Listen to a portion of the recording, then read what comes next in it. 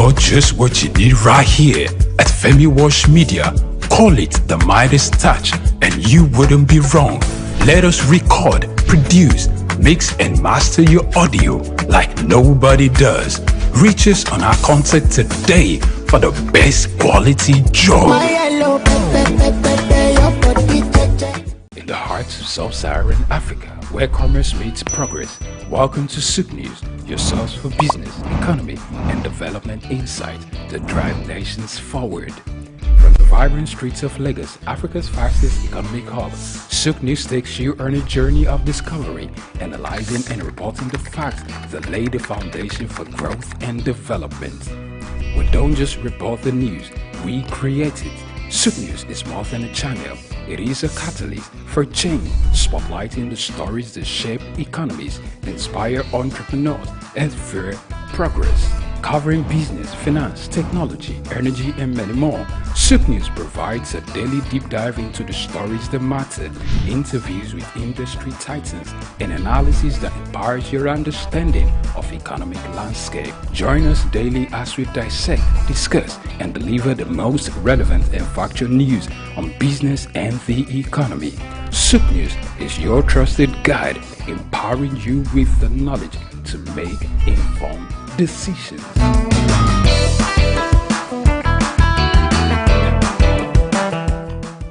Stay ahead of the curve with the latest in news, development issues, global updates, market trends, and intriguing conversations from across the world. At SOUQ News Television, we'll bring you stories that matter right to your screen. Breaking news, be the first to know with our real-time update on local and update events. In-depth analysis, get the full picture with expert insights and comprehensive coverage.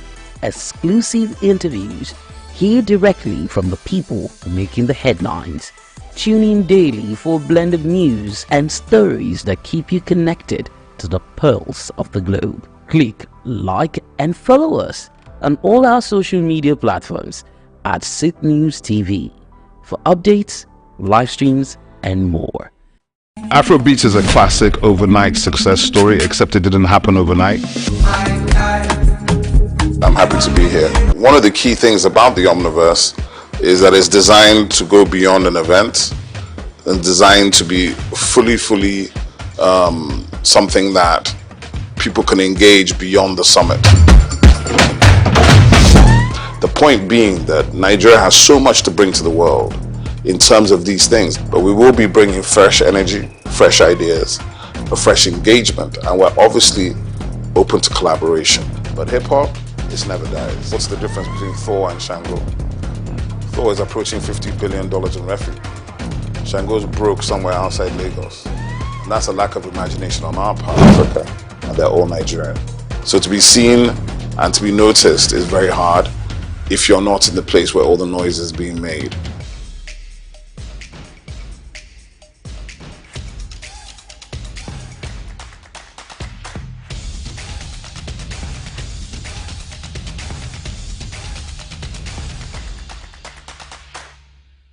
In today's fast-paced world, staying ahead of market trends is crucial. Whether you're an investor, a business owner, or just curious about the economy, you need reliable, up-to-date information to make informed decisions. When we pay our tax, or when our participants pay or contribute their tax, there will be development in such an organization or country. The Ministry of Marine and Blue Economy that is going to address that alone. The National Security Advisor and the Office of the President also need to see to it to ensure that the security situation is being addressed. On Market Insights, we'll provide comprehensive market analysis, expert opinions, and actionable insights that you can trust. Create detention ponds, create facilities where you can manage that water in such a way that you don't destroy the hard work and labor of very diligent farmers. West has taken the step to say, with every innovation that exists within the financial ecosystem, we will be number one. Security of all Nigerians, not only the farmers, are well ensured. The obvious reason why we are experiencing this scarcity is the fact that we are not able to produce tomatoes and other vegetable products throughout there. Our team of seasoned analysts and industry experts enrich the conversation, bringing you the latest updates and in-depth reports. With our real-time data, you'll never miss a bit. Urban farming is not a new thing in our society. It has been an old tradition since olden days. There is this clash of interests as against the word cryptocurrency, most especially like Bitcoin, as you mentioned earlier, and the MSAS and all that came up with cryptocurrency. Get instant access to market movements, trends, and forecasts. Our expert analysis helps you understand the bigger picture, while our customized reports are tailored to meet your unique needs. Peri-urban agriculture plays a very, very important role in diversifying urban diets and also providing staple foods for daily consumption. Additionally, fluctuations in the exchange rates and disruptions in the global supply chain have further inflated costs. Join us on Market Insights, Monday through Fridays, 11 a.m. to 12 noon here on SOUQ News Television. We are your premier destination for cutting-edge market insights.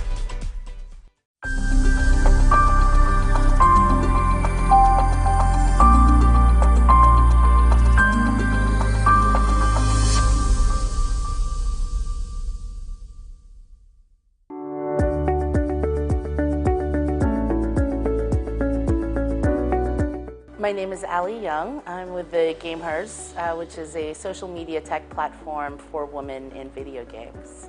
And we're here in Nigeria today. Glad to be here.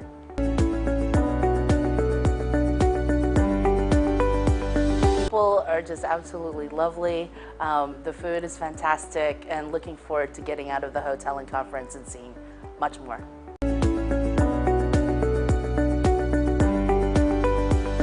I mean, for me, I'm a gamer. I met my husband playing video games 20 years ago, and it actually is something that has been part of my lifestyle. Family time is spent with my daughter and my husband playing video games. We've met online friends in person, gone on vacations with them. They were part of our wedding. It's really been just an amazing connection point and social point for us. And so when I had the opportunity to work with the Gamehers, it really became home to me, right? Because it's with people who are very like-minded and an amazing community.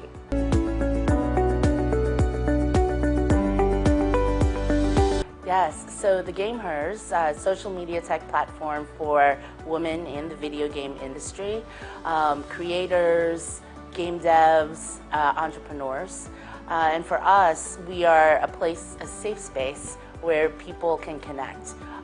Something that you and I spoke about earlier around, playing video games and feeling the pressure to be good at it and wanting to, and kind of the toxicity around the online culture a little bit, because it is a little bit male-dominated, right? And I feel like the Gamehers was built around that. In fact, I remember the very first gaming conference that I went to, and literally it was a room that had about 200 people, and there were 3 women, including myself.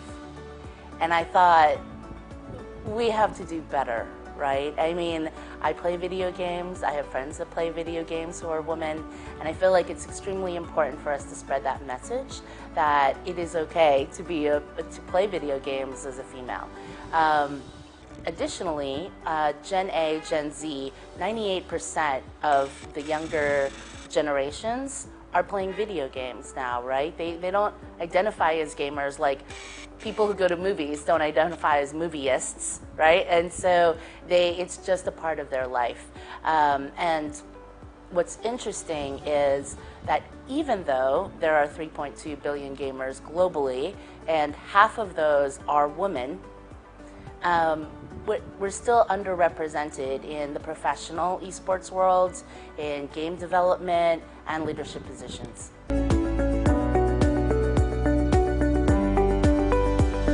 So it was New Year's Eve, and I had busted my knee. I was living in Colorado. I busted my knee skiing.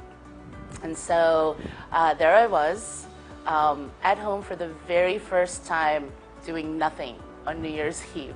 And I thought to myself, maybe I'll go check out this game, right? And so I jumped on this video game and had my knee propped up, having a drink and just relaxing. And I see online a chat that there was this giveaway for an online New Year's Eve party. And I thought to myself, this is the lamest thing I have ever seen in my life. I will never share this story out loud. And I went to this online New Year's Eve party where they were giving away free stuff and in-game free stuff, right? And so I'm in there, and it was player versus player games, so people could attack each other and kill each other in the game. And so as I was standing there, this guy jumped this other guy, slayed him in the game, and the dead player dropped gear, and you could rename it. And so this guy picks up the gear like a serial killer, brands it so-and-so's baldric, and I thought it was hilarious, and that was my husband, now husband. So he's not a serial killer though, so that's good.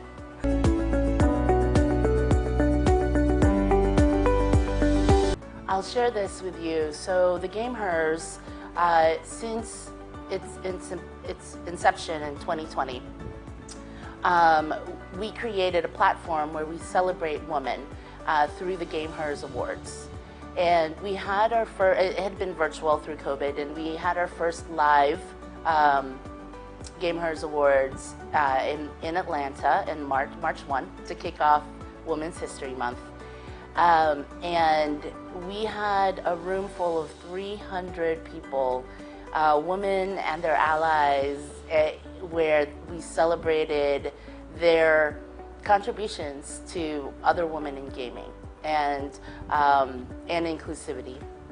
And it was incredible to just see people who haven't met in person. I mean, if you think about how you work with people now, and remote life is so prevalent. I mean, you think about how you meet people online now anyway, right? And then when you meet them in person, that relationship just escalates and just gets even better.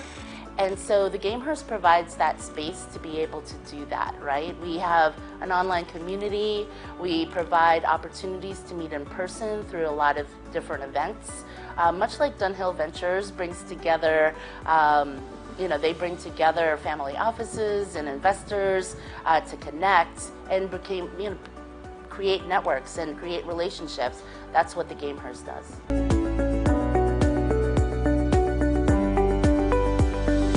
Video games has become the new media. I mean, when you look at live streaming, you look at content creation, there's such a big piece of that's entertainment. And as a person who plays video games, you get to do both, right? I mean, if you go to a restaurant now or a bar, you see concepts where there's axe throwing, there's things you can do, play golf, right? Like the video gaming is just a lifestyle piece of that. I think that it's just become normalized. I mean, my daughter's generation, she's 17. She's been playing video games since she was 2, right? And whether that's learning video games and educational video games, or it's Call of Duty. I mean, she plays them all, and she tries them. A lot of times it's her friend group. Her friends like to play video games as well, and so they do that together. Sometimes in person, where their computers next to each other, or on consoles, and sometimes that's just online.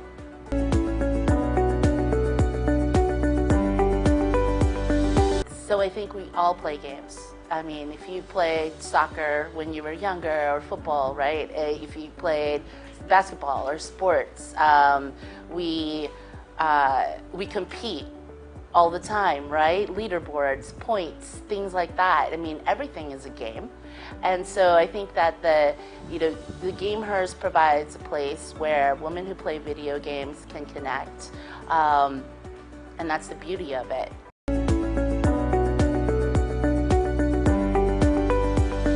So I was actually in Riyadh when I met the Dunhill Ventures Group, and they invited us to come out to Lagos. It was an opportunity. I was supposed to be at South by Southwest this week, and ended up canceling all my travel plans. Told the team, I was like, I am going to stay in Riyadh for a couple of days and then go straight to Lagos, because the opportunity here is vast. The demographics in this region and in Africa has the youngest, the youngest demographics.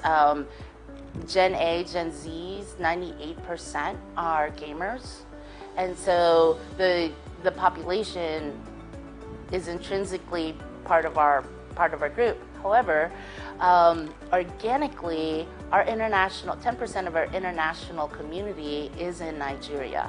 And that has just been organic. We haven't done any programming here. We haven't done any events.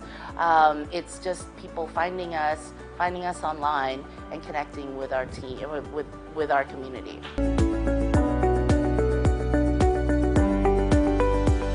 So we are the Game Hers. That's TheGamehers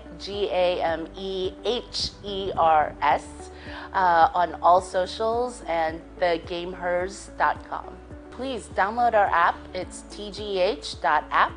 And it can be downloaded on Apple, Google, and we're also on desktop as well. And connect with us.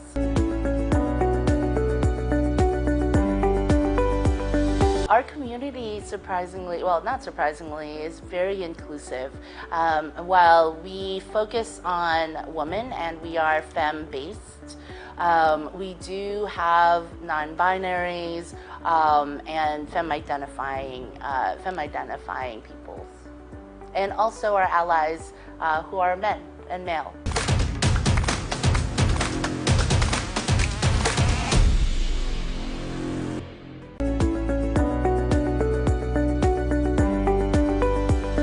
So you stand to gain an amazing community of like-minded people. Find your tribe, find people to play games with, find people to learn from, as well as opportunities for education, on career development, and entrepreneurship.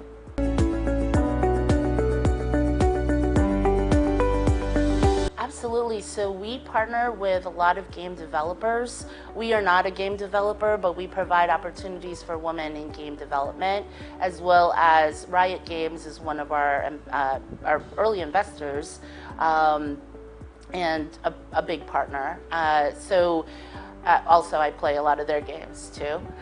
It's a big perk to get in the alpha stages and get to try out different games. But we have opportunities for women to even,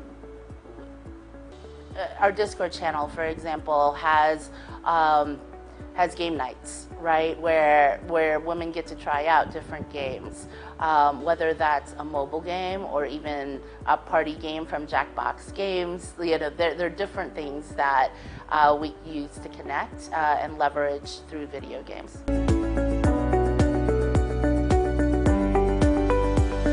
I see there's a lot of there had been. I feel like it's starting to shift the other way. There had been, you hear stories about gamers who play too much, and I think I read a story about someone who played too long and died of seizures. I mean, that's probably the extreme, right? And let's be transparent and talk about it, because I think that as a parent myself, balance is everything, but however, in order to get good at anything, I mean, you have to spend the 10,000 hours, right? And so I actually told my daughter that I wanted her to play at least 2 hours a day because, I mean, to me, if you're actually going to get good, then why would you limit yourself, right? But you have to do it in a healthy manner. You have to take breaks, you have to stretch, you have to eat, you have to do all these things and keep your health going. I mean, just like in any sport.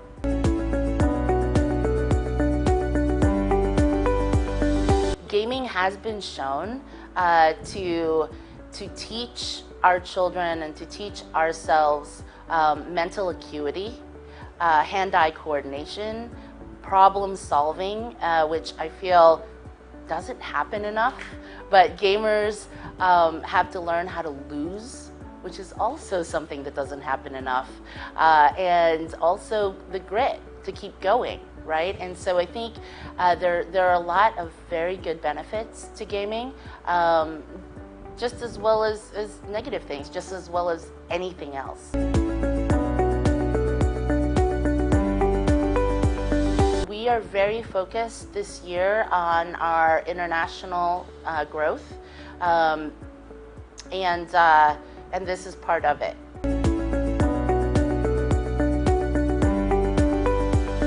If you're connecting with us, join our community, get to know the people and connect with the people first, and then find affinities to the different games that you want to play.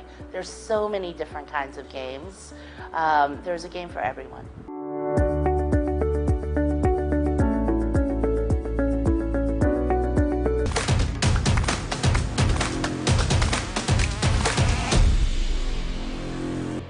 Hi everyone, my name is Gafamo. I'm a film producer and director. My name is Kadi Baker. My name is John Njama. Hey guys, what's up? Check Edgar here and keep watching. Keep watching. Keep watching. Keep watching SOUQ News Television. Never stop. Watching SOUQ News Television. Edgar doesn't lie. Keep watching SOUQ News Television.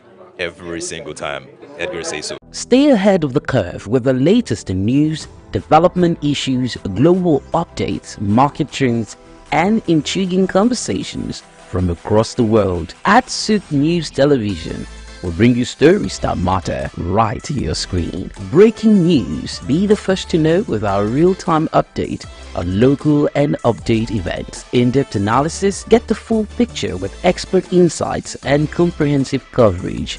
Exclusive interviews, hear directly from the people making the headlines. Tune in daily for blended news and stories that keep you connected to the pulse of the globe. Click, like, and follow us on all our social media platforms at SOUQ News TV for updates, live streams, and more.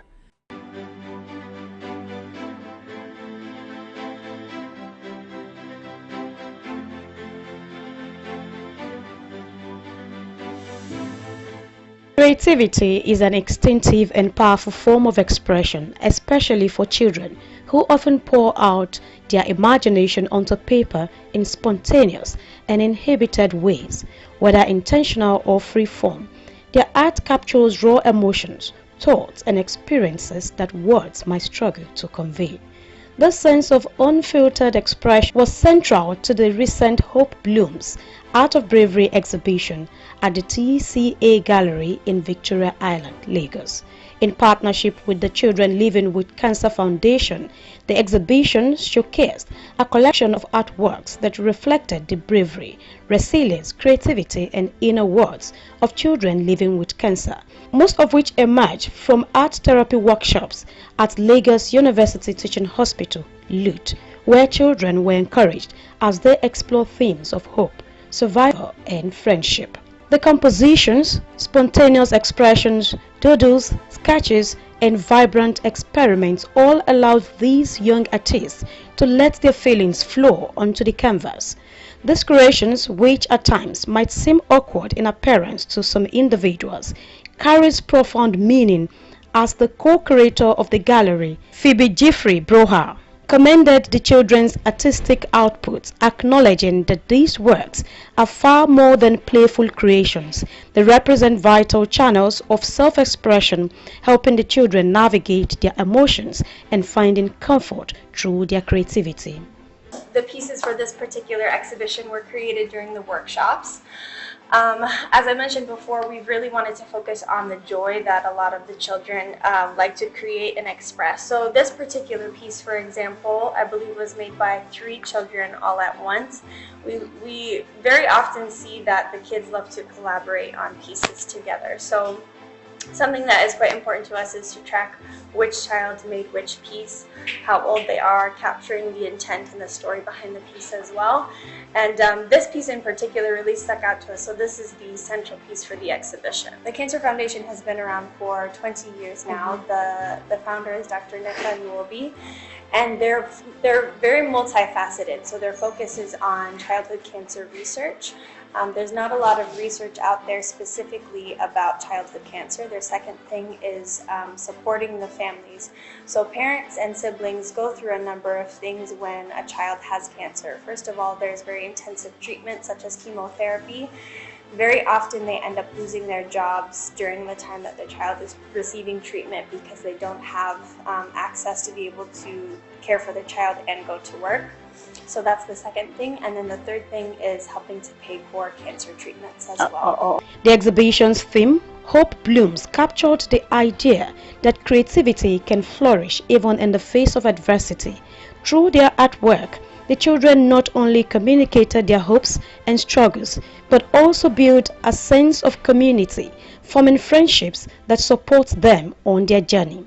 The event aimed to raise awareness and funds, with proceeds directed towards initiatives that provide essential care and resources to children battling cancer. These 2 particular pieces are part of a 4-part series that the Children's Art Gallery did in the workshop that we did with the Cancer Foundation at Lagos University Teaching Hospital. These in particular are calligraphy prints. Something that we really tried to focus on when we're doing the workshops is educating with intent. So instead of just saying, oh, this is how you paint, we're looking at, okay, what do kids need that kind of builds their educational blocks. And we also look at cultural ties as well, so maybe teaching about traditional crafts that aren't typically covered in schooling. So now with the calligraphy prints, the method directly kind of ties into the method of how you would make batik fabrics or adire fabrics, for example. So calligraphy prints are blocks that you take and then you tie various things around them like strings or different 3D elements, and then you actually stamp the paper or the fabric. So that was quite dynamic for the kids. I think they really enjoyed it. Obviously working with something that's very tactile for them. I know I keep saying this, but this is also one of my favorite pieces from the exhibition. It's not often that we see such intense portraiture done. I think a lot of children, well, for this particular exhibition, a lot of them tried to focus on maybe landscape pieces.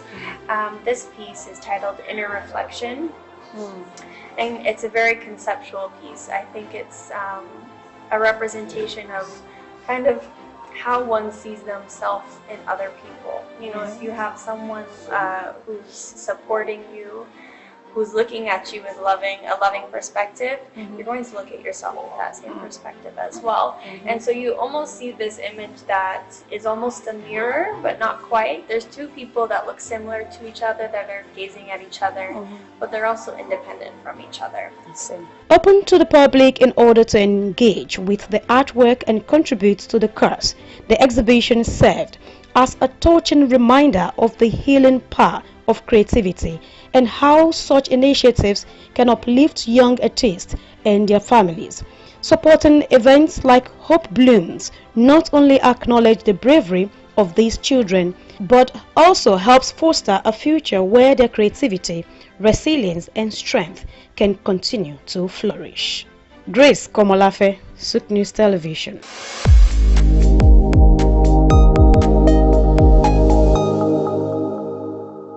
My name is Veronica Nkechi Eze. Charles Abana. My name is Professor Martins Emeje. Professor Sylvester Odion Akaine.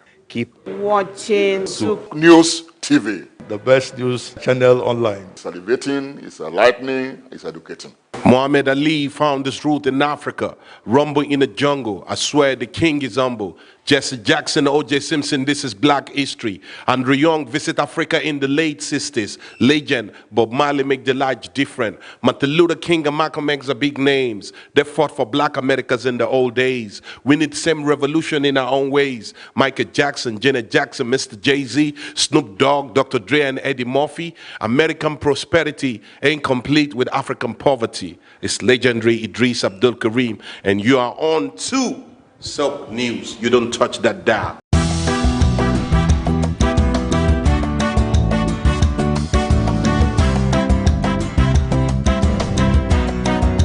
SOUQ News TV was at the Lagos International Smartphone Film Festival 2024 that held at the Silverbird Galleria in Victoria Island, Lagos. This is a different kind of film festival. This is one that showcases and celebrates the smartphone and all the magic that its camera can do. There was a panel session made good by the convener, Kayode Baker, to answer questions posed by anyone interested in smartphone filmmaking, smartphone content creation, and more. Industry experts, actors, content creators, movie makers, and enthusiasts were excited to witness this maiden but golden initiative. The event made it good to encourage smartphone users about the boundless possibilities that can be achieved with the smart device. Quite a small one as well. That small device that's ever present in the hands of people. The convener of the event, Kayode Baker, spoke with SOUQ News TV about his birthing this amazing incentive and helped us to bring more understanding to why he felt compelled to bring this to light. We wanted to give content creators and smartphone filmmakers and filmmakers in general, wanted to unify them together. We want to create an opportunity for them to be able to showcase their films on the big screen. So we decided to come up with a concept where we'll invite filmmakers from all around the world who make movies on their smartphones so that they can showcase their films at the cinemas. So majorly movies and then content creation, because content creation today is taking over the world. I mean, one person does a comedy skit or a regular skit, it goes viral all over social media, and wants people to play that on the big screens at the cinemas, and also people that want to dare to make feature films, to make their films and show them at the cinemas with a smartphone. Guest speakers at the event included veteran filmmaker John Njama. This client brought a certain camera and we were already in location, and I felt this is just not it for me. And I know that my phone can do better. And I asked, what platform do you want to show this? And they said YouTube and all that. I said, good, I'll use my phone. And of course I showed them high res, ProRes, and all of that, format. And I think, even if I say so, I think it's beautiful. Film director Shola Thompson. Right now, your smartphones are actually more powerful than some of the cameras that came out from 2004, 2005, or maybe even about that time. So yes, great times right now with smartphones. Popular content creator Edgar Eriaka. Some people are telling their stories of their brands. Some people are telling the inspirations that they have in the bathroom, bedroom, or wherever. So for me, it's always about telling stories based on the engagement I'm expecting. And film distributor Moses Agbachuku. The major concern is my content strong enough to drive people to go to the cinema and pay such the amount of money to see that content? For content creators, they don't have that worry. You put it on social media, if it's good enough, people just see. Now, some people even stumble on the content, just like it. Some people, maybe they are just swiping their phones and they get to see this content. So it's a different ballgame. So my grudge is going forward, and especially with the advent of smartphones and storytelling, we could be a bit more intentional with what we do as skit makers or as content producers. We could infuse some kind of seriousness in what we do, because whether you like it or not, we should be able to borrow from the society and give back in turn to the society by ways of teaching, information, pedagogical values, something was somewhat serious, you know, while at the same time you're making people laugh. It's possible. So going forward, the future is smartphone. The future is content. The future is storytelling. So we can now, here and now, begin to say this is the direction we're going, because that time will come. That time will come where you begin to identify with the serious ones and the unserious ones, and it will come forward to that time when we will have at the Oscars a category for best mobile phone filmmaking and all of that. It's possible. So first of all, I feel honored to be here, and it is always an amazing opportunity. I always feel super grateful when you have that opportunity to come around and inspire and educate people with that device that they have in their hand. You know, so I always create my content, most of my content, with my smartphone. So when I had the opportunity and I was told to come over and speak about how to, you know, enable content creators with their smartphone, I was definitely going to be here. So yes, filmmakers are not content creators, although they create content, and it's always about the platform. All right, it's always about the platform. If you understand the social media platforms and you understand how film houses work, then you create content based on those platforms. Now you have people who are experienced at just comedy. You have people who are just experienced at social media content. When you give them a movie role, they're not so great at it, all right? If you give some people who are great at movies an opportunity to shoot a sketch or shoot a skit, whatever you call it, they're not great at this thing. So everyone is experienced in their own ground, in their own level. And I think the argument is great for creation, it's great for that competition, it's great for people to always say these things so that we're always relevant. Because when people keep talking, you're still in that space. So that young guy or young lady who wants to create content right now, I would say that just start. And you haven't started with the idea. No, you haven't started by writing it down. No, you haven't started by saying you will do it tomorrow. No, you haven't started by editing. No, you have started when the video goes out. All right, no matter how terrible the video is, put it out. People love the process. They want to look back and say, oh, this guy started with a terrible camera when he was like 2 years ago. Now we're using a red camera. Like, they want to see the process. Most people are always interested in your story, how you started. So don't feel bad. Don't feel bad that you are not there yet. You can do amazing stuff with whatever you have. Edgar doesn't lie. I'm telling you what I did. Yeah. I'm here today at Lagos International Smartphone Film Festival for my film screening. Kuye, Journey to Yak Suspended Lake. It's a documentary film about the only suspended lake in Africa. Kuye is a story about a young guy on a journey to self-discovery. You know, we're also trying to tell the story about the only suspended lake in the whole of Africa.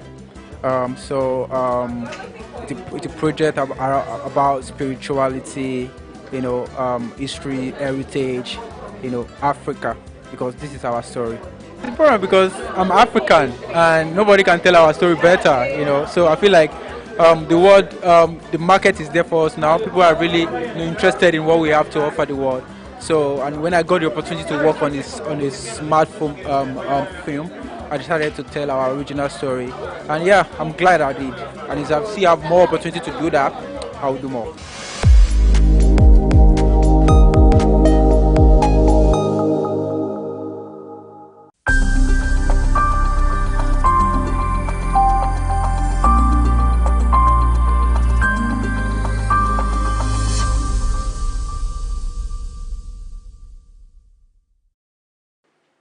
Well, I'm Prince Raymond Adekunle Olaye Akishemoy. I was born into a Catholic family. I was raised maternally by the Cardozo family.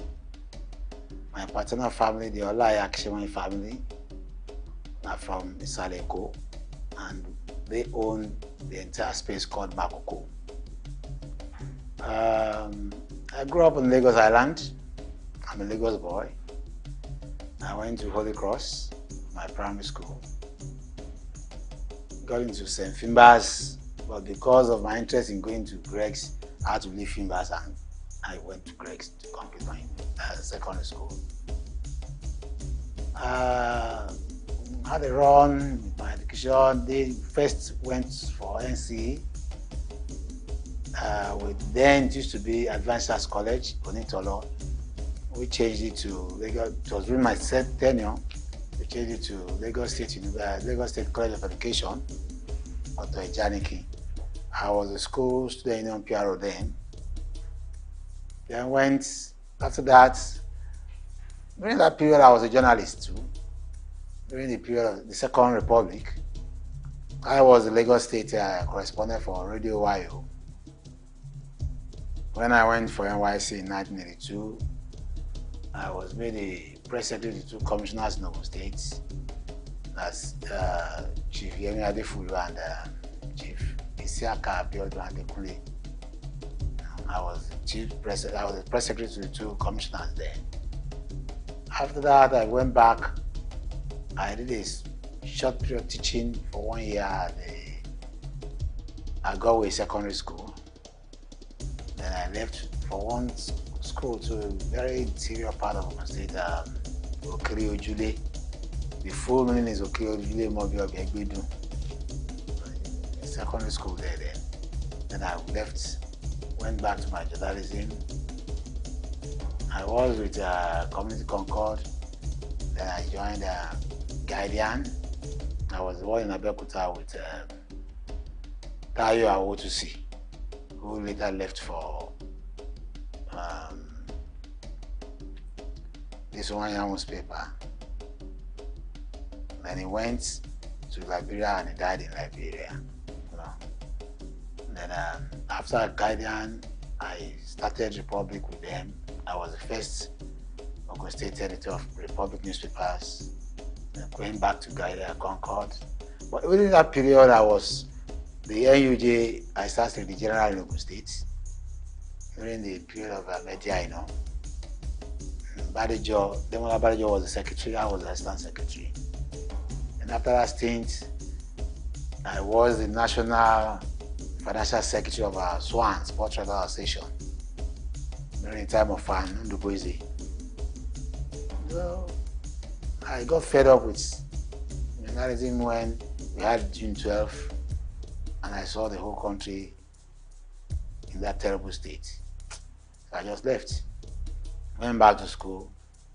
I had OND, HND, MassCom.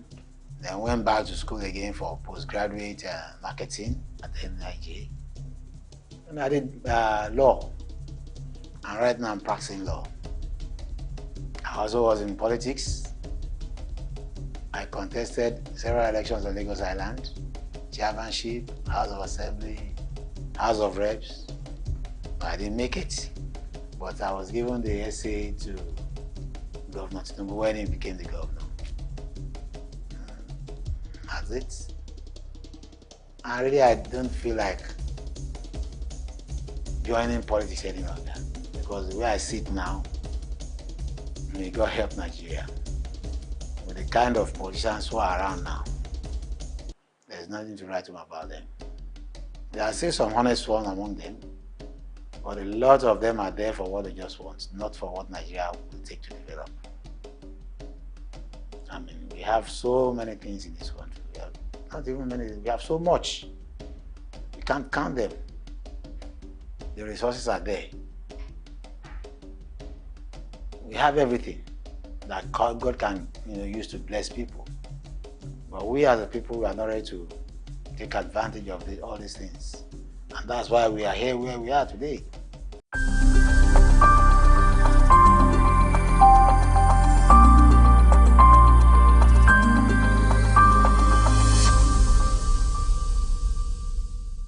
I'm a Nigerian. Though first and foremost, I'm a Yoruba person before becoming a Nigerian. There's no part of this country I've not been to. But my Omoiko in me, the Omoluabi in me, will always be there.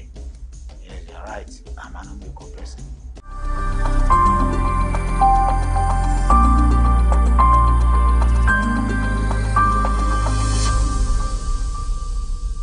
Let's take the length and breadth of Nigeria. Lagos used to be the most beautiful area in the whole country, the most beautiful. Talk of the waterfront here.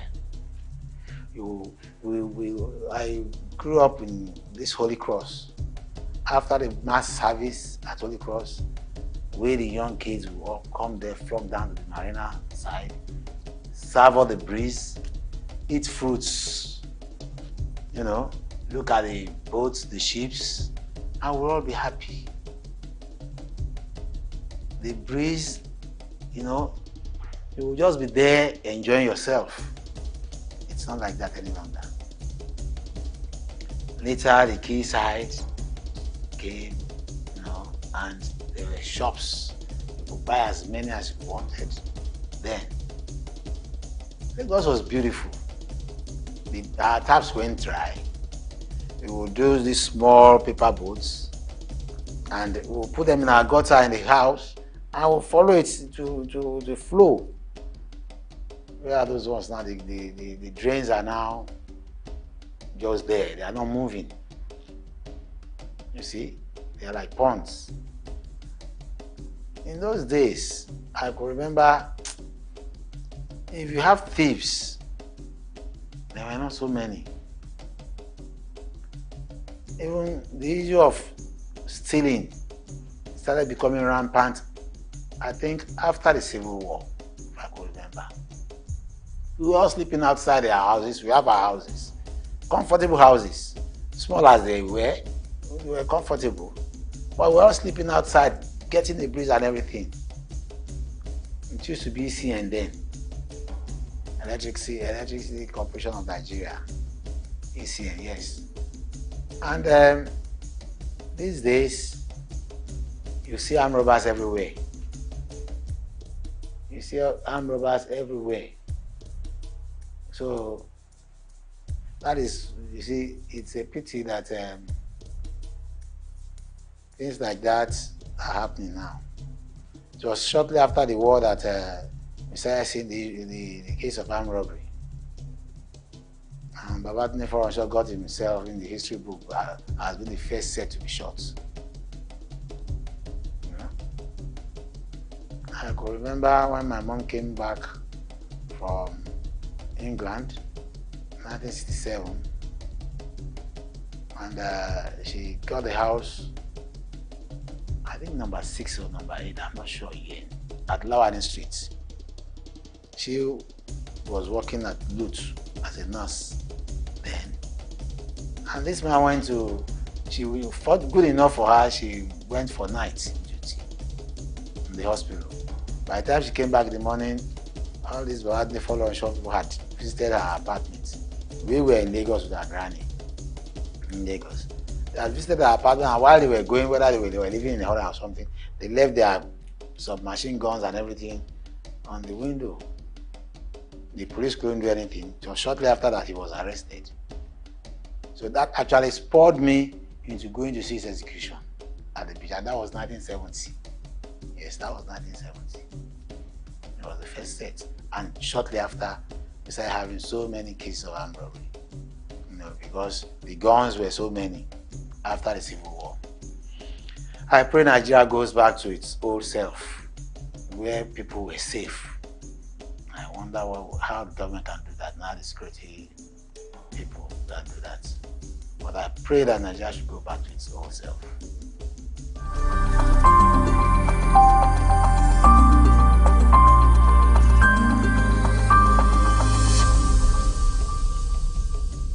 Morocco is a coastline settlement, you know, and we acquired that place from the Oloto family around the 19th century, and they got all the papers from the Oloto family then,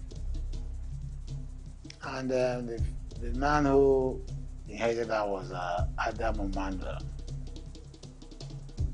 Adam Emmanuel gave birth to children, and the only one that survived him then was very vocal, was Ramotu Emmanuel, who is my own great grandmother, and she was left to take care of that place, but she was West Coast merchant who was always traveling. So when he came back, the people she put in charge, the man she put in charge, had passed on, and his children now claimed ownership. So they had to go to court. And she won that case. Went on appeal, she won again. Went to the Supreme Court, she won. So from there, well, it was established that the land, Maroko, even the author then came to testify in court that yes, she was truly the owner. So Maroko was a big place. There was no third mainland bridge then. So she had 4 children. He had Gafari, who was the first child, and who was the first Bali of Morocco. But he died without having any injury. He had an injury, a lady, a girl. On the eve of her wedding, she died without having any injury. So his lineage went. The second child was my own grandfather, Wahab Kadri Olaya Kishimori. He became the Bali after him, after the first Bali. And he ruled till 1970 before he died. The next person to Wahab was Rahim. Rahim was the first chief imam of Morocco. And his own son, one of his children, Kamaru, acted as the Baile of Morocco when my grandfather died. My father, who should have stepped in, was the accountant with NIPOST. Then, before he went to custom to become the accountant again, and internal revenue, federal inland revenue. So he didn't have time for the traditional things. So his junior cousin, Kamaru Adewale Olayakshemoy, took over. Then next to Rahim was the lady whose place I use as my palace today, and that is Sariyu. Sariyu too didn't have any child. So out of the 4 children, only Wahab and Rahim that have their own offspring. And that's why the two branches are the ones ruling Morocco. The third we would have called part of us were people that Mama Ramotu took to be with her and she was taking care of them. Their father's name was Yakini. So in her will, she put it there that they should give them, treat them as children too. So those are the four basic children of Ramotu Mandela. And Morocco, it was Ramotu who welcomed or who employed the Egun people to be fishing for her. And I have papers where they were even pleading that it should be given a space to use, to be staying while fishing, because they used to fish and would leave. And they told her that where they were coming from was far. So she told them to settle at the river bank, and she specifically instructed her children to collect rent from them. But over the years, because of the friendship and everything, they left them, and they've been going ever since. And that is why we have that chaotic situation on the waterfront, where everybody just comes now, build your stilts house, and you are good to go. That's why I have now told the government now that, look, come, let us redevelop Morocco, which is now being kicked against by some people. They think I want to drive them. I'm not driving you away. Let's redevelop Morocco in line with new developments in the world. We cannot continue to be looking at Morocco. People will be flying the third mainland bridge, and you'll be seeing that debt, that rot. Once we redevelop that place, unlike what the governments are doing in many places, because the government will take your land, build a house where the masses will not be able to buy into again. We can give those who are there, part of what we've built. Those, I called them once, I could remember, I called them, I said, look, those who are presently on a portion of land, on a parcel of land, will be taken as co-owners. So when we develop, you take your share. The developer will recoup his money, and all of us will be happy. But God knows, things are changing in Nigeria. Things are changing. It's a pity. I hope and I pray that one day we'll have those who will think positively for the development of this country. Because we go out of this country, we go to other countries and see that these people are far developed. Why are we not developing? Morocco has a lot of resources. Morocco is known all over the world for fish industry. And there are so many people who have left Morocco to other countries that have made it. So why can't we make it? Why can't we build houses affordable to common people, and they settle on the waterfront and their recreation spots, I spoke with the Emirates, the people from Dubai, from the United Arab Emirates some years back, and they agreed that they were going to invest there. Why couldn't we do it? Right now we are appealing to the present Lagos State government Sanwo-Olu to give us that opportunity of doing that development by ourselves. I don't know why government will not be interested in owners of a land, a parcel of land, developing their land. But the government will say, no, we are driving everybody away, we want to develop ourselves. No, it doesn't make sense. It doesn't make sense. Let them come together. Let us see what we have. Let us see what they have. Let us see how we are going to do it together. That's how we can build a nation. Thank you.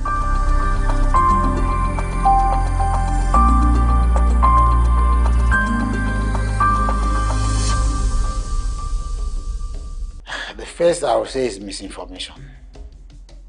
The world is being fed only about bad things about Morocco. Oh, Morocco is a slum. Morocco, they are living on water. Morocco, no, there are so many good things about Morocco. So many good things. Yes, we have all these area boys, we have all these, I'm a made person who shouldn't be. But we have people who are investors too in Morocco. As far as Lagos is concerned, Morocco is the biggest fish industry in Lagos State. Are you getting what I'm saying? All over the world, people know Morocco for the fish industry. And if government comes together and partners with the people and develop that industry alone, it's bam. The other one is this plywood industry. You get what I'm saying? Yes, government is trying to relocate them to elsewhere. But there are cottage industries that could be made for this kind of businesses in Morocco, and the people in Lagos will still be benefiting. And you won't lose all these spaces you are seeing being wasted.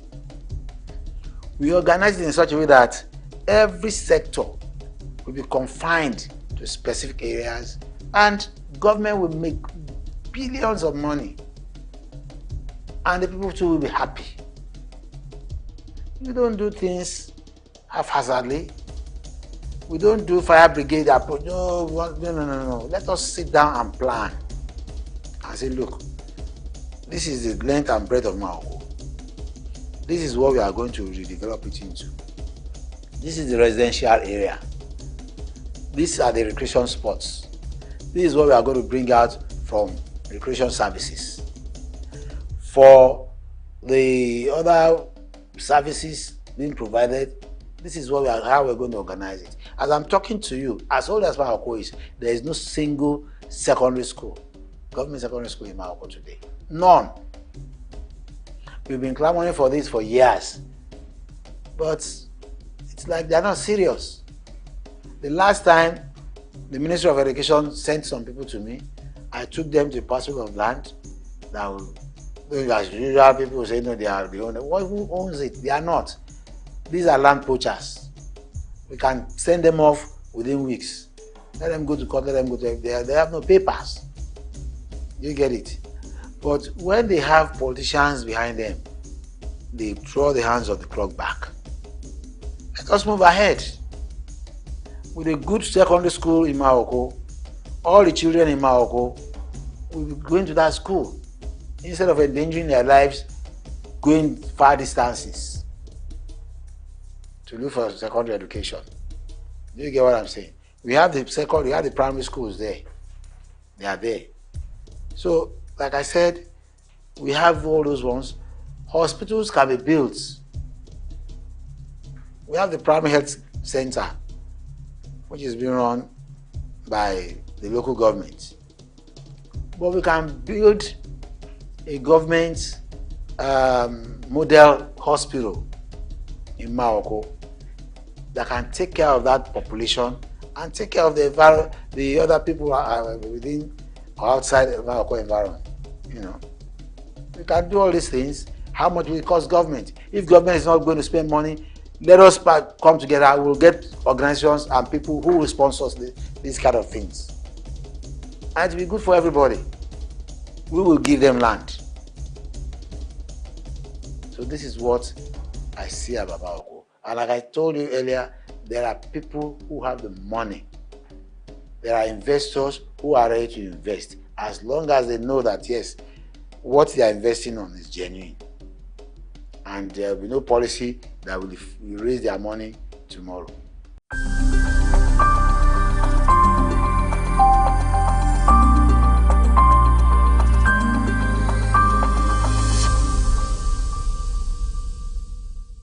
That's what I said, at the waterfront alone, we can have service industries, hotels, recreation sports. When I called these United Arab Emirates people, they were ready to put in a whopping $15 billion. That was a long time ago. Even, I think that was shortly after Fashola left office. Shortly after, it was somebody who came in. And they were ready to sign that time. They said they had the money. They were ready to sign. But where are we now? Before them, some group of people came. I will not mention the governor then. There was a particular governor that came and said, look, I have $3 billion to invest. I told them I wasn't going to be the only person to listen to that. I called members of the family and we all had a meeting with his representatives. And they said, look, we are not going to borrow this money. They were having $3 billion. You could not take off from the ground. We could not advance. We could not put our plans into, fruition. We could not do anything. Why are we being frustrated? And as I'm talking to you now, I am saying that the Lagos State government can still be made to sit with us and do this. But the next thing you hear is that they are talking to some stakeholders. Who are stakeholders? You are talking to my tenant as my stakeholder? I will go to court. Yes. The courts are there. You may own the court, you may build the court, but the law will always be the law. You can't talk to my tenants as somebody who is a stakeholder over my property. No. He is my tenant. Let him stay there. If I'm not doing anything bad to him, let him enjoy his stay there quietly. Anything you want to talk about my property, it's my property. Morocco is not government land. Morocco is a private family property. You get what I'm saying? I belong to the other family. I'm not to any other family. Any tout, any hooligan that gets money from I don't know where and comes and says, no, you cannot. Your forebears came as tenants. You cannot grow overnight and say you are. No, it's not possible.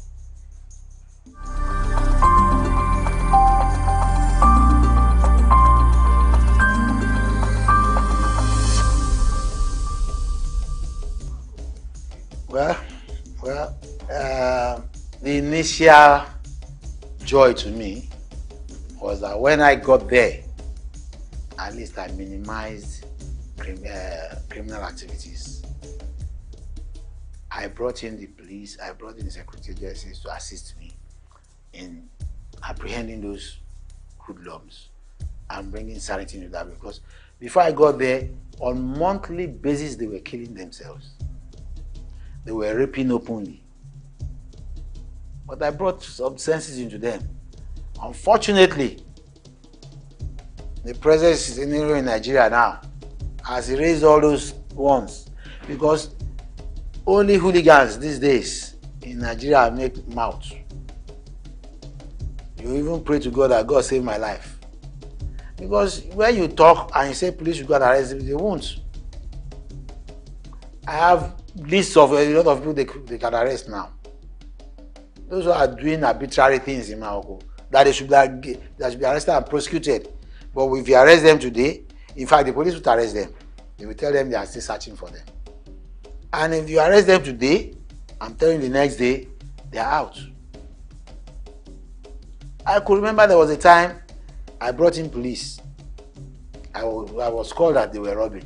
I brought in the police and we saw those boys robbing. I have lists of a lot of people they can arrest now. Those who are doing arbitrary things in Morocco, that they should be arrested and prosecuted. But if you arrest them today, in fact, the police will arrest them. They will tell them they are still searching for them. And if you arrest them today, I'm telling you the next day, they are out. I could remember there was a time I brought in police. I was called that they were robbing. I brought in the police and we saw those boys robbing. And we chased them. We chased them to a hotel and they disappeared. Went just inside and disappeared. So I told the police to arrest the hotel manager. Because for them to have run into that hotel meant that they knew about that hotel and they were being harbored there. Before the next morning, the manager had been released. Apart from that, the police came back in the night around 2 a.m. and met those boys again robbing. So they fired them. I was told they killed about 5 of them who jumped into the canal and died there. Before 8 o'clock the next morning, they had buried all of them. Then they called me to a security meeting at the council. And I told the chairman, I said, you should be arrested. I told him, I said, you should be arrested. He said, why? I said, who owns the government cemetery? Who owns the cemetery? Aton Cemetery. He said it belonged to the government. I said, who controls? He said, government. Fine. This incident happened on a Saturday night, stroke Sunday. Sunday morning, before 8 o'clock, all these girls had been buried in government cemetery. How did they get in? Who authorized it, their burial?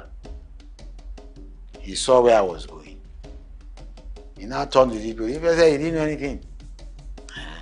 He now said, go and call the people in charge of the cemetery. He put in charge of the cemetery.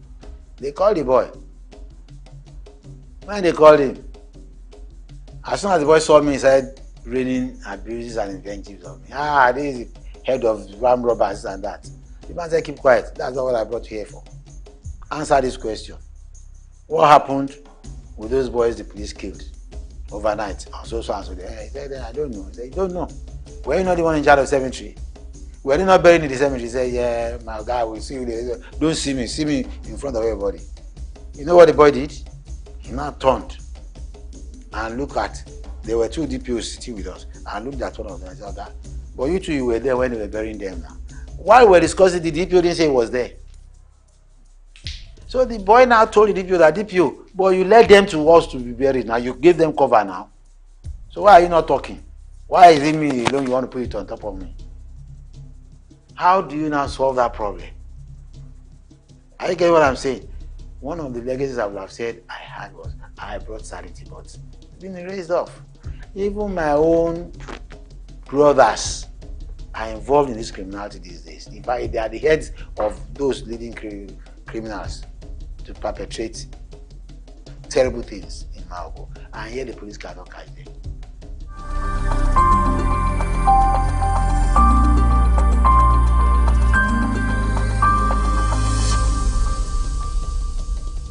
If we want Nigeria to move ahead, there must be the willpower to take the bull by the horn. Forget about this person is my cousin, that person is my family, this is my son. Let us all do the right thing. If your son is caught engaging himself in robbery or whatever, let him face it. I had a sad experience of such before. The Oba is late now. The Oba of Odiolu of Ilaro had a son, Abiodun Adekombi. There was a robbery. I was a journalist then. I can't remember. I think 1980 something or so. There was a robbery in Abeokuta. Unfortunately, the victim of the robbery was shot and killed, and his car was stolen. And this guy was involved in the robbery, the prince. Because he's from Ilaro, he was from Ilaro, he crossed the border, made his papers as if he had traveled. But people saw him. People knew it was him. The robbery took place in Abeokuta. So police started the investigation. He was arrested. It was a very celebrated court, case, and everybody was interested in it. Eventually, he was convicted. It was during the time of Raji Rasaki. Well, what happened? He was convicted and sentenced to be shot on the stake. And there was this law then made by the military. If anybody should do that, and your sentence has to be done in your community. In fact, they took him to Ilaro to be killed. All eyes were on his father, because his father was a traditional ruler in Ilaro. And there was this heat that his father should be dethroned. I felt for the man that period. He didn't send his son to go and rob, but the boy was shot in his community. That day we went there to see the man. All his palaces, all the gates were locked up. The man could not come out. And I'm sure that would have been a sore point, for that man. Well, if he's gone now. But I felt bad. How could he have brought such a shame to his family? And I'm telling you that these things should be done that way, so that people can talk to their children. When you bring a deviant child home to punish him or her in front of the whole community, his siblings or our siblings will not do that again. And the other families will also warn their children that, look, try this and you bring shame to the family. I'm recalling that today now, not to make jest of the family, but it was painful. I'm recollecting with regrets that boy could have done that to his family. And we know that Yorubas, I'm sorry coming back to Yorubas are Omoluabi people. Before a Yoruba man will engage in criminality, you should have gone to check his background. He probably wasn't brought up well. We were brought up well. I was brought up as a Catholic. I'm not minding my Catholic background. I have Muslim background too. I have a name called Afatai. It's in my birth certificate. And when we were young, both Muslims and Christians, and even the traditional rulers, we were all cohabiting together. And we were like one. And that's why I keep telling my children, yes, I'm a Catholic. In fact, I even rose to becoming the vice president of Catholic Men Organization in Lagos State. You get it? But I don't know how to pray in Islamic way, but I've not forgotten my Islamic background. I'm a traditional ruler. I go to a lady. I perform everything they say I should perform. We are all praying to the same God. And that is the spirit that can take Nigeria forward. When you start discriminating, when you start seeing the other person as bad, we are nowhere. Even the advanced countries these days, the advanced countries today, they don't hold so much importance to religion. they do the needful and hope that God will help them. That's all.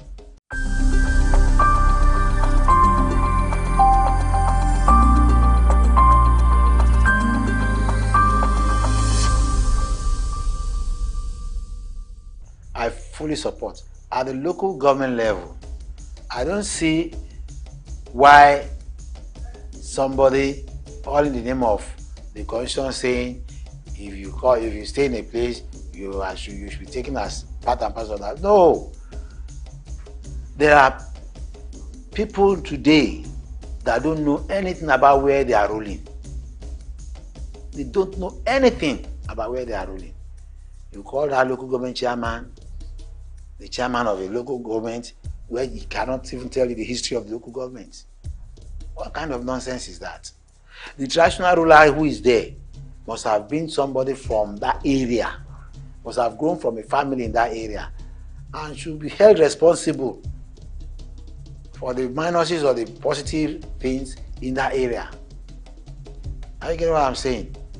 If the local government chairmanship position is given to an educated traditional ruler, be an oba, be a bale, you get it?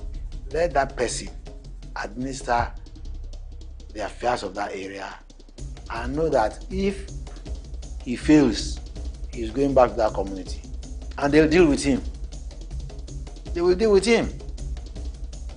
But if you allow them to come in, okay, let's say for instance now, if there are crises in this country, look at the trend of things. Where they normally run to? They call the traditional rulers, come and speak to your people. Why are you calling them in a time of crisis? Why not call them when you are sitting down together, having a summit of how this place will be developed? Why are you not calling them during the implementation period? Are you getting what I'm saying? I know that a lot of bad eggs have entered into traditional institutions too now. You see all kinds of characters putting beads on their neck, calling themselves chiefs, calling themselves otumbas, even taking the post of oba or bales or whatever. But with time we'll sanitize that too. With time we'll sanitize it. And I pray that the present crop of rulers we have will think along that line. It used to be like that during the First Republic. You get it? Let's bring it back now.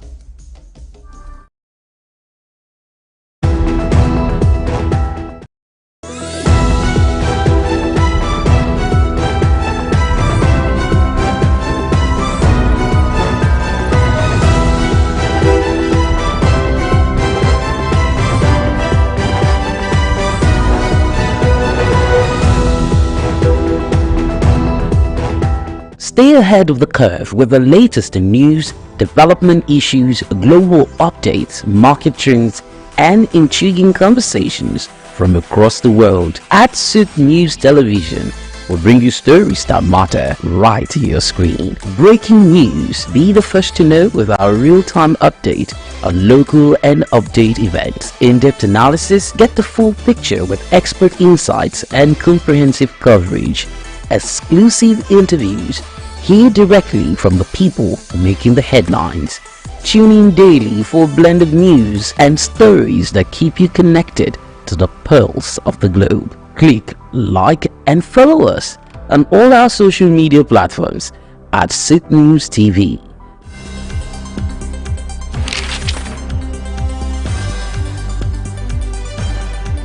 The challenge of governance is to see how we can leverage what is on the ground and convert this to wealth for the people. Russia, China are gaining entry into Africa, and it would appear that some Western countries are losing out. You're working as an expatriate worker, then you're paid in your currency. But then if you must spend those money, you need to convert those money to the local currency to spend. When we address this exchange rate volatility, we will see definitely cost of goods and services will come down. From a security point of view, we should employ the technology to ensure that we can track individuals and goods within the continent.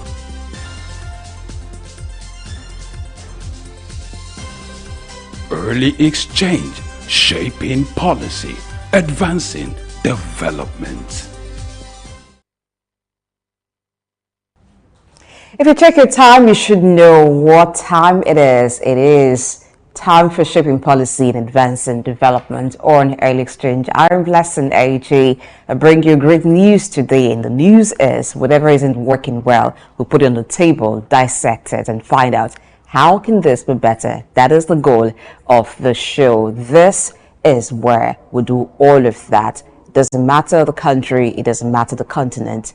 The goal is that the world is a better place. By the way, we're reaching you from Lagos, Nigeria, the commercial hub of Nigeria. There are many things that are happening across the globe. We've got you covered on that, just in case you may not be updated on current happenings. Now, one of them is that there's been a cabinet reshuffle by President Tinubu, who is the president of Nigeria. What happened? Were those affected?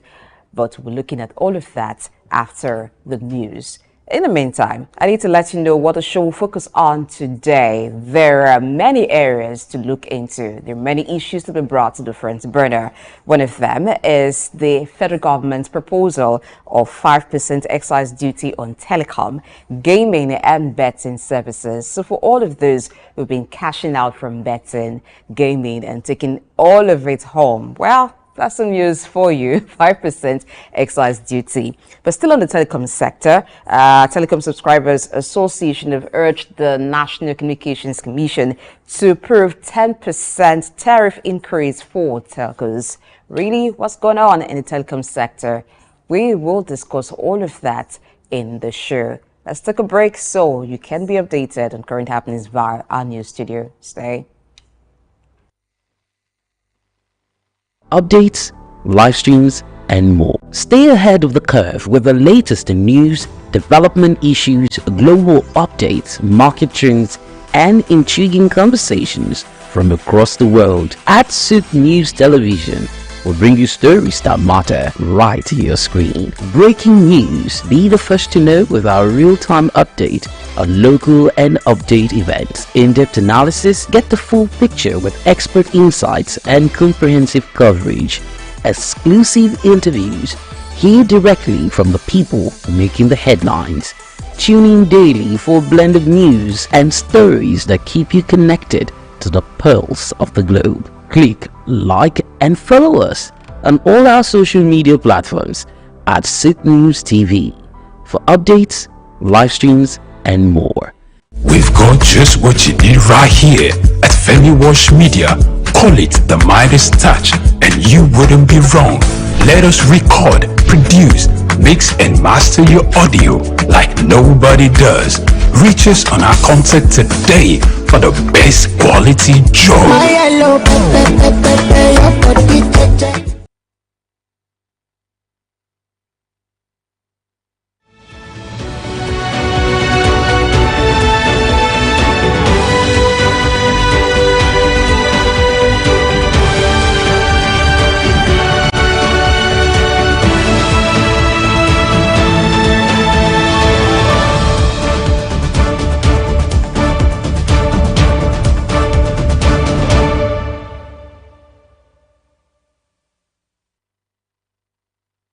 In the heart of sub-Saharan Africa, where commerce meets progress, welcome to SOUQ News, your source for business, economy, and development insight that drive nations forward. From the vibrant streets of Lagos, Africa's fastest economic hub, SOUQ News takes you on a journey of discovery, analyzing and reporting the facts that lay the foundation for growth and development. We don't just report the news, we create it. SOUQ News is more than a channel. It is a catalyst for change, spotlighting the stories that shape economies, inspire entrepreneurs, and fuel progress. Covering business, finance, technology, energy, and many more, SOUQ News provides a daily deep dive into the stories that matter, interviews with industry titans, and analysis that empowers your understanding of economic landscape. Join us daily as we dissect, discuss, and deliver the most relevant and factual news on business and the economy. SOUQ News is your trusted guide, empowering you with the knowledge to make informed decisions.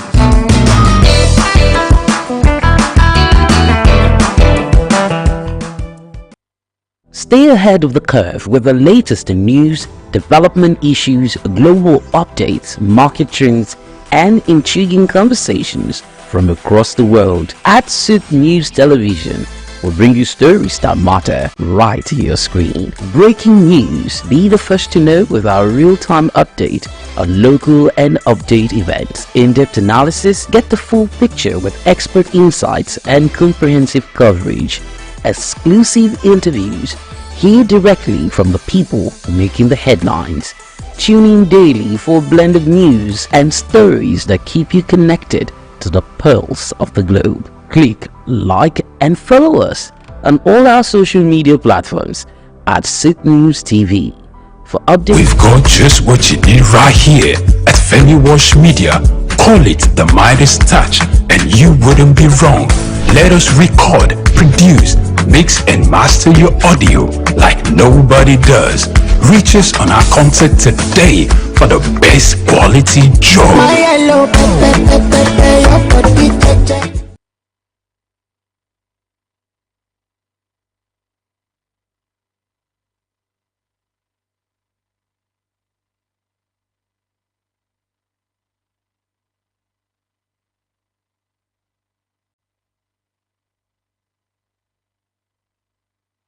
In the heart of sub-Saharan Africa, where commerce meets progress, welcome to SOUQ News, your source for business, economy, and development insight that drive nations forward. From the vibrant streets of Lagos, Africa's fastest economic hub, SOUQ News takes you on a journey of discovery, analyzing and reporting the facts that lay the foundation for growth and development.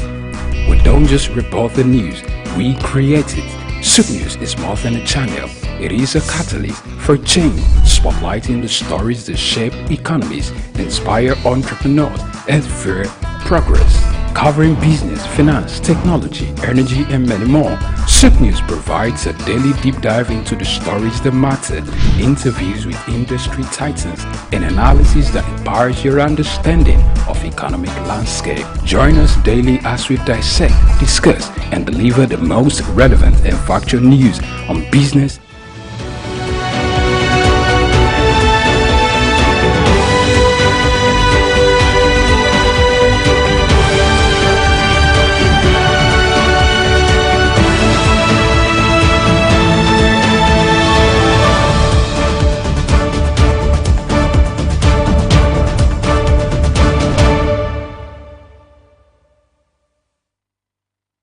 Hello there and welcome to the news update on SOUQ News Television. I am David Chiedu.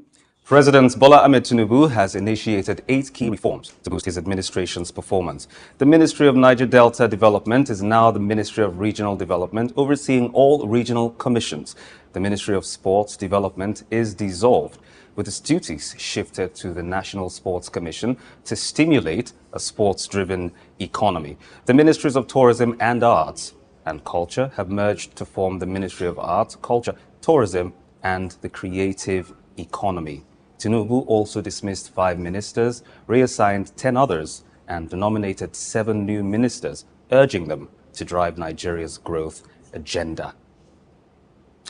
President Bola Tinubu, leading the Federal Executive Council meeting on Wednesday, approved a loan of about $618 million to procure 6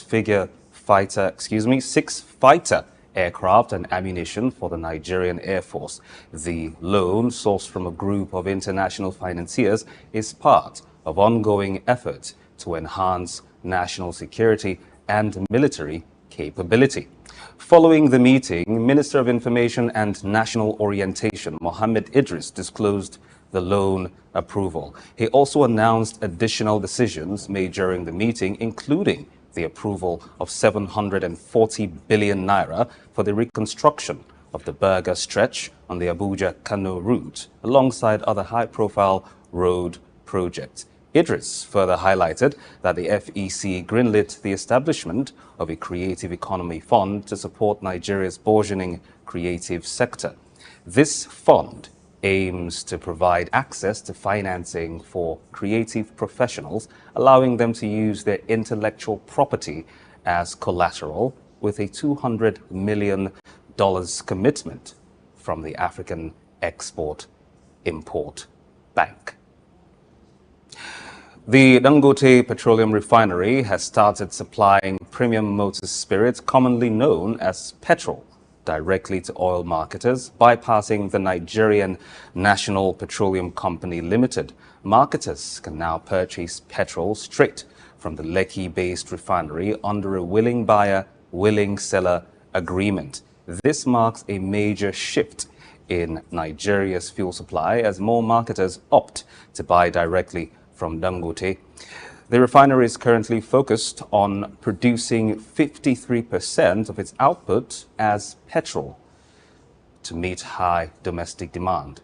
Meanwhile, large imports of petrol are also expected to arrive in Nigeria within the next 2 weeks.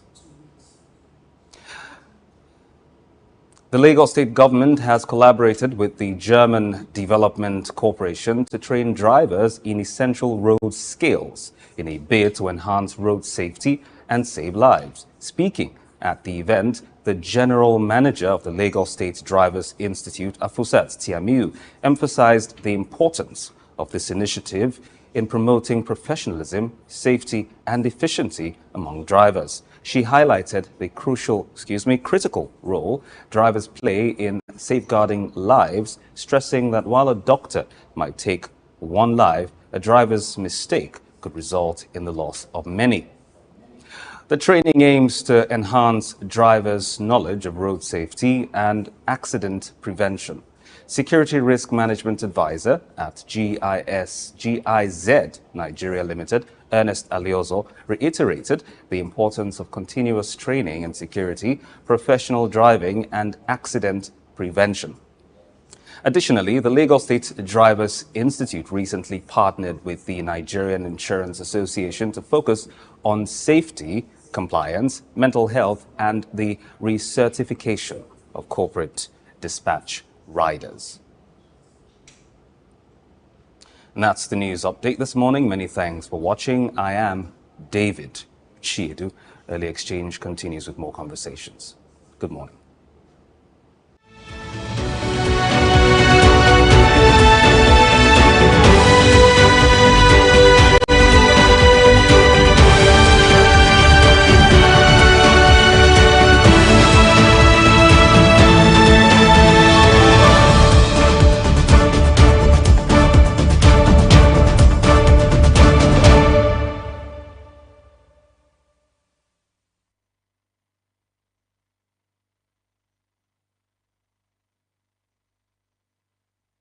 We've got just what you need right here at Femi Wash Media.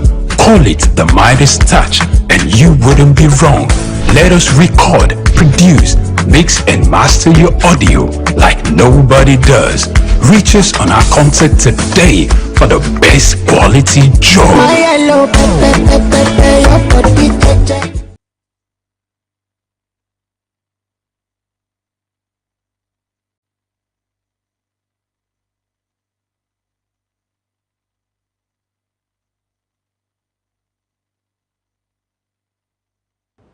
Thank you, David Chader, for bringing us news updates into the conversations for this morning.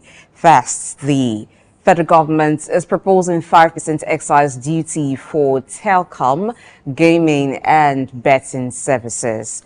These sectors, particularly for those who do gaming and betting, have not really been taxed, but now the federal government is proposing 5% excise duty to increase tax revenue. What will be the implication of this bill, and what aspects of the economy will this impact? Speaking to this morning, we have Sheson Kwade, who is an economic analyst, and it joins virtually.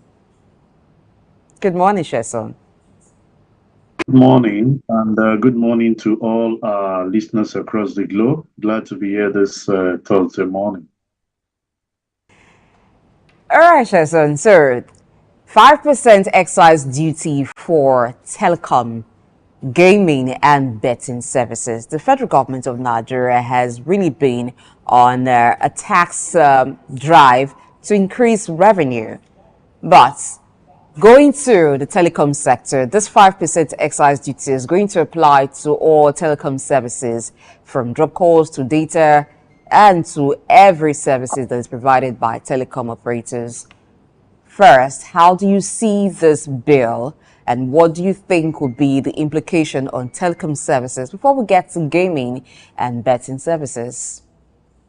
Okay, thank you very much. The proposal by the government to levy 5% excise duty on telecoms in particular, sincerely speaking, you took it away from me because I want to separate the two, the telco from the betting and gaming. Telco is strategic considering the time that we found ourselves, and we cannot underestimate the value that it gives in current time. Practically, it's just what is happening between you and I.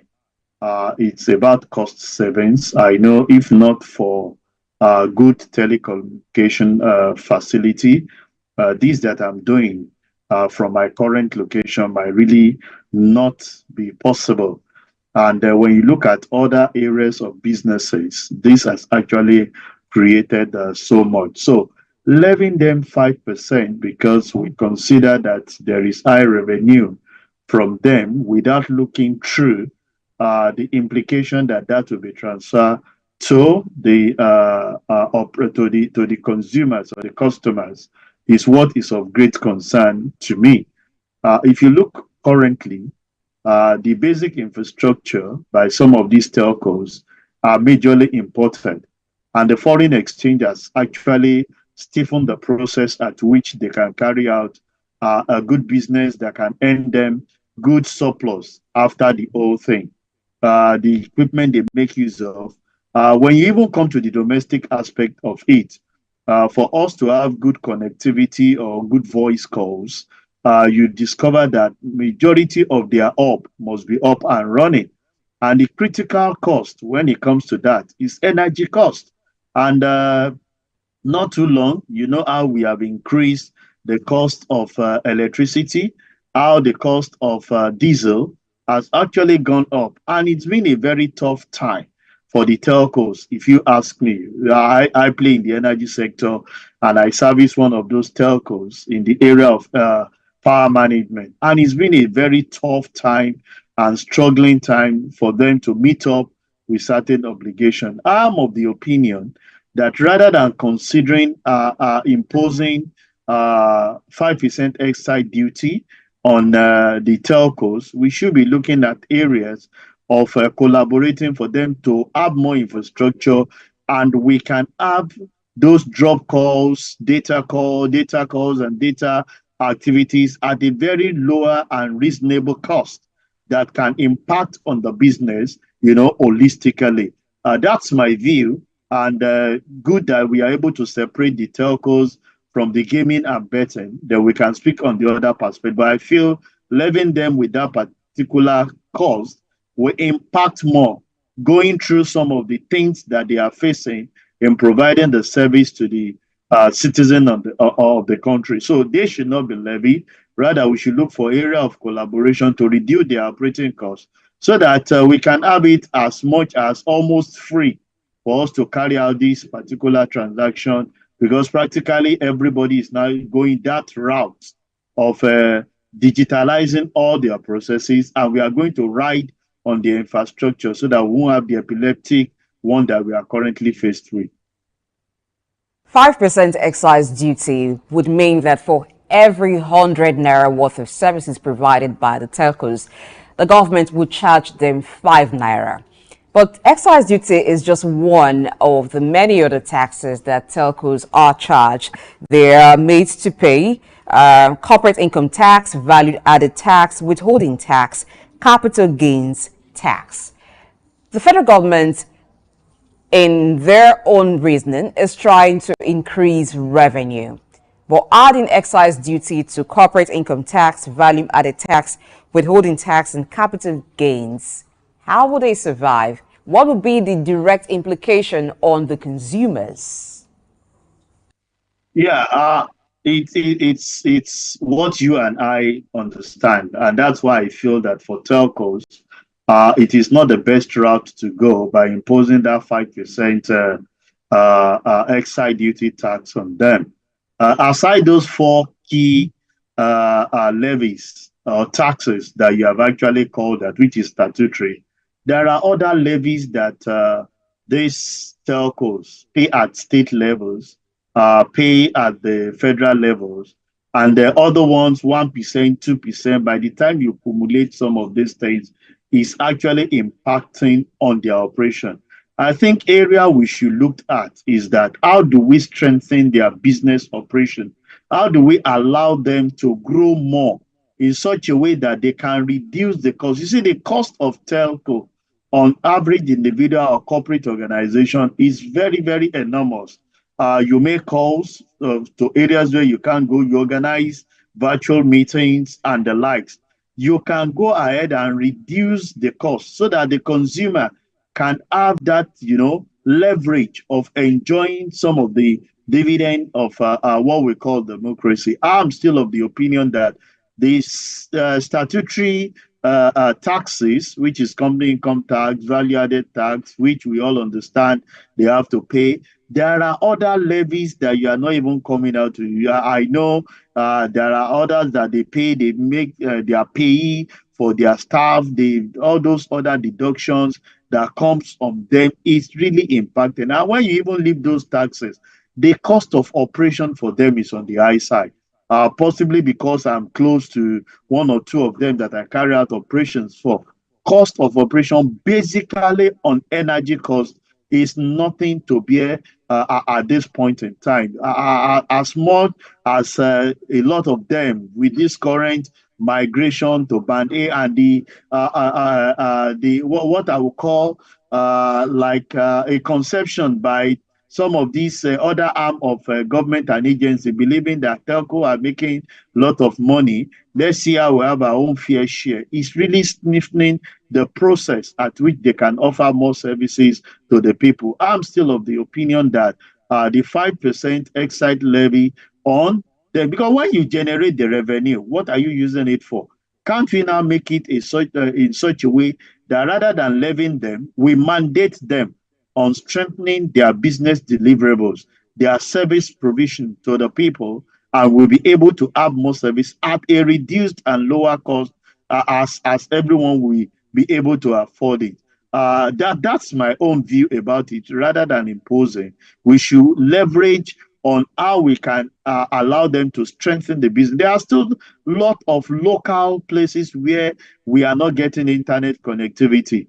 There are some you will get to even within the purview of the cities. Here you get to and you will not get a connection. You travel. I happen to travel by road. Most of the time I ask myself, if issues happen to anyone in this area, how do you expect such person to even call 911 or call our emergency to when there is no network connectivity in some of the area? I feel that we should look for a way to ease their process of operation and not overtax them so that they can provide more service and extend those services to have wider coverage so that the issue of internet voice call can become a thing that everybody will be able to afford. Let's look at some of the services provided by the telcos. For one, we have voice services for mobile voice calls, fixed line, and the other. There's data services. There's also messaging and some other value-added tax, providing support for banking operations, fintech, and the others. So for business people, when there is an increase in tax, there's usually a tradition of passing on that cost or the tax to the end user, to the consumers. What would be the effect on the consumers? This is a time where there is advocacy for people to become more digital in their operations. Many businesses have gone digital, and even in the rural areas, people have embraced being digital. But with increase in the cost of services provided by telcos, what would this do to businesses that are dependent on the services of telcos to function. Even in the videos, you highlighted one situation where there is poor connectivity and one happens to be in an area where you need to make calls. But what happens when you depend on the services for your business? Yeah, with the current situation we found ourselves, I can tell you that if this is implemented, we might be seeing a situation where we'll be reducing the purchasing power of an average citizen. As we speak, practically is on the high side, and the only thing an average person is consoling themselves with is the use of this internet to carry out so many businesses, and even on the lighter move to have some ease so that you don't get depressed. People go on social media to actually look at some of those comic things that is their process, and having an hectic day to ease down the pressure. So since we understand that the telcos can go ahead and absorb this, but indirectly it will be transferred to them. We have not had this. I'm sure you can read in the day, even in today's dailies, where the CEO of MTN is already advocating that if there is no increase in tariff by what they are suggesting to the tune of 10%, you might discover that some of these telcos will go underground and they will have to close their offices. That's already a threat, even to our economic growth and development. If the service providers are already lamenting, if we must come to town, we must be able to juxtapose revenue driven by the federal government vis-a-vis the survival of businesses in the country. So if you are driving to increase revenue, on what basis? Some of the infrastructure that we are still talking about have been provided by individuals and even the corporate organization themselves.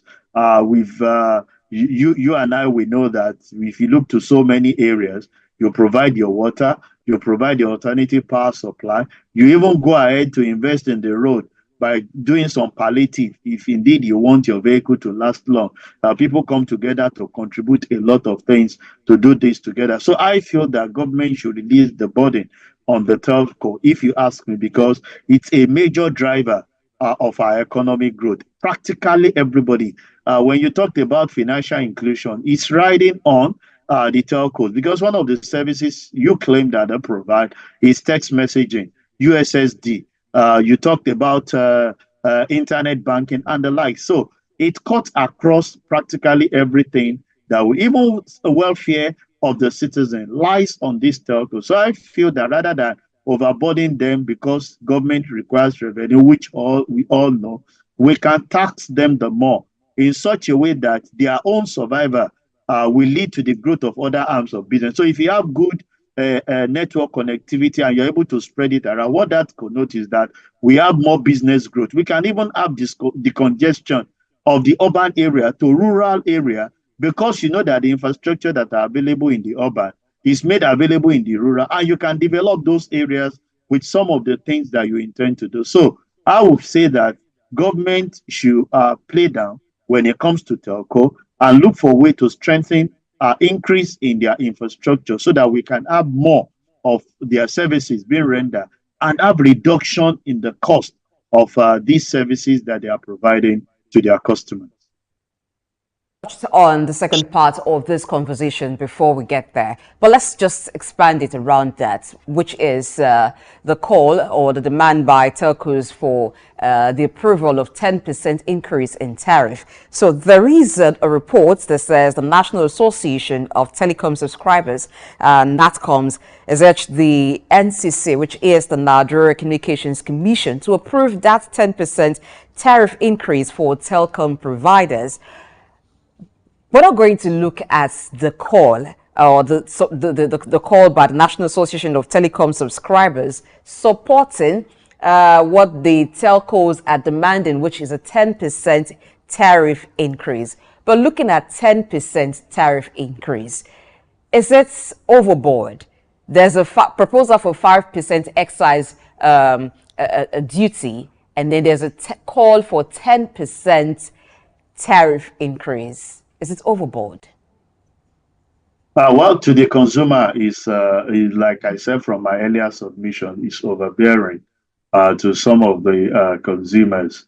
And what the telcos are actually galvanizing towards is to say government is making this proposal. They might consider that on the long run. So how do we go about it to actually absorb that particular cost? So they are asking for 5% excise. This is being proposed, and they are already asking for 10% increase. So you can see that they've absorbed that 5%, and the other 5%, by the time maybe they go to negotiation table, they will end up with increase of 7%. So the other 2% can take care of the increase in their operating costs, which they have, of which I feel that as a nation, considering the sector that we are referring to, which is the telco, we do not need an increase in the cost to the consumer.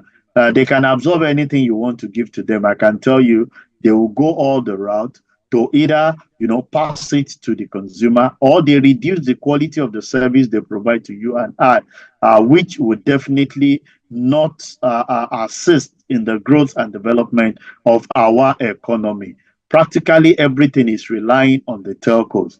They might consider that they are getting more revenue, but I can tell you that they are not spread to all the looks and crane as expected. If you go to some areas, practically everybody in their home have internet connectivity that they can tap into at a very reasonable cost. It's not something that you come around and you're talking of hotspot. There are fibers that are actually laid, and people can afford this particular data cost at a very reasonable price. It's even there. You just tapped into it. So when you look at those huge investment on the part of the telco, I feel that what they are agitating for, it's not what we the consumer want.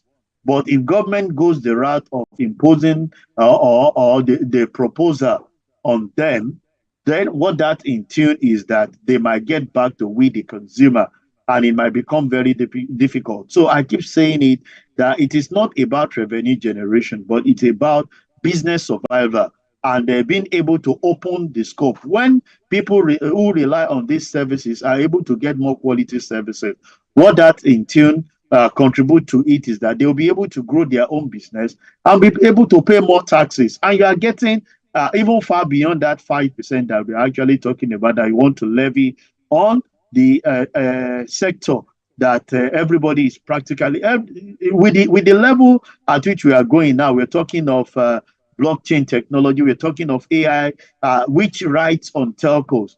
You might consider that they are opening more businesses, but we should look for a way to strengthen it in such a way that we can guarantee the quality delivery of services and be able to have the service cut across. It shouldn't be something that will be discriminatory, or where somebody feel that internet service is meant for the elites and not just for the common man. Everyone is still struggling to make an ends meet, and increasing the tariff cost is not the route to go. So I would feel that government should look in that direction to see how to provide support, because they're already having big blow on this aspect of bringing their equipment in with the high cost of foreign exchange. And it's really, really, really, really, really, really tough, if you must ask me. But there is another argument in support of the government imposing excise duty on telcos. GSM came to Nigeria in 2001, and from that time till now, we've seen the growth of the telecom industry. Yes, there are challenges, but if you look back to when the telcos started operating in Nigeria from 2001 up till 2024, and you know how much a SIM cost at that time. SIMs were sold for thousands of naira, and some of them even went into sales of mobile phones themselves. Do you think that over the years, telcos have reaped enough from the Nigerian market? And so if the government is saying now we're adding 5% excise duty, it isn't too much, considering too the profits that they declare on the Nigerian Stock Exchange and how well the telecom sector has been performing there. Yeah, I'm not of the school of thought to feel that they've grown. We want to acknowledge that. I remember years back, I think 2001, 2002, when I got my first mobile line. If you look at it, I was in the bank then. I know I got as high as 30 something thousand with the sergeant that they gave to us then, which today you cannot even use that phone for a small child. They've grown in leaps and bounds where now SIM cards are being shared for free to everyone, all you need to tap into. But it is not enough. It is not about declaring those profits being declared. How much are they reinvesting back to strengthen the services that they are providing that every looks and print? Everybody tends to concentrate in the urban area. I can tell you, if you travel to some part of this country, it's quite disheartening, the kind of service that you get from the telcos. For days, you might need to go and climb the hills for you to be able to have access to data and the like. How are we looking at, opening up, all those areas in such a way that corporate organization, individual can go the route of seeing how they can go ahead and make those things available on that their part. So rather than concentrating on levying them, because if you levy them more of those taxes and generate revenue, are you building the infrastructure for them? The answer is no.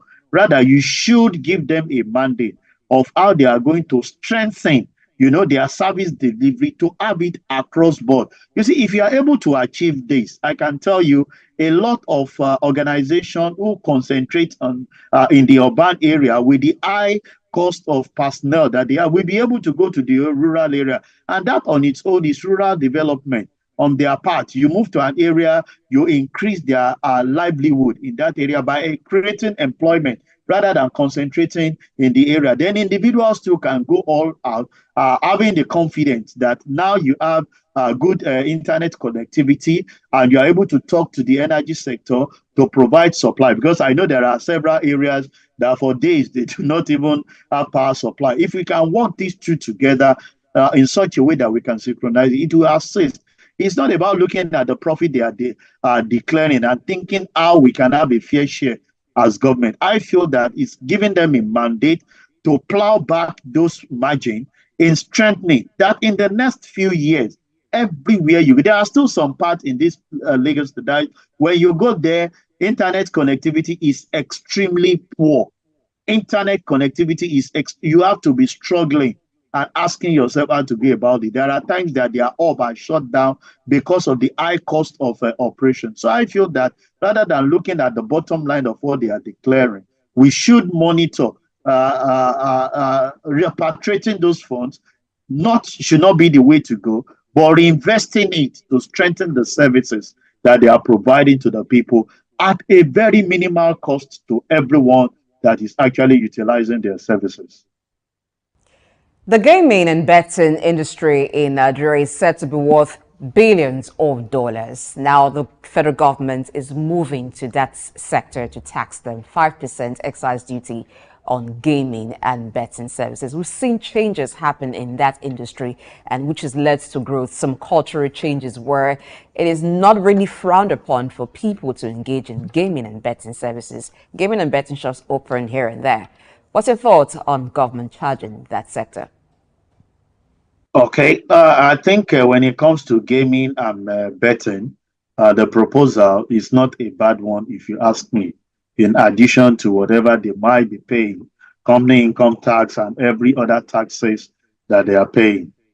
This I have to say, it is someone, and this is personal, it is someone that is well fed that gambles.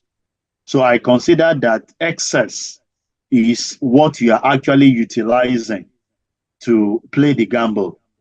And if you are lucky, you have it. And serious money is being made. So it's like you are tasking more those who have more than enough to go into that business of gaming.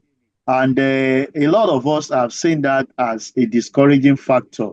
When you tax them the more, it will discourage them, because some of the funds that are supposed to be invested, a lot of people, I consider it as a shortcut to prosperity. You just want to look at the way of gambling, betting, and get to the top without actually going through rigorous exercise, because No serious tasking when it comes to betting. It's just to use your intuition to say, okay, they said these are figures that will come out. 5, 7 is a game of luck. So for me, imposing the 5% tax on gaming and betting proposal is not a bad idea, because what you are doing is that you are actually tasking extra income that people are actually using to gamble, and that government can use to generate more revenue themselves, vis-a-vis the other that we earlier discussed about, which is the telco. All right, so Nigeria is like a regional leader when it comes to the gaming industry in Africa.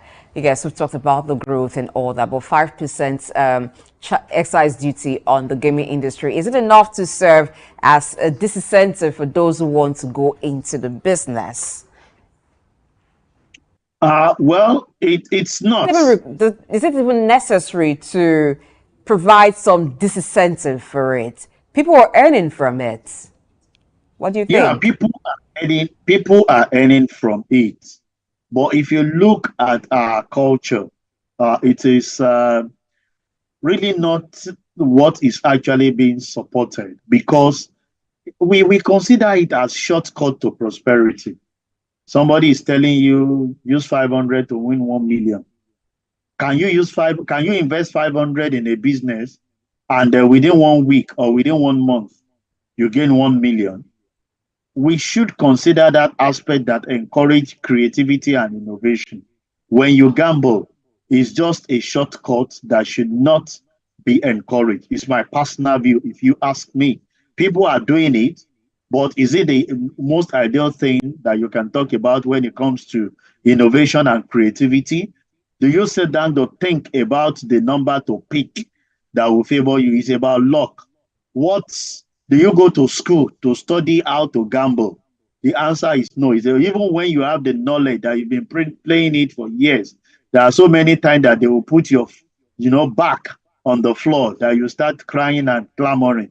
So I feel that it's not a disincentive, but I feel it's a way for government to generate more on their part, since the people that are interested on it are using extra income. I consider it as extra income, and there should be a disincentive factor to discourage that shortcut to prosperity.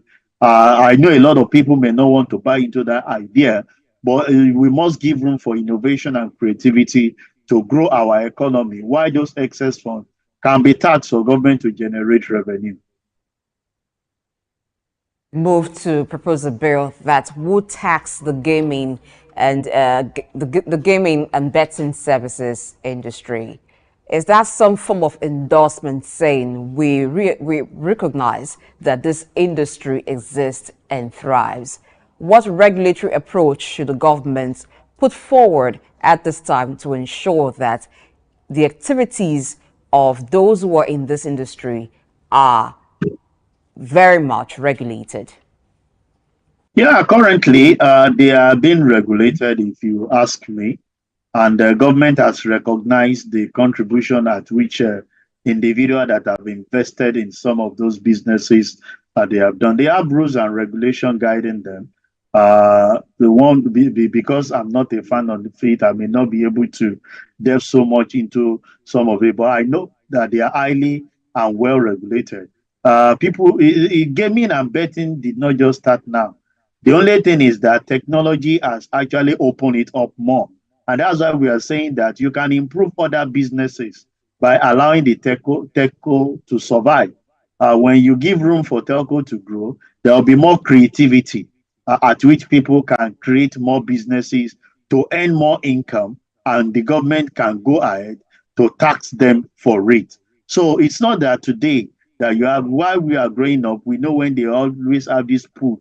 It is pool that has actually been, modernized into this betting game that you are looking about. I saw one of the things you showed where they have to watch matches, saying that Liverpool versus Everton, you are able to gamble what they will win. And if you're able to do that, you win yourself certain amount of money. So you consider that gaming and betting are more of a pleasurable thing that you can just do at that particular ease of yours. Technology is what they are riding on, that is actually announcing that particular sector to practically everyone. Those days you need to, while we are growing up and we know about pool, you see a lot of people concentrating in a shop, waiting for the result to be announced.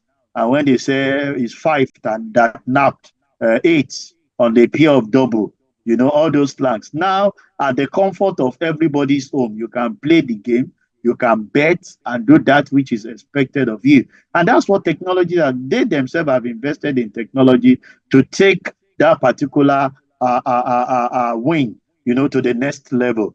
And kudos to the telcos that is actually providing the platform at which they are riding to make that available. So for me, if you ask me, they are well regulated. Government can only do more by looking at how they can have more revenue from the excess that people are providing for that particular sector. Thank you very much. I love that clip. That's the way we used to have it those days, that everybody pick up the gambling and say, no, Everton will definitely beat Liverpool. No, it is Arsenal that will deal with Man U. And across all the places where they are playing, everybody knows that they are gambling on them. And those are the kind of look you see those days when result is about to be announced. But now there is no central convergence for some of these things. What they do now is everybody stay at the ambit of their own and they come out with the result and count their gain or losses, whichever way it comes out to be. Of the many types of betting, sports betting seems to be one of the most big one that is really thriving, and people bet on games. But if you look at it, the bet most times is on matches played by clubs that are foreign. What happened to the Nigerian sports industry capitalizing on the growing betting industry to grow sports? At what time would we see people bet on Aimba and maybe Canopilas? Yeah, well, that's a call for the Nigeria Football Federation to see how they can improve some of the quality of the games that they play. A lot of people that have not even stepped to the airport have their fans, click to this European, Italian, Spanish Liga because of the way they have actually improved on their gaming system. And that's why betting can go on them. It become unpredictable. For some of the matches that we have locally, we still need to give good incentive even to the player. Can you compare what is being earned overseas and what is earned here? Can you really go all that out to give all your best when you compare? So even those playing locally, when they consider what is being paid outside, they want to leave the shore of this country and go and join and allow people to bet on them. So it's a call to the Nigerian Football Federation to see how we improve on our infrastructure. Talked in terms of the stadium, talked in terms of the fee pays to the technical crew, talked in terms of what is being paid even to the player, their welfare. Well, if you and I'm sure you can mention, like, you cannot mention stars in Nigerian Football League if I ask you. But if I ask you to mention 5 star, in the European League, everybody know Messi, everybody know Rashford, everybody know Saka, which is my African name. You can mention lots, but mention one of the Nigerian player who is actually doing well. Nobody can, because nobody is interested in it. So the NFF is a wake-up call for them to actually, we need to improve our infrastructure where it will attract people to go and watch matches. It's when you watch, you can start introducing this out there to say, it's people that actually brought this betting up. And I can tell you, and it has become an household business that everybody is now practicalizing, where people will say, no, shooting will beat Rangers. Rangers will deal with Aimba. How can you, stitch your neck to it? I'll beat it. And before you know it, it now becomes a norm that 1, 2, 3, 4 people started, that everybody is now having. So we need to improve the infrastructure and the welfare of some of these players locally, so that we can get to that level at which football will become an household that will be watched in Africa by all stakeholders. All right, let's look at the government side now. Increasing revenue. Yes, the tax net has been widened, but there is a concern on the side of the citizens. If government is on a revenue increase drive, what should be the corresponding action of government? Companies are made to pay tax. Citizens are encouraged to pay their tax. But what should government do on the other side, since they are the receivers of the tax paid? Maybe I will speak from the aspect of a finance person to say that is debit and credit of the books of accounts. Government are looking at way of increasing their revenue. We expect them in fulfillment some of the social contracts that an average citizen is supposed to enjoy. If you look at the Constitution of the Federal Republic of Nigeria, 1999, as amended, Section 14, subsection 2 speaks of the responsibility of the government, and that is the provision of security and social welfare of the citizen of the country. How much of it can we speak of today when it comes to security? How secure are we? You and I understand so much that is bedeviling a lot of our businesses. People are scared. While some of us are growing up, we enjoy traveling at night. But can you gamble that even to travel by day with the level of kidnapping, attack by the terrorists, how much of that is being plugged into our security apparatus to make sure that we are secure? Because there's this say I used to say, secured environment is a prosperous nation. So when security is there, you can move any time of the day without any fear. There are periods in this country where people you work 24/7. During the day, some people, they will open their shop, even in this Lagos of ours, when our fathers will tell us that in Isaleko, it's 24 hours that there are hot rice that you eat. That is business growth for a certain set of people. But where insecurity bedevils the people, that means government is failing in fulfilling that aspect of the social contract that is expected of them. Speak to infrastructure in terms of health, in terms of education. Everybody wants to send their children out of the country. But there was a time in this country that we have the foreigners come to our universities to study. Talked of the likes of our primary university like UI, OAU, and all others. How many of the foreigners do we have? Even lecturers coming in to actually lecture our people within here, considering that as a work for them to do.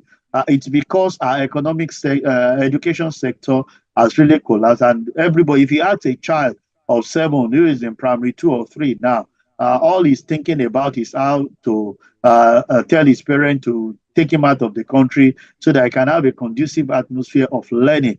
You see, I always tell everybody all this infrastructure are interwoven. When you talked about power is sacrosanct. Those days while people like me I was growing up, I read at night, and it's because there is availability of power supply. But these days, when you have to struggle about availability of power in areas where it wasn't a choice. I didn't grow up in a serene environment where you can say we are on band aid that period. We just believe that electricity is provided for all. You can have a lot to do during the day, and at night you will, because you are sure, very optimistic that there will be power supply. And that's what is working in most of the developed climes. And when you look at the telco that we earlier discussed on, everything is being digitalized. Internet is the order of the day.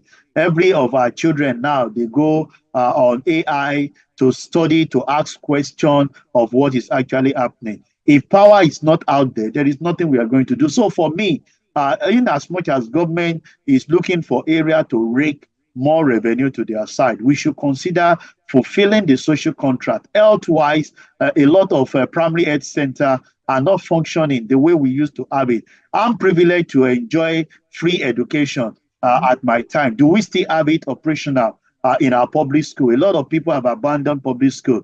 Maybe for information, I always tell people, I'm proud to say both my primary and secondary education was actually in a public school. And those are the days of our Baba Jakonde giving us free education. I can imagine if we do not enjoy those benefits then, we will not be speaking of the grammar that we are talking of today.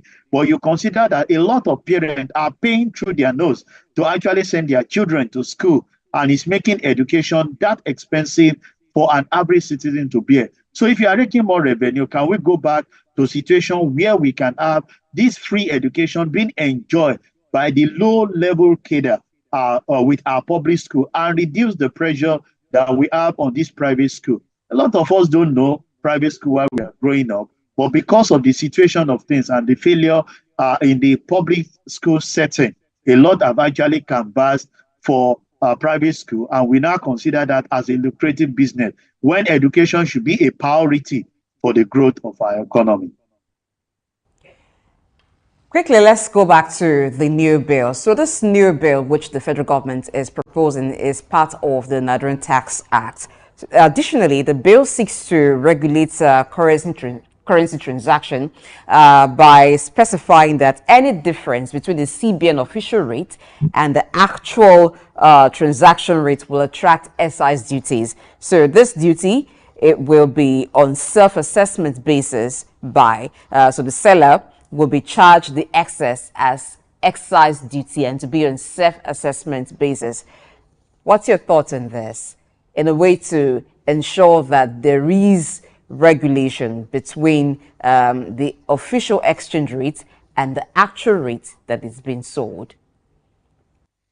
I'm not of the school of thought to say that we should even allow the existence of this differential of official rates and the what we call the black market, the parallel market in existence.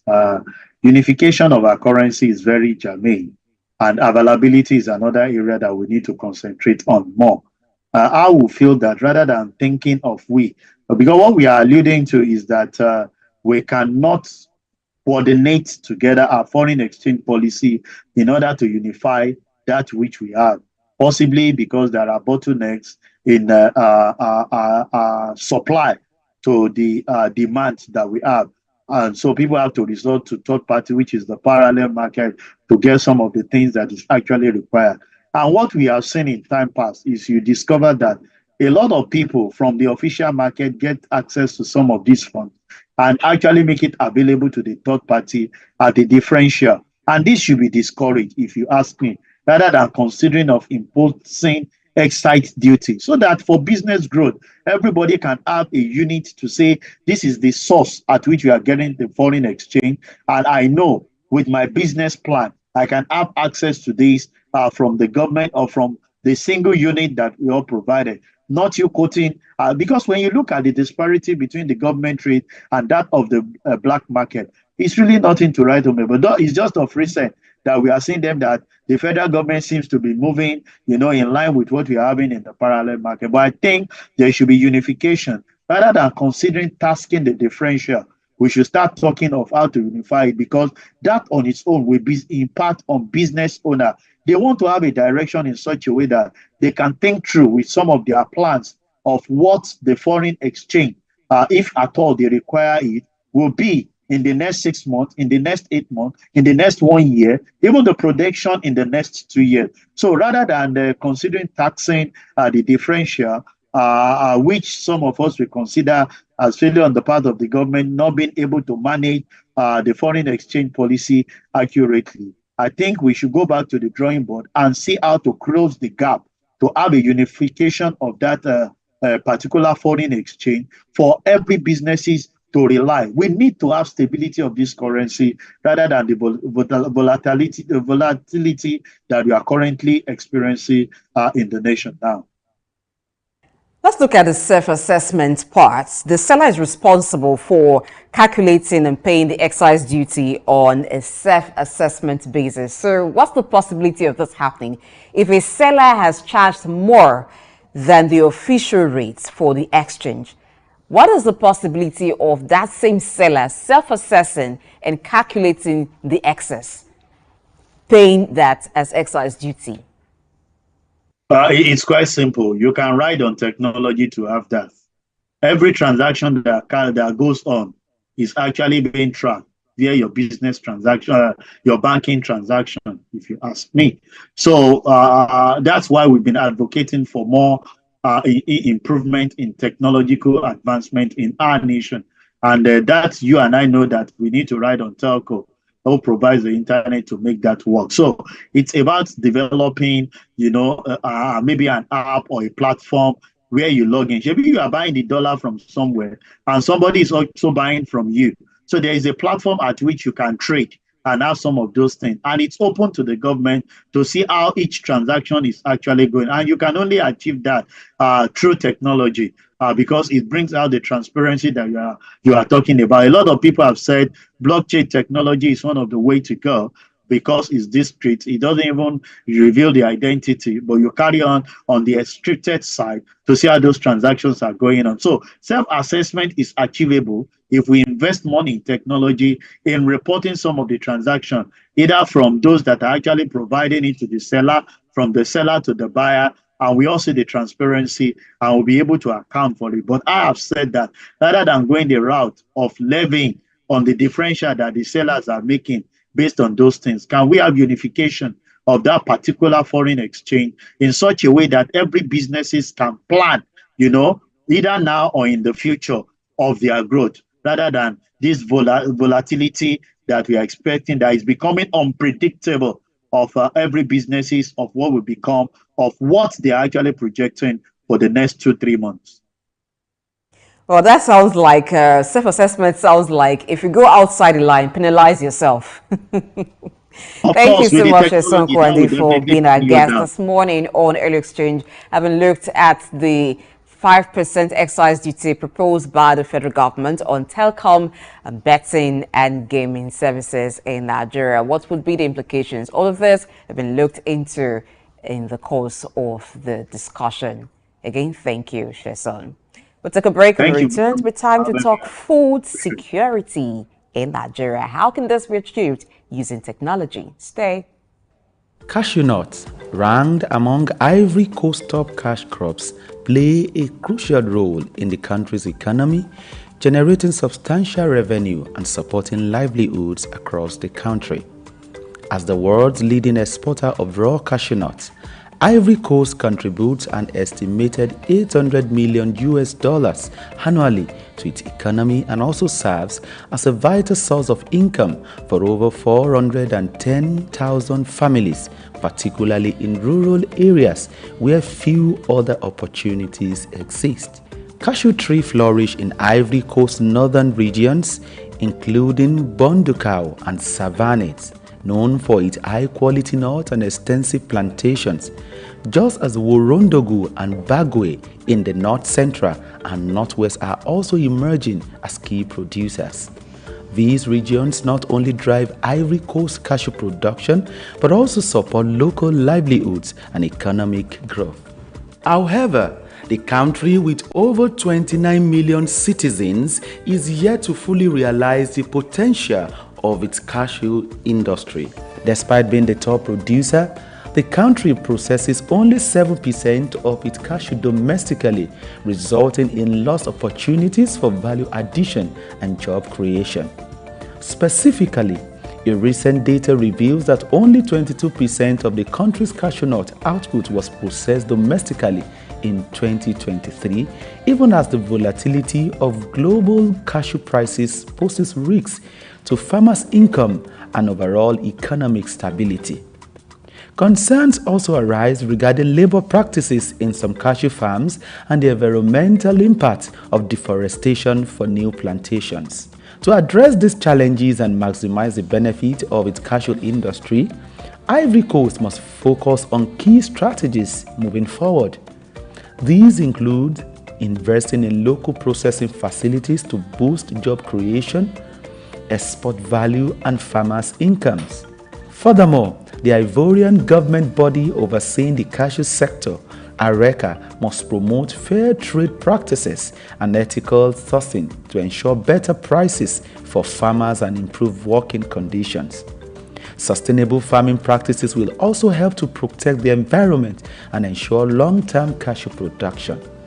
According to a recommendation made at a workshop organized by the World Bank, tax exemptions and access to credit facilities will help to tackle some of these challenges. Furthermore, the private sector can also invest in research to develop high-yielding cashew varieties, improve processing techniques, explore new cashew products, as well as develop and implement digital platforms that connect farmers to market in order to facilitate financial transactions. Organizations like the Africa Cashew Initiative (ACI) must also assist in data compilation in the value chain at macro, meso, and micro level. By addressing this and harnessing its cashew potential, the country can further enhance its economy and build a more sustainable future for its citizens. Israel Adeyemi reporting for SOUQ News.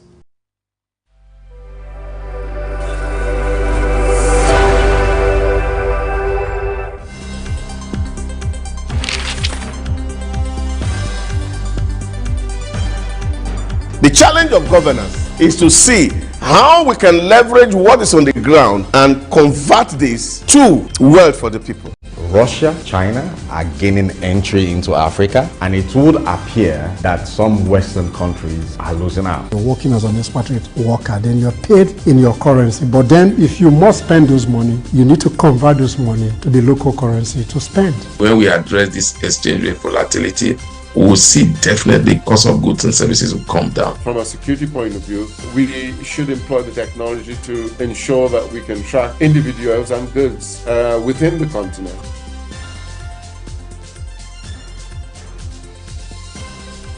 Early exchange, shaping policy, advancing development. Thank you so much for staying with us on the Early Exchange. The show continues.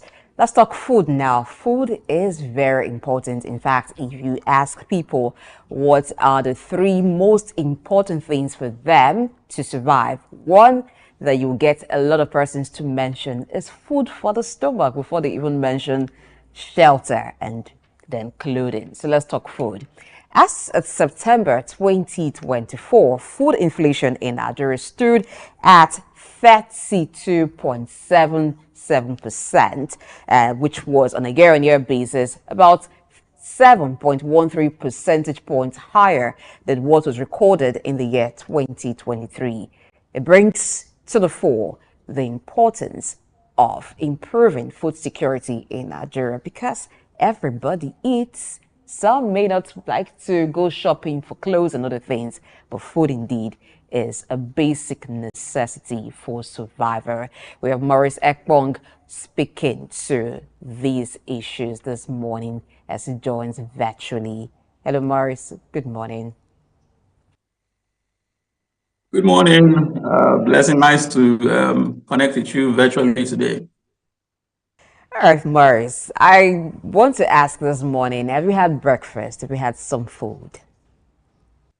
Okay, I haven't, but definitely my children had food before going to school. You see how important it is. Man must eat. And to have food in abundance, it means that we need to have production that is adequate for Nigeria.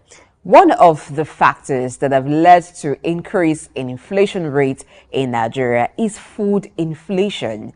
For a country a country like Nigeria that has much arable land, should we be talking about food insecurity? I mean, definitely, that's one of the many paradoxes in our beloved Nigeria. You know, you have abundance around. You know, you have potential to have an overflow for everybody, and yet everybody is going around with a sense of real scarcity. You know, because of the challenges. So Nigeria shouldn't have a challenge with scarcity because of the, of course, availability of land, like you have mentioned, availability of labor to work on the farms, and all of those agroclimatic conditions that should ideally support the growth of commercial scale the development of commercial scale agriculture. So it's a paradox that we live in a lot of food insecurity in the midst of such potential. Food inflation rate of 37.77% for the month of September. Isn't that too high? What could be some of the factors contributing to the rise in food inflation? I mean, the key driver, of course, would come from, looking at the supply end, right? As usual, once demand exceeds supply, prices are likely to go up. So we are in a situation where production is low, food production is low, where a lot of farmers are not put to work, where insecurity is displacing people in farming communities, and in certain areas, of course, the challenges with climate change, weather, flooding, destroying agricultural commodities, and all of that. So all of these add to reduce or impact negatively on the production side. So food is not coming to the market as much as it should. So definitely that's a key driver for food inflation. If we have arable land, yet there is food insecurity, what are some of the things that we could do with the arable land to ensure that food is available? You mentioned supply being one of the issues. Where there isn't much supply and the demand is high, of course, price will go high. Aside the issue of insecurity, is it that with the arable land, we have just left it to the land to determine what comes out as yield? What can we do more with the land to ensure more yield? Yeah, so that's a very important question.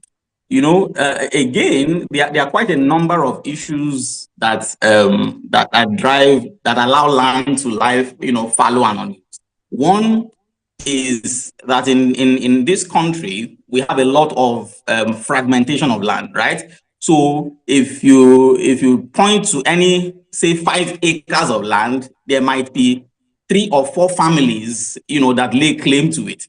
So it becomes very difficult for you to assess land, right? For you to engage in commercial scale agriculture because of that kind of fragmentation. So that's one.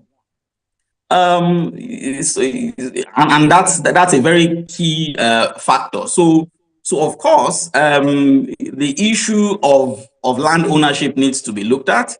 Streamlining access to land, acquisition or lease for commercial scale agriculture from a policy point of view is also something that is very important. That is a very important factor. That's one. And then again, even for the lands that are under cultivation, you find that the practices are still very artisanal, right? So you are not getting the kind of output that you typically get. So while, for instance, the Nigerian farmer struggles with like a yield of, say, 6 to 7 tons of cassava tubers per hectare, right? In a country like Malaysia or Indonesia, people get up to like 40 tons. So if you look at that against the backdrop that Nigeria is the biggest producer of cassava in the world, for instance, you can see that if we can even increase our output of a crop like a cassava marginally by 50%, you can see that we would become massive exporters of the different variants of products that can come from a crop like cassava. And that affects other commodities, agricultural commodities as well. It affects cashews, it affects soybean, it affects rice, it affects groundnuts, and so on and so forth. So a lot needs to be done to improve yield in the lands that are under cultivation to have a positive impact on food security in the country. The 3 biggest producers of food in the world are US, China, and India.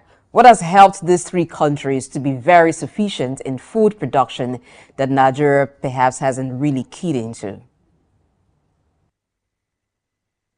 Yeah, so if you look at agriculture in US, India, China, and even a country like the Netherlands, right?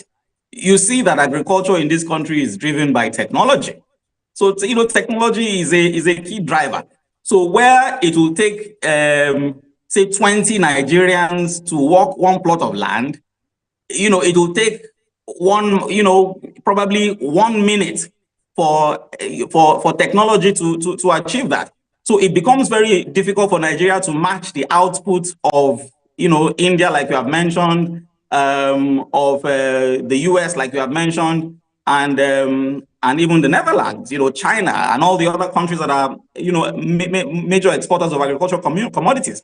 Now, let's come to a country like the Netherlands, because when you mention the US, when you mention India, these are huge countries by landmass, a lot bigger than Nigeria. But if you look at the Netherlands is probably the size of, say, a Lagos, Lagos state, right? With slightly less, about the same or slightly less population than Lagos state has, depending on the statistics that you're looking at. But the Netherlands, is the second biggest exporters of agricultural commodities after the US, in spite of the small land that they have, in spite of the small population that they have, because they basically use technology. So, so technology is a key differentiator here between countries that are massive, in agricultural production against countries that are struggling. And it's a real paradox, because you look at Africa, you look at Nigeria, all the agroclimatic conditions are there. If you take a state like Niger state can feed the whole of Africa, right? Because it has the land, it has the agroclimatic conditions. It has the the water, that you require, for commercial scale agriculture. So so policy that encourages the use of technology, right, that moves a lot of small scale farmers from being artisanal, both in production and in processing, can help attain some level of food security in the country. I know you haven't mentioned this, but one of the drivers of food insecurity in Nigeria, in Africa, is, and in fact even around the world, is waste. Because if you look at the statistic globally, more than 30% or about 30% of the food that is produced in the world is wasted, from the farm gate all the way, to the table. So if we can develop technology or a process that reduces waste, that can quite help reduce the impact of food insecurity in the country. About reducing waste, we would also need to look at processing. Now, while you were talking on the screen, you could see some farms where vegetables were cultivated, how they were being packaged, and they looked very clean, almost ready to use. But if you go to the typical markets in Nigeria, what you find is different, except you go to maybe some shops now that have it that way. And some of this contributes to wastage. What should we be looking at in terms of processing that doesn't just preserve the food, but also add value to the food?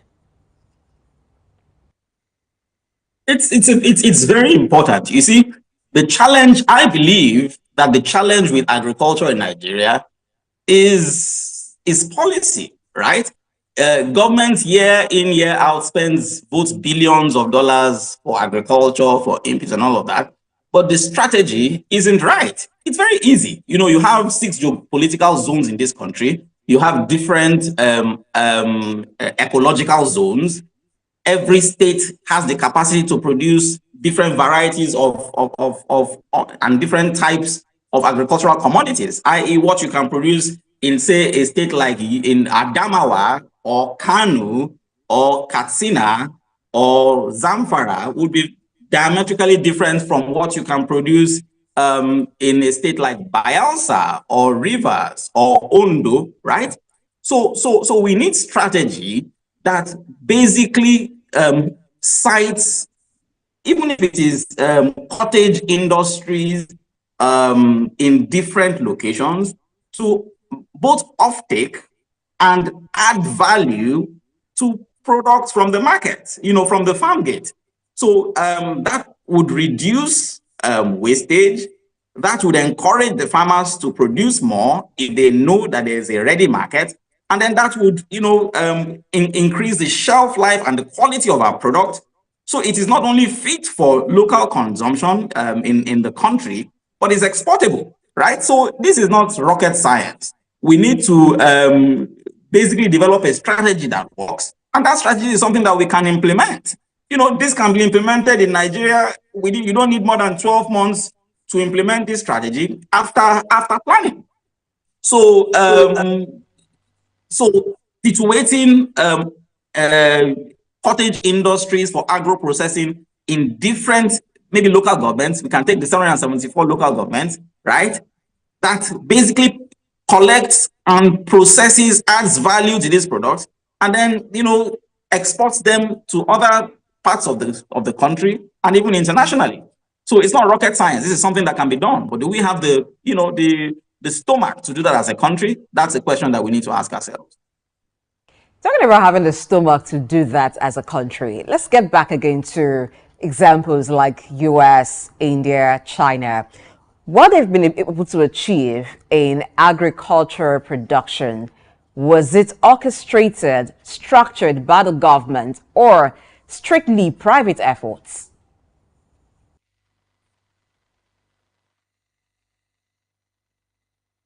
Oh, that's been a glitch.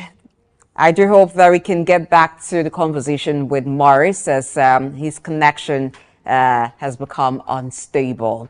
But let's talk about this, you and I. If we're looking at countries like the US, China, and India, Netherlands, what they've been able to do with food security, even Ukraine in a war situation is still being able to export food to other parts of the country. Can we say this was a government initiative, a private effort, or a combination of both? What do we need to do in Nigeria? Well, I'm going to answer some of that for you while you can send in your comments. Just go to the channel and type your comment, or you could drop a comment on any of our social media platforms. It's at SOUQ News TV on Facebook, on Instagram, on X. So let's talk about this for a while. If you look at the way farming is done in Nigeria, it's basically at subsistence level. So I have some space at the back of my house. I choose to farm maybe vegetables for my consumption. If I have a bigger space, I could choose to sell some to you or to some willing buyer. Except for some regions of the country where you have many individuals come together to run a farm and then they sell to other parts of the country. But there are really no government farms that you can point to. Government, on the other hand, in Nigeria, support farmers with certain things like funds. It could be with seedlings, maybe farm extension workers, and some other things the government would need. But if we want to be food sufficient, very sufficient as the other countries, what do you think needs to be done more to improve what is currently achieved? I threw the question to you and I'm expecting your answer. In the meantime, I need to go to a quick break. The show returns shortly. Stay.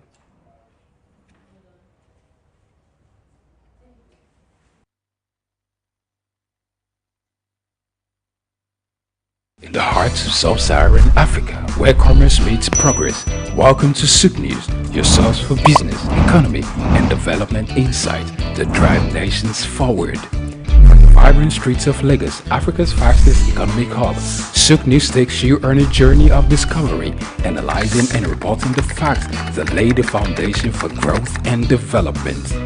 We don't just report the news, we create it. SOUQ News is more than a channel. It is a catalyst for change, spotlighting the stories that shape economies, inspire entrepreneurs, and fuel progress. Covering business, finance, technology, energy, and many more, SOUQ News provides a daily deep dive into the stories that matter, interviews with industry titans, and analysis that empowers your understanding of economic landscape. Join us daily as we dissect, discuss, and deliver the most relevant and factual news on business and the economy. SOUQ News is your trusted guide, empowering you with the knowledge to make informed decisions.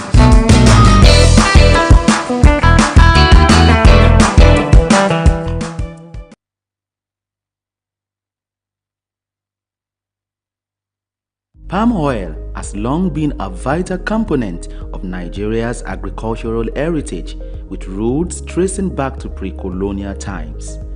Originally serving local needs, its importance has grown exponentially, propelling Nigeria into a prominent global producer. Spread across regions like Edo, Delta, Cross River and Ondo states, the country boasts extensive plantations and advanced processing capabilities.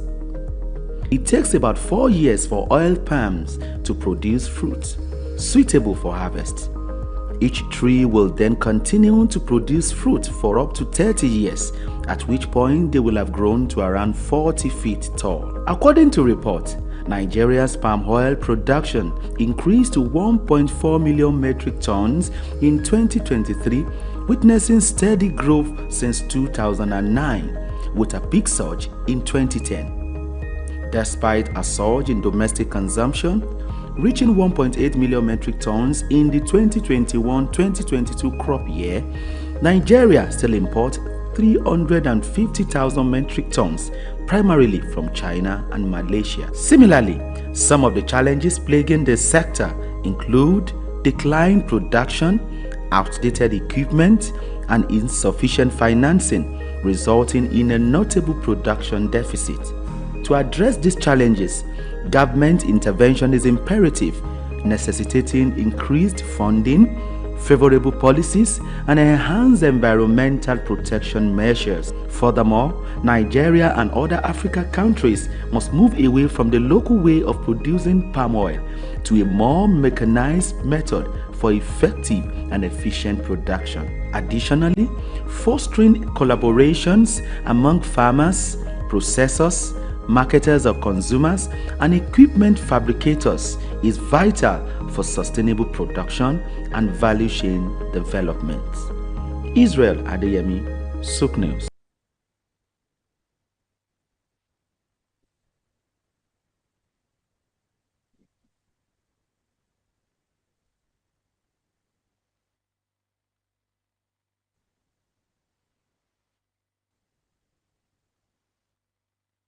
We've got just what you need right here at Femi Wash Media. Call it the Midas touch and you wouldn't be wrong. Let us record, produce, mix and master your audio like nobody does. Reach us on our contact today for the best quality job.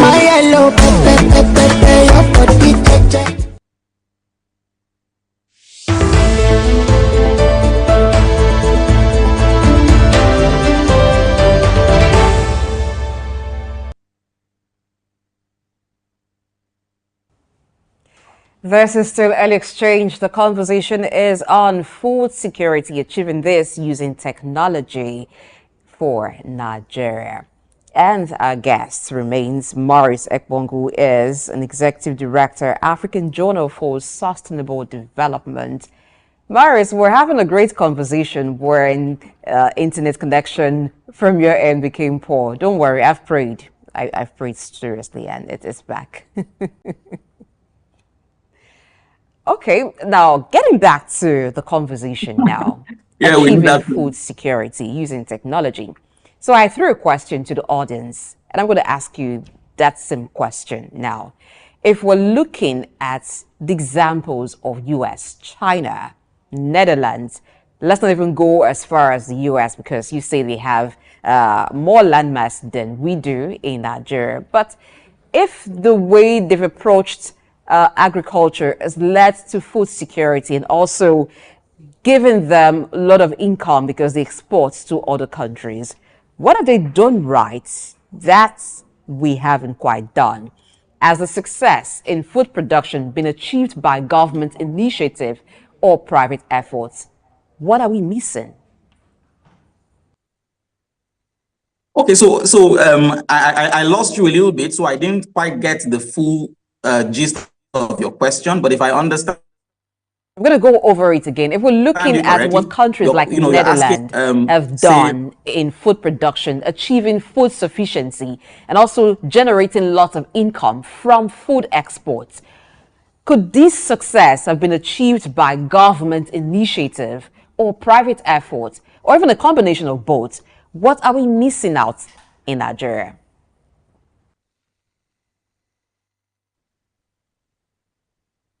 Okay, so yeah, so what are we missing in Nigeria? I think first of all, the gumption, the the will, the stomach to address the problems isn't there. You know, it is one thing to have a program, it is one thing to have a plan, but quite another to follow through to logical conclusion. Nigeria has some of the brightest minds of control whereas you look virtually in every space, in every place where things are happening around the world, you find Nigerians behind it, right? But right here in Nigeria, we have protracted problems because first, the political will isn't there to follow through. Secondly, there are all kinds of interests that you have to settle that many times, don't make business sense. Like, where do you cite projects, for instance? Like, where do you cite the, if a particular location has the conditions to support, to best support the development of something, for reasons of political expediency, you find, people citing that thing that should benefit the whole country in a place that doesn't have, that is not best fit for that. So we are not honest as a people, right? So we don't follow our policies through to logical conclusion. There's a lot of diversion. There's a lot of option. There's a lot of a lot of things basically make us shoot when we are supposed to be giants. So Nigeria can compete with the Netherlands. Nigeria can compete with India. Nigeria can compete with the US in food production. We have everything to do that. We have the human resources. We have the land. We have the agroclimatic conditions, but we don't have the leadership to do that. So if we can address that, I think the farmers, on the one hand, are quite ready to produce, right? I think Nigerians are ready to buy. The market is there. But the gap is in the quality of leadership. At Akiumi Adesina, when he was Minister for Agriculture, that's the now AFDB, African Development Bank president, you see the kind of leadership he brought to bear on the Ministry of Agriculture and how that impacted farmers, with small technology, like, sending text messages to farmers to notify them of, availability of fertilizers or inputs in the local government, just basically bridging that information gap, will cut off a lot of bureaucracy and make whatever inputs, whatever incentives are available to the local farmer to reach them. So we need technology. We need to encourage people, to produce and put our money where our mouth is, right?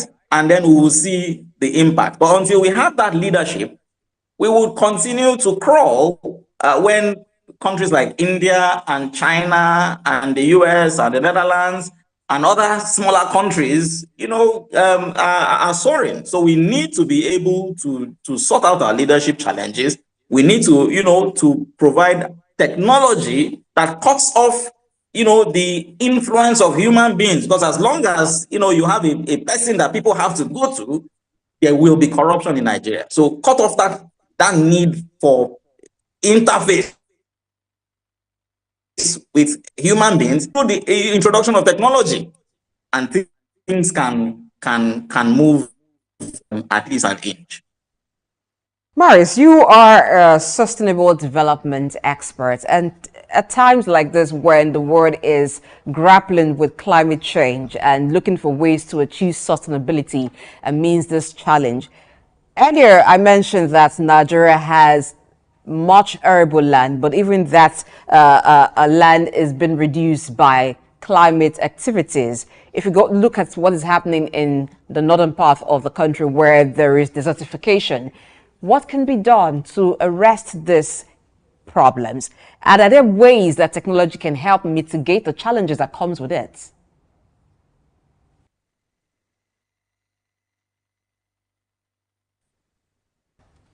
We apologize that network issue is interrupting our conversation with our guest, Maurice Ekbong there. But we'll get back to him as soon as connection is restored. Okay, back to the issue. I do hope that you sent that message, sharing your contribution, your own ideas on what can be done to improve agricultural production in Nigeria.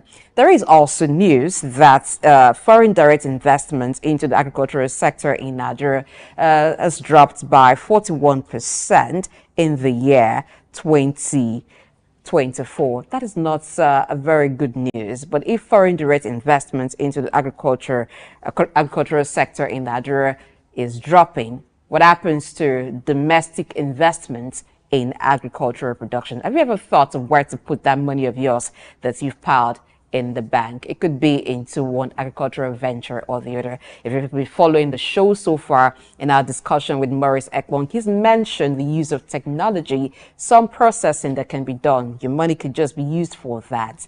Let's take a break. We'll be back.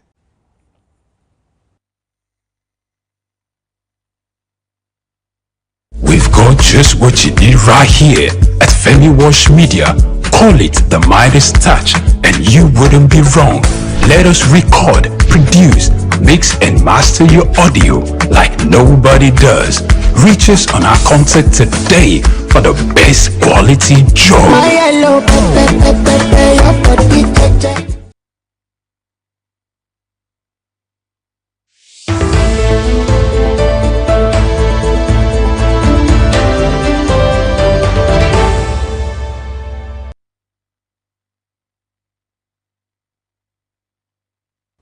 Many thanks for staying with us on Early Exchange. This conversation is a must-have because it is very important to you and I. Food is necessary for our survival.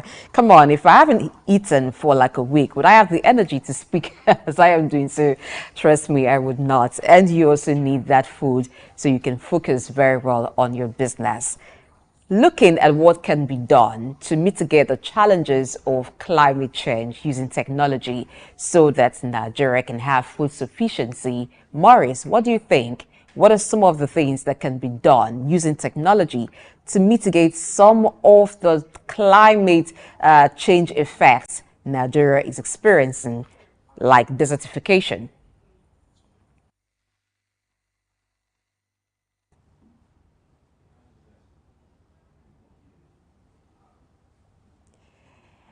My guest, Maurice Ekbong, seems to be having serious network issues, but we will try again.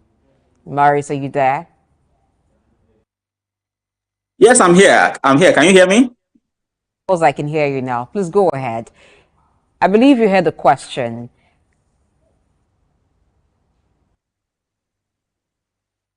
Asking that as a sustainability expert that you are, when the country, as well as other countries of the world, is faced with some climate change effects, like desertification, what role will technology play in helping to mitigate these challenges so food production in those areas are not really affected?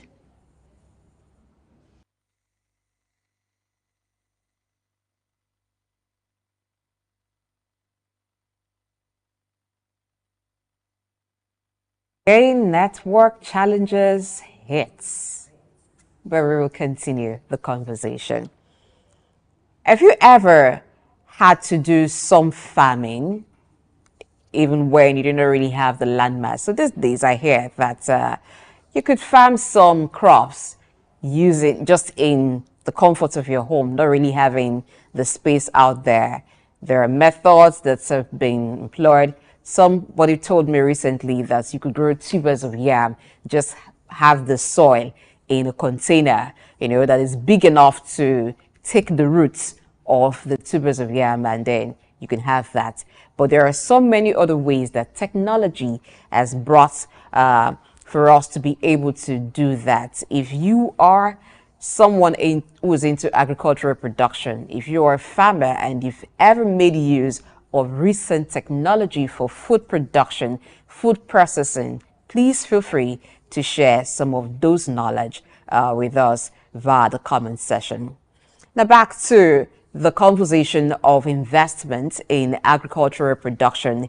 A foreign direct investment in agricultural production in Nigeria is declining. What happened to local investment? So there are lots of ways that people make money these days. Some call it passive income. It may not be you who has the knowledge of the agricultural production, you who has knowledge of farming, but perhaps you have the capital that the person who has the knowledge needs. So why not form a collaboration? Come together, you invest the capital on agreed terms. By the way, if it involves you, if it involves you putting your money into some venture, then of course there should be documents specifying the terms of that agreement. So at the end of the day, everybody knows what they are getting.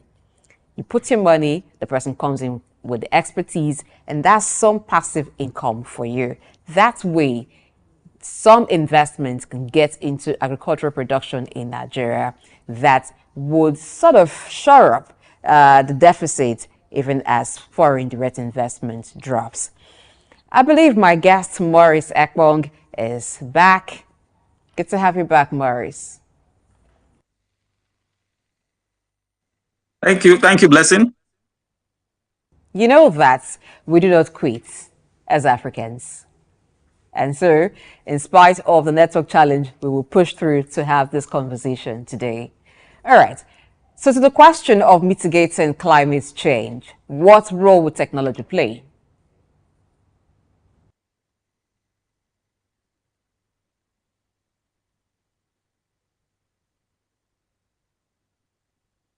Okay, I don't know whether you can hear me. Because can you hear me? Yeah. So climate change, mitigating climate change is a very important question, right? What can be done to mitigate the impact of climate change in of Nigeria? In the north, for instance, you have flooding, in the south, for instance, and so forth. So two extreme weather conditions driving or impacting agriculture negatively. So what can be done? I think we need to look at our practices, right? Our agricultural practices, right? And we need to make certain investments in the right places. In terms of, for instance, desertification, to reduce the impact of desertification, or to slow down the spread of desertification, in the north and in certain parts of other parts of the country. There is plans by the African Union, for instance, to plant what they call like a green wall, right, in certain parts of Africa, including Nigeria, that is supposed to green up the area and reduce the impact of desertification in the area. So that kind of a project is required, where you plant trees that are drought resistant in the north to basically reduce the to desertification. In the issue of say flooding, there's a lot that can be done. I was listening to a professor recently who spoke about the challenges with so-called water scarcity, right? And he said something profound, that the problem we have with water is not scarcity but management, right? Because we have a colonial system that sort of like channels water away rather than look for ways to address it. Because every year, you can predict the volume of water that will come. You can predict, when floods will come. So why don't we provide the infrastructure, right? The infrastructure that can basically accommodate that, reduce flooding, channel excess flood waters to certain reservoirs where they can be used for agriculture, they can be used for, industry, they can be used for other things. It's one of management. And I think, and the right strategy, we can sort of like manage the impact of climate change and use some of that to advantage. Okay, Maurice. So there's a report that investment in foreign direct investment into the agricultural sector in Nigeria dropped by about 41%. So from 2023, the second quarter of 2023, it dropped from about $10 million to about $5 million in the second quarter of 2024. And this has been attributed largely to insecurity. What is the way out of this menace?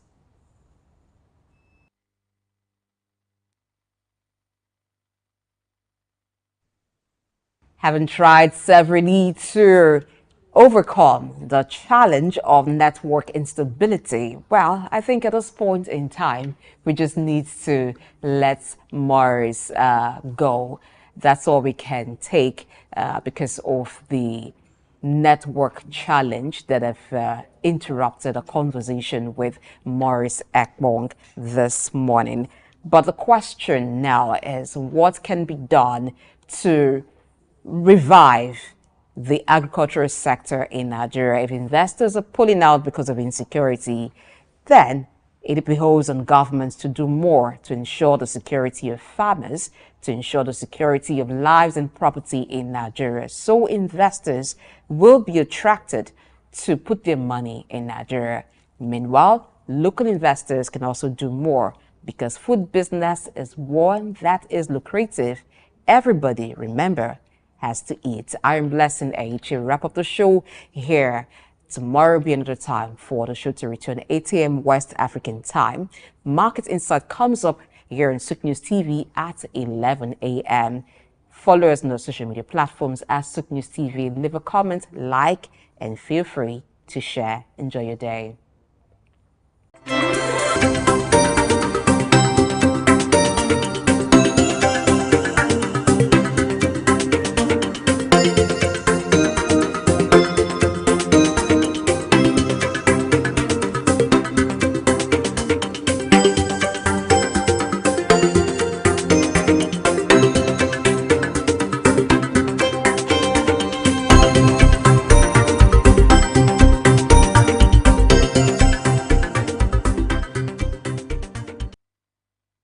Sub-Saharan Africa, where commerce meets progress. Welcome to SOUQ News, your source for business, economy, and development insight that drive nations forward. From the vibrant streets of Lagos, Africa's fastest economic hub, SOUQ News takes you on a journey of discovery, analyzing and reporting the facts that lay the foundation for growth and development. We don't just report the news, we create it. SOUQ News is more than a channel. It is a catalyst for change, spotlighting the stories that shape economies, inspire entrepreneurs, and fuel progress. Covering business, finance, technology, energy, and many more, SOUQ News provides a daily deep dive into the stories that matter, interviews with industry titans, and analysis that empowers your understanding of economic landscape. Join us daily as we dissect, discuss, and deliver the most relevant and factual news on business and the economy. SOUQ News is your trusted guide, empowering you with the knowledge to make informed decisions.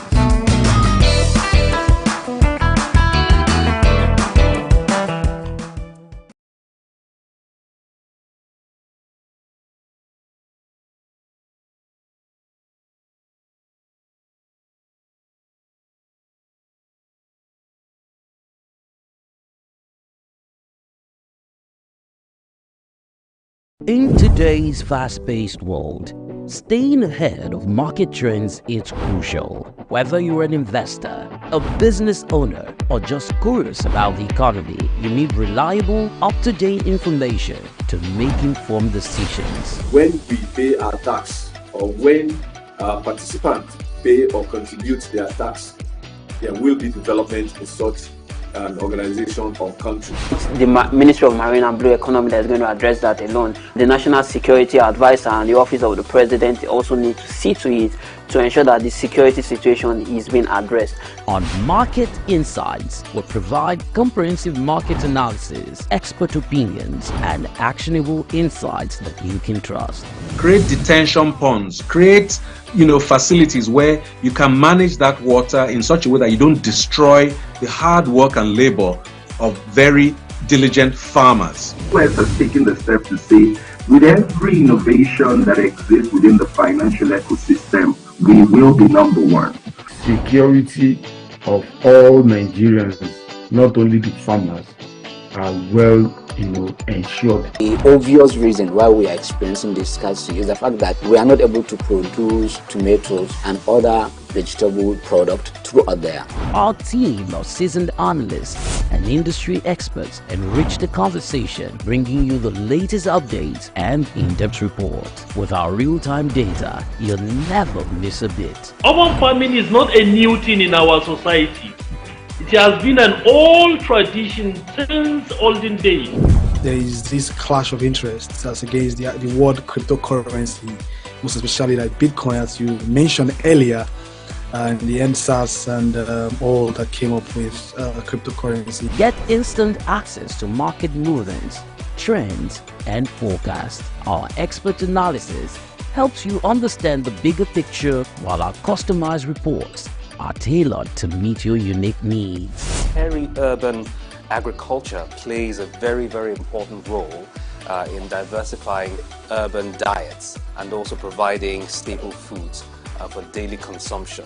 Additionally, fluctuations in the exchange rates and disruptions in the global supply chain have further inflated costs. Join us on Market Insights, Monday through Fridays, 11 a.m. to 12 noon here on SOUQ News Television. We are your premier destination for cutting-edge market insights.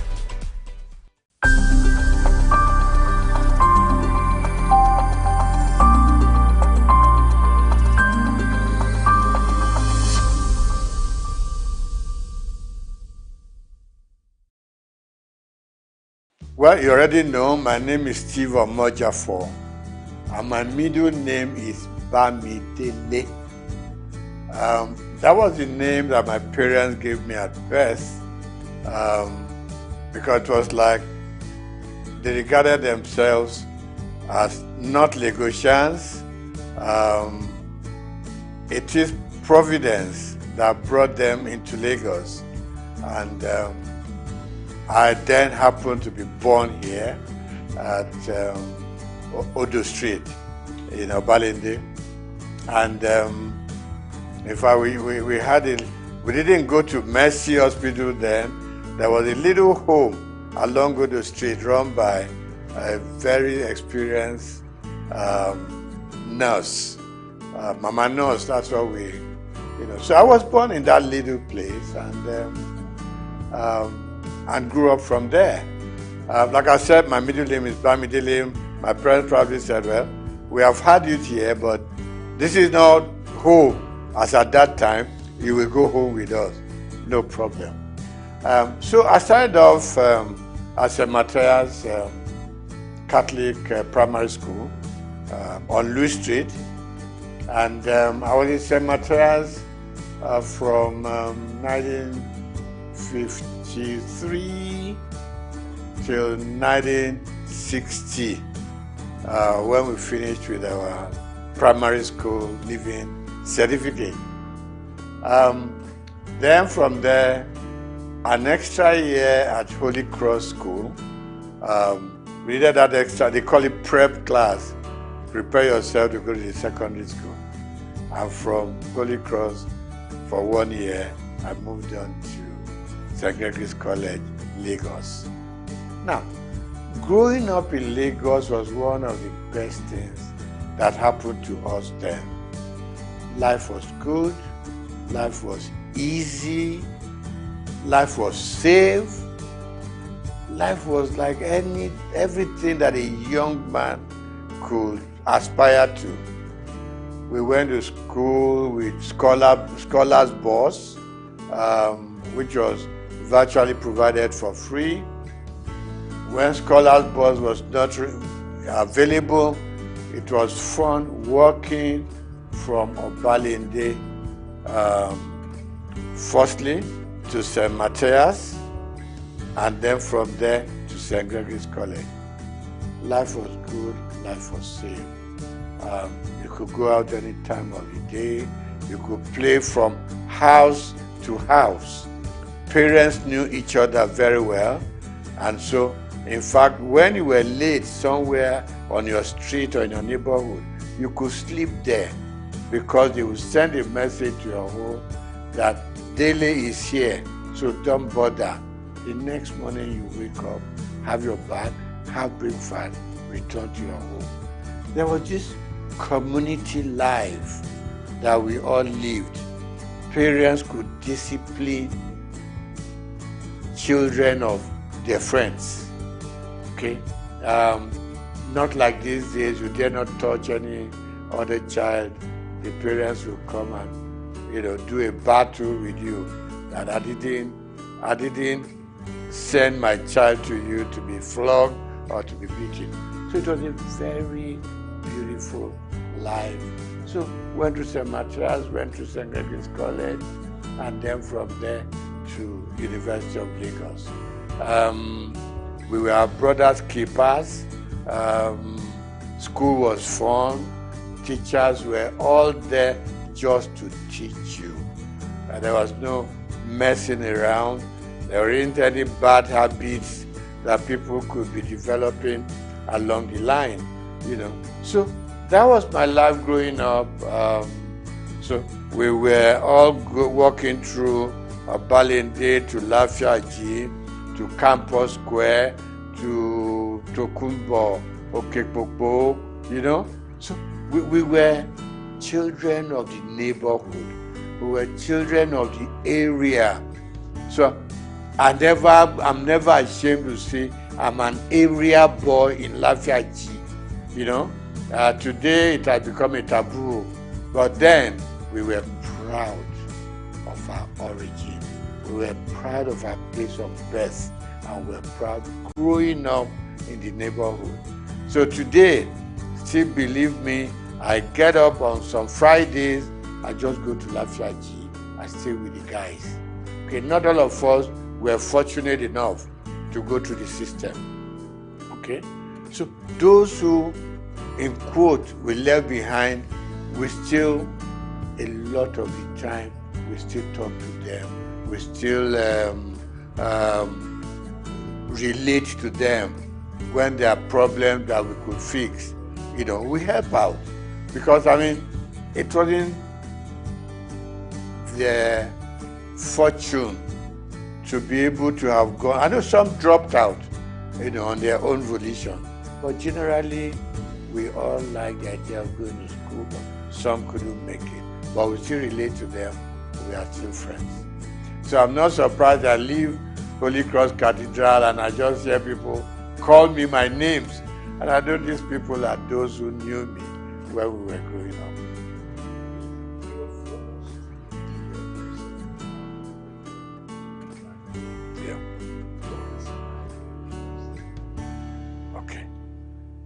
Let me start by saying that even at secondary school, I read a lot. I was interested in the newspapers, and a lot of the time I read something, there was always this beautiful column of letters to the editor. So anything that I read that I liked, I sit down, 2-3 paragraphs letter to the editor to compliment what they've done, to criticize what I didn't like, and these things were published, and I liked it. Okay, you open the papers and you just see, contributed by Steve Omojafo, or some will call me Bamidele Omojafo. So that kept me getting interested in the media. So when I left secondary school, after higher school, you would just pay a visit to Daily Times, which was in Tinubu, Kakawa Street. I just pay a visit there, you know, and I got talking to people. They would take me to the newsroom, you know, they would just show me how newspapers are produced and all that. That ignited my interest. So when I left higher school, mass communication was what called me. I know that my uncle, you are not doing accountancy, you are not doing engineering, you're not doing medicine, you want to go and become a newspaper boy. I said, yes, this is where my interests lie. So I got admitted to Lagos University and studied mass communication there. And while I was there, I developed a column in Lagos Weekend of those days. Every Friday I was contributing. And I was writing under the name of Akinbodilon. Now, Akinbodilon itself is a name that I picked up in a drama group. Because we had a drama group that we produced all kinds of little plays here and there at Jekerandu Hall, you know. So one of the roles I played was Akinbodilon. So when I started writing my columns in Daily Times and Lagos Weekend, I just used that pen name, Akinbodilon. So I did a program and I started writing for Daily Times campus news, things that happened during elections, battle between the male and female, problems with the tutors and everything. So it became a very regular program. In fact, I inherited the program from late Golabo Ogusawo, you know, who was my boss in the Daily Times. So I did that program for 3 years. It became very popular. It got to a point, Vice Chancellor would call me to say, there's a little thing going on in the university. I hope you have covered it for your paper. And I said, I'm not even employed there. I'm just writing, you know. So I left University of Lagos, had all kinds of jobs that one could do, but I headed for Daily Times because I just had developed a path for myself, and that is journalism. Okay. So while in the Daily Times, worked with the Lagos Weekend, went to Daily Times proper and worked there. I was a columnist, I was a sub-editor, and also a reporter. Combined everything. So that was where my interest grew, and it was very painful when I had to leave the Daily Times organization. And what did I go to? Linters advertising. When I walked into Linters, and I said to the chairman managing director, and I said, I want a job. I said, just like that? I said, yes, sir. You know, then it was easy to communicate with people. We're not too many, so they listen to you. So he said, what are you doing now? I said, I'm a sub-editor at the Daily Times. So why are you coming to advertising? I want to broaden my space. I want to broaden my experiences. It took about 3 months, and I got a job in Linters. And I remember Alhaji Babatunde Joseph, when I was going to leave, said, look, Steve, where are you going? I said, I'm going to Linters. I said, well, we do the same thing. They package programs commercially. Here we do our papers and we go sell, you know. So I said, okay, sir, let me just go gather some experience at Linters. And Linters and Daily Times were just 5 minutes walk from each other. And I said, sir, if the editor needs me for anything, trust me, I will spend my time and money, do write-ups for Daily Times. So I was like working in advertising and still writing for the Daily Times. You know. So that was my life. From Linters, we set up our own company. known as Roosevelt Advertising Limited. And Roosevelt, was formed by 3 partners, two friends of mine. 3 of us were at Lagos University at the same mass comm department. So we came out, and I left Daily Times to set up Roosevelt. One of my partners left Cadbury to join us, and Akodusi left AdMark, another advertising company. So 3 of us came together and we set up Roosevelt. We call ourselves second generation agencies, because before then we were the Ogilvy, the Lintas, Grant Advertising, and so on. So we set up a small shop in Surrey, and it grew beyond our own imagination. From Roosevelt, we set up a second line agency called McCann, STB McCann. Got affiliated to a company in America, McCann Erickson. So that was how it all went on. Now, I didn't do banking, and I didn't work as a banker. The interesting story is that one day, while still at Roosevelt, STB McCann then, I got a phone call from somebody I've never met before. And I picked up the call. He said, my name is ABC, blah, blah, blah. And he said, the managing director of Zenith Bank wants to talk to me. So I said, there's no problem. I know I'm not owing any bank and all that. He said, no. He just wants to talk to you. So I picked up him. He picked up the line and said, my name is this. I said, my name is this. He said, can we meet? So I said, no problem. He said, no.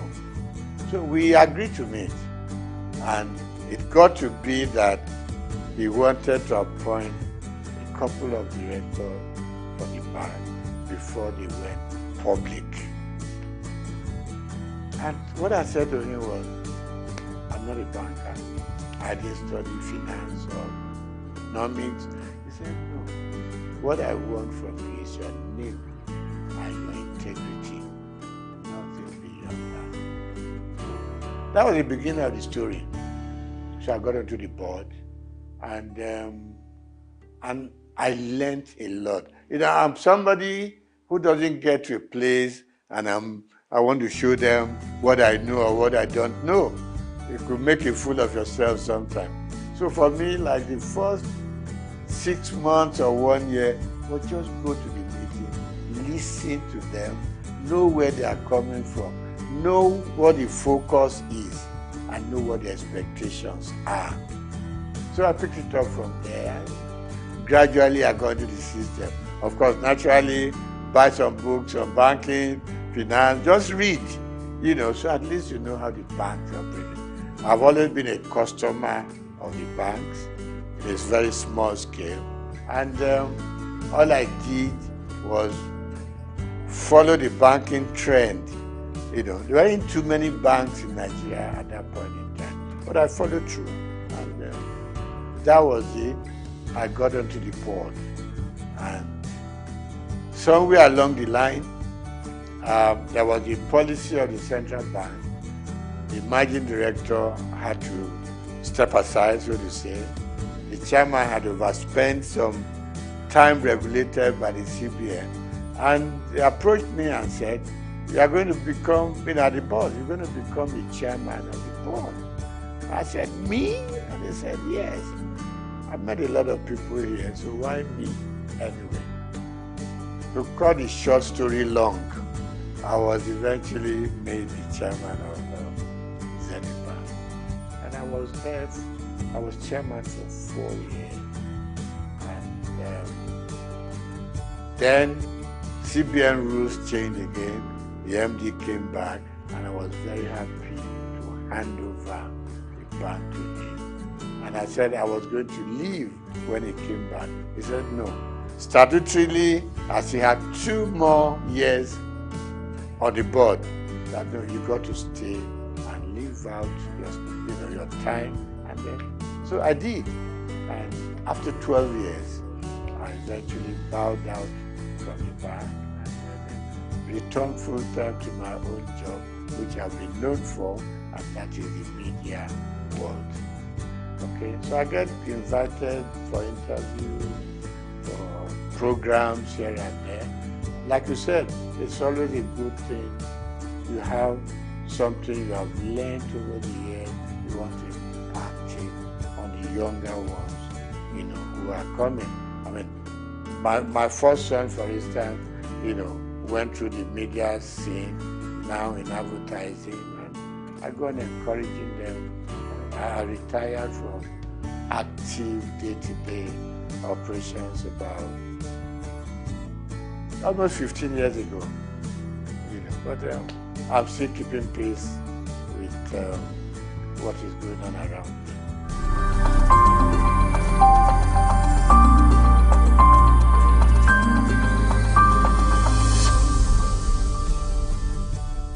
Yeah, I mean, the society itself is very dynamic. There's been a lot of changes over time. I mean, I look back during my own time in the newspaper world, and I can count just about 4 or 5 newspapers then.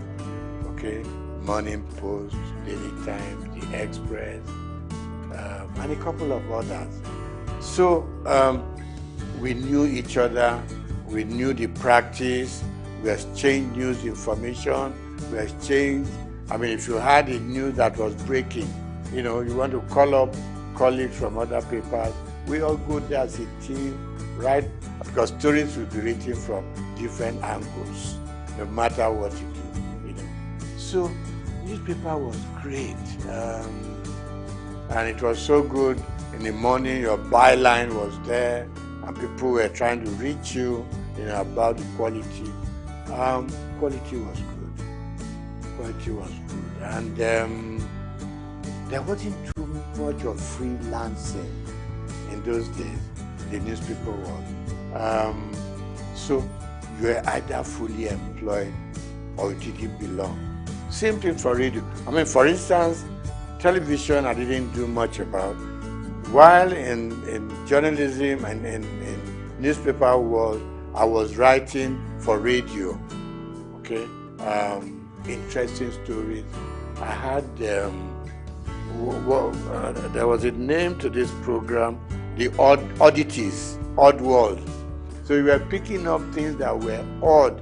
People that didn't imagine what they were. It's not something that was very common. So we went on doing that. So newspapers were growing, radio was growing, television was growing, and out-of-home media was also growing. And talk about the dynamism of the system. Suddenly, people were now going out of buying a newspaper every day to sit down and hold it in front of you, trying to read from beginning, from cover to cover. Other forms of communication came on. With the advent of mobile phones, things began to change. In our own time, it was the phone you put on the desk and you were dialing it, a lot of the time you could never get across, okay? Suddenly, mobile phone came onto the scene. And news coverage was transformed completely from what it used to be, okay? So now, people on their phone could reach out, you could touch Germany, touch America, touch all parts of Europe, just sitting down in your office to gather information, gather news, what is new, And then, of course, we now had more television stations no longer NTA alone. Okay? Now with the news stations, things were just expanding. Things were broadening up, and news gathering became something new altogether, and everybody was heading for a new phenomenon altogether. So today, you don't have to be a big guy to be able to tell your stories. Little children tell their stories, females tell their stories, you know. So really we have moved from the days of waiting to read your newspaper to gather your news. Now, with your phone on your palm, you could do wonders all over. But of course, standard also, in some areas, standard will improve. In some areas, standards will go down. Because the multiplicity of media sources create problems. The kind of quality control we used to have in those days was disappearing. And people can build up stories without even being there to know if it is factual or not. So of course, the turmoil that we are going through in the media space now is better imagined. But I still believe that for those who have structures like the one you are building up now, will enable people to know that you've got to check, you've got to cross-check. Okay? We have laws that control what we say, what you do, what you publish. Of course, they are not as rigid as they should be. So in terms of content these days, you have to ensure that you check your facts before you can believe, what they are saying or make any sense out of them. So really it has become all commerce affair. And this is not going to be the end. The explosion is going to continue. Maybe in a few years to come, we're going to have a stronger media control than what we have now. People are building content. You go on YouTube, you go on all kinds of media, and you are getting all kinds. What you hear from your WhatsApp is different from what you're going to get in your YouTube. You go to Instagram, people are selling themselves with all kinds of stories. So really, for me, we've gone through the era of sanity in media, and I hate to say, we've gone into the era where anything you can think of, say it, write it, do it. And for the consumers, it's like you either take it or you leave it. But it's good that we can now reach out much, much widely. Thanks to our mobile news. You talk to people in any village in Nigeria, and suddenly one thing that didn't grab us so early was you open up your Google map, and you don't have to stop people on the street anymore. Show me where I'm going. Just go to the app, and it leads you to the front of the house you are going to. So we have a lot of improvements, and I think it's going to be improving some more. All we just need to watch is to ensure that we remain truthful and we remain factual, so that we don't mislead people on the street, particularly people in the rural areas. One day you just see everybody running helter-skelter because somebody posted in news that is not correct. So we need to watch that and put some more control. But I like the growth in the media space.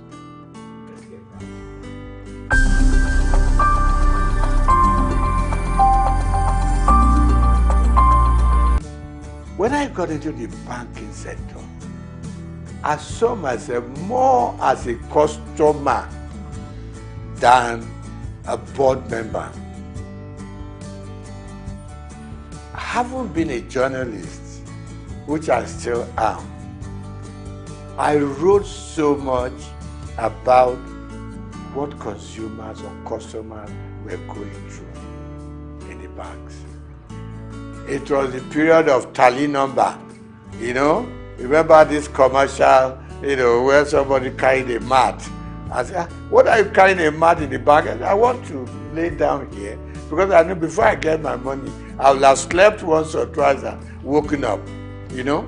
So I was very consumer oriented.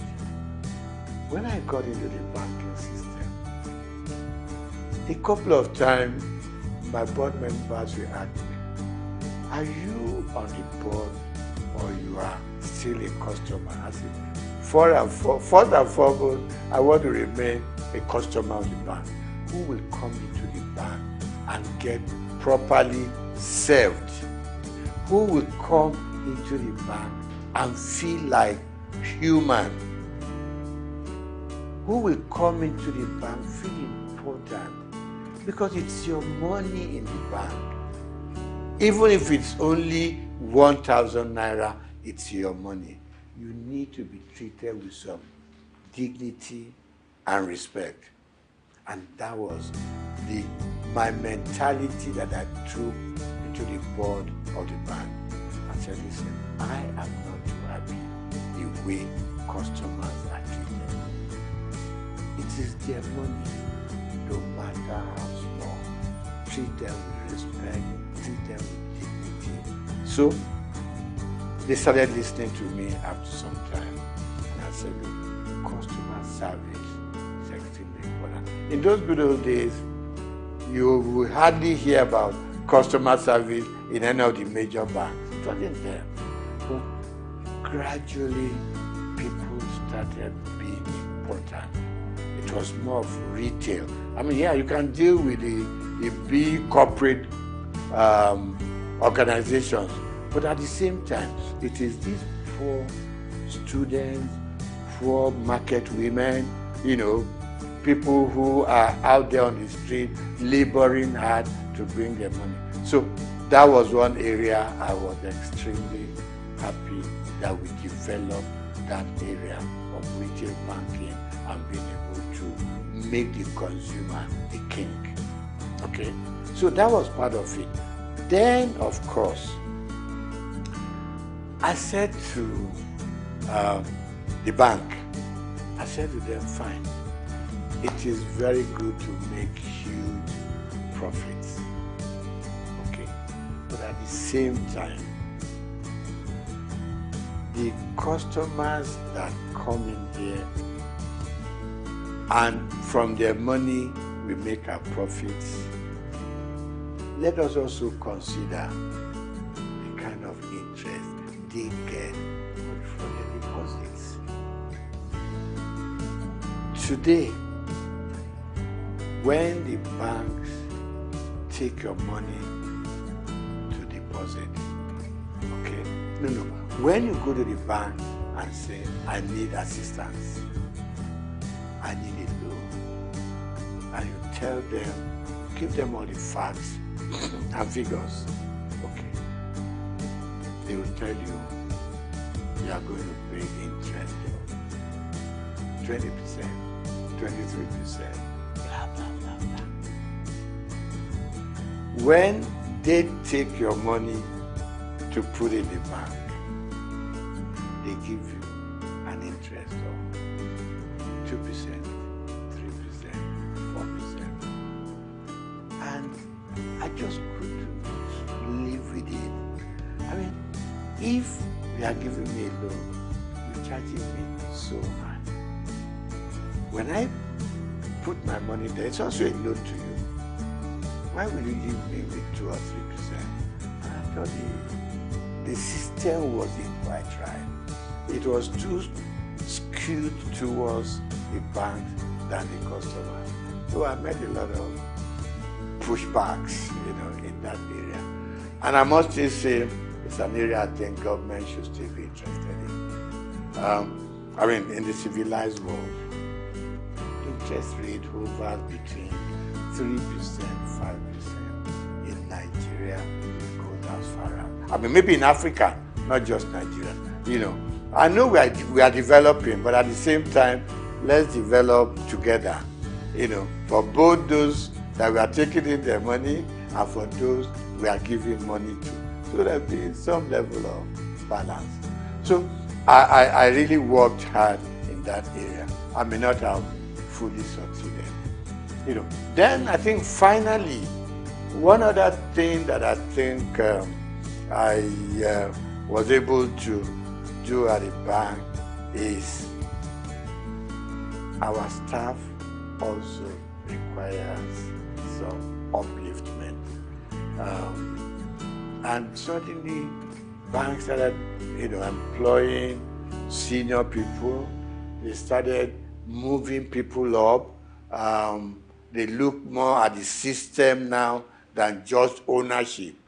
So generally, of course, more banks have come into the scene. A lot of new banks. So people can spread out and salaries started going up for bankers and all that. But of course, requirements were also extremely high. So generally, I think today we have a much stronger banking system and we are still going.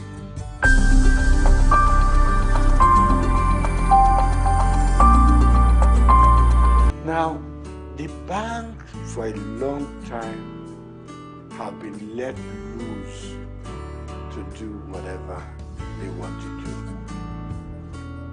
at the disadvantage of customers, like I started off with. Now,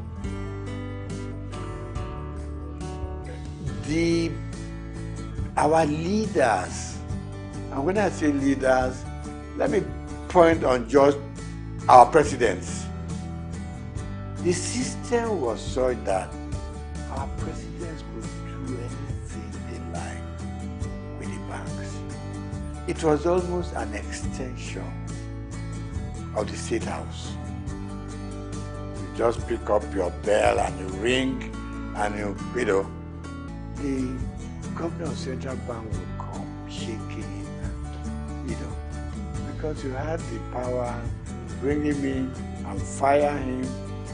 So he had to respect everything that the president wants.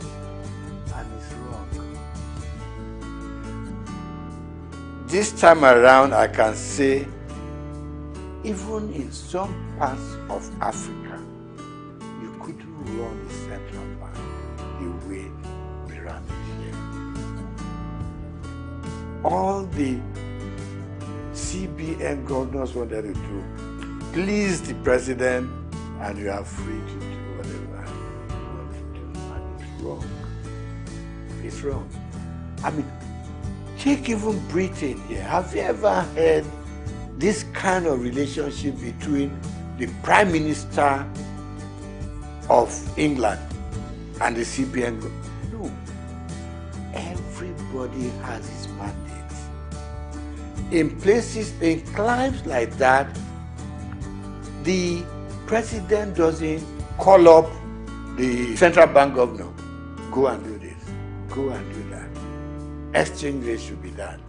Change your policy to be done.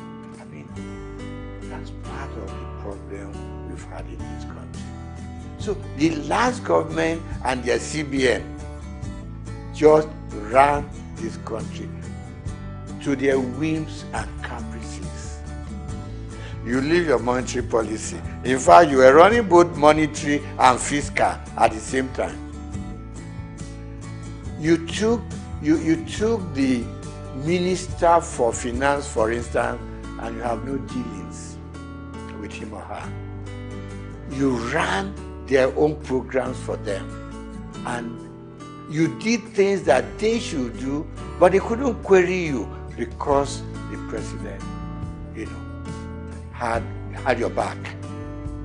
So a lot of things went wrong. And the result is now here for all of us to see. So what, I mean, look at the changing of our redesign, what they call redesigning of the currency. Now we know there are so many ways you should have done it, but we put politics and added it into our financial and monetary policies. We wanted to do it specifically to change the course of history. And it is wrong. So today, we now know what's happening at the central bank. In fact, if the true story of what went on in the last 8 years was told, I don't know what will be left of this country. You know? I mean, you had this little thing in the Constitution that said the government can borrow from the CBN within certain limits. They call it ways and means. But no. And there was a percentage tied to it. You can't do more than 5%. And by the time you're asking for the new one, you should have paid up. We went on piling up. It's like just go and print the money. You know what Idi Amin used to do in Uganda in those days. That's the kind of situation we found ourselves. Very regrettable. But I believe some sanity will now come into this space. The new central bank has at least outlined its policies.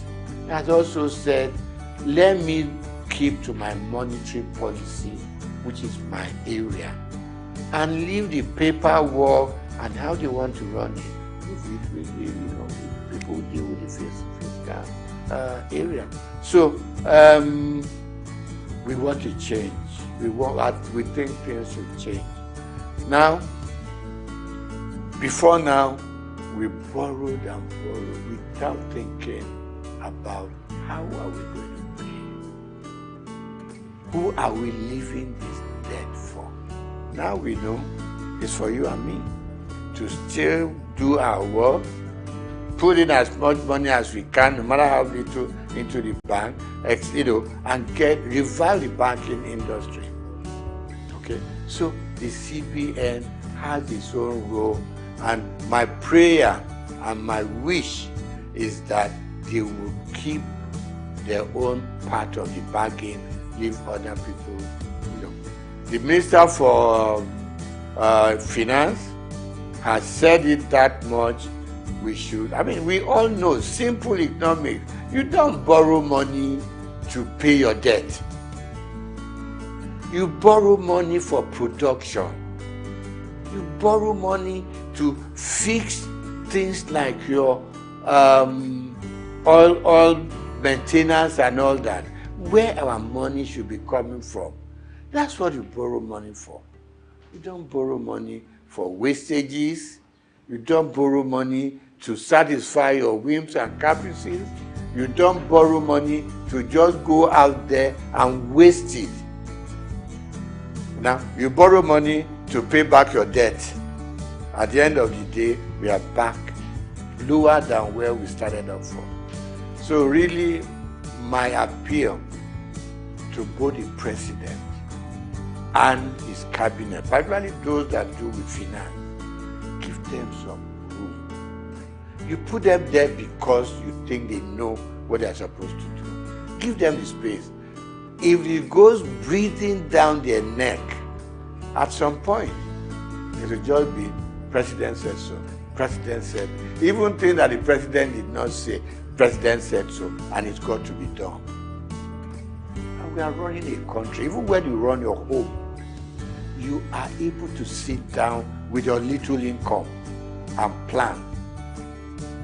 Every day we are being told, if you earn this much, use this little bit, keep the rest in the bank, because you never know about tomorrow. So that's where we found ourselves, and I believe that if everything goes right, we should see massive changes from what it was, the last 8 years. we need drastic changes in the system.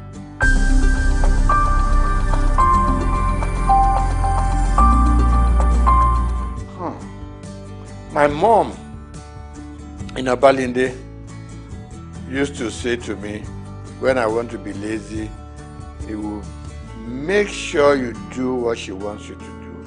And he will remind you that hard work doesn't kill. It is laziness that turns you into an inconsequential human being with no sense of direction. We grew up learning hard work, both in school and out of school. I, for instance, hawked on the streets of Lagos with my mom. You leave St. Gregory's College, now not primary school, St. Gregory's College. You come back. My mother was a textile seller. Got it, probably went to Balogun, pick up. When I come back from school after my lunch, get a basket full of cloth which I put on my head, and we go from street to street. My mother is carrying her tape rule and another measurement stick, and we'll go around Obalende, Goshere, Bangoshe, Oshoji, and we were selling. From there, she graduated to owning a shop in Balogun. When I leave school, I was her accountant, so to say, bookkeeper. All the things they sold and make, keep the records and everything. I helped her take the money to the bank. It was Barclays Bank, what was it called then? Yeah, Barclays Bank, before it became Union Bank in Balogun. So I've learned how to trade. I've learned how to make money. I've learned how to deal with customers. Plus that, I was also a bread seller. Somewhere along Strachan Street off Igboshere, there was a big bakery owned by the Lawson family. To be able to get enough bread, you got to get there between 5 and 6 in the morning. Okay? So let me cut it short. We learned to work hard. And that working hard continued with us up till where we are today. We also were very straight-minded in terms of what we wanted to be. We played pranks, so we went out to play football, we went out to, to play with the girls and everything. But at the end of the day, you returned home. And our parents didn't spare the rod. They didn't. You came back later than expected to. They would lie you on the floor and dealt with you. So the combination of the kind of upbringing and the kind of training we went through home probably kept us where we are. And like I said to you before we started the interview, you knew that if you finish your primary school, secondary school is the next thing. If you finish secondary school, you don't know what you were going to reading for. Not until probably when you got to the university, did it occur to you, okay, I'm going to choose a profession.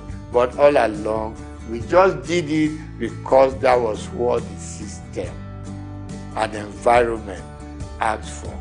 So, secret of success, hard work, hard work, hard work.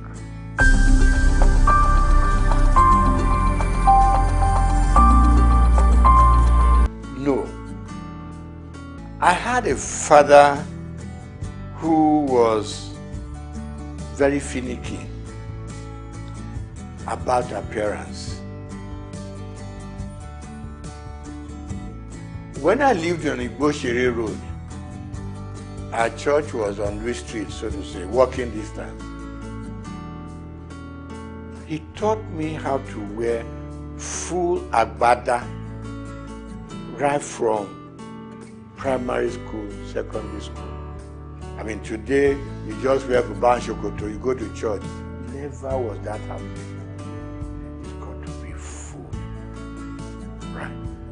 Then from there, by the time you got into, I mean, my father died while I was in university.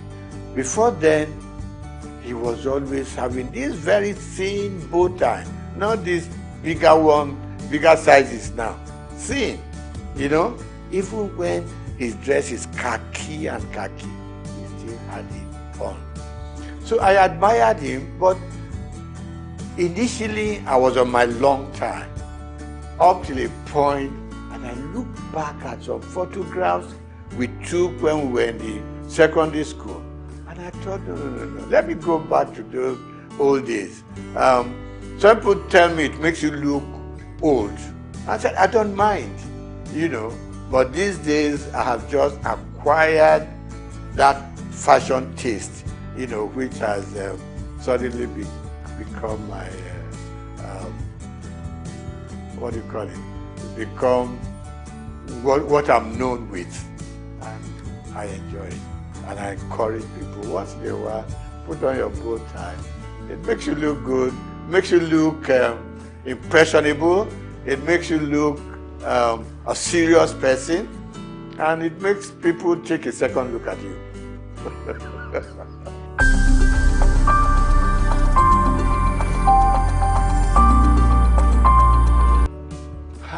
I think number one, parents started sparing the rod. Call it civilization, call it growing up and all that.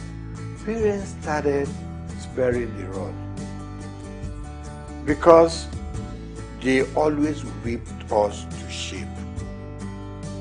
You knew what was expected of you, and you did it. Because if you didn't do it, your punishment is waiting for you. But as we grew up, I mean, you probably will ask me today, do I use the rod for my children, for instance? And the answer is no. And why it is no is that these days the children look up to you. They are more exposed than what we were. More exposed. They know what daddy does. If you show them a bad example, they will repeat that bad example.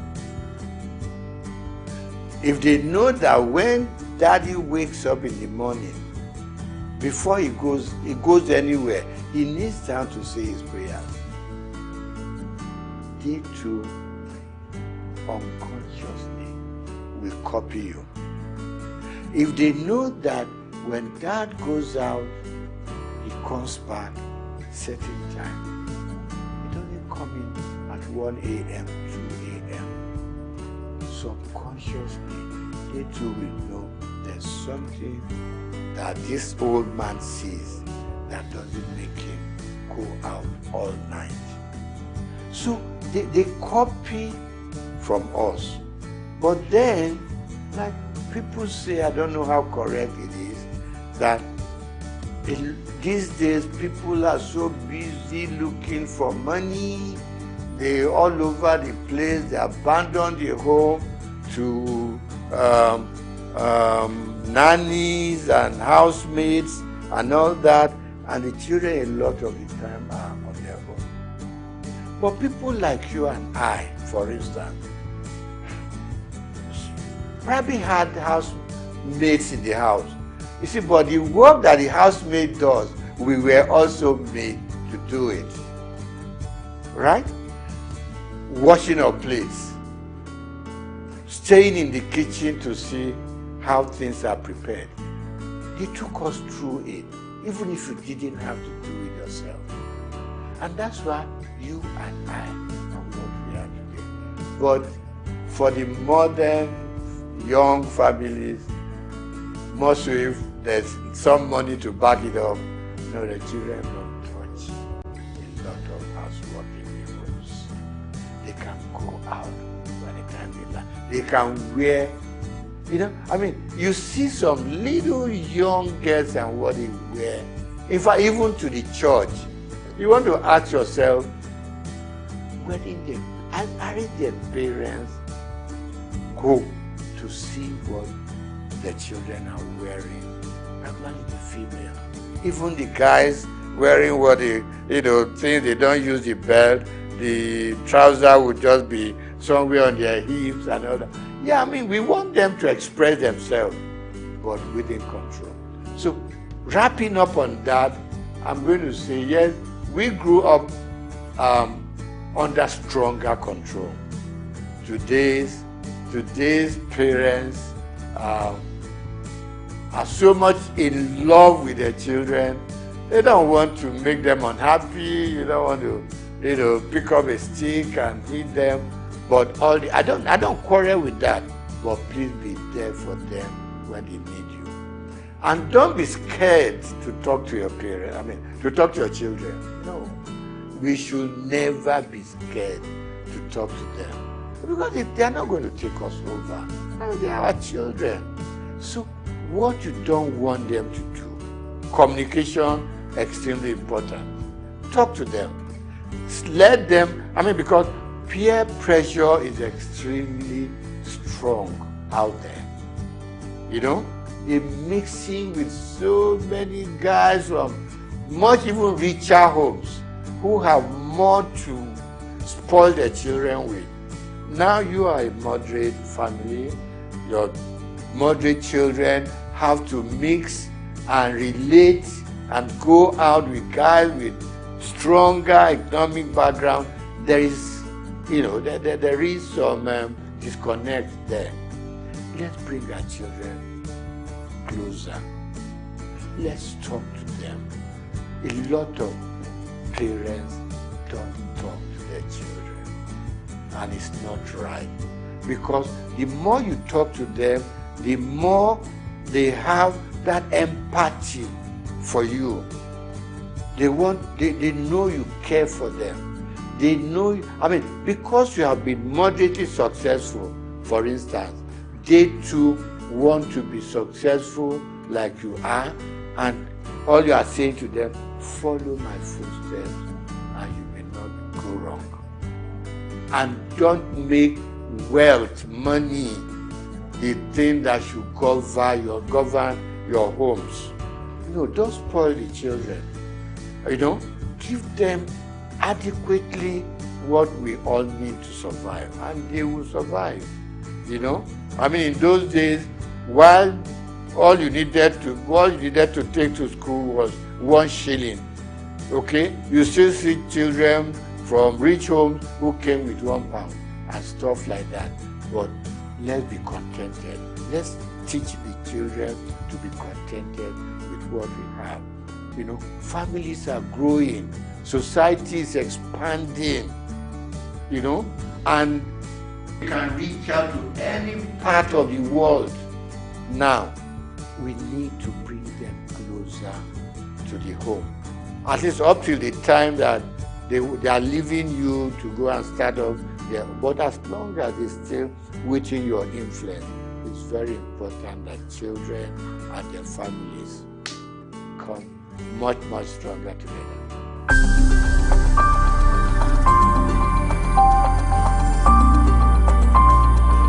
I'm going to start with sports.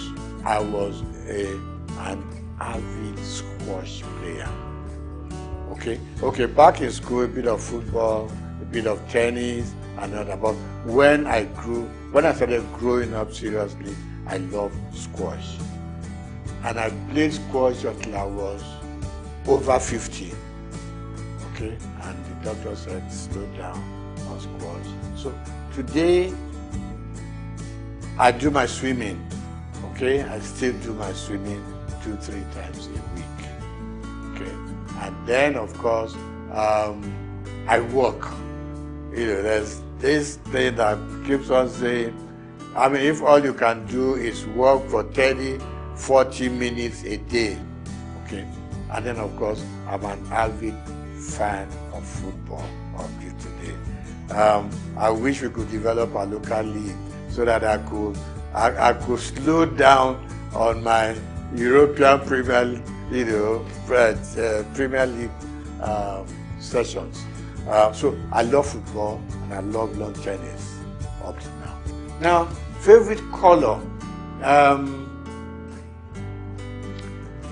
subdued. Okay, hot colors frighten me. Okay, and if you have to do it, just make it minimal. When I pick my dress, for instance, you got to know you want the kind of shirt you want to wear to match the color of the tie you want to use, to match the color of your suit, so it doesn't run riot. So it's extremely important. And I say to my friends, just Google it. What color matches this and what color matches that? You know, so you don't become like a Christmas tree, on the road. That was the third one. Food.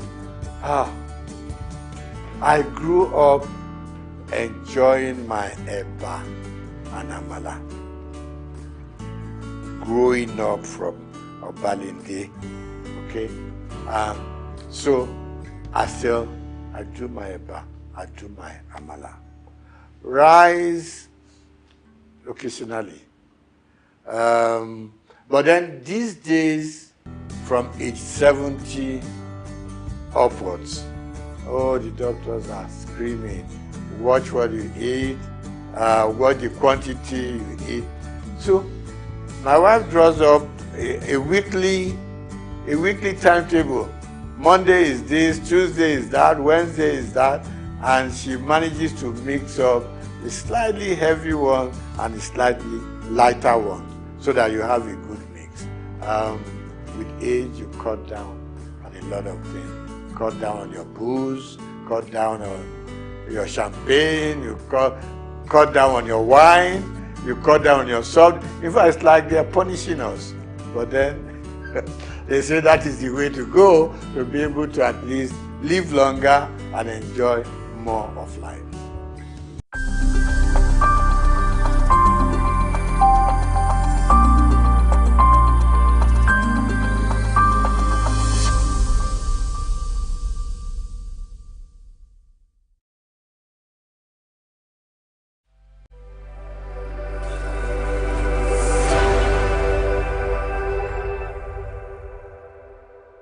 The Economic Forum Media Limited and Nairametrics Financial Advocate Limited have jointly organized the Nairametric MSME Award to recognize and celebrate organizations that have made impact in the micro, small and medium enterprises MSME sector.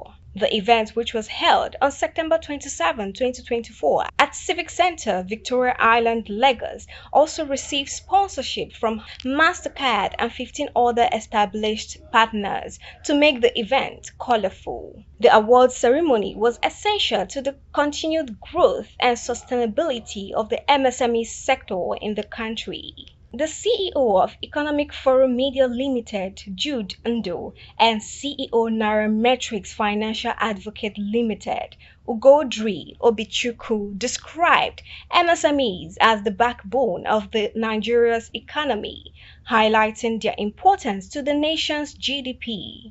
The technical advisor on enterprise development, Dr. Babangida Kabir, represented the governor of Katsina State at the event. Other dignitaries include the executive chairman of Federal Inland Revenue Service, FIRS, SOUQ Adedeji, Banks, Group Head, Brand Management and Corporate Communication, Rashid Bolariwaju, among others. There were representatives from banks, fintech companies, job creation organizations, Answer Mansard, and many more stakeholders. This award, we strongly believe that the opportunity to create a platform to promote MSME ecosystem is just at the right time. This award is curated, conceptualized and conveyed by the Economic Forum Series in a strategic partnership with Nairametrics and Digicom Enterprises The award is a hybrid event where other participants are joining us online across the social media digital platforms. We will begin with some goodwill messages from our special guests. SMEs are the backbone of Nigeria's economy. And at Nairametrics, we have been covering Nigerian economy for almost a decade now. We focus mostly on MSMEs. MSMEs, as we all know, contribute 50% of our GDP and employ over 80% of our workforce. With over 41 million SMEs in Nigeria, we represent the spirit of innovation, resilience, and determination that propels Nigeria forward. The representative of Katsina State Governor delivered the goodwill message and outlined initiatives aimed at empowering MSMEs. Programs like this award is an inspiration to all of us to continue expanding our opportunities for the businesses to grow, adopt, compete in the both national and the global level. I want to commend all the nominees and award recipients for their remarkable contribution to the development of our economy. You represent the spirit of enterprise that depends on challenges of significance, but you are wearing determination and creativity to ensure that the future of the SMEs are brighter in Nigeria. The Vice President Customer Solutions Center and West African at MasterCard, Kari Tuko, during the fireside chat outlined the impact made by MasterCard in driving equitable access to financial challenges. She explained the MasterCard is out to make the MSME's transaction seamless. Mobilizing access to digital economy. It's a global initiative that pulls NGOs, government agencies, pulls a lot of global assets together to solve for pain points that SMEs have in the local market. We have jointly committed to including 100 million SMEs into the digital economy. Fantastic. By the year 2030. Please come and put an announcement for that, ladies and gentlemen. Did you hear that? That focus will continue to work together and we start to identify relevant partnerships in Nigeria that can also further foster that agenda. My dream is SME, all SMEs are financially included, digitally included, are enabled with the right tools, capability, access to credit. I remember that the gentleman who spoke on behalf of the FIRS mentioned tax, right? Part of the reason why a lot of the SMEs don't want to be digitized is because they don't want the cost of tax burden. So we need to find a way to ensure that we are collectively helping the SME run their business in the most efficient and profitable manner. And that is the commitment that MasterCard is making in the way that we continue to develop solutions and innovate for the SMEs in Nigeria and across Africa. And then it was time to give out the awards. First on the list was the Senior Special Assistant to the Office of the Vice President on MSMEs and Job Creation, Timitola Adekunle Johnson, who received the honorary award for excellence in government policy and intervention programs for MSMEs. While the Executive Governor of Katsina State, Malam Diko Umaru, received the Best MSMEs Governor of the Year. The United Bank of Africa, EcoBank, and Zenith Bank shared the award for Best MSMEs Trade Finance, while MasterCard, Visa, and Verve shared the award for the Best MSMEs in FinTech Card. Remita, Paystack, and eTransact claimed the award for Best in Payment Security, Data Protection, and Fraud Prevention, and many other recipients expressed gratitude to the organizers for the recognition. SOUQ News caught up with the SSA to the president on MSMEs and job creation in a short conversation. It's fulfilling when you get recognized not by the norm, not by those that when you get recognized outside your space, it means that whatever it is, whatever efforts you're putting in is yielding results. I mean, there's always room for more, so we'll continue to strive, to excel, to continue to do more for the MSME space. But I feel great, and I thank the organizers of this award. Any entity or any private sector or anywhere that wants to do something like they want to encourage them to continue to encourage both MSME actors, should it be the business owners or those regulators. It is actually good to continue to encourage and support them in what they are doing. So urge more people to do things like this. One of the key achievements in the enterprise development ecosystem for my governor is creating Katsina State Enterprise Development Agency, which is the agency championing the empowering the small-scale businesses in the state. These partnerships are crucial not only for the recognition of excellence but for providing the necessary resources for MSMEs to thrive in an increasingly competitive and digital global economy. By spotlighting the contributions of these key players, the award encourages more innovation, investment, and collaboration within MSME ecosystem.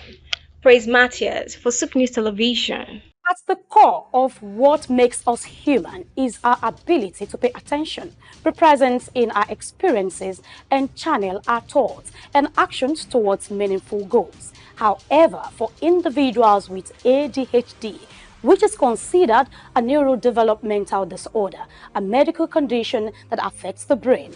This fundamental aspect of human nature is often disrupted, leading to difficulties in maintaining focus, controlling impulses, and regulating behaviors. Hyperactivity disorder is a neurodevelopmental disorder that occurs in children and adolescents. It's a problem that has to do with brain development and the brain function. And the ADHD symptoms range from inattention, impulsivity, and hyperactivity. They may be very restless, fidgeting, and they're always on the move. And sometimes they may be climbing, jumping from here and there. That they may injure themselves in the process. Attention Deficit Hyperactivity Disorder, ADHD, is one of the most common mental disorders diagnosed in children, though it can persist into adolescent and adulthood.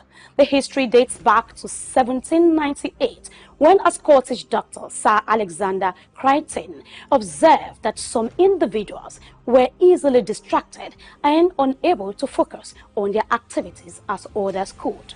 He noted that these symptoms often began early in life, which is consistent with what we now recognize as ADHD. The disorder typically manifests between the ages of 3 and 6, with symptoms such as difficulty in focusing, excessive movement inappropriate to the setting, and impulsive actions occurring without forethought. This ailment affects people of all ages, though most commonly diagnosed in children. The average age of onset is around 7 years, with symptoms significantly impacting various aspects of life. Approximately 5 to 10 of children worldwide are affected, with the highest prevalence rates observed in Africa at 8.5% and South America at 11.5%. Variations exist across different countries, with lower rates in Japan and Finland and higher rates in Jamaica and Thailand. In the United States, about 7% of children are diagnosed with this disorder, reflecting an average of prevalence globally. Differentiate between ADHD and other neurodevelopmental disorders. It starts with comprehensive assessment. And when I talk about assessment, I mean assessment by child psychiatrists, assessment by child psychologists, and other professionals in the mental health team.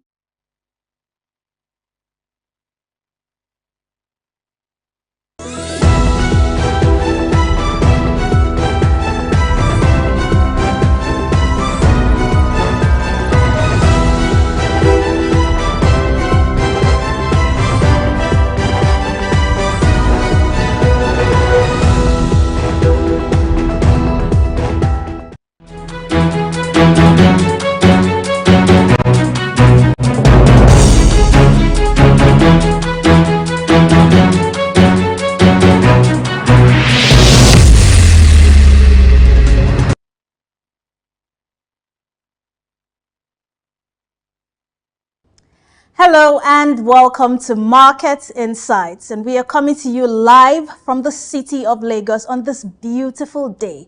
I am Lavina Emma. Now on today's show, we are discussing streamlining governance and strategies to cut costs in the Nigerian government. Now, as you know, this topic affects all citizens of this country, and the issue of high governance cost has been a recurring concern in Nigeria, with many calling for reforms to reduce unnecessary expenditures. Nigeria's governance costs have been alarmingly high, with recurrent expenditures consistently exceeding the capital expenditures. Now, this has resulted in reduced investments, infrastructure development, and economic growth. The country's expenditure patterns have raised concerns among stakeholders, prompting the need for effective management systems.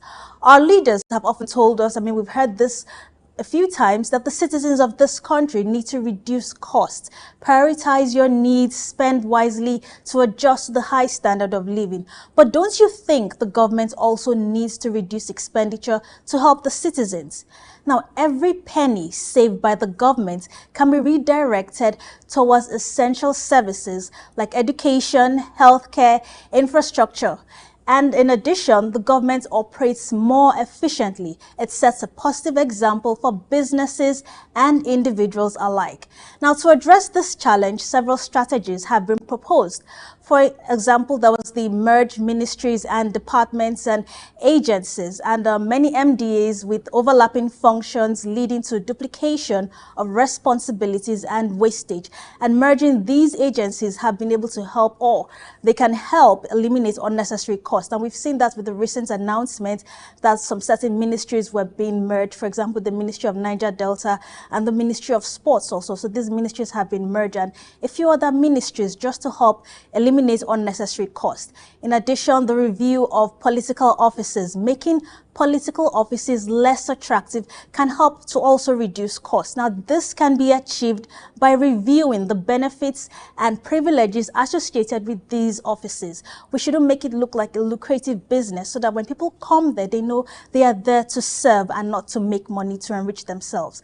Now, another factor to consider also is the provision of adequate infrastructure. Now, investing in basic infrastructure can boost investments and positively impact citizens' lives, and that's what every Nigerian wants. And lastly but not least, the enforcement of monetization policy, discontinuing the provision of houses and vehicles to officers, to public servants whose allowances are already monetized, can also help to reduce costs. And we need to strengthen our judicial system, and promoting transparency can minimize unnecessary litigation and ensure accountability. So this morning, we'll be discussing strategies to cut waste, improve transparency, and promote accountability within government departments. But let's not be all talk and theory. We're going to hear from experts. We will have two guests who will join us virtually and who will share their experiences on how implementing these reforms will benefit all Nigerians. So whether you are a taxpayer, a business owner, or simply a concerned citizen, this discussion is very relevant to you. So join us after the break as we explore how Nigeria can achieve a more efficient and effective government.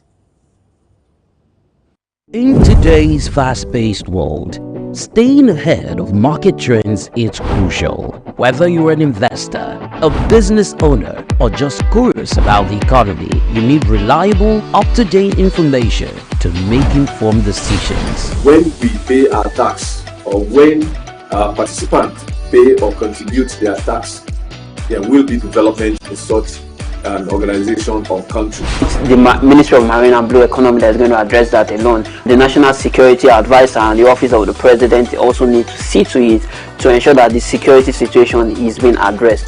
On Market Insights, we provide comprehensive market analysis, expert opinions, and actionable insights that you can trust. Create detention ponds, create facilities where you can manage that water in such a way that you don't destroy the hard work and labor of very diligent farmers. US has taken the step to say, with every innovation that exists within the financial ecosystem, we will be number one. Security of all Nigerians, not only the farmers, are well, ensured. The obvious reason why we are experiencing this scarcity is the fact that we are not able to produce tomatoes and other vegetable products throughout there. Our team of seasoned analysts and industry experts enrich the conversation, bringing you the latest updates and in-depth reports. With our real-time data, you'll never miss a bit. Urban farming is not a new thing in our society. It has been an old tradition since olden days. There is this clash of interests as against the world cryptocurrency, most especially like Bitcoin, as you mentioned earlier, and the SOUQ and all that came up with cryptocurrency. Get instant access to market movements, trends, and forecasts. Our expert analysis helps you understand the bigger picture, while our customized reports are tailored to meet your unique needs. Peri-urban agriculture plays a very, very important role in diversifying urban diets and also providing staple foods for daily consumption. Additionally, fluctuations in the exchange rates and disruptions in the global supply chain have further inflated costs. Join us on Market Insights, Monday through Fridays, 11 a.m. to 12 noon here on SOUQ News Television. We are your premier destination for cutting-edge market insights.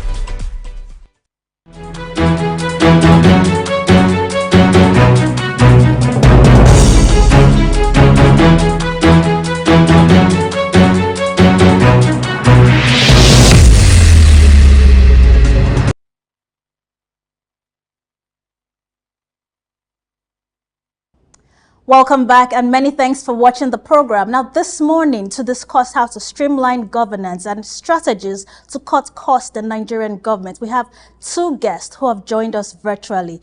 We have Adeni Ismail Oluwatosin. He is the founder and CEO of Jomi Global, and he is also a political strategist, an entrepreneur, and a community advocate. His commitment to public service extends far beyond his professional achievements. He is deeply invested in community initiatives that promote youth engagement, leadership, development, and economic empowerment. And we also have Oni Olaleko. He is a public affairs analyst, and he'll be joining us virtually also. So welcome, gentlemen, to the program Market Insights. Good morning. Okay. I'm pleased Good to be here morning. this Good morning. morning to you. Welcome to the program Market Insights. We're glad to have you here this morning. Can you? Thank you. I can hear you. Can I you said hear me, good Oni morning. Olaleko? Very clearly. I can hear you clearly. Very clearly. Have you on the program this morning, even though it's virtually, but we're Thank so you. happy to have you joining us. So we're discussing streamlining governance, how to create strategies that can cut costs to reduce the cost of governance in Nigeria. Now, before we get right into the issues of governance and everything it entails, and how expensive it is, and in case of Nigeria, how it's very expensive and how to reduce costs, let's start with what's the current state of governance costs in Nigeria? What's your assessment so far?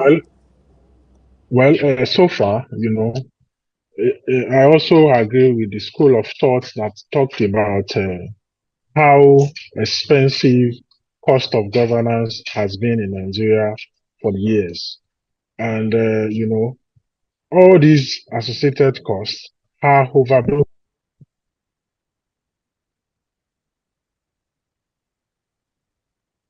Public offices are being run. Can you hear me? Yes, yes. All right. If you look at how our public offices are being run, you will find out that the cost associated with them are overbloated. You will see one public office holder having about 13 or 14 aides. Even some of them have more than this number of aides. For example, if you have a local government chairman in some places, we've had here where a local government chairman employed over 100 aides. And we know that all of these aides are earning one salary or the other. Apart from that, you look at the retinue of vehicles they have and all of that. So in a nutshell, we can say that our cost of governance in Nigeria is just too high, and it cuts across the local government to the state government to the federal government and even to parastatals, to ministries, to agencies, and all Okay. This is of a that. very And this is why serious issue Nigerians are from everything you have said so far. And definitely, we, like I mentioned during the introduction, with everything happening in the country, with the high standard of living, the high cost of food items, we're expected. I mean, we're always being told by our leaders that we have to keep readjusting to this current economic situation. But looking at this whole scenario, it shouldn't be the people alone that should be readjusting to the high cost of living. So what are your thoughts on this, on how Nigeria's leaders can adequately reduce the cost of governance, whether it's a local government chairman or a minister or a high-ranking government official?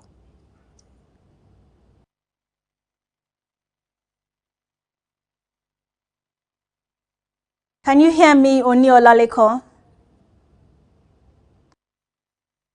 A glitch in the network, but can you hear me now, Oni Olaleko? Okay, bit of an issue with his audio. He'll be joining us shortly, and like he rightfully mentioned, with everything happening in the country, yes, it cuts across everything in Nigeria, both local governments, state governments, and even in the federal government, we have these high-ranking government officials really living expensively. Okay, can you hear me now, Oni Olaleko? I can hear you clearly. To hear. Okay. So now how does looking at our whole scenario now, like you rightfully mentioned, the cost of governance is in different sectors of our leadership here in Nigeria. But before we talk about other African countries now, I mentioned how since we entered this phase of the harsh economic realities, the high cost of food items, the high standard of living, we're often told by our leaders that we need to readjust so that we can adequately survive during this temporary economic realities. So now how can, don't you think that it's not just the people alone that should be able to readjust? Don't you think the government officials, whether they're local governments or state government officials or ministers, people serving in government, they should also have to readjust and also cut costs? It shouldn't be the people alone. So what are your thoughts on this?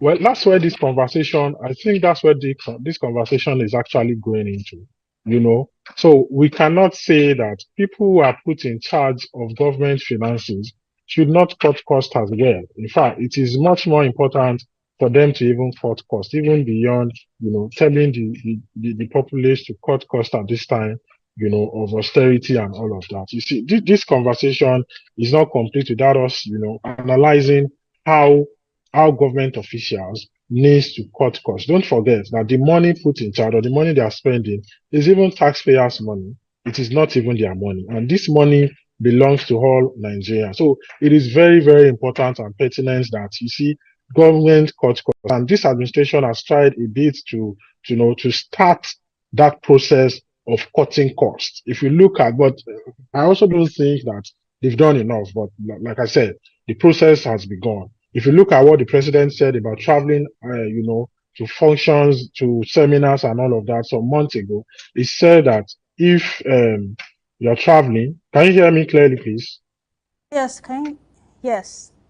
Can you hear me? Yes, I can hear you. Please continue. I can hear you clearly. All right. If you look at what the president did some months ago about, aides going out or for meetings or for functions, he reduced the presidency and all of that. But we have also argued that it is very, very important that some of these things, goes into these processes also, is associated with the legislative, the judiciary, and every other part of government, not just the presidency alone.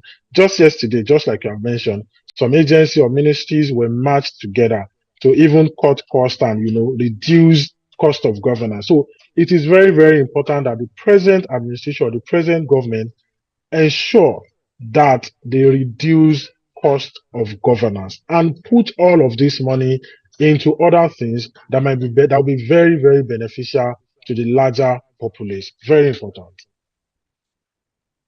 Now, some critics are of the opinion that this issue that is definitely it's needed for them to run the country effectively, that they need to actually, it has to be this expensive. I do understand what you're saying, but when we compare Nigeria to other African countries, how do you compare the cost of governance with Nigeria and other African countries? And if we have to look at this thing from an opposing view, do you really think at this what are the primary drivers of this high cost of governance in Nigeria? Well, first of all, in Nigeria, politics is highly lucrative. And how the politics became lucrative. For example, if you are voted in as a member of House of Representatives, for example, you can see that Senator Ojius Okalu was saying last week that he earns 14 million naira in a week, in a month, and that 14 million naira is not even enough for him. Compare that to what their counterparts in other African countries earn. I doubt if they even earn half of what the Nigerian senator earns in other African countries. So we know that, and with facts, we know that what Nigerian senators or House of Rep members or government officials earn in Nigeria is far higher than what is obtainable in other African countries. Having said that, one of the reasons why I feel that these huge expenses, this huge cost of governance in Nigeria also goes back to the people. If you are in your community and once you get a political office in Nigeria, the cost, the burden the people also put on you are so high that you also want to meet up with the demands of the people. So if you look at this thing vis-a-vis the demands that comes from the people who elected these public official holders and what they get, we see that, and to an extent, I'm not giving an excuse for Senator Ojius Okalu, but I understand when he said that even that 14 million naira is not enough for him, at the end of the month. Because if you look at if you look at people who surrounded him back in the senatorial district, the kind of demand that comes to him every day, not even every week, not even every month, the kinds of demand that comes to him every day, you will realize that such money. So we need to balance this conversation.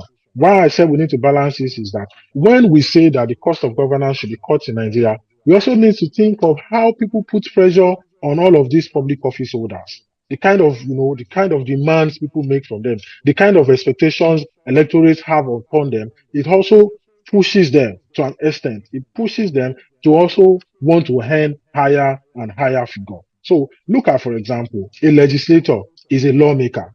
And a legislator is expected to make bills, is expected to make laws and ensure that these bills and laws, affects Nigeria in a positive way. But the expectations on if a legislator, either a state legislator or a federal legislator, is even far beyond just making laws. The expectations on them are that these lawmakers need to bring roads back to their constituency or their senatorial district. These people need to pay hospital bills. They're expected to, build primary health care center and so on and so forth. So all of these demands, all of these burdens puts them in a position where they also want to earn more and more.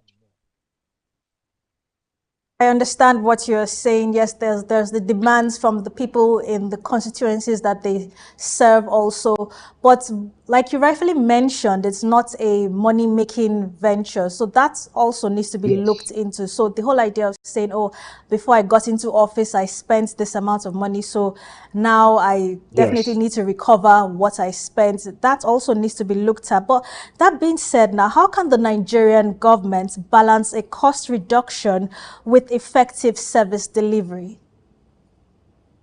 First of all, we see we are in this regard, in this context, the Nigeria government is in a quagmire. I said this. So I have given instances where we've seen where the presidency or the executive has tried to reduce cost of governance, where it says that if you were traveling now, the president needs to reduce his retinue of aides that follows him abroad or follows him to, if he's going outside Abuja and all of that. That reduced some costs to an extent. Now, having said that, we also need the legislative arm, which is the National Assembly, to also reduce their costs. If the executive has made a law like that, or has made a pronouncement like that, that if you are traveling, if you belong to the executive arm of government, either the president, the vice president, the wife of the president, the ministers, and other aides that are or agencies that are under the presidency, needs to cut their cost of governance by reducing the retinue of aides that follows them, maybe abroad or to meetings and all of that. The legislative, which is the National Assembly, also needs to reduce their cost. If you look at the budget of the National Assembly for a year, you will scream. And this budget needs to be cut down. So it needs to be a service-oriented, aspiration. It shouldn't be about we making money. I'm voted into office. I need to build houses. I need to do all of this and all of that. Now let me get back to the foundation of all of this that I know. Now, you may rightly mention the monies politicians spend before getting to the office is always too much. Who do they give all of these monies to?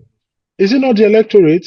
If you go out to campaign, because let me tell you, if the electorate votes for people who they do not collect money from, let me repeat, during campaigns, during elections, if electorates vote, if voters vote for people they do not collect money from, and they voted him in, they can make demands. If the public office holder or the person they voted for do not fulfill their demand, the constitution permits us to wait for 4 years.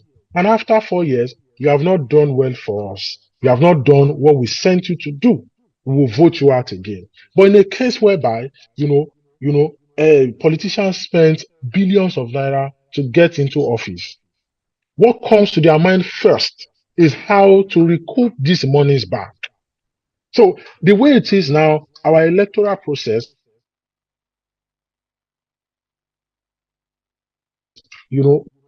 so that's this see it as a business. I've spent a total amount of money. I spent 2 billion naira to get into this office. By the time I am leaving, I should be able to have 4 billion or 5 billion naira back.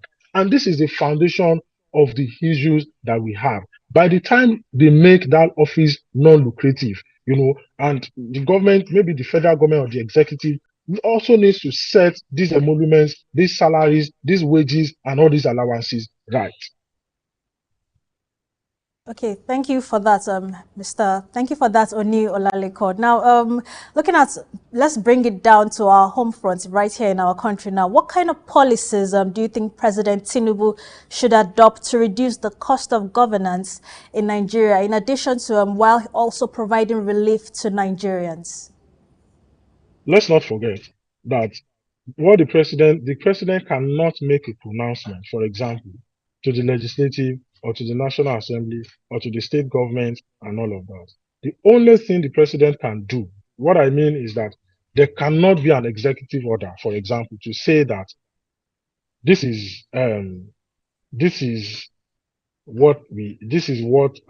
president cannot make an executive order to say that this is what the National Assembly members should earn. The president cannot make an executive order to say that in states across the federation, this is how much governors' aides should earn. This is how much governors should, because according to the law, all these people are not dependent on the executive. So the only thing I think the president can do is this. For example, people have complained about the vehicles, the retinue of aides that belongs to the executive arm of government. The president should lead by example.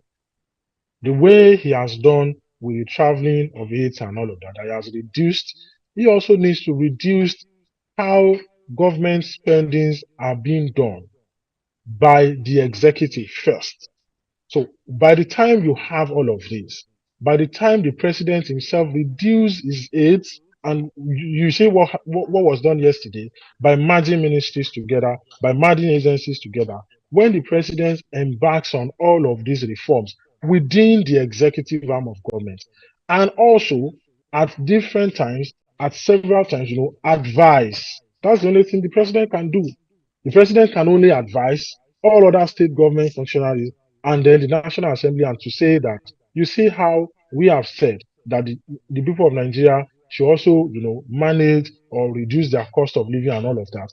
Let us also lead by example. So these are the things I feel that the president can do. lead by example first. After leading by example, reduce convoys, for example, as low as that. Reduce convoys. When it's moving, reduce convoys, reduce aids, reduce allowances, reduce emoluments and all of that. By the time the president is able to do all of these things and tell us that this is how much we'll be saving from the executive arm, talk to the ministers to reduce their convoys, talk to the ministers or heads of agencies to reduce their own costs and allowances, because the president has always told Nigerians to be ready to sacrifice. So it is also time for the president to start sacrificing for Nigerians. By doing all of these things, I believe that the National Assembly, the state governments, the commissioners across the states, and also the state houses of assembly can also follow suit and emulate the president. Okay, thank you for sharing your thoughts on this, Oni Olaliko. Now, so far we've heard people like you, public affairs analysts like yourself, and others also come out to talk about the cost of governance in Nigeria, how it should be reduced. I mean, this is not the first time we're having this kind of discussion. We've had it on so many other platforms. So, looking at our country's scenario now, do you think the government is somewhat weak, if I'm allowed to say, when it comes to reducing the cost of governance? I want to get your thoughts on this, please. Well, I think that the present administration, starting the executive arm of the government, the federal government, is working towards that.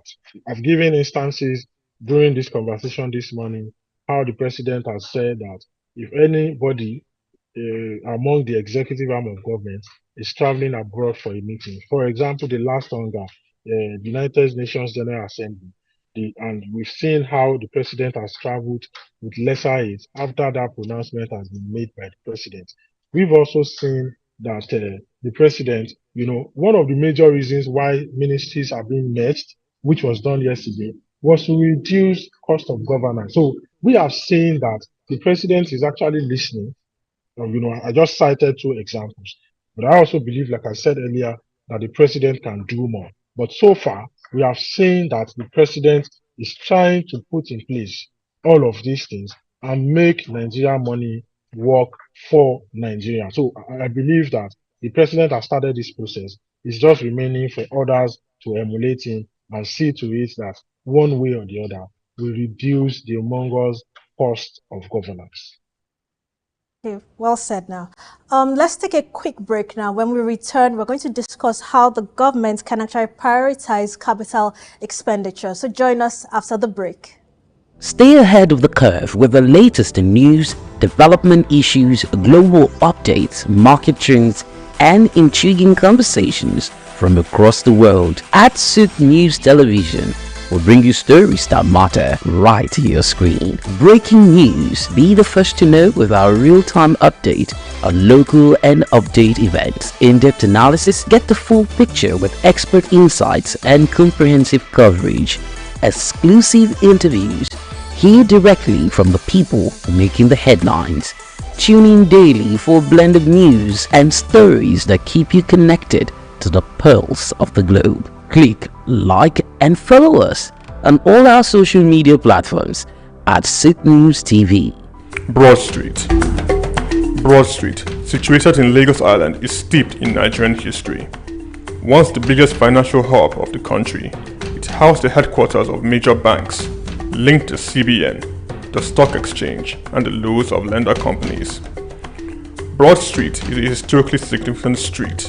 It has played a central role in the development of Lagos and history, an important commercial and administrative center for the British colonial authorities. It was also a home to some of the city's earliest modern buildings. Broad Street was a residential area in the pre-colonial era. With the British came the Methodist Boys High School in 1878 and the Broad Street Prison in 1882, renamed Freedom Park. The General Hospital, which was a British military hospital, was built in 1893, being the first general hospital in Nigeria. The old British Secretariat building, which is now the Federal Ministry of Justice, was built in 1906. Broad Street has seen a full turn into modern commercial office blocks, complexes, skyscrapers, and markets from the Outer Marina through Akpombo, early into the Adeniji-Adele Road. Broad Street is one of the busiest streets in Nigeria on weekdays, where commercial activities take place day and night. From modern buildings to ancient structures, this street gives one a raw dose of life in Lagos. Broad Street is often referred to as Lagos Financial District. It boasts a mix of architectural styles, reflecting its long history, colonial-era buildings, Victorian and Edwardian architectural features, alongside more modern skyscrapers and structures. Broad Street remains a vital, vibrant part of the Nigerian economy. Broad Street. SOUQ Enlightenment.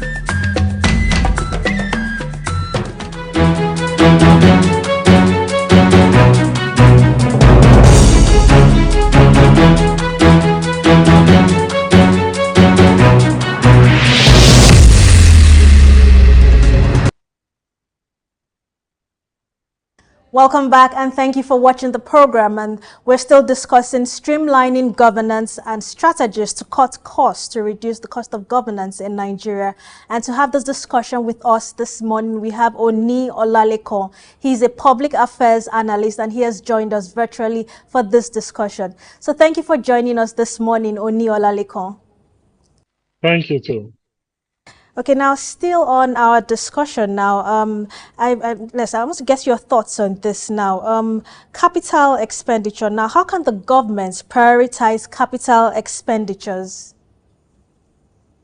Well, just like we've been saying, by the time what we've been discussing so far has all been about the current expenditures. Current expenditures, which is about allowances, salaries of government officials, payments of civil servant salaries, maintenance,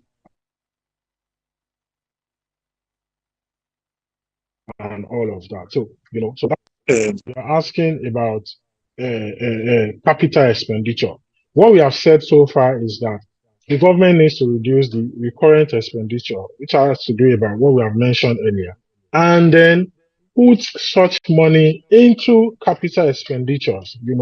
Capital expenditures are about providing infrastructures, providing healthcare, providing, basic amenities for Nigerians across the board. Please, also, I want to mention that our focus when we talk about governance, cost of governance, focus should not only be on the federal government. Like I mentioned in my introductory, speech, or I mentioned the local government, I mentioned the state government, and I mentioned the federal government. So it shouldn't be, our focus should not only be on federal government. So when we talk about capital expenditure, what we are saying is that more money needs to be put into the capital expenditure. I have also seen some budgets of some states whereby the capital expenditure is more than the recurrent expenditure. So I think this is what government across all levels should do.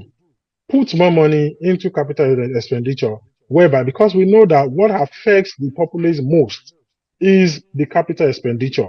The money being spent on infrastructure, money being spent on education, money being spent on healthcare delivery, and so on and so forth. So it's advisable that as the government cuts their cost of governance, the monies should be put on capital expenditure. Yes, totally.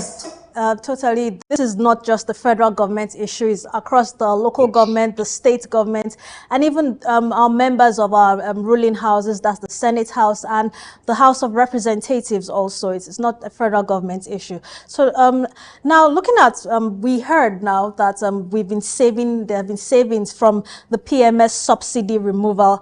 Now, how can we, what would you advise our government? Now, this is not just, it's something that we've all heard about now in terms of using this savings to expand cash transfers and other well-targeted support for citizens of our country. So how can we tap into these savings? I just want to get your thoughts on this. Well, the IMF advised, I don't know if you have that video of where the IMF vice president was talking about Nigeria cutting the cost of governance, and also spoke about, doing more social welfare programs and putting more money into cash transfers. I also heard or read about the government saying that so far they've been able to save close to 1 trillion naira or more on subsidy, on subsidy payments. So since the government has stopped payment of subsidy, They've saved up to 1 trillion naira, and that this cash transfer has also gone across the state. The Minister of Finance was talking about this cash transfer directly to the most vulnerable set of citizens in Nigeria, and he mentioned the figure and the number of people that has been affected. He also mentioned that about 1 million is about to be rolled out, where monies will be transferred directly to the most vulnerable set of people. So I believe that the savings on subsidy should also go into infrastructure, should also go to the states. And we have also seen that after the subsidy payments have been stopped, we have seen that the monies being sent, the monthly allocation of federal government has increased, the monthly allocation being sent to the states has increased, and the allocation being sent to the local government areas have also increased. All these monies being increased, all these allocations being increased is expected to reflect in the lives of Nigerians, because when the states collected, and that's why I said that the focus should not only be on the federal government. The state government should also, we should also beam our satellite on the state government and the local government areas across the country. So all these monies, having all this money in the pocket of the state government, in the pocket of the local government, we should see the transformations across our local government areas, across our state government areas, being put judiciously in use by the governors, by the local government chairman, by the federal government, and to transform the lives of Nigeria. Just yesterday or so, the Ondo state government shared, I think, 1.4 billion naira. The Ondo state government shared 1.4 billion naira, for citizens in Ondo state, the elderlies, the vulnerables, and what have you. And we also seen all of these things happening in different states across the country. So this is what all of this money should be used for. Very true. This is what, yes, certainly to benefit the lives of Nigerians. This is definitely what the money should be used for. Now, what are the potential negative consequences of implementing cost-cutting measures too quickly or aggressively? Well, I feel that I really don't see the negative side of it. I believe that all I see in cutting cost of governance is positives. What I mean is that there will be more money, just like I have said earlier. When you cut the cost of governance, you have more money to put into capital expenditure. Government have more money to touch the lives of Nigerians. Government have more monies to do what is expected of them to do. So that's what I see about cutting the cost of government. It's all positive for me and no negativity. Okay. Okay, now this progress, hopefully we will definitely see more of this being implemented in the coming months or years to come under this current administration. Now, how do we effectively monitor the progress of and evaluate it? How can citizens monitor the progress so far? What's your take on this? Very, very good question. These are the questions I like because, and what you're talking about is about citizen participation.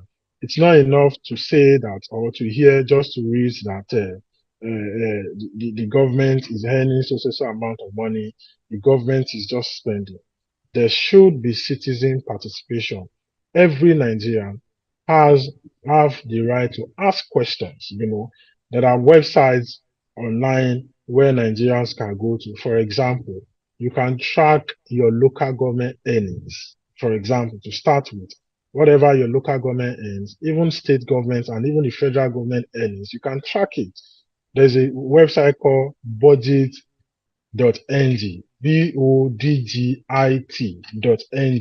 where Nigerians can track the earnings of their state government every month, the monthly allocation. Even on that website, Nigerians can see the projects being done with this money. Outside that, also, Nigerians need to ask questions. Again, I want to say, our focus is always on the federal government. The state government has a whole lot of responsibilities. The local government is the closest tier of government to the people. The local government, wherever you are, is just a walk away distance from where you are. You can ask questions. So these are where I also think that it is very, very important that we have more active citizen participation.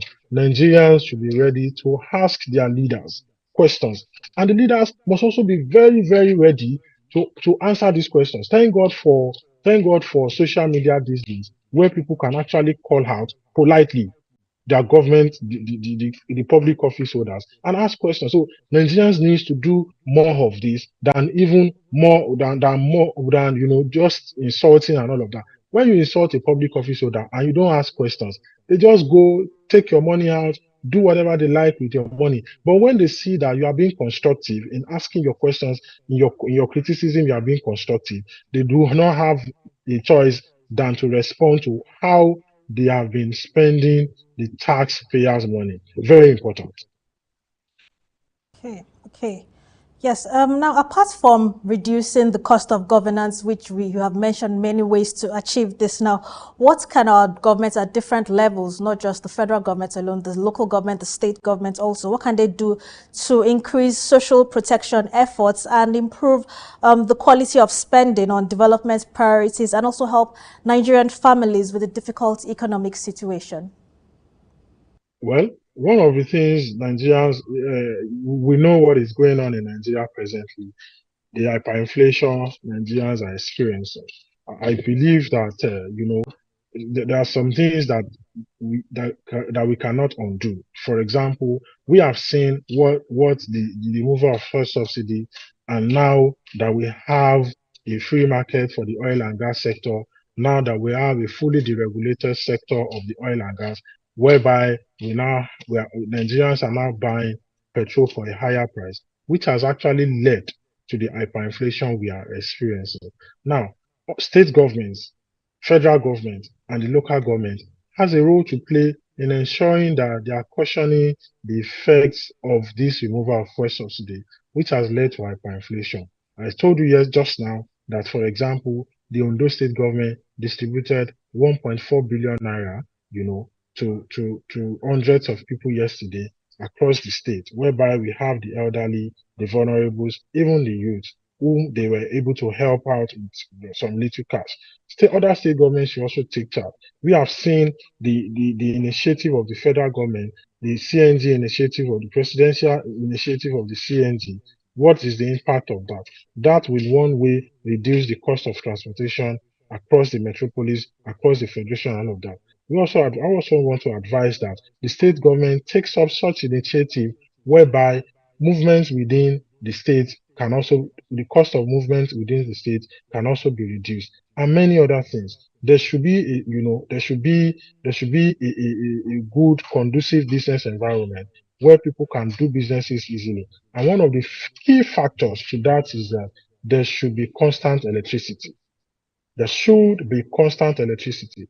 When you have constant electricity, it is easier for people to do businesses. It is easier for people to carry out their transactions. It is easier for artisans and many other small businesses whereby they won't need to be using their full little money to buy fuel and power their generator. When you have light, you can do your work easily and many other things. And one way or the other, when you say you are distributing food palliatives, it should get down to the people.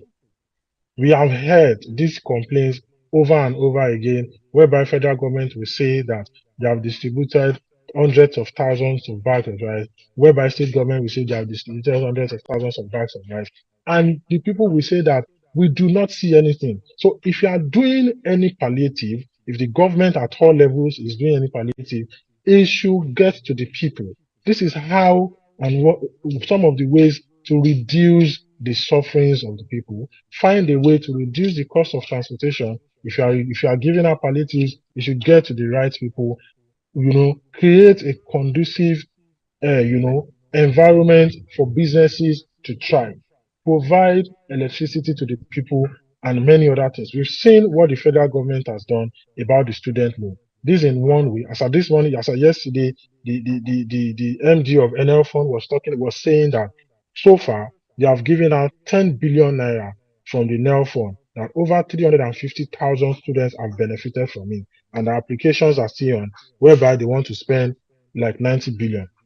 This has made schooling easy to an extent. We've had stories of, university undergraduates dropping out of school because of fraud. But this has become a thing of the past. So do initiatives like this whereby it will make things easy. Provide good health care. Local governments should pay attention to primary health care centers. State governments should pay attention to general hospital and so on and so forth.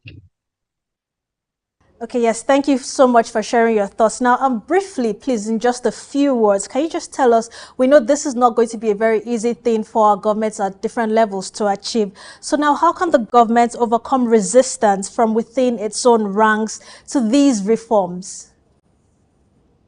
Come again, please.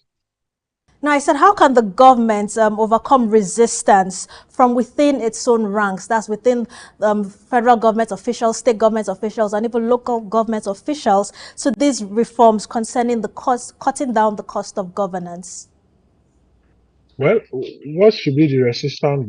My own advice is that the government officials should pay attention to it. Don't forget, going into public office is not for money making. It should be for service. So whatever resistance they are having should be taken by them. You are going into office to serve the people and not to make money.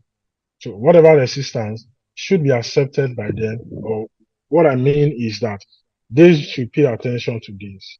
You are not in the office to make money. You are in the office to service the people and to serve the people. That's my point. Much Oni Olalekan for sharing your thoughts on this issue and also offering lots of changes on how our federal government, state governments and local governments can reduce the cost of governance and also help citizens of this country greatly. It was really great having this discussion with you, and we look forward again to having you on Market Insights. Thank you. Now let's look at the money markets this morning, how they're looking at the selling rates at the Central Bank of Nigeria rates and the parallel market rates. So for today, Thursday, 24th October, the dollars are currently selling at 1,676 naira to $1. That's the CBN rate. And for the parallel market rate, is selling at 1,750 naira to $1. For the pound sterling at the CBN rate, is selling at 2,202 naira to £1 sterling. At the parallel market, it is selling at 2,250 naira to £1 sterling. For the euro, at the CBN rate, it's selling at 1,841 naira to €1. At the parallel market rate, it is selling at 1,860 naira to €1. So those are our money market figures this morning. Thank you so much for watching the program Market Insights as we shed how to cut down the cost of governance in Nigeria, not just at the federal level, but also the state government and the local government level. I also want to thank our guest, Oni Olalekan, for sharing his insights into this discussion. Many thanks for watching the program. Do share your comments and likes on our social media platforms. Thank you for watching the program. I am your host, Lavina Emma. Do stay tuned to the news updates on SOUQ News Television.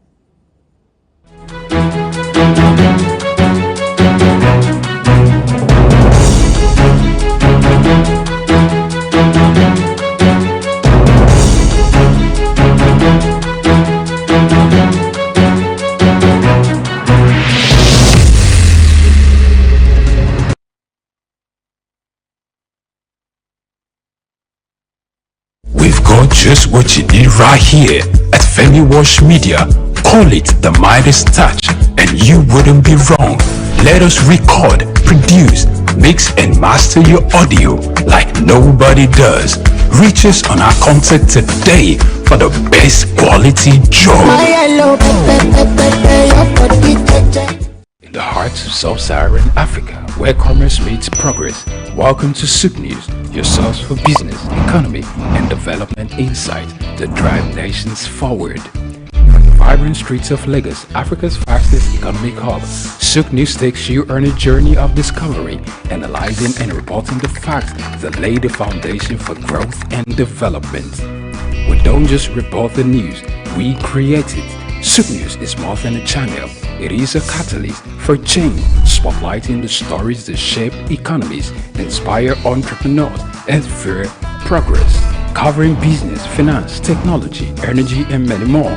SOUQ News provides a daily deep dive into the stories that matter, interviews with industry titans, and analysis that empowers your understanding of economic landscape. Join us daily as we dissect, discuss, and deliver the most relevant and factual news on business and the economy. SOUQ News is your trusted guide, empowering you with the knowledge to make informed decisions.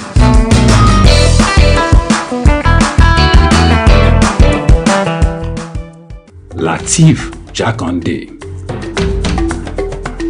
Born Lateef Kayode Jakande in the Ekpetedo area of Lagos Island, Lagos State on July 1929. He studied at the Lagos Public School at Enowa, Lagos Island, then at Bonham Memorial Methodist School, Port Harcourt, King's College, enrolled at Ilesha Grammar School, where he edited a literary paper called The Quarterly Mirror. Jakande began a career in journalism in 1949 with a daily service and joined the Nigerian Tribune in 1953. The owner, Chief Obafemi Awolowo, appointed Jakande editor-in-chief of the Tribune in 1956. Jakande established John West Publications in 1975 after leaving Tribune and began to publish the Lagos News.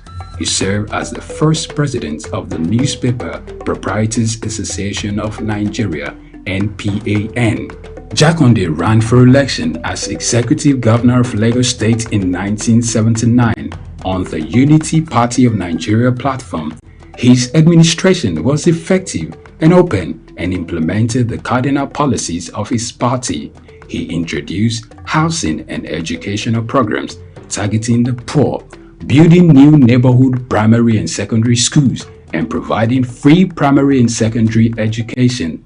He gave poor people's children education, and many of them are now very prominent in the society today. Jakande established the Lagos State University and constructed over 30,000 housing units. After the military takeover in 1983, Jakande was charged, prosecuted, and convicted of treason and later pardoned. He served as Minister of Works under the Sani Abacha military regime.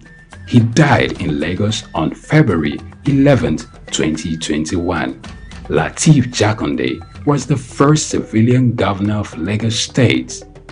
Lateef Kayode Jakande, SOUQ Enlightenment.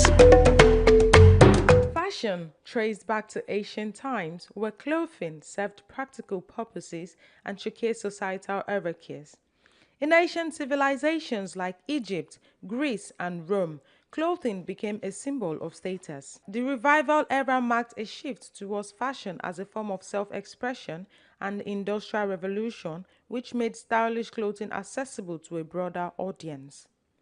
The 20th century witnessed a rapid evolution, democratizing fashion and impacting people of all ages through cultural movements and influencing designers. In today's digital age, the influence of fashion has expanded further, connecting with fashion events, social media influencers, and celebrity showcase as they keep on transforming the industry, making trends more accessible globally. As contemporary fashion shows became viral, its origin can be traced back to the 1860s, when the innovative English fashion designer Charles Frederick Worth revolutionized the presentation of his creations in Paris by employing live models instead of traditional mannequins. This groundbreaking approach soon gained popularity, and by the early 90s, similar events called fashion parades had begun to emerge in cities like London, New York, and today all over the globe. Statistics revealed a significant rise in virtual events as innovative virtual fashion shows gained prominence, especially during times limiting physical gatherings. Although the fashion industry faces challenges such as rapidly shifting consumer preferences, sustainability and ethical concerns, intense competition, supply chain disruptions, and issues related to counterfeiting and intellectual property, all of which require strategic adaptation and innovation to navigate effectively. Opportunities abound, such as leveraging digital platform for e-commerce expansion, tapping into emerging markets, fostering collaborations with influencers and celebrities for brand exposure, among others. In all, the fashion industry has become a universal language, shaping culture and influencing individuals across age groups. Aureolua James, SOUQ News.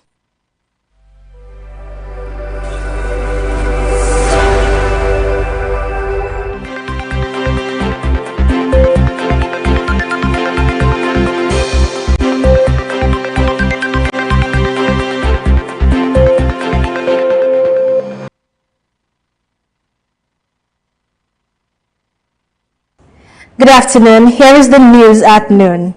The federal government, in partnership with the United States Agency for International Development, USAID, has empowered 311 micro, small, and medium enterprises through the Feed the Future initiative. Over the past 4 years, these MSMEs have provided valuable services and information to over 2 million smallholder farmers, driving innovation and improving agricultural productivity. The initiative has also created job opportunities for youth and women while enhancing market access for both MSMEs and farmers. Minister for Food and Agriculture and Security, Senator Abubakar Kyari, praised the collaboration for its transformative impact, citing the development of new business solutions and increased market growth. With $244 million in agricultural investments mobilized, the initiative has supported over 18,000 MSMEs across 7 states, helping to address key challenges such as high operational costs and limited access to finance. The Managing Director of the Nigerian Education Loan Fund, NEL Fund, Akintunde Sawyer, has revealed that NEL Fund has disbursed over 10 billion naira to students in need. Sawyer explained that so far NEL Fund has received more than 350,000 applications. According to him, the aim of NEL Fund is to disburse a total of 90 billion naira to cover tuition fees and stipends, with special provisions for students with disabilities and girl-child education. He also revealed that the fund receives over 1,000 applications on a daily basis, underscoring its growing impact and commitment to inclusivity. The MD of NEL Fund said the revised Student Loan Act 2024 aims to break down financial barriers, ensuring education is accessible to all Nigerian students regardless of their economic background. The National Bureau of Statistics, NBS, selected Food Price Watch for September 2024 has revealed that the price of local rice soared. According to the report, the price of 50 kilograms bag of local rice rose by 152.9% year-on-year to 95,738 naira, with 1 kilogram selling at 1,914 naira. Beans saw a higher growth rate, exceeding 200% year-on-year, with 1 kilogram selling at 2,738 naira. Other items like beef, eggs, and bread also experienced price increase. These changes reflect market dynamics and the country's economic evolution. The NBS report provides valuable insights into state-level price variations. For instance, Bauchi recorded the highest price for 1 kilogram of beans at 3,450 naira, while Adamawa had the lowest prices at 1,800 naira. Niger State had the highest price for agric eggs at 3,000 naira, and Borno State had the lowest rate at 2,075 naira. River State recorded the highest bread price at 1,852 naira, and Yobe State had the lowest at 982 naira. These regional differences highlight the diverse market conditions across Nigeria. The data helps policymakers, businesses, and consumers make informed decisions and navigate the country's dynamic food markets. India's small and medium enterprises (SMEs) market has recorded growth, with the Bombay Stock Exchange SME Index rising to 162% in the last year.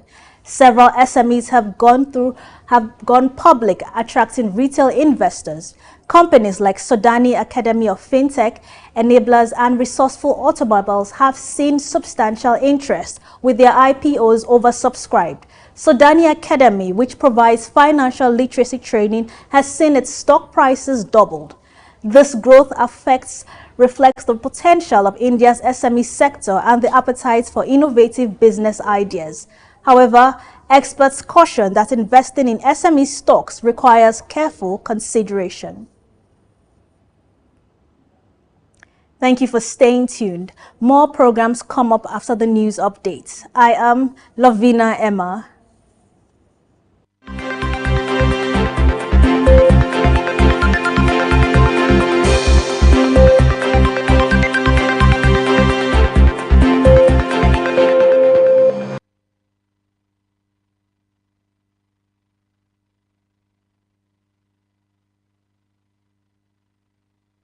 We've got just what you need right here at Femi Wash Media. Call it the Midas touch and you wouldn't be wrong. Let us record, produce, mix and master your audio like nobody does. Reach us on our contact today for the best quality job.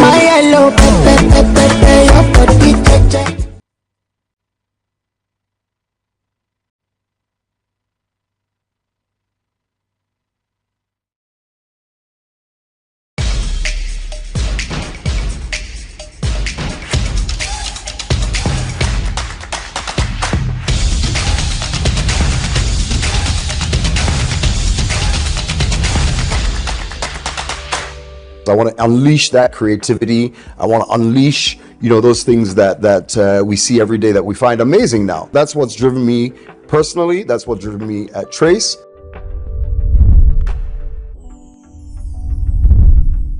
All right, welcome again. It's Inside Life. My name is Hans Mba, and as usual, we have an extra special guest for you each week. Today we got Sam Onyemelukwe. I was about to murder your name. Yeah. And he is, I say that he is Trace TV, right? He's been doing this for eons, some say decades, and it's in the system. You know how the line goes, when they're in the system and no telling. So Sam is here, and we want to really talk his life, his inside life, how he's come this far, the things he has done to create a paradigm shift in the business, and I'll let him do all that talking. Sam, welcome to the show. Thank you so much, bro. How are you? I'm well. Good to see you. It's been a while. It's been a really long time. Yeah. So talk to us about Trace. For those that don't know, let us know just a brief introduction about you. Sure. Well, so for those of your viewers who don't even know Trace, maybe I'll tell them. You want to start from there? Yeah. I like it. Well, so we're lucky to be what I would say is one of the most influential and popular music and entertainment platforms on the continent.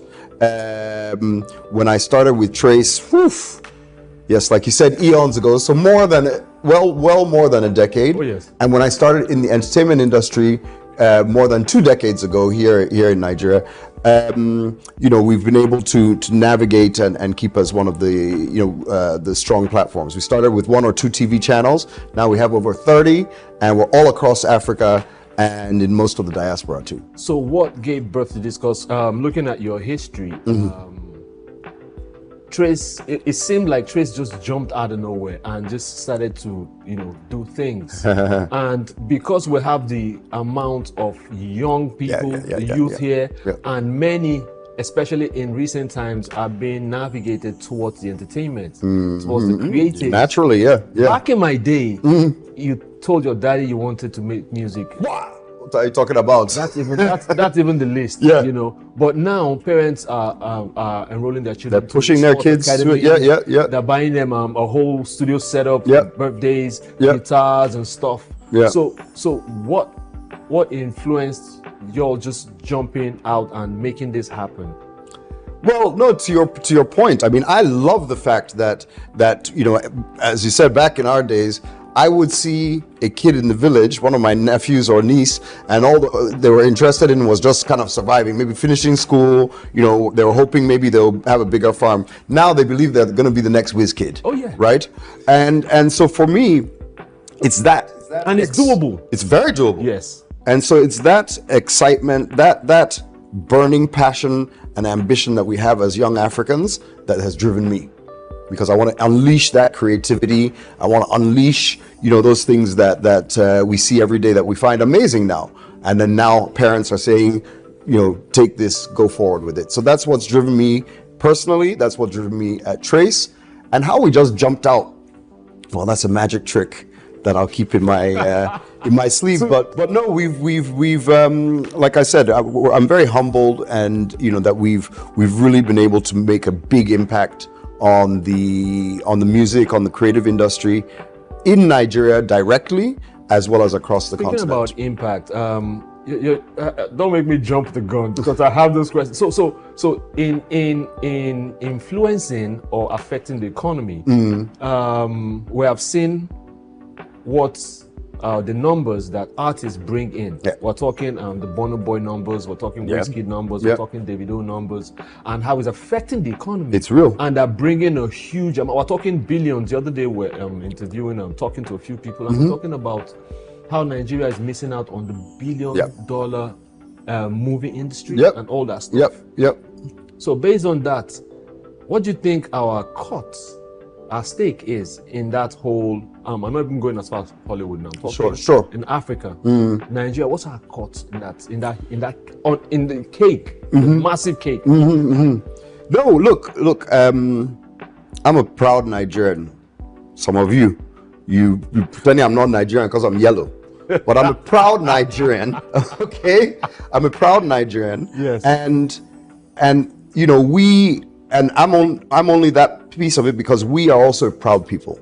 And it's that and our attitude and our confidence that has made us dominant in the music and the film and the entertainment industry across the continent. So truthfully, we should really, Nigeria should be benefiting even in a better way. But I won't fault where we're at. I would say that there's a lot of the right energy, a lot of the right efforts, and a lot of the right people in the right places for us to continue to grow this industry both locally and internationally. In government, we're very excited to see the lineup of those getting involved, from the Honorable Minister himself, across to Minister. I'm talking of Information Technology, down to the Minister of Creative Industries, Obiasika, Tola Akerele, who's DG of Tourism, Culture, Tourism, and then Tola Akerele at the National Theatre. So many great players are getting involved who know this industry, who can help us make this a sustainable thing, right? One of the things that you think we're affecting the economy for the music part? Do you think we're affecting it positively, having listed these names? And what they're doing or what they should be doing? No, absolutely. And what I would go back to say is that, first of all, for me, and I think for a lot of them, one of the biggest focuses, I think one of the biggest focuses should be and is the local aspect of it. It's very exciting for us all to say that we have a Grammy-nominated or Grammy-winning superstar like a Burna, and we've had many of them over the years, right? Nominees for Eons. So it's not just, guys get excited like this is the first time. Even back in the 70s, right? Much less across Africa, Angelique Kidjo, and we know. So I'm very proud of what the guys are doing now, and I love that fact. But from an industry perspective and for our economy, we need to look at the local economy, right? We need to look at the local support and the local generation of wealth around this industry. Yes. For our movies, we don't have enough cinemas. What are people doing in community cinemas? What are they doing, to ensure that the people who love this content in the northernmost reaches, maybe Yola or wherever, can enjoy this content at a price and in a way that's not going to, to break the bank, right? That's going to make it worthwhile so that our economy can continue to grow. And on the music industry, Sure, you talked about all the big guys, music and content. Yes. You talked about all the big guys, but I also love the bottom of the pyramid. I do. Right? I love this, the fact that there are thousands of creators.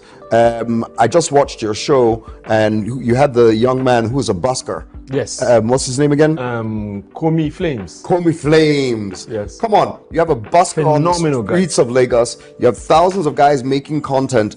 And, and this also represents a huge shift and to the dynamic of what's happening in the economy, as well as the economics of it. So you have Burna Boy and whoever at the top generating literally hundreds of millions of dollars in activity, but likewise those hundreds of thousands at the bottom are also doing the same thing. So it's a paradigm shift for our industry, for our economy. And we're loving it. You said something about we're not benefiting enough.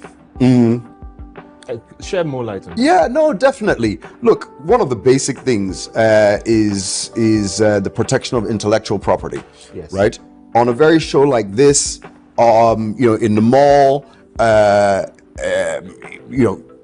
hate to say it because our economy's tight right now, so we all don't want to spend money. But even in a wedding, we're supposed to actually pay for the music we use. True. That DJ is supposed to pay music rights. I agree. The mall or the shop that you go to is supposed to play music rights. The radio station, the TV channel, we're supposed to pay music rights. But those protections and that regulation is not in place enough to generate that out of this. So our economy is being shortchanged. The creators are being shortchanged, and those of us who are behind the scenes, our businesses are getting shortchanged. But we're on the right path. I'm confident.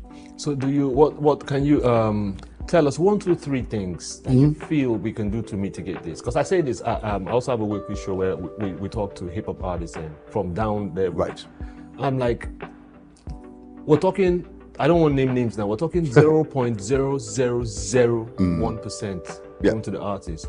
And still, many people don't feel led to, despite all the subscription and stuff, many people don't feel led to subscribe because there's a feeling that the artists are being robbed.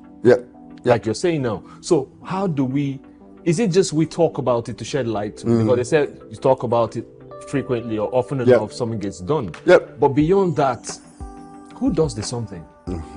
We're talking about. So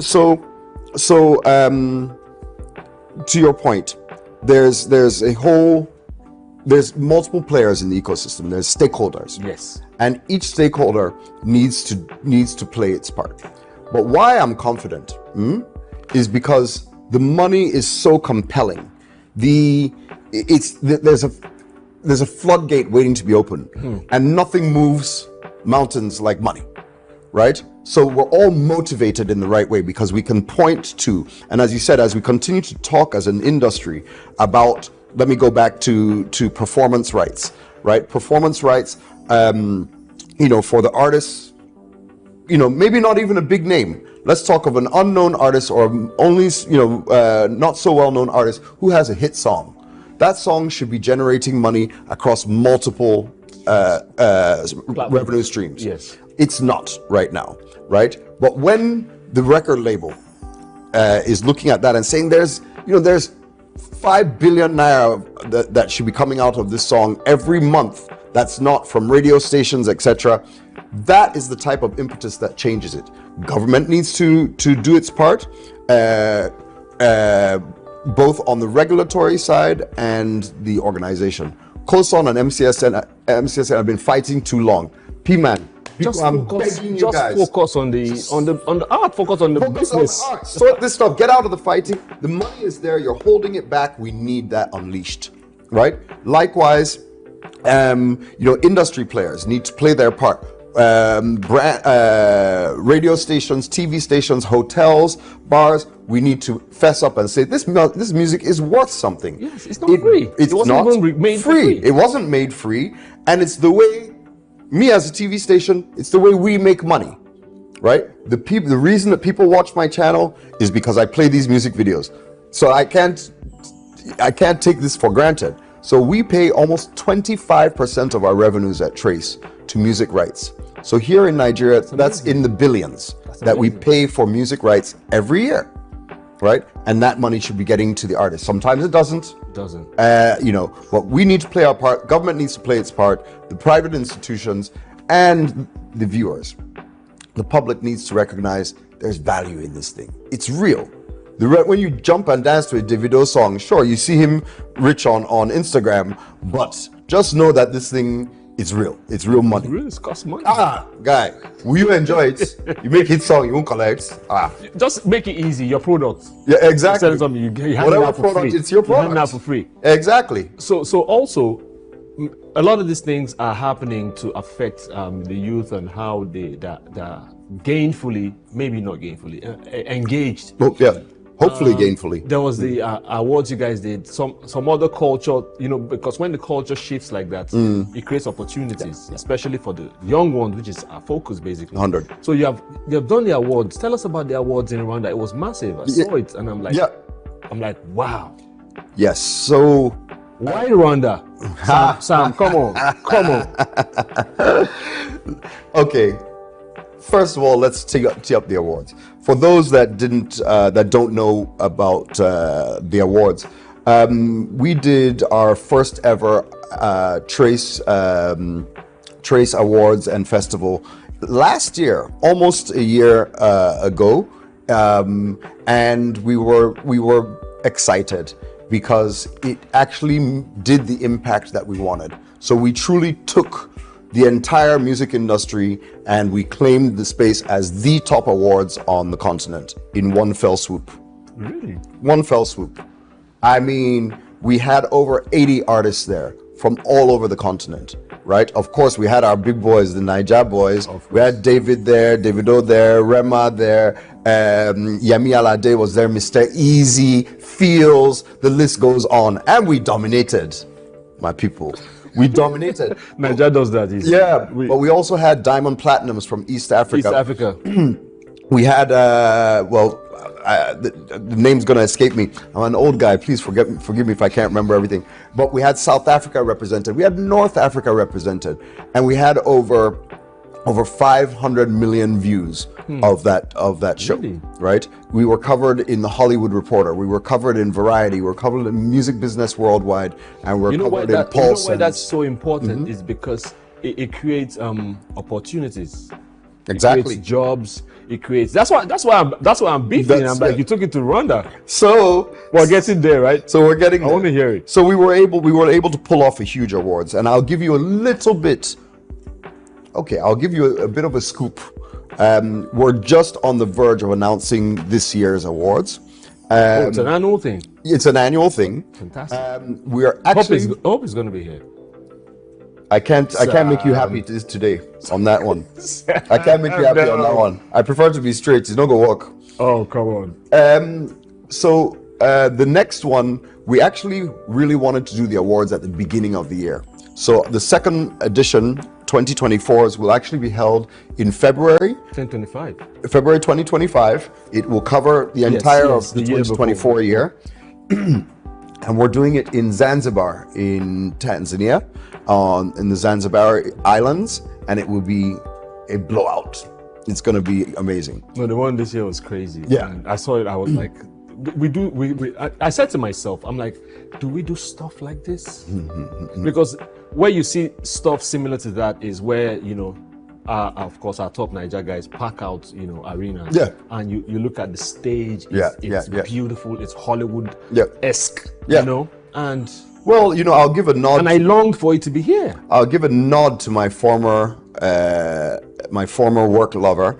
I used to work at Viacom MTV, and MTV does it right. They, you know, the VMAs They shut it down. or all the lights. It's just it's unbelievable. The BET Awards, they just kill it, and that's what we did here on the continent. So MTV hasn't been doing on the continent for a while, so we said, oh yeah, we'll take. And yes, I wanted to even talk about something similar to that. There's an awards that just passed. It's annual, but each time they take it out here, they take it to the US. But it's a Nigerian award. What do you think about that? You know, without naming names, Mr. Anima Shaun is a good friend of mine. Without naming names. and to be honest, I see where he was going with it, and I think it's been quite impactful, right? For the Americans? No, it's still for the Nigerians, right? Let me tell you why. Okay. Right? We all know, and in fact, the African Union officially recognizes the diaspora as the 6th region of Africa, right? And oftentimes we don't actually engage in the diaspora in the way we can and should. We are, those of your viewers and fans that pay attention know that over $25 billion a year is remitted annually just by Nigerians. So think of the entire continent of diaspora and people in the diaspora. So being in the diaspora made sure that the audience there knew that they're not just a separate thing, right? That they're part of us. Whether they're separated by an ocean or as close as a video call, that we wanted them to feel and experience that. And that's what IO did. Right, he's bringing it back. He's bringing it back nowadays. Yeah, because there was a lot of flack about it. But there was also a lot of great stories about it, right? So I reject that it was a one-way thing. And IO did achieve what he wanted to do by bringing it there. He's coming back to also bring another aspect to it. This is one of the longest running awards on the continent in Nigeria for 17 years, sorry, right? That the Headies has been reigning. So all respect. So the great thing is, for me, it's the impact on the economy that's does crucial it for me, especially for the young ones, because it's seemingly not easy, and there seems to be no way out. But the creative industry, acting, music, producing, all that stuff has helped open those doors for them. No, look, so for the Trace Awards, right? And to be honest, I would really love to do it here in Nigeria, right? We've been starting some discussions with Lagos State, the national government, because you need government support, especially for the big scale creative industry on the continent. Government must be a part of it. And not just our awards, we just talked about it from all the other aspects of this, right? So the creative industry needs government, right? And I'm hopeful that we can see our way to doing it here. We have some issues to sort out from our tourism aspect, travel, safety, etc. But so we're definitely open to bringing it here. But the awards that we did, the night itself, as in the cost of the night itself, was about 5 billion naira. For the setup, the event, the travel, everything that happened around that night. And during that week, and even more, about a 2 to 3 week period, we generated over $30 million of economic activity. That included... Which is why it hurt me each time I said... That we didn't do the awards here, right? That we were doing it in Rwanda and we're bringing it to Tanzania. We had over 2,000 people fly and stay a week, because we extended. It wasn't just one night. There was this festival, there was a summit. This year we'll do a more music summit. So you had over 2,000 people traveling, at an average of $1,000 for flight and hotel, even more, really $1,500. There you've already got, $3 million of benefit. And then, clubbing, shopping, food, etc. And we employed over 2,500 people directly and indirectly during that week, both from the technical team, the setup, carpenters, set dressers, film people, lawyers, etc. The artist managers, etc. My heart is breaking as you're going on. So that's how you. Rwanda has eaten all that. So let me. We're getting digitized quickly. Across board. We're talking AI. AI has been integrated to everything. Even on WhatsApp, they're asking you, okay, what? So digitally, especially coming in, how you guys came in. How has that helped, and how does it continue to help, or is there a roof? Is there a cap to digitally making these things happen in an open way? I don't know that I would say there's a cap.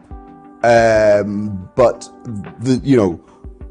technology and human innovation always sees that we find another way to do things differently, whether it's expanding and growing it, or sometimes a funny way that it just goes off to the side and you're surprised, etc. So I don't think there's an end point in sight for the innovations, the changes, and the of what technology brings to our industry, and how we as consumers enjoy it, interact with it, and contribute to it. I think it's going to continue to be a really dynamic thing.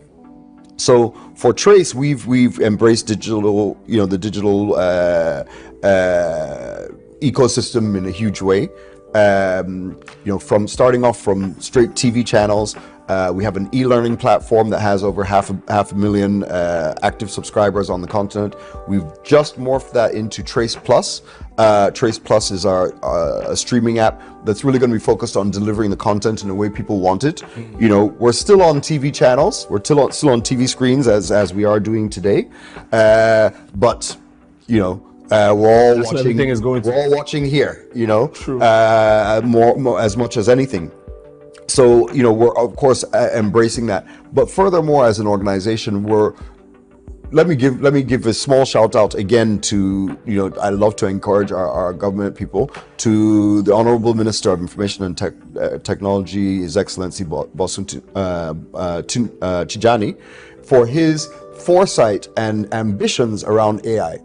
Sometimes, especially when I was younger, I'll look at AI, or that time I wanted to launch satellites. I'd be like, Niger, what's wrong with us? We can't buy tomato yet. We're talking about AI. But the truth is, he's got it. And I was listening to him last week at Moonshot, and he was saying, if we don't invest now, we have the minds for it. Don't worry about that. If we don't invest now, we don't get involved, we'll be so far behind, we'll never catch up.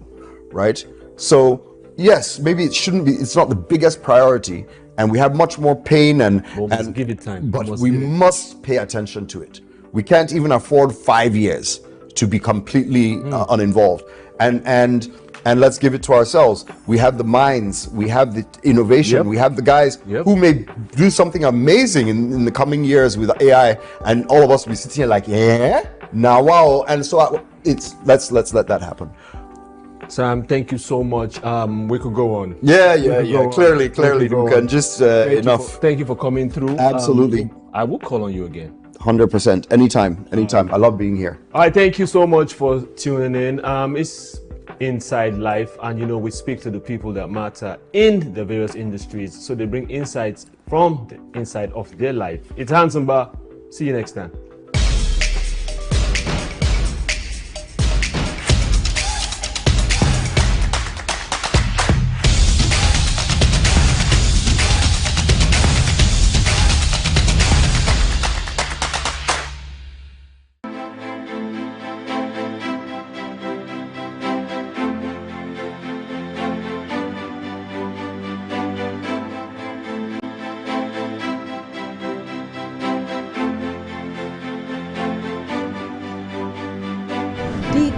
Forum Series, in partnership with Nairametrics and Digicom Enterprise, conveyed the inaugural Micro, Small and Medium Enterprise Finance Award to recognize and celebrate organizations that have made impacts in the sector.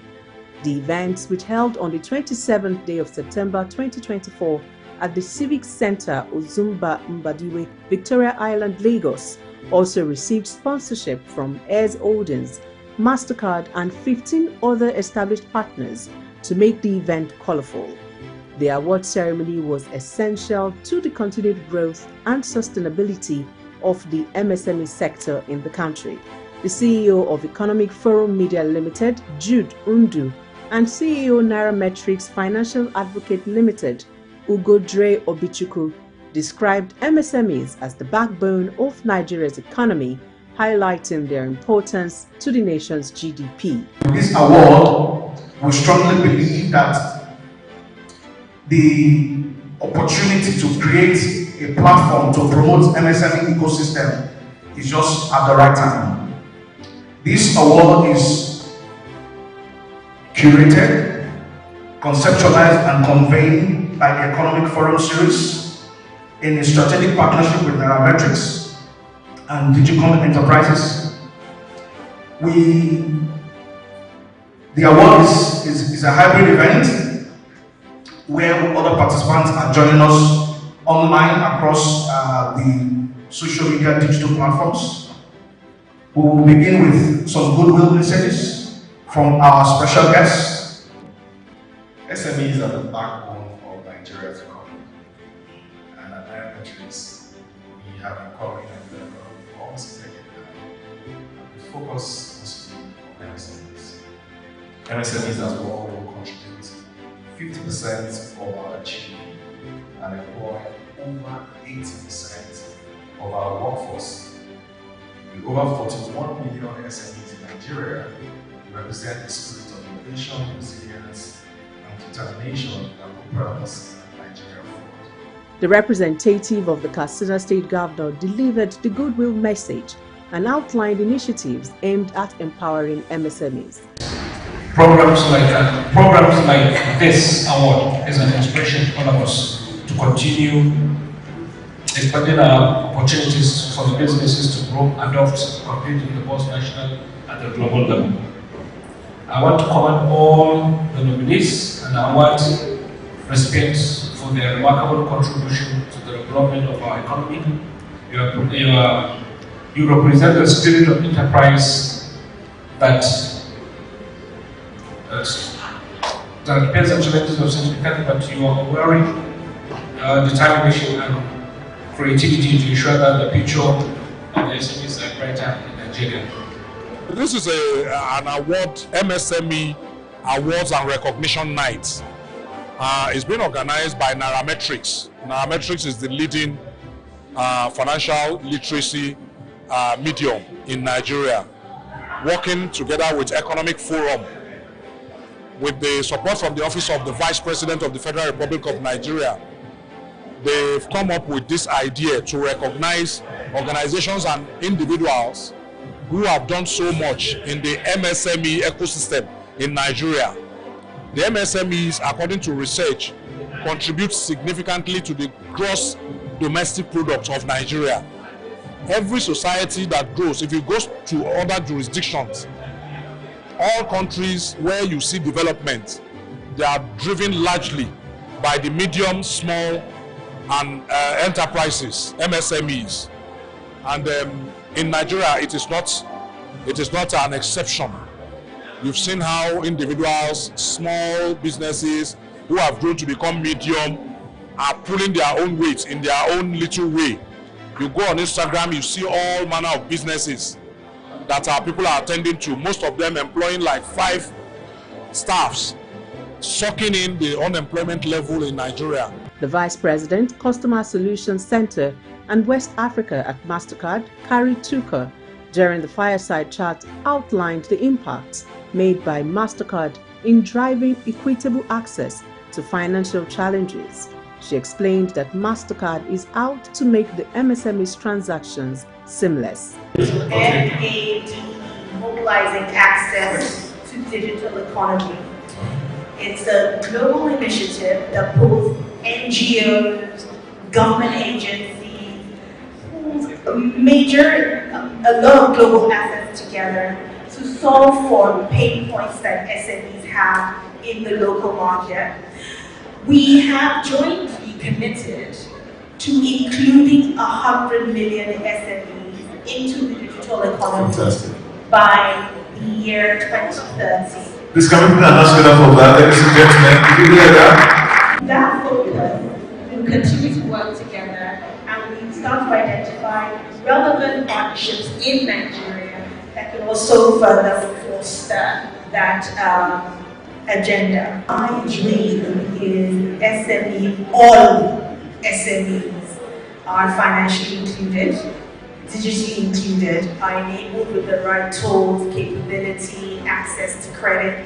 I remember that the gentleman who spoke on behalf of the FIRS mentioned tax, right? Part of the reason why a lot of the SMEs don't want to be digitized is because they don't want the cost of tax burden. So we need to find a way to ensure that we are collectively helping the SME run their business in the most most efficient and profitable manner. And that is the commitment that MasterCard is making in the way that we continue to develop solutions and innovate for the SMEs in Nigeria and across Africa. The event also featured award presentation where the Senior Special Assistant to the Office of the Vice President on MSMEs and Job Creation, Temitola Adekule Johnson, received the Honorary Award for Excellence in Government Policy and Intervention Program for MSMEs. Meanwhile, the Executive Governor of Katsina State, Malam Diko Umaru Rada, received the Best MSMEs Governor of the Year. Zenith Bank won the award for Best MSMEs Trade Finance, while MasterCard won the award for the Best MSME in Financial Inclusion FinTech Card, and eTransact claimed the award for Best in Payment Security, Data Protection and Fraud Prevention. Some of the recipients who spoke to our correspondents expressed gratitude to the organizers for the recognition. SOUQ News Television caught up with the SSA to the President on MSMEs and job creation. It's fulfilling when you get recognized, not by the norm, not by those that when you get recognized outside your space, it means that whatever it is, whatever efforts you're putting in is yielding results. I mean, there's always room for more, so we'll continue to strive, to excel, to continue to do more for the MSME space. I feel great, and I thank the organizers of this award. Any entity or any private sector, anywhere that wants to do something like they want to encourage them to continue to encourage both MSME actors, should it be the business owners or those regulators. It is actually good to continue to encourage and support them in what they are doing. So urge more people to do things like this. Other dignitaries that graced the occasion include Senior Special Assistant to the President's Office of the Vice President on MSMEs and Job Creation, Temitola Adekule Johnson, Representative of the Executive Chairman of Federal Inland Revenue Service FIRS, Collins Osage Omokaro, Special Advisor on Communication and Advocacy to the Executive Chairman of FIRS, Group Head, Brand Management and Corporate Communications of Polaris Bank, Rashid Bolarinwa, among others. There were also representatives from banks, fintech companies, AXA Mansard job creation organizations, as well as industry players. By spotlighting the contributions of key players in MSME, the awards encourage more innovation, greater investment, and better collaboration within the MSME ecosystem.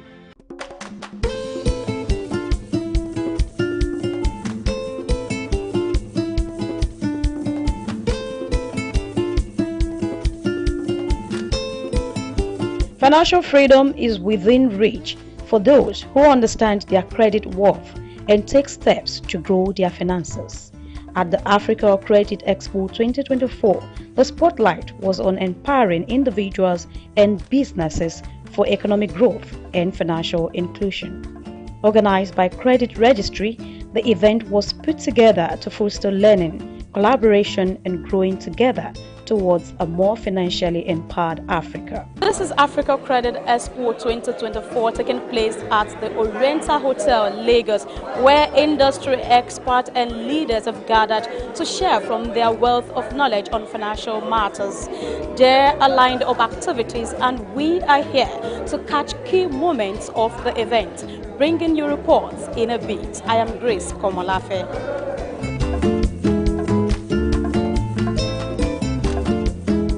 That by 2030, they were able to get 3 million families through a financial literacy program that would allow for them to begin that journey to financial freedom and to building financial wealth. And so that is our goal with ACE 2024, and that is going to be our goal at least through 2030, is to help 3 million families to be able to achieve that. So I hope each and every one of you can join us in that initiative. It is a big goal, but you know, they say you have to take on the big goals if you want to achieve. And so you guys, thank you so much for being here. And the last group that I definitely don't want to miss out, and if they will take a moment, will be our VIPs and our board of directors. If you would please give them a round of applause because they are here and they made this event possible. So thank you so much. They are not just industry gatherings, but catalysts for real transformative change.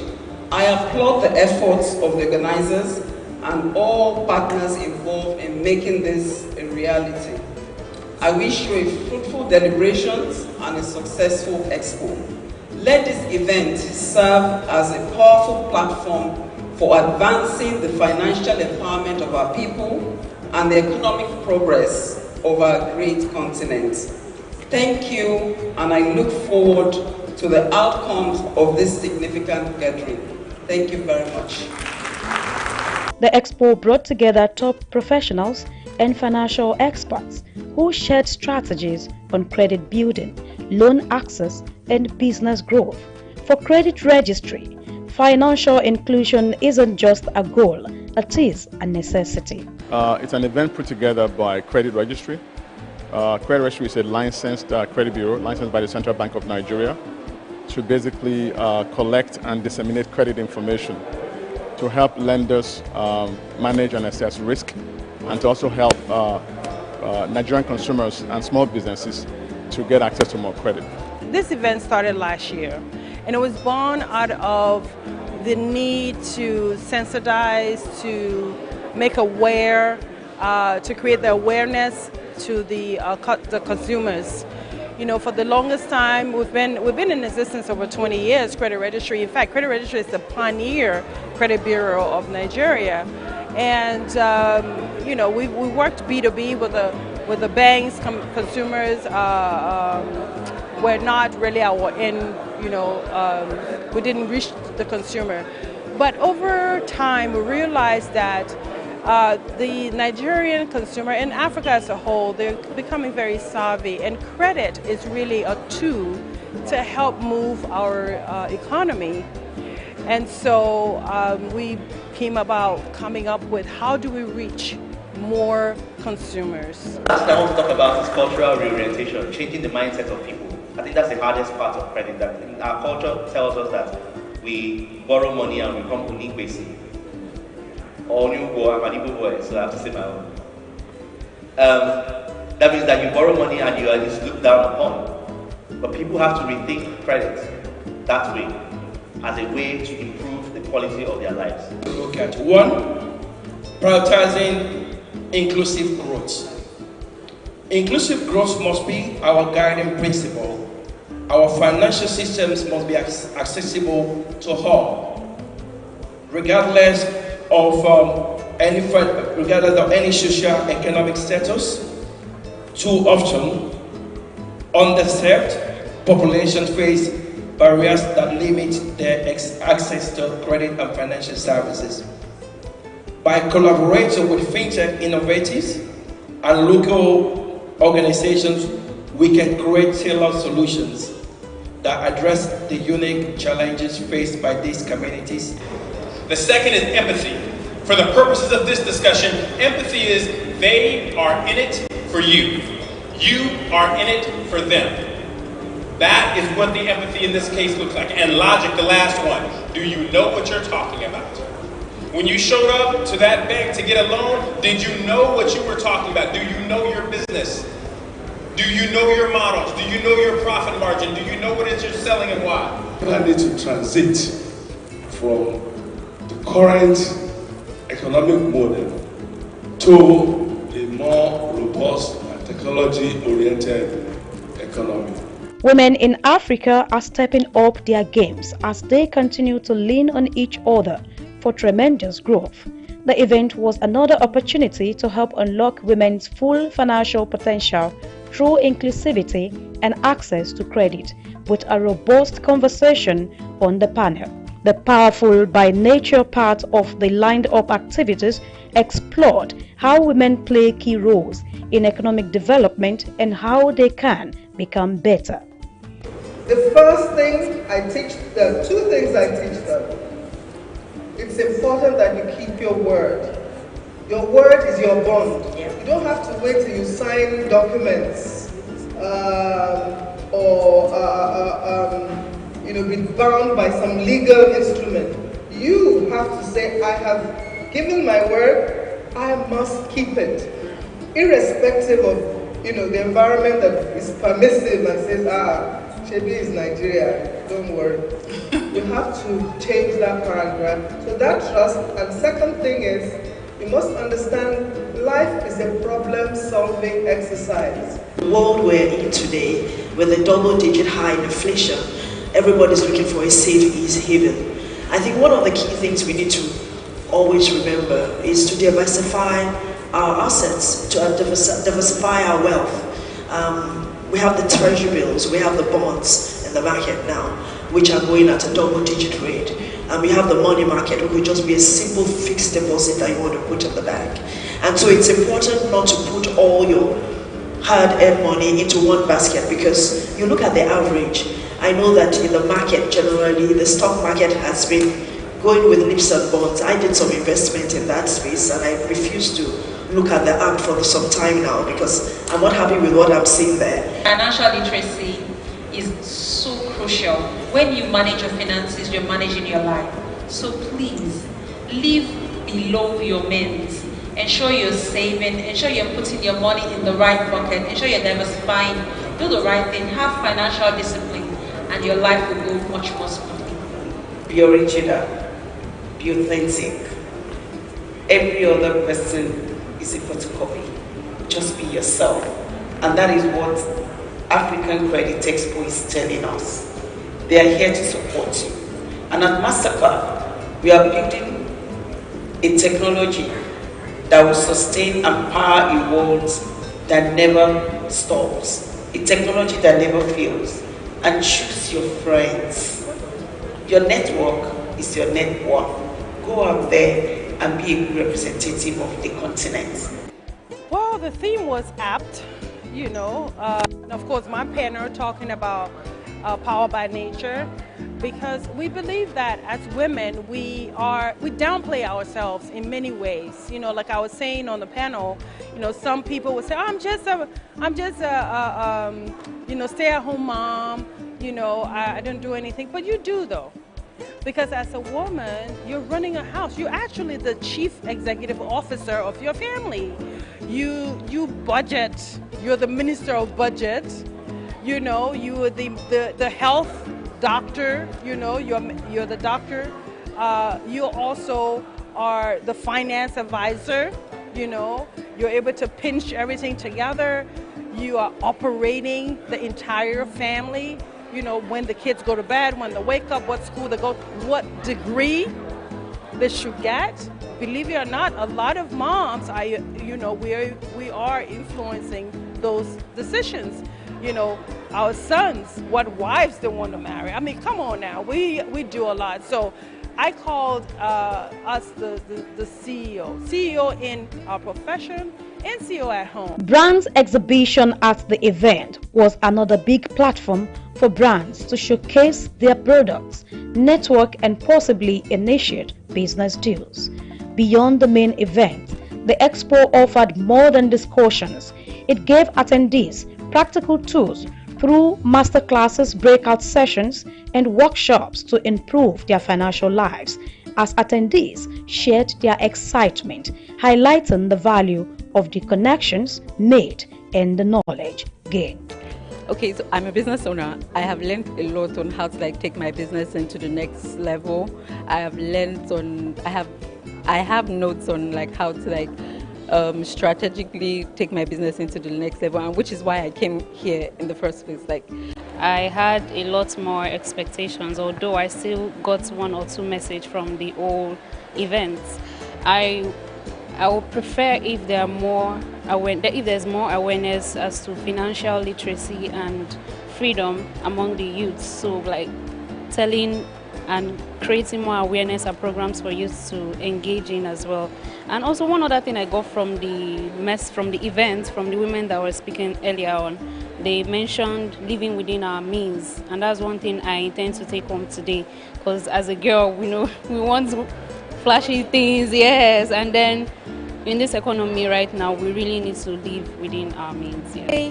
The event was insightful. It was really great. I mostly enjoyed the masterclass where we learned about strategies for sustainable small business growth. The masterclass was really insightful, and I would say that is the part I enjoy most. We can't grow the economy without availability of consumer credit, which the country is very low about right now. So the Nigeria Consumer Credit Card was set up to rejig the economy, to increase buying power, for people to have access to funds to live a good life. And this is made available through funds available to financial institutions, banks, fintechs, microfinance banks for onward lending out. We are a money lending company. We give out loans to federal government workers and some few states. So I think it's very important to attend a summit like this because this is where you meet people, the networking part of the business, and I think it's very important to be here. We are the African Credit Expo 2024, and C24 is a credit vendor. We give loans to SMEs, we give loans to personal people, we give loans to salary earners, business owners, we give all kinds of loans. Actually, we give loans to keep you going. As you well know, there's been a lot of fintech companies that are coming to the market. So Nigerians are getting used to the idea of taking credit. This conference is really to help Nigerians understand that credit also needs to be used responsibly. So in other words, you shouldn't really borrow beyond your means. You should also plan to pay back the loans that you take. Otherwise, it's going to affect your creditworthiness and ability to take more credit in the future. But you'll be surprised that if you were to approach the lender and explain your situation, they may be able to restructure the credit, to the time when you can actually have the ability to pay back. But what most of us don't do is to sort of hide from paying our debt, and then the lender will report that information to the credit bureau, and then that really marks and affects your creditworthiness. So I will encourage Nigerians who are having challenges with cash flow, who maybe have lost a job or are not earning enough to make their loan payment, to try to see whether they can work with their lenders to restructure. That's what I would recommend. Our dream actually is to really help Nigeria become a credit economy, because credit is a driver of economic growth. A lot of people don't earn enough to buy a car or a home without saving for years, or in case of a home for decades. And so that slows down the consumption, okay? So in other words, one of the ways to increase economic productivity is to provide credit to employed Nigerians so that they can buy now, okay, because they have an income, buy now a car, pay back over 3, 4, 5 years, buy a home, pay back over 20 years or so. Africa Credit Expo 2024 created that platform for learning, collaboration and growth. Attendees left empowered, ready to take charge of their financial futures. Africa's journey to financial inclusion and freedom continues, and the Africa Credit Expo is leading the way. Grace Komolafe, SOUQ News Television.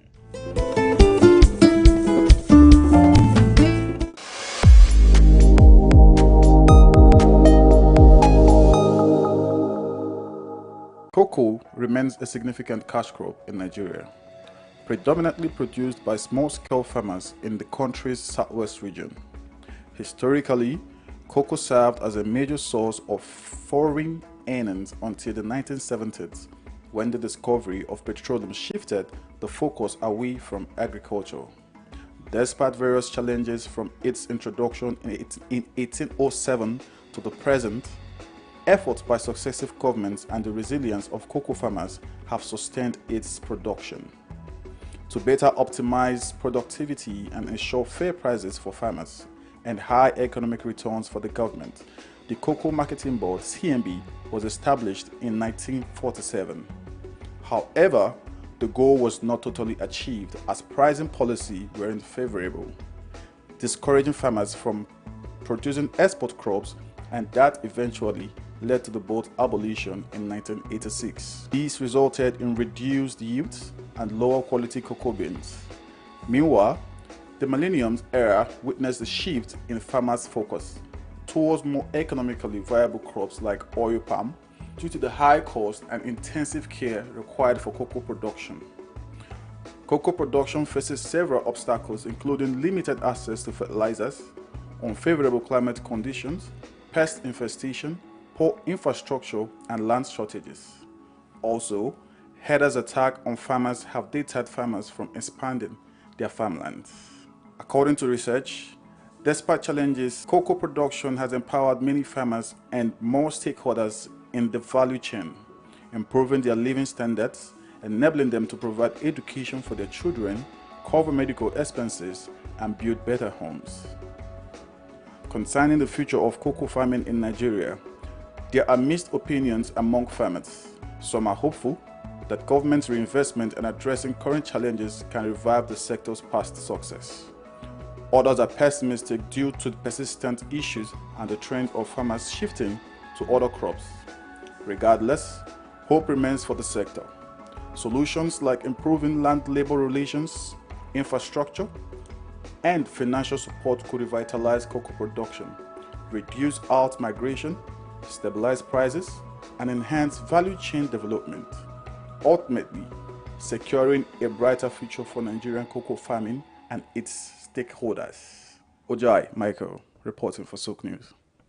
Land documentation, a cornerstone of effective land governance, supporting tenure security, economic development. Latest in news, development issues, global updates, News Television will bring you stories that matter right to your screen. Breaking news. Be the first to know with our real-time update on local and update events. In-depth analysis, get the full picture with expert insights and comprehensive coverage.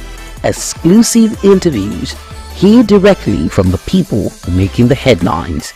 Tune in daily for blended news and stories that keep you connected to the pulse of the globe. Click, like, and follow us on all our social media platforms at SOUQ News TV for updates, live streams, and more.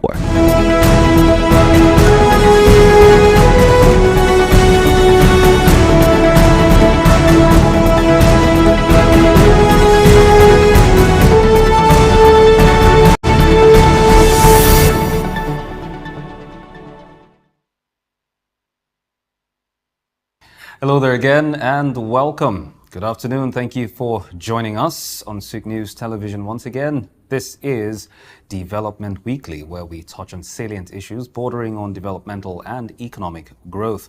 It also showcases humanitarian and sustainable development activities by relevant stakeholders, highlighting their impact on socio-economic development. Today on the program, we discuss healthcare outcomes in Nigeria and the ways to improve them. In a nation where access to quality healthcare remains a challenge and conversations regarding policymakers' efforts to transform the landscape still linger, it's important to have said discussions across the borders. From rural communities to urban centers, Nigeria's healthcare system faces numerous obstacles. Limited resources, inadequate infrastructure, and disparities in healthcare delivery has continued to hinder development, as it were. Amidst these challenges, stories of resilience, determination, and innovation abound in areas such as maternal and child mortality, infectious disease management, non-communicable disease prevention, healthcare financing, and accessibility, as well as technology-driven healthcare solutions. On the program today, we discuss these issues and more, talking about Nigeria's healthcare ecosystem, as well as identify opportunities for growth and improvement. I am David Chido, and joining us on the program this afternoon is the chairman of the Public Health Sustainable Advocacy Initiative, Mr. Ayo Adebusoye. Good afternoon, Mr. Adebusoye. Thank you for joining us. Can you hear me? Yes, I can hear you loud and clear. Yes, thank you for joining us once again. So, Mr. Adebusoye, give us your thoughts. Now, let's start on this note with your thoughts, first of all, on how we have fared with regards to, healthcare in the country. That's the country's healthcare ecosystem so far. What are your thoughts regarding it? Well, I think it's something which is well known that Nigeria we have one of the lowest performance with regards to health outcomes. some statistics is talking about we're like ranked 187, you know, out of 195. So we we have about 615 maternal mortality ratio for every 100,000 live birth. Those are, you know, the proxies by which we can measure our health outcomes. 70% of our health spend is out of pocket. So these are indicators to show that there is a lot that needs to be improved upon in Nigeria. We have over 200 million population. We're not really fully sure now. And to give you a context, at independence, 1960, Nigeria was just about 45 million, and our um colonial power, United Kingdom, so 54 million. And then take that 60 years ahead, today, the United Kingdom is just about 65 million or thereabouts, and Nigeria is over 200 million. We're not even really sure of our population. So that should let you know that there's so many issues which are going on. Nigerians now, statistics are showing that 80% of Nigerians are living under the poverty level, Human Development Index. So the challenges are huge, but the opportunities are also there if we have the political will. And I keep on quoting one local government chairman years ago who told me that, quote and unquote, quote, health is not a campaignable issue, unquote. And that's the uh, real root of the problem with regards to the efforts from policymakers in health. It is not given that priority, which health has to be given. Um, in Abuja in the year 2000, we always quote this: African Union countries from all over Africa came together for the African Union meeting in Abuja, coincidentally, and they agreed that 15% of the budget for every country in Nigeria would be allocated to health. However, since that date, Nigeria has never come anywhere close to 15% in regards to its health spend, its health budget as out of the share of the total budget. In fact, we're normally around 5%. And this is part of why we see what is going on. The fact that, one, there's even not the commensurate budget allocation, and even that one that is allocated, how much is even being spent? Because there's a difference between the budget allocation and even the budget utilization. At the end of the day, we see that in the health sector, especially, a lot of funds are still not spent at the end of the year for various reasons: the procurement process, delayed releases, etc. And of course, when we speak about Nigeria, it's not just the federal government, also the sub-national level.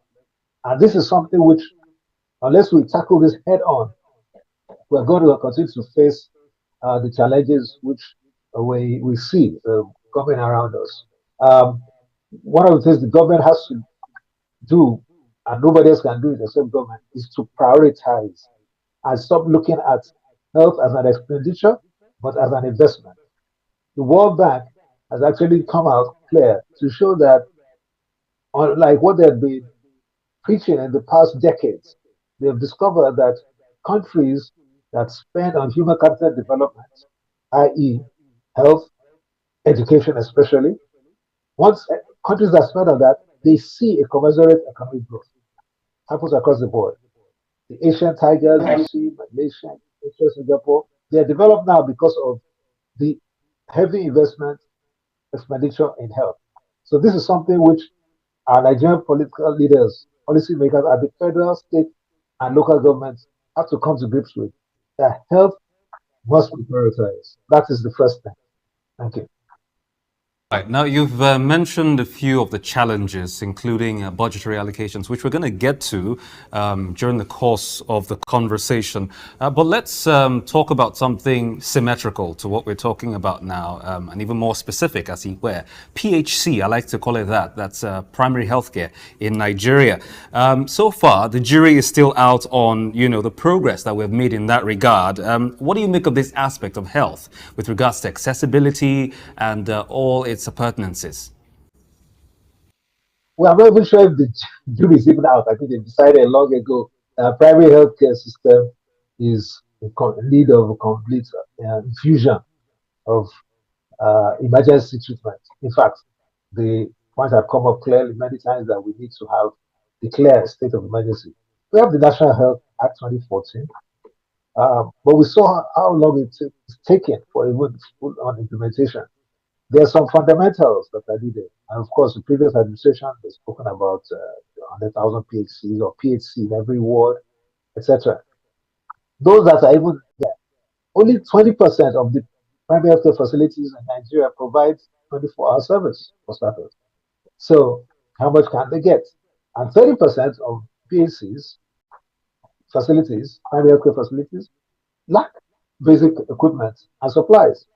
So these are some fundamental issues that the government has to tackle head on with regards to primary health care. There are some legislation policies that have brought up the primary health care to the forefront, like the National Health Fund. That's why we have the Basic Healthcare Provision Fund, which is supposed to support the whole primary health care ecosystem, including the health insurance aspect and even the primary healthcare facilities themselves, and of course, some emergency expenditure, health expenditure. However, even the basic healthcare provision fund has not been coming out regularly. Like that was the last time there has been a release from the federal government to the states. There's always a delay. There's always a challenge getting it out. It took a long time to 2014 to even get the process going.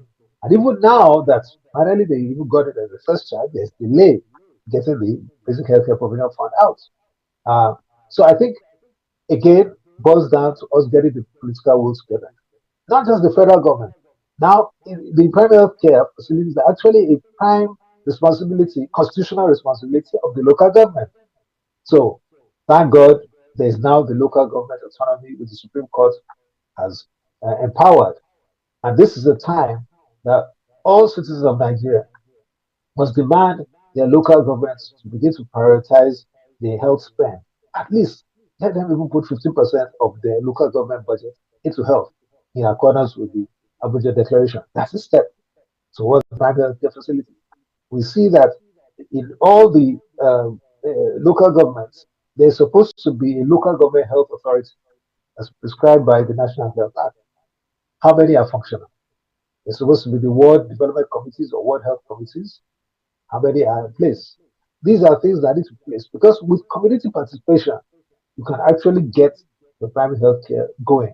We know of some communities where the ward health committees are very vibrant, that they even can even help build facilities, help to maintain facilities, help to support facilities with funding. Once you can get the community involved, very, very critical. So I think the primary healthcare facility is something which has to prioritize because that is the first port of call, supposed to be for most people. But in a situation where only 20% of primary healthcare facilities have 24-hour service, imagine the challenge where you go there, there's hardly any equipment, any treatment, any medicine, any drugs. Maybe they just come from vaccination, immunization occasionally. This is why persons have challenges even accessing. There's a challenge with regards to accessing basic health care. So the PHC are key to any health developments in Nigeria. Okay. So these challenges, I want us to go even further. That's challenges with regards to accessing PHC in the country. There's only about 60%, from some stats that have been released, 60% of Nigerians that can access primary healthcare services. Not very encouraging figures, that one. What would you say are or have been the primary factors responsible for these individuals that accrue to that particular percentage being unable to access PHC. You mentioned the local government. Of course, we know what's happening with the local government these days and, the legislation in their favor. Compare, contrast to what's happening also still on the subnational level, the executives in the states. So, I reckon there is a disconnect somewhere, because if there isn't, that number wouldn't be the way that it is, and there will be more people being able to access primary healthcare. So, Mr. Adebusoye, can you help us? Can you help us get a sense of why it's been this way? Some of the factors responsible. Well, one, geographic barriers. 70% of the healthcare facilities in the country are located in the urban areas, so the rural areas are, underserved. And of course, we have the majority of our population in the rural areas. And, so challenge A, how do they even physically access a healthcare facility when it's miles and miles away? Some of our people are living in the Riverine. How do they access it? They can only cross the river, the lagoon, to get to where the healthcare facility is. Another one is financial barrier. As we mentioned, 70 to 80% of our healthcare spend is out of pocket. Many people, that makes healthcare unaffordable for many Nigerians. 1,000 naira, 1,000 naira in a life and death situation. And if you don't have it, you may not be able to access care, because as soon as at the point of delivery, at the point of service delivery, they're asking for money, which is the most inefficient way of having a health system in place. Those are the things. So those things have to be looked at carefully. The geographic barrier and the financial barrier. Those are huge, huge ones that can only, it needs a sustained focus and investment for it to come out of it. Part of it would be one, first, as I mentioned earlier, both the federal, state, and local governments to increase their investment in health. We have all committed to 15%. So it's happening in Abuja. Let's start going towards that.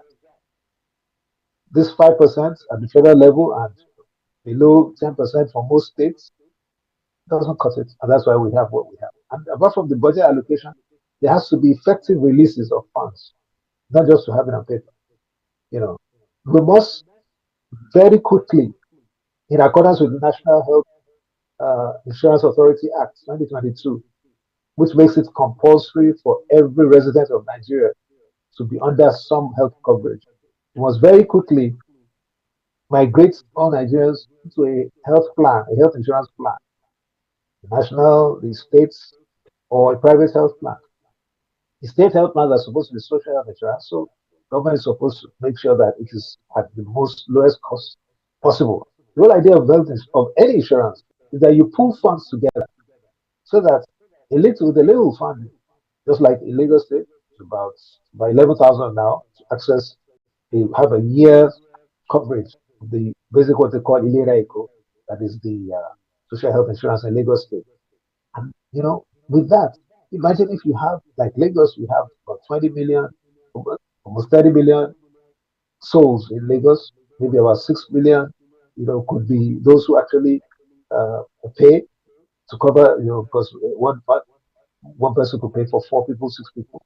Imagine if you have that pool of funds that comes in would be able to guarantee affordable, quality, accessible healthcare for all at the subnational level.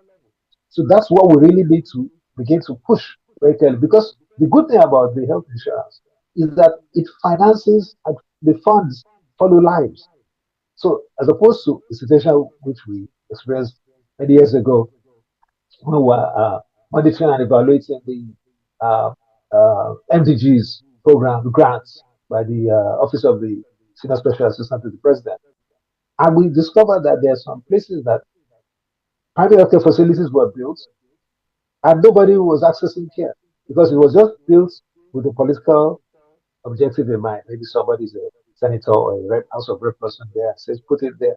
There was no need for it. So it was built at that time, 33 billion was the cost for each primary healthcare facility, wherever it was situated in Nigeria, which is also not a realistic figure, because that how can you have in the swamp and in the savannah the same kind of building? But 33 billion then. So we had some situations then we discovered where in the world you have two primary healthcare facilities which are not needed, and in some other places they don't have any no primary healthcare facility. And so when they want to distribute, especially from the federal level, distribute maybe mosquito nets, drugs, something, there's even no health facility there. So they'll have to keep the drugs in the traditional ruler's place until many times they expire. So all these challenges in logistics and planning also want make our primary healthcare outcomes still very, very poor. As we mentioned, the high maternal mortality rate we have in the country, one of the highest in the world. So one of the things we need to do, the good thing about the health insurance, if we all get behind it, starting with the political policy makers who have the duty bearers, state governors, especially because the National Health Insurance Act is working through the state health insurance agencies.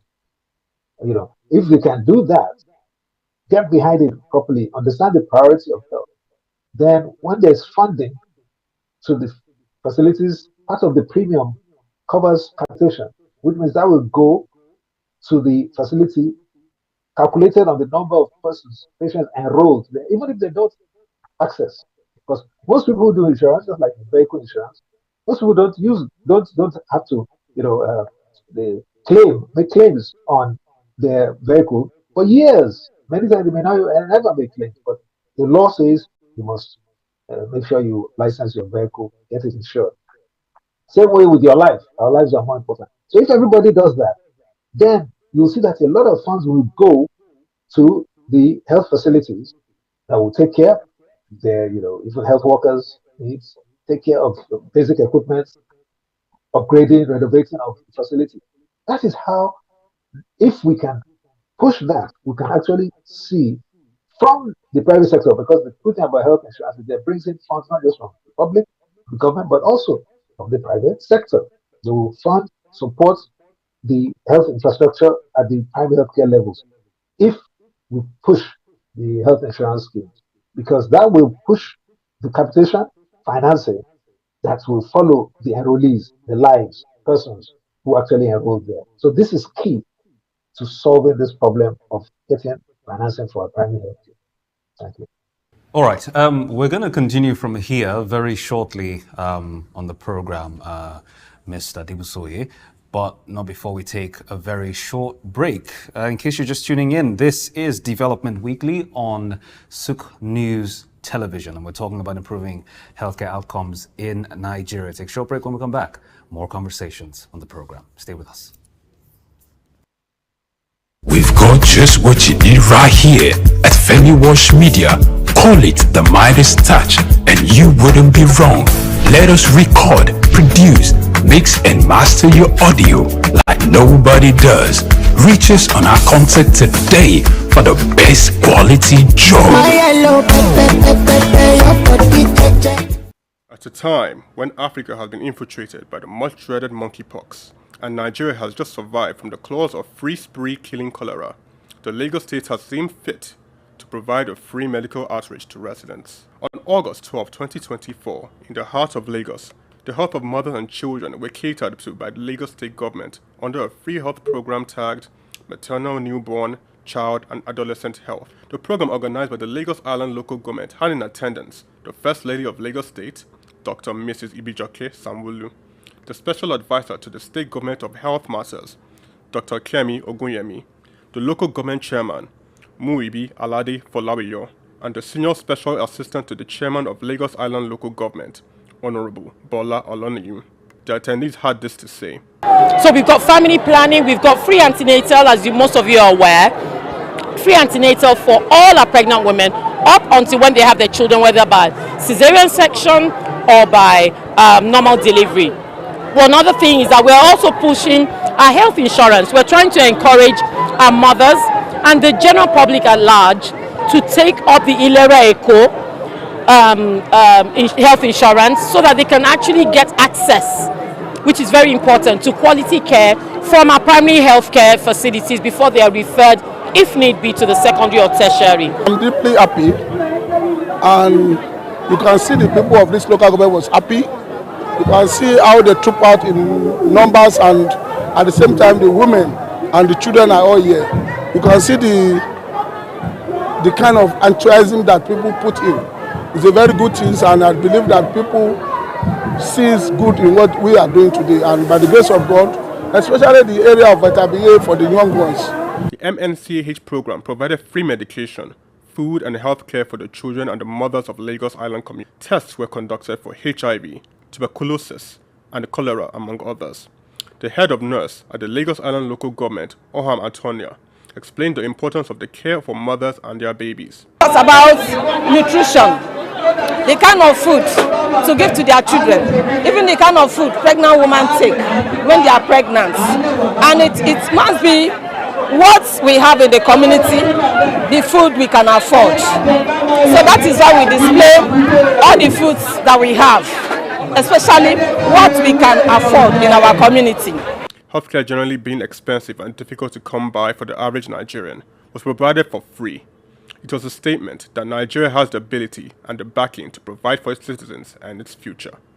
The event, hosted by Her Excellency Dr. Mrs. Ibijoke Sanwo-Olu, who later arrived at the event. However, the healthcare of mothers and children wasn't the only consideration, as men were present for x-rays and healthcare products on ground. Chike H. Okolo, reporting for SOUQ News.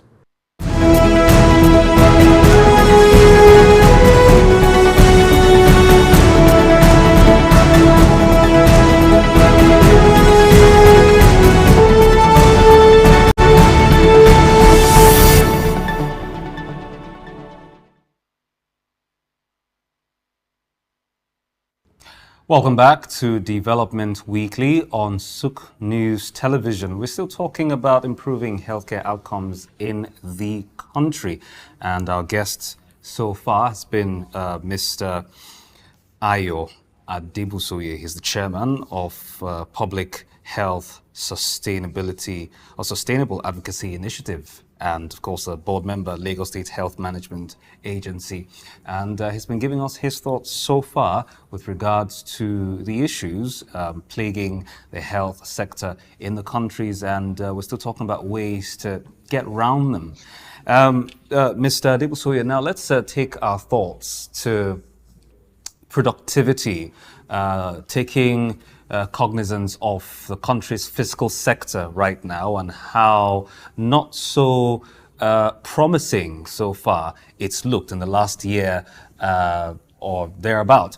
There have been some arguments that, considering how many facilities there are, especially in the health sector and the education sector, but we're talking about the healthcare sector right now, across the board, there are innumerable facilities that are, just as you mentioned, some of them, you mentioned a particular percentage, 20% of them, if I remember correctly, that are not particularly providing the services for which they were built to provide. So the argument has been, is it possible, before I get on with my question, just to give some more context to the conversation, a total number of facilities are estimated to be about 40,000 across the country.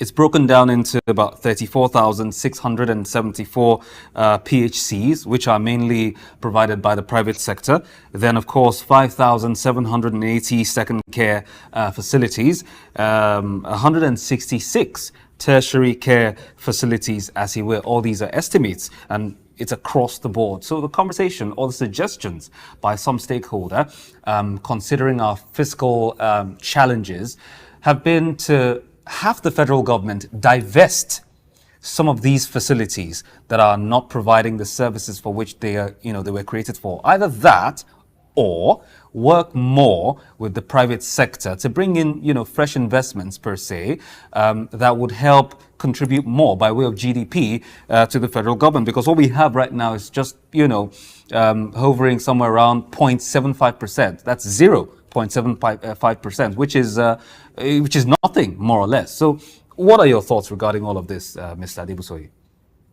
I think it's important for us to realize that something is even happening already. And one of it is that there's some private sector initiatives happening, which is even bringing in some medical tourism, or it's aimed towards bringing in medical medical tourism back. But that's usually for the high end. And it's something which will be quite pricey for the average Nigerian, but at least it's a start.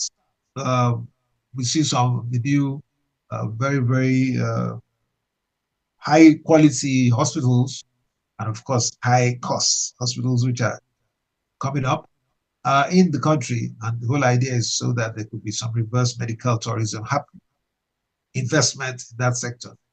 But what government has to encourage is a PPP model where they could, and this is where the health insurance scheme at the subnational level can take a lead. Because, for instance, in the Lagos State, under the Lagos Health Management Agency law, the section 27, where it empowers the health fund.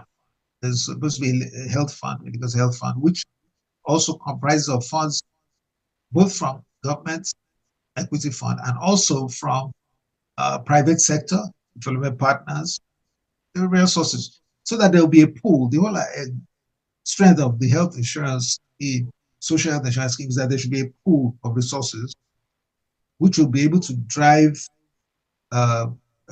purchases, strategic purchases, even of drugs, because when you have a huge pool, you can actually even purchase drugs at a more cheaper level, be able to drive equipping the facilities.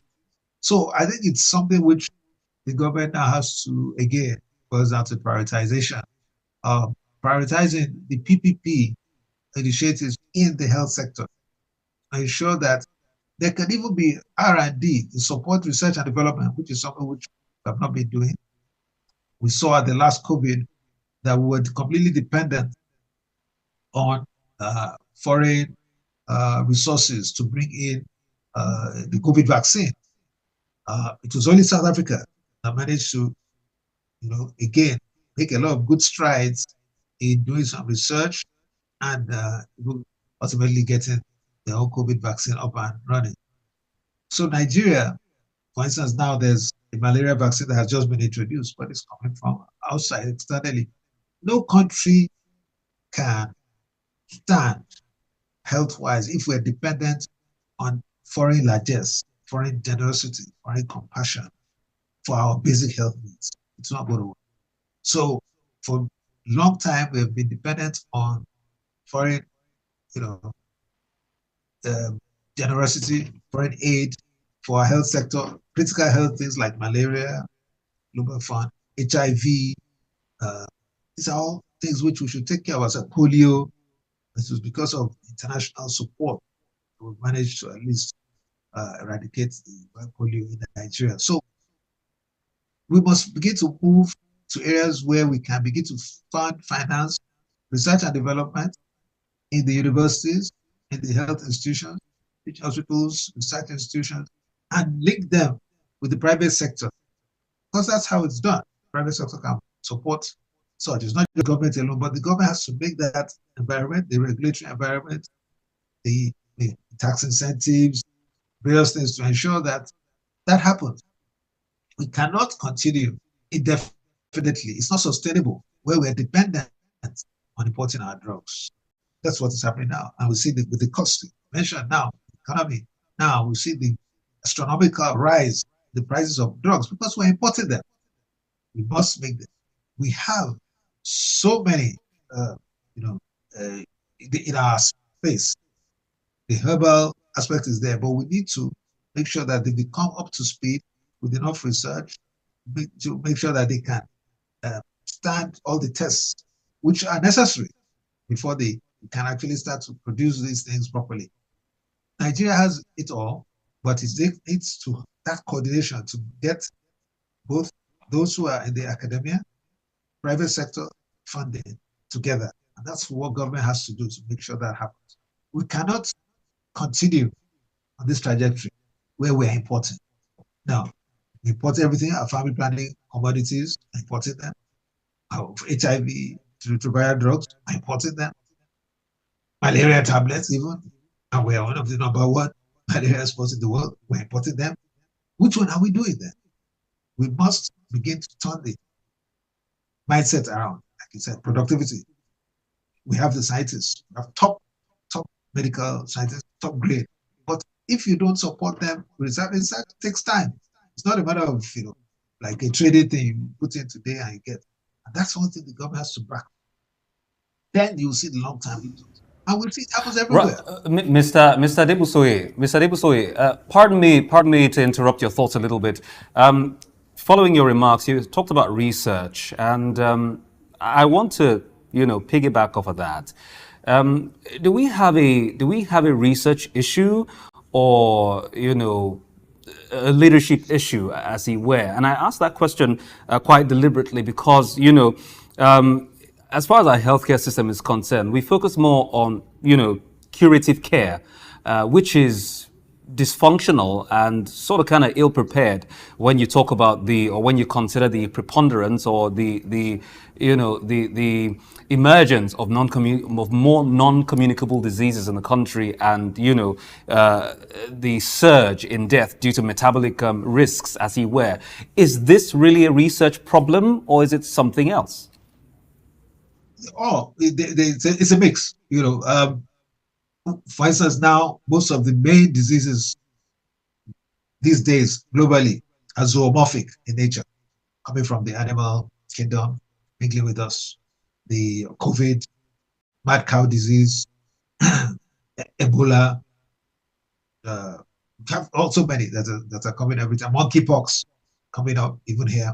They're all coming, and it's going to continue increasing.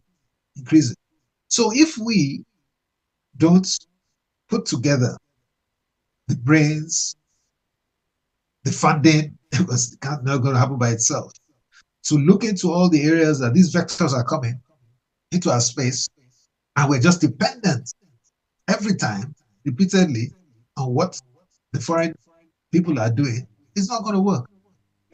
It's definitely not sustainable. So it's a whole mix of things where we ourselves have to begin to preempt things that happen, just like they happened then. Some people say, "Oh, COVID, how did they get the vaccines?" They had anticipated it. They had been working. There was part of the allegation is that one of the places they were working, Wuhan lab in China, is one of those kind of places where they were doing those kind of researches with so-called gain of function, things that they were doing to those, viruses, which would even make it. So there was a suspect allegation that maybe it leaked. So it is very important for us to begin to look into the aspect of bioresearch, in biomedical research in Nigeria, and support it with funds. It's not going to happen. It's not a free thing. It won't just happen by itself. We spend so much money on frivolities, but these are areas, and we have a comparative advantage because we have the brains, medical brains. We're good globally. Nigerians are doing very well in the medical field. So it's not that we can't do it, but this thing needs coordination. It won't just happen by itself. We have institutions here. We have the Nigerian Institute of Medical Research. It should be funded. They should be supported, not just government alone, but with private sector. But the private sector will only fund if there is an enabling environment, a regulatory framework for this thing to be done properly. So it's not something that is optional. It's something that we have to do. Whether we do it now, we do it 10 years time, 20 years time, it's going to have to be done. We have to support research and development of the healthcare system. We have to do it both preventive, curative. It's got to be done. That's the main thing. And so let us start the process. Okay. Because of time, Mr. Ayo, let me also throw this in very quickly. Earlier, you spoke about health insurance, which is critical. As a matter of fact, there's been legislation about it, or legislation for it, and then that particular piece of legislation has been reviewed in recent time, as a matter of fact, to accommodate or to include more, Nigerians, as he were.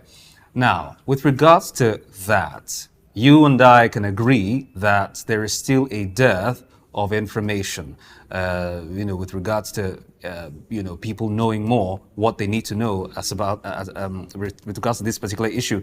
Now, let's talk about advocacy. What more needs to be done, and how do we go about doing it to make sure that more Nigerians are adequately and sufficiently aware about the tenets of health insurance and how critical it is? Yeah. Well, one of it is like what we're doing now, speaking on TV, very, very critical, and on radio. And this is at the subnational levels, because this thing is going to be driven at the subnational levels, the state and local government level. It's not federal. And this was why for years that they've had the NHIS previously, National Health Insurance Scheme. It's about 5% of the population who had coverage on health insurance. This has to be driven by the states, just as they drive immunization campaigns massively. It has to be driven by the states, billboards, radio, social media, TV, everywhere. In all the schools, there has to be hinged. There has to also be some enforcement, but awareness creation first, where you must show you, just like before you drive your car, you can't drive your car in Nigeria without having vehicle insurance. You can't. A third-party insurance, at least. So the same way, once there's huge advocacy, huge awareness, ease up with the enforcement, start slowly, gradually there. For your child to be registered, there must be an insurance coverage so that if anything happens in school, he'll be covered. So like that, those things, that's how to make it happen. Actually, but there has to be that massive, media blitz, constant campaign that this thing is on. There's an act backing it, and every resident of Nigeria, not even say every resident of Nigeria, must be insured. Every employer must make sure that their employees, both private and public, have some health insurance coverage. And this is something that has to just be a constant, sustained drive. It's not going to happen just one day, but that sustainability is there. But while that is going on, the government must have their own investments to make sure that when persons get to the clinics, the health facilities, of course, both public and private health insurance, both public and private, but they must make sure that the facilities have some basic minimum package of care for the patients.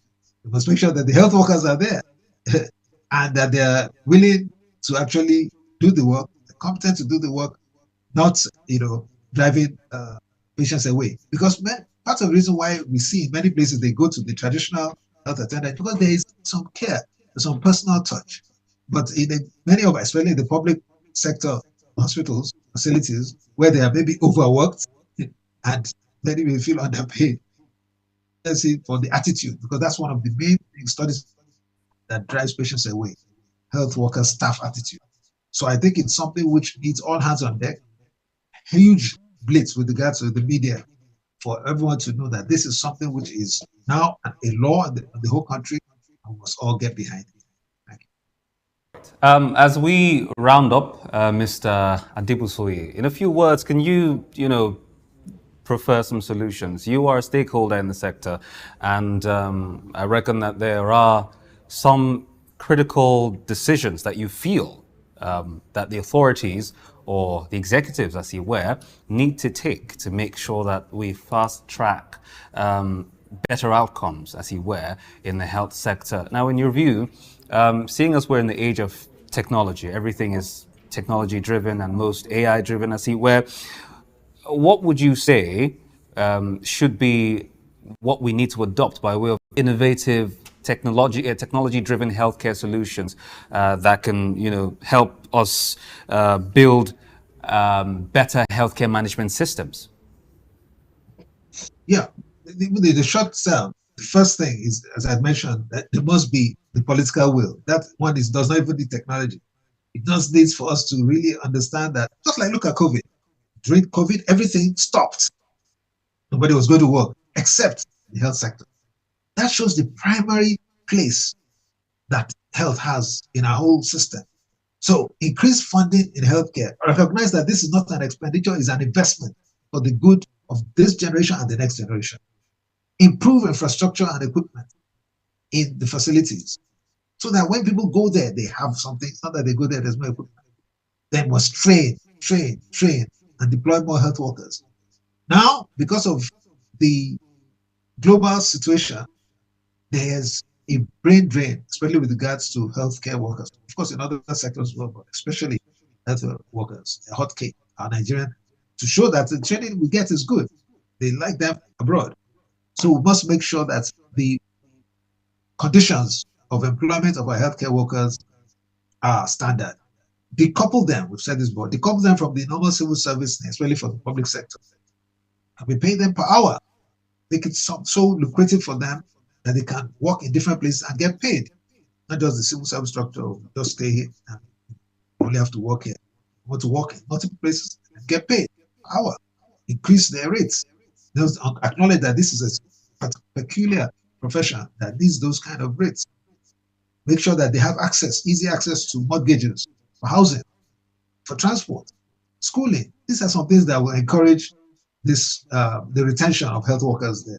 And in longer term, make sure, as we said, implement the universal healthcare coverage through mandatory health insurance scheme at the subnational level, promote public-private partnerships to ensure that they can actually build proper facilities, well-equipped facilities, not just waiting for government. Strengthen the PHCs through community engagements and participation. I mentioned it earlier. We know some World Health Committees that sustain, maintain many health facilities because they have been acknowledged in the National Health Act 2014. Bring them, and of course, like you said, leverage technology for healthcare delivery and management. In Lagos, we had the online system, virtual system, since the time of COVID, where people can actually connect and get some counseling online. We have to start things like that. If we launch a virtual booth in Lagos State, we need to look at that model, see how we can go further with that. So that some places where you can even not have a full-blown health with health facilities, have a virtual booth, health booth, where they can come in and get counseled, some access of care virtually at that place, because technology can do that. So these are all things that can only happen, one, if there is a political will. It comes down to that, first and foremost. Thank you. All right, thank you very much, Mr. Ayo Adebusoye, for joining us on the program this morning. Mr. Adebusoye is the chairman of Public Health Sustainable Advocacy Initiative, SOUQ, and the board member, Lagos State Health Management Agency. Many thanks, Mr. Ayo, for joining us again on the program today. Thank you very much. Thank you very much. Thank you. God bless. And that's Development Weekly. But a recap very quickly. We've been talking about improving healthcare outcomes in Nigeria, transforming the healthcare landscape or ecosystem, if you like. And we've talked about the issues, talked about the challenges. But amidst all the challenges and issues that there are, ways to circumvent these challenges or ways to better our lot seems to be the critical question, or seems to be the critical issue, as it were. Of course, some solutions and recommendations have been preferred from the point of view of our guest this afternoon. He's talked about funding, making specific reference to the budget.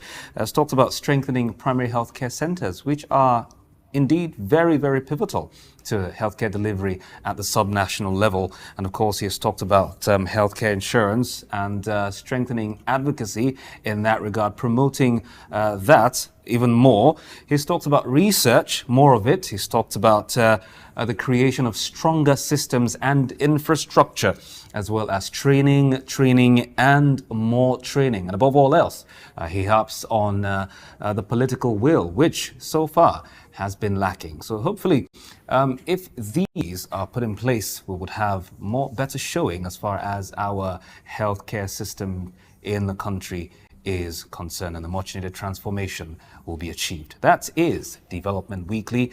Today on the program, do keep a date with us, same time next Thursday. We're talking about 1 p.m.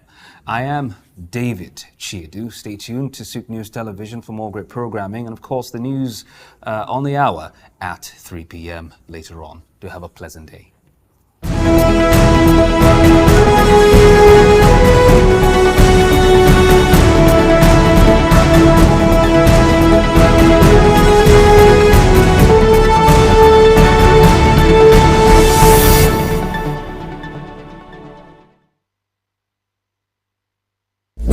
Just what you need right here at Femi Wash Media. Call it the Midas touch and you wouldn't be wrong. Let us record, produce, mix and master your audio like nobody does. Reach us on our contact today for the best quality job.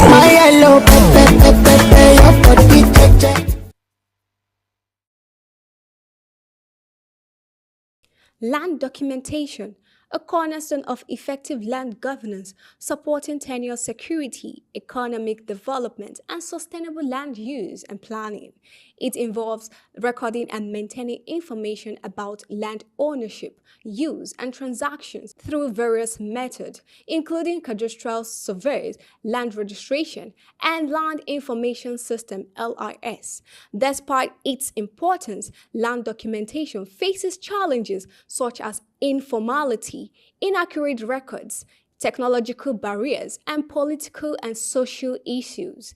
In Nigeria, land registration and documentation are plagued with a mere 3% of land formally registered and up to 90% of rural land held under customary tenure, lacking formal documentation. Despite efforts to improve land administration in urban areas like Lagos, the land remains complex and costly, with land disputes accounting for up to 80% of civil cases, and women facing significant barriers to land ownership, and only 10% having secure land rights. Also, informal settlements are common, with over 60% of Lagos population living without secure tenure. However, recent technological advancements offer promising solutions to these challenges. Some of the innovations include geospatial technology, blockchain, mobile and open source tools, which are currently used for enhancing the accuracy, efficiency,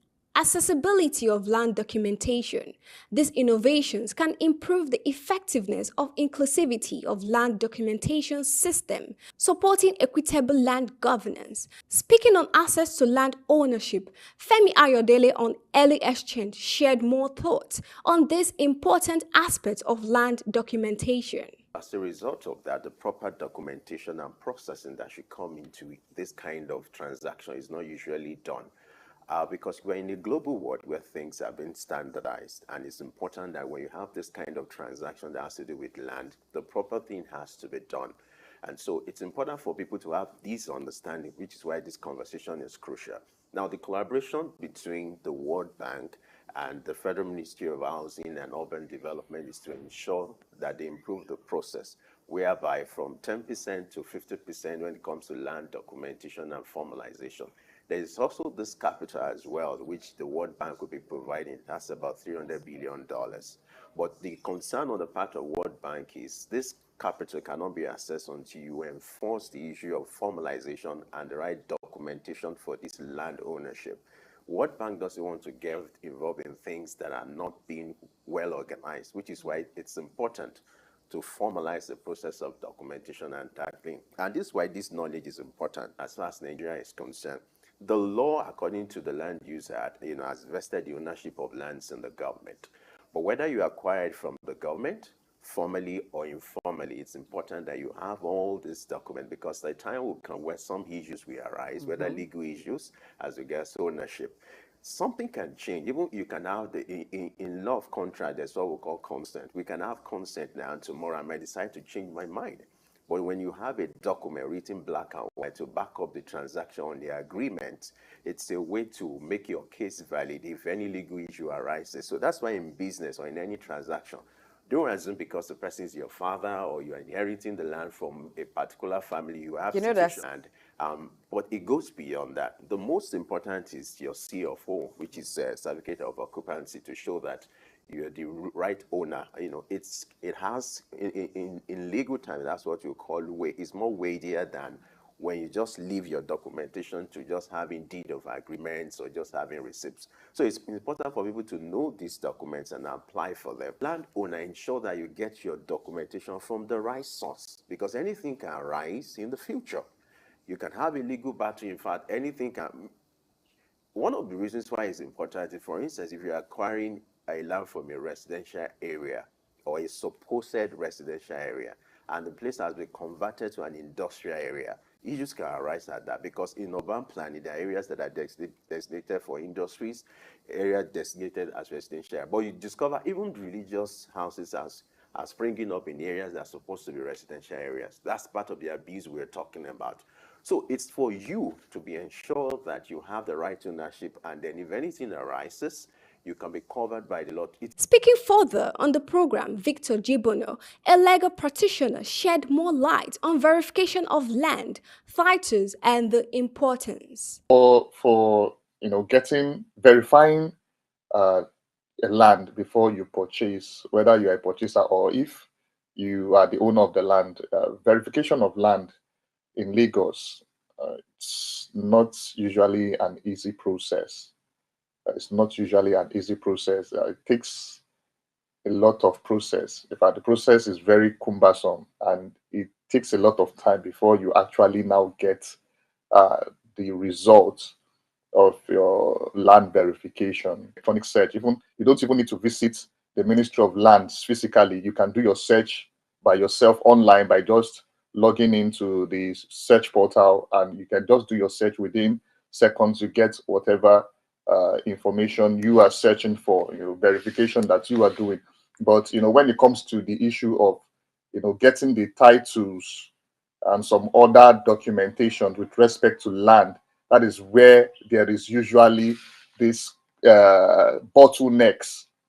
It can take as long as 1 year for you to get the C of O, for you to get a governor's consent, which is, to me, not encouraging. If you want to sell your land for the purpose of getting huge commercial benefits, and you require a C of O to do that, if you need to get cashing on, you need to cash in money on for a very urgent purpose, and you need to sell your land with a C of O. You can imagine if your land doesn't have a C of O and you want to get that C of O, you'll be looking at spending over a year plus before you can eventually get that C of O to sell that land. So these are issues that needs to be addressed by the Ministry of Lands, states, Lagos State as it concerns us in our practice. If you have been granted right of occupancy on a particular land, you should know that that right is valid for 99 years. So at the expiration of 99 years, it's either you apply for an extension of that 99 years, or the government comes and pick the land up. So because the land belongs to the state government, in reality, so that is the reason why it is usually advised, for you to be able to have some legal rights with respect to lands, you have to perfect your title. And when you are perfecting your title, like the other time when I was interviewed in your station, I talked about various kinds of titles that can give you legal rights. The certificate of occupancy is the most important. Then you have the governor's consent. For example, the certificate of occupancy, once you are issued certificate of occupancy, it means that you have legal rights to that land for 99 years. Leveraging technological advancements and addressing challenges such as comprehensive reforms, which include policy and legislation, corruption, transparency, capacity building, public awareness, and public-private partnership. Land documentation can play a vital role in securing land rights, promoting economic growth, and protecting the environment. Praise Matthias for SOUQ News.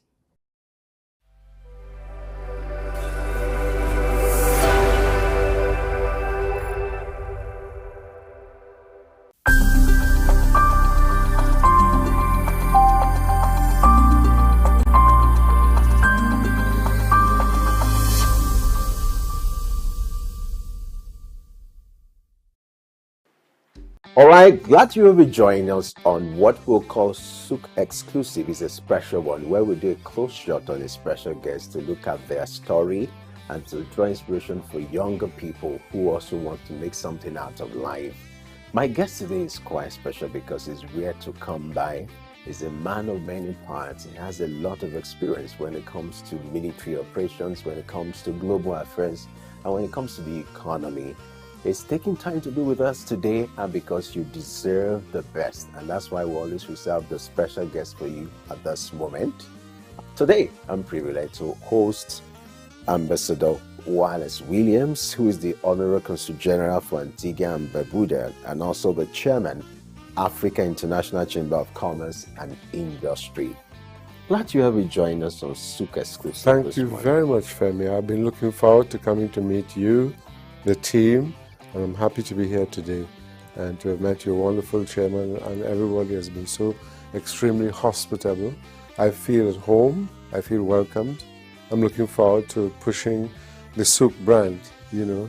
Wherever I go, I'll be talking about this station, for sure. You know that. Yes, sir. Yeah, I like to defend and promote, you know, those who need promotion from the point of view of, you know, you've created a niche in this country from the areas that you cover, and I'm very, very impressed. I must commend you for that patriotism. Honestly, today it's quite historic for me. An opportunity to meet you again. You know, it's been a while. Thank you. And you know, to also guide you on this SOUQ Exclusive. Thank Great you. one. Glad you have joined us once again. Thank you. So let's start with your story, because the idea is to talk about your story. And I'm going to start with your background. You talking about your background, your experience while growing up. You know, telling your story, some of the things that were fascinating to you while growing up, and some of the things that, you know, helped in shaping your value over the years. Talk to us about your background. Very much. I come from I'm a village boy. I come from a little village in Trinidad called La Brea. It also has a famous world moniker, and that it is the 8th wonder of the world. We have a natural asphalt lake.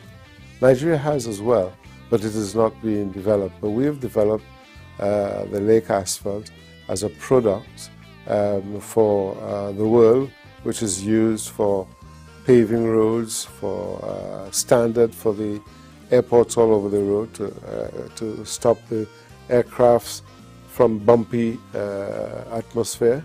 Those roads, those products are very strong as cement. So that's where I'm from. I went to a school on the lake called Brighton Sea, where as a young, inquisitive young man, I was always searching for knowledge. I then won a scholarship. I became a scholar at age 10 to go to college called Queen's Royal College, which they say is the most elite college, if not in Trinidad alone, but in the Caribbean. I'm proud of that one, you know, where we were schooled to be told that we are the leaders of the future, that we are going to be the captains of industry. So when you grow up with that mindset, you think nothing is impossible. At a very tender age, to have that told to you, you feel proud, you know, that you belong to a very close circle of elitists. I think it's like your King's College here. You know, you tend to believe that you're made for the world, and your future is already set based on the education they will give you. So when we entered on the first day, they said, you know, you are now, you know, a cut above the rest. Challenge everything, you know, and if you find that your professors have not done their homework, put them out of the class and teach the rest of the class. And we did. Some of us who, like myself, bold enough, you didn't prepare, we put you out of the class, and the principal just would not do anything. He'd say, well, you did not prepare, and these young scholars have to go forward with their next lesson, and if you didn't prepare, they will teach the class, and we did. So when you had that kind of training very early on, you knew that nothing was impossible, challenge everything, and correct it if you have to. So in my formative years, my DNA was made out of challenge everything, do not be compromised, you know, and be a scholar. But also they told us that if, when they finish training us, and they drop us anywhere in the world, Alaska, wherever, and they come back and we are not in charge, they are failed. So we have that mindset that failure is not an option. You know, we must win. We have a win-win attitude. So I grew up, you know, in that kind of atmosphere. You know, we would walk to school, run home for lunch, run back, so we became very athletic as well. We grew up among fruit trees and organic food, you know, and you name it, we did everything, you know, as a young man. Children today don't have the same adventure spirit that we have had. You know, we go out and, you know, have fun, etc. And the excitement of learning was a key thing. That, you know, at that time we didn't have any electricity. We had these lamp oils, so we'll be studying in the night. Oh. Yeah, studying in the night, and you had a thirst for learning, you know, because in those days we didn't have what you have now, computers and all that, and that type of laziness. We made up our own games, you know, and our own imagination, you know, to play games, etc. Created your own games, and that was an exciting period for me. Well, what kind of games?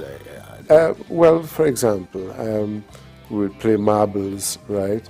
You pretend to be, you know, a prime minister or a footballer or whatever, and you make up games and, you know, you conduct the affairs of the country.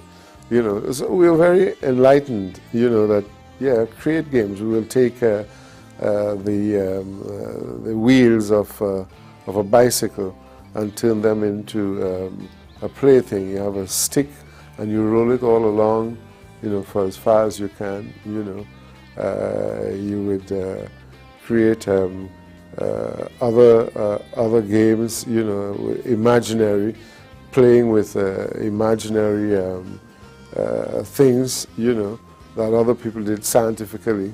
So, you know, you were always thinking and always imagining and always creating. So in our DNA, you know, we grew up to be very creative, very academic, very challenging. And I left from the countryside to go to the big city, as we say, because I came first in the island at that time. So I was a scholar at 10, you know, when I was not supposed to sit exams until 11 plus. But because I had jumped 2 classes, the principal thought, well, we can't keep this young man back anymore. So they lied to the Ministry of Education and said I was 11 plus. Oh, man. But I wasn't. I was actually 10. You know, so for me, those were very exciting times. And then having gone to the big city, you know, the world was now opening up to me. Oh, these things I've never seen in the countryside. And I absorbed those things so quickly. And started to look at, you know, how am I going to make use of this opportunity for the future? And one of the key things, if you have to tell the youth of today, is to focus on your vision and be disciplined and be consistent. Very, very important. While you were narrating your, you know, beautiful experience while growing up, you talked about, you know, having this what we call communal support, which is very peculiar that period, that age, where your neighbor's children, you see them as your own children. Absolutely. And even if you're not your biological children, you provide a kind of parental support, you know. Yes. But if you look at the trend now in the society, do we still have that? What's missing? Well, some parts of Africa still do, and we must go back to that, which we call Ubuntu. That communal spirit where your grandparents, your great-grandparents, they pass on knowledge. Because, you know, Africans are, you know, what we call a vocal, historical type of people. We talk and carry on the knowledge that we've had because it was not written. And it's still not written except for, you know, scholarly work at the moment. But, you know, for example, if your grandparents or parents are not talking to the neighbor, you dare not show the same animosity because that will get them to talking back together. They'll say, do you know that your son or your grandson did not greet me? What? They will now, you will be scolded for that, and they will get back talking because you have to learn respect. You have to learn that whatever goes on with adults is none of your business. You give everybody respect, and then everybody took care of you in the village. They will look out for you. They look out to make sure that you are safe. They look out to make sure that if your parents are not back home, they'll feed you. You know, you can come into their kitchen, enter their pots with their children, you know. So it was always communal, the Ubuntu spirit, you know, getting together. So I think children of today do not use their imagination. They're driven by computer games. They're driven by the phone. And so they don't spend much time exploring the world outside, which gives you a sense of security. And you're out there, you become streetwise, put it that way. Nowadays, everybody is closeted. You go to school in a car, your parents come and pick you back up in a car, and you've had no adventure. Your adventure life between the ages of 10 or between the ages of 7 and 15 or 17 have not had any kind of a free spirit, what I call free spirit. I mean, I'm a wanderlust. I like adventure, and that was born out of the early days growing up in Trinidad. At what point did you decide to join the army, and then... Well, we had military in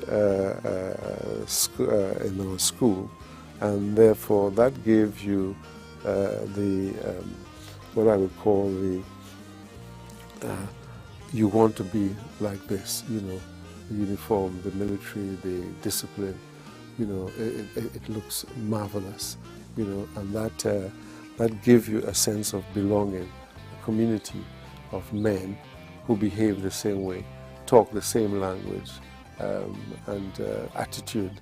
And since we were told, challenge everything and be leaders, well, that was natural, absolutely natural. Now let's talk about Africa. I know you're passionate about the African project. If you compare to the resources that Africa is blessed. Absolutely. Natural resources, human resources, Africa is blessed. But when it comes to the value these resources are adding to this continent, it's if you look at the compare, it's just not there. Well, what do you think is the reason? What is wrong is leadership. That's first and foremost. Second, patriotism. Thirdly, selfishness and greed. Right? If you look at those three combined, that's very toxic for the continent, because it means that we are giving away our fathers' wealth to foreigners for free and then taking the crumbs. That doesn't make sense. A continent that has trillions in reserve of whether it's gold, diamond, bauxite, whatever, you use that to sustain one currency, a central bank. We will beat anybody in the world, whether it's China or whatever, and we need to get to that point. So what is wrong is that we need to harness these resources for ourselves. Do not be, consumers, rather be producers. So we need to produce, we need to locally manufacture. I'm happy to see that Ghana has gone the way now of refining their gold. Burkina Faso has also kicked out those who are exploiting their gold, and I think they're going to go that way. That is what we'll need now. The kind of leadership that's going to say, enough is enough. Let us now not be consumers. Let us be manufacturers, put a factory in every community where the resources are, and let the community be shareholders. We are not wage earners. We are shareholders because this is our patrimony. This is what we were blessed with, and we in these communities with this, the government should say, okay, you want to come and exploit, transfer your technology, transfer your training, right? Participate with our locals to develop the resources. You get a profit, but there's a win-win. They also get a profit. And what the country or the nation has to do is be part of the value chain. And that is what Trinidad did with their oil and gas. They became part of the value chain. They intervened and said, we are not going to stay back on the dole and take a few crumbs and the rest of the country, starve. No. Our strategic policy is we want to be in every aspect of the value chain of our resources. And that's what they did. And that's why their GDP was so high, 25,000 plus per individual per capita, right, in Trinidad. And I brought that to Nigeria, to the Nigerian Gas Master Plan. I showed them this is what Trinidad did, also with local content. So develop your local content to fit your particular reserves. So you have gold, then train a lot of your community in gold refining, owned by you. Train them in gemstone, cutting, enhancing the value of that. Set up a commodity exchange, not wait for Hallmark in the UK or a commodity exchange in Brussels or Holland to tell you and determine your resource value. No, you need to be part of the value chain, and you now export rather than import your own resource, which went out and came back with added value to give to you for you to consume. Does that make sense? It doesn't. So we have got to change the paradigm and say we will now participate, and the government has to make the policy.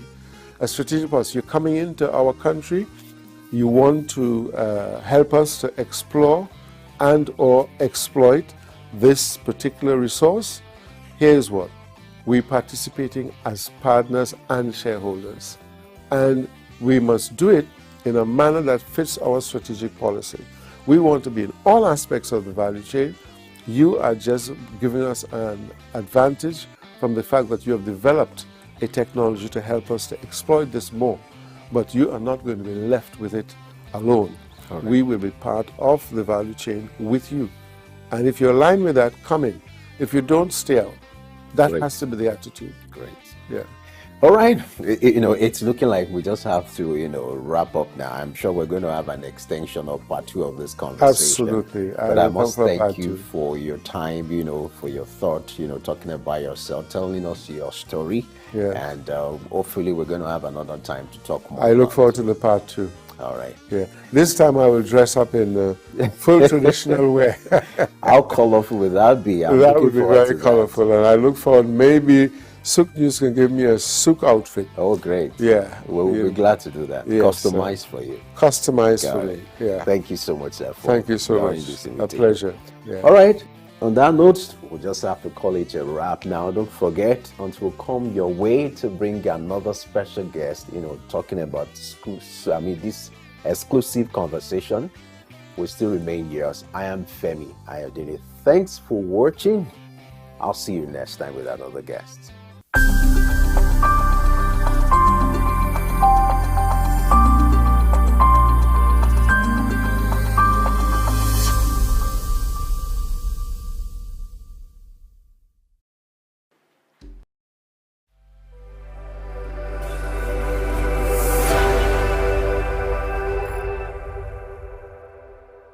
Hi everyone, my name is Gafar Mo. I'm a film producer and director. My name is Kyrie Baker. My name is John Njama. Hey guys, what's up?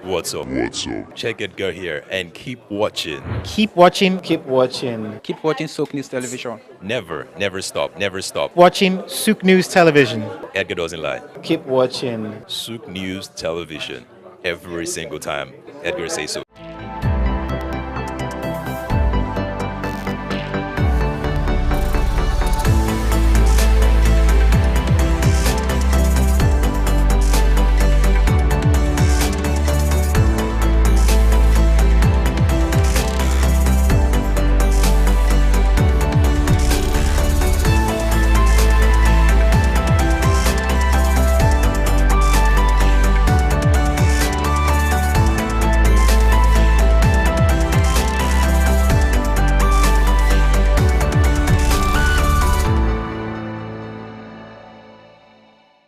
Optimism is a strategy for making a better future, because unless you believe that the future can be better, you are unlikely to step up and take responsibility for making it so. Responsibility is the price of greatness. How else can one explain the thought process of a 24-year-old youth leaving the luxurious comforts in the United States to fill in for his incarcerated father in sub-Saharan Africa, Nigeria, and run a family business holding the fort till stability was achieved? This is the story of Abdul Samad Rabiu, an unassuming, silent achiever.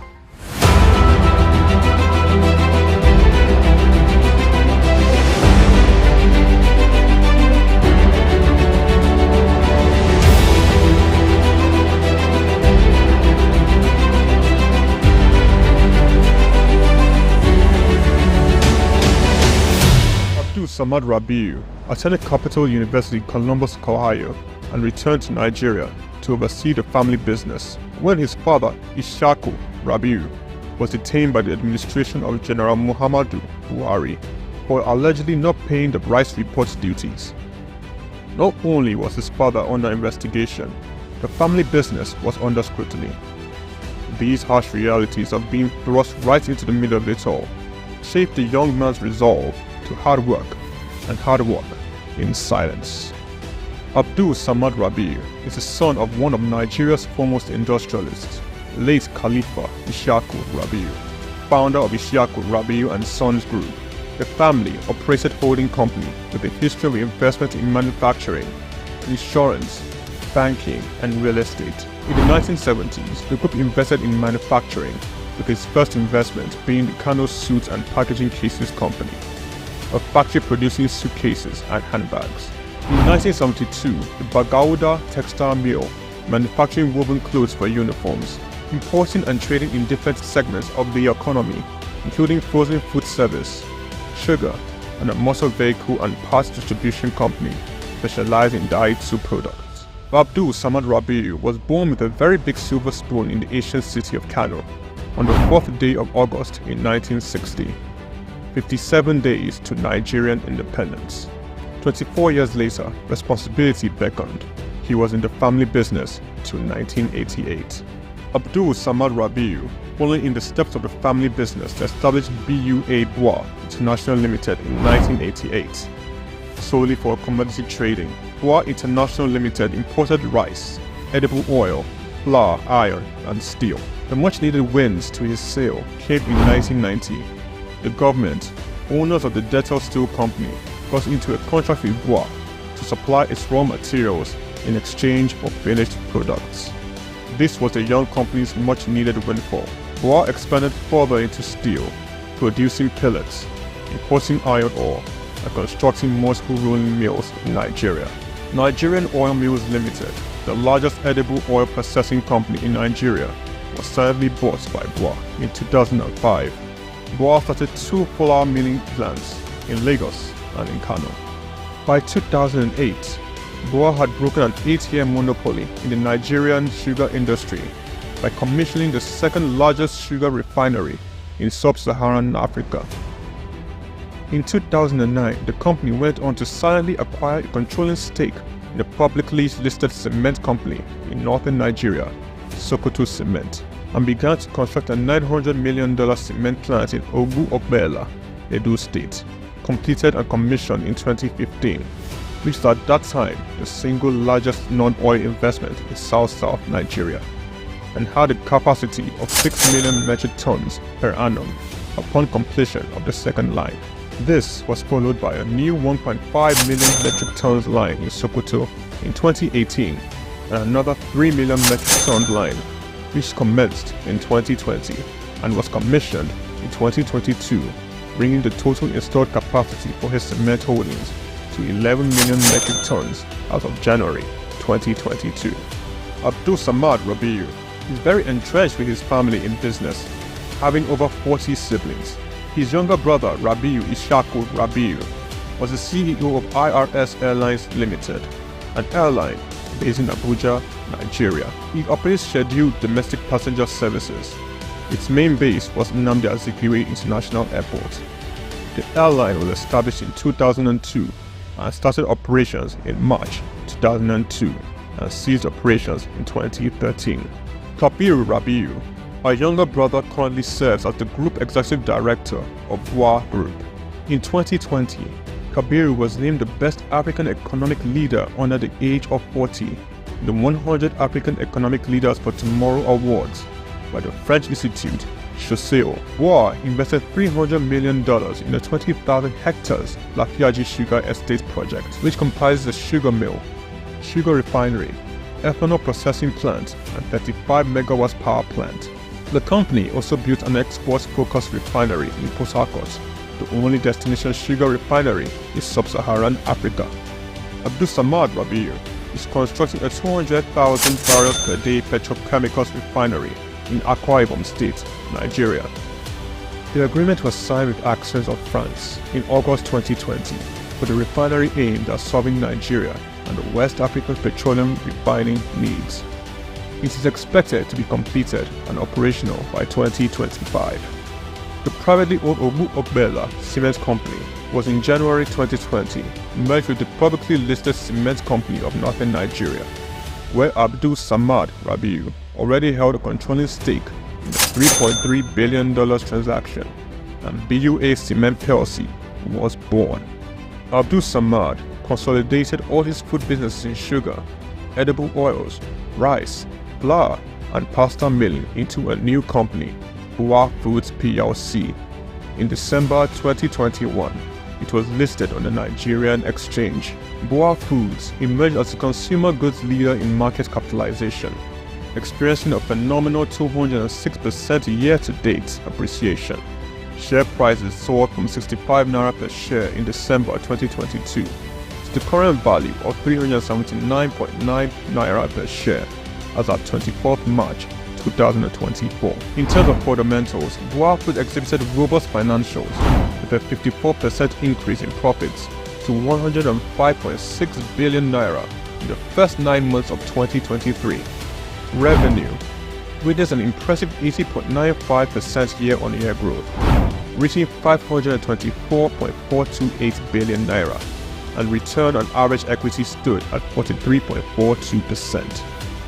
Despite challenges, Rabiu strategically increased his direct shares in Boa Cement by 56.37%, totaling 96.12% ownership. This move, executed on June 26, 2023, demonstrates Rabiu's confidence in his company's future growth.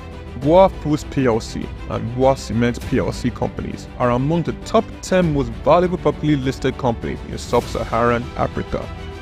From a relatively small company in 1988, SOUQ Group has grown to a world-class conglomerate, contributing significantly to the country's GDP while providing employment opportunities for tens of thousands of Nigerians. Abdul Samad Rabiu's philanthropy is silently second to none. He founded the Abdul Samad Africa Initiative, ASR Africa, an African-focused fund for social development and renewal which seeks to support Nigeria and other African countries in the area of health, education, and social development. In October 2022, Abdul Samad Rabiu, through ASR Africa, donated $500,000 to the United States Agency for International Development partner on tuberculosis control, HIV, and gender-based violence prevention efforts in Nigeria. Development of a 7.5 billion naira 200-bed specialist hospital in Kano State during the global COVID-19 pandemic. Abdul Samad Rabiu championed Nigeria's donation to this COVID-19 intervention by a single individual or corporate donating, amongst other things, 1.35 billion naira to the COVID private sector coalition, 300 million naira to the Presidential Task Force on COVID-19, over 1 billion naira in cash donations to 10 state governments across the country, 70 ambulances, medical equipment, face masks, provision of foodstuffs for over 1.5 million persons in Kano, Lagos, and Rivers States. ASR Africa Initiative donated a 4 billion naira police hospital in Abuja and donated 1 billion naira each for 6 universities across Nigeria through the ASR Africa Tertiary Education Grants Scheme for infrastructural development. The beneficiaries of the 6 billion naira tertiary education grant schemes are Ahmadu Bello University, University of Ibadan, University of Maiduguri, Nnamdi Azikiwe University, University of Ilorin, and the University of Benin. ASR Africa Initiative also donated 2.5 billion naira each through its tertiary healthcare development grants for health projects across 4 geopolitical zones in the country. These are in addition to 5 billion naira donated to build the first teaching hospital in Akwa Ibom State, donated 10 billion naira to the Security Support Fund of the Nigerian government. Abdul Samad Rabiu was awarded the 2022 CEO of the Year at the African CSR Awards, 2016 African Industrialist of the Year Awards by the All African Business Leader Awards, the 2022 Sun Man of the Year Awards, 2020 Vanguard Business Person of the Year, and the New Telegraph Philanthropist of the Year 2021, a recipient of several honorary doctorate degrees from various universities, including the University of Benin, Nasarawa State University, Sokoto State University, and Crescent University. Abdul Samad Rabiu is a fellow of the Institute of Directors, and he currently holds the prestigious Nigerian National Honors, Commander of the Order of the Federal Republic, CFR, Commander of the Order of Niger, CON, as well as the highest civilian national honor in Niger Republic. Abdul Samad Rabiu is married with children. His children are Mustafa Khadija Kuki Rabiu, Ishaku Khalifa Rabiu, Junad Rabiu. On the 22nd of January 2024, Forbes estimated Rabiu's wealth at $5.9 billion, putting him as the 6th wealthiest man in Africa and 508th in the Global Billionaires Club. The family man, the silent achiever, the giver, Abdul Samad Rabiu.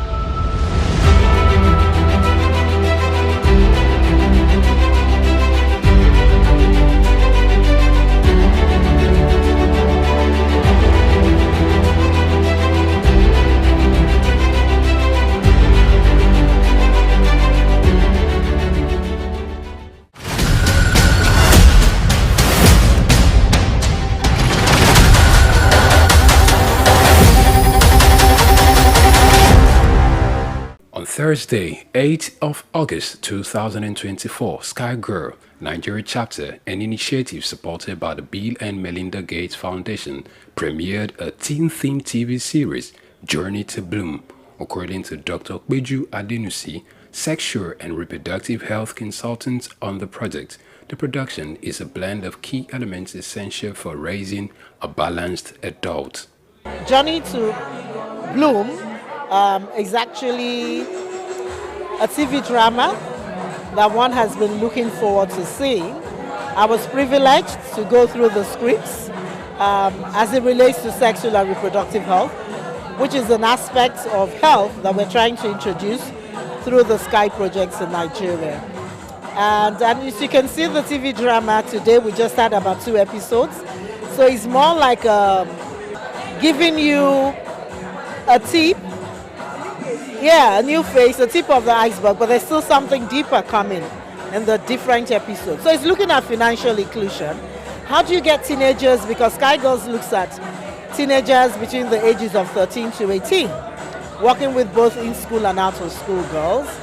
And as you can see, you could see the SOUQ project itself, the background songs, you could see the girls themselves. So how do you, started with financial inclusion in Nigeria, how can they be money smart? Which you saw in the first episode. You saw Tife, having it out with her mom to say, look, I've been saving. How do you go into my savings without letting me know? So there's that sense of responsibility to save for the future. But also there's still an aspect that is coming on. So I'm not going to say it all, but it has to do with relationship, How do you take decisions about yourself as you grow, the issue of puberty, and then the issue of managing relationships to make informed decisions based on the information that is available to you. To know that your no is no, your yes is yes. You heard a statement said, we no go gree and no go gree. So that means you already know who you are, what you want, your self-esteem, confidence in yourself, and the trust in your decisions, knowing that your choices are made based on the information that you have. So you will see how the information on sexual and reproductive health can actually make as a girl, to make decisions that will affect your life, and indeed, not just the journey to bloom, but the journey of your life. Adenike Udutola, Country Director, SOUQ Girl Nigeria, shared the focal points that inspired the production and the aspirations for the project. So we have 2 critical focus issues focus issue areas for SOUQ, right? Sexual reproductive health and financial inclusion. There's the gender empowerment conversation in there, but it really just is hinged on those 2 strong, pillars. And you see that come through in the messaging around Journey to Bloom. It's a behavioral change drama series, so of course, what it means is we're going to see the messaging in there. We tried not to sound preachy, right? We tried to be as natural and as relatable as possible, and we hope that when the girls watch, that's how they feel as well. One of the channels that we realized is really critical, really key for us to be able to reach them was TV. They love drama, they love movies, they love great content. So that literally led us to creating this TV series for them. And yeah, titled Journey to Bloom. One of the producers also had this to say. Journey to Bloom highlights the story of two teenage girls as they navigate life. So as a teenager, you see different changes, start noticing different changes. So it's a coming of age drama. So these young girls, as we put them in this school where they start experiencing they experience sexual and reproductive health to financial inclusion. It's an amazing movie and you should definitely see it. Oh, watch out for amazing performances, watch out for new talents, and of course watch out for a reverting storyline and education, of course, because it's an educative one. The TV series titled Journey to Bloom plans to address common issues faced by teen girls such as peer pressure, financial struggles, and the journey to self-discovery. The series aims to be both educational and entertaining, providing relatable scenarios and practical solutions to real-life challenges. SOUQ is a community of teen girls who are all about being true to themselves and what they believe in.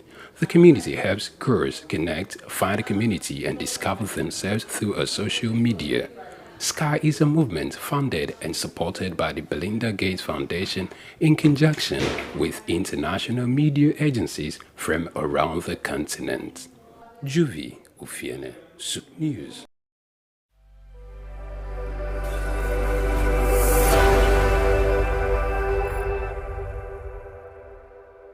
Amid economic challenges and a rising inflation in Nigeria, residents of Lagos State have been made to smile after being gifted foodstuff for the celebration of the 2024 World Food Day.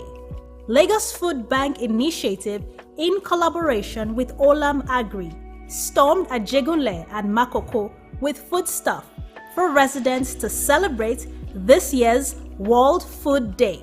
October 16 has been separated for the celebration of World Food Day.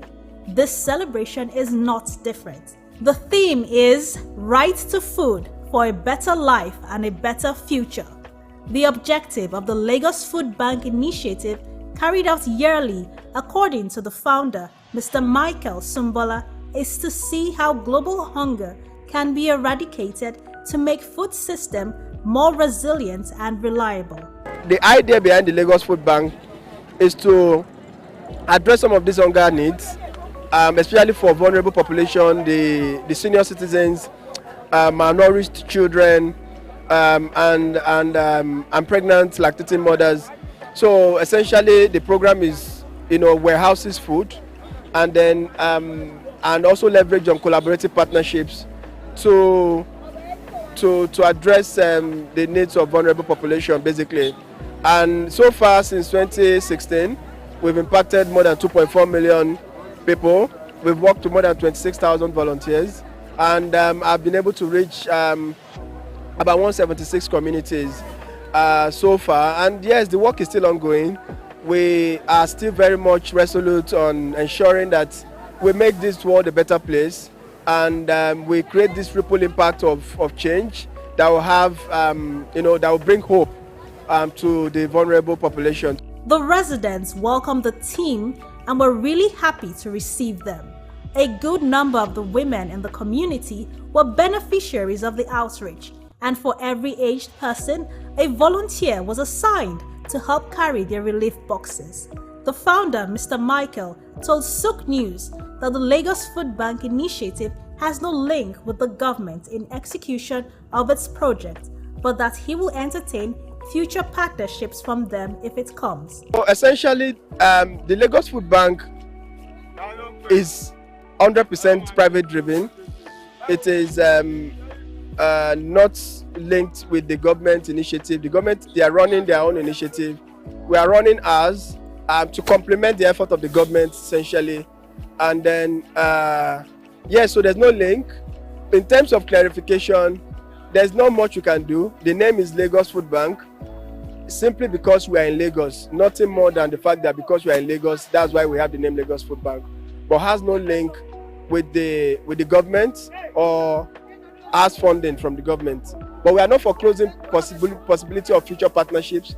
But the point is that as it is now, what we have is private sector driven and so far 100%. It is admirable to know that such a massive project is being carried out by private individuals who want to see smiles on the faces of others.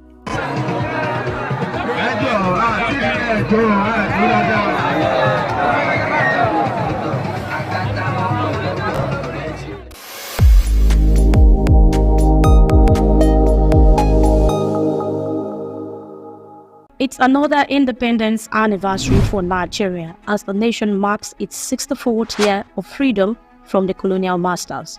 Since 1960, the nation has experienced a mix of military rule and civilian democracy, both of which have shaped its political, social, and economic landscape. Nigeria's governance began under a parliamentary system but was soon disrupted by a 1966 military coup, followed by the Nigerian Civil War, 1967 to 1970.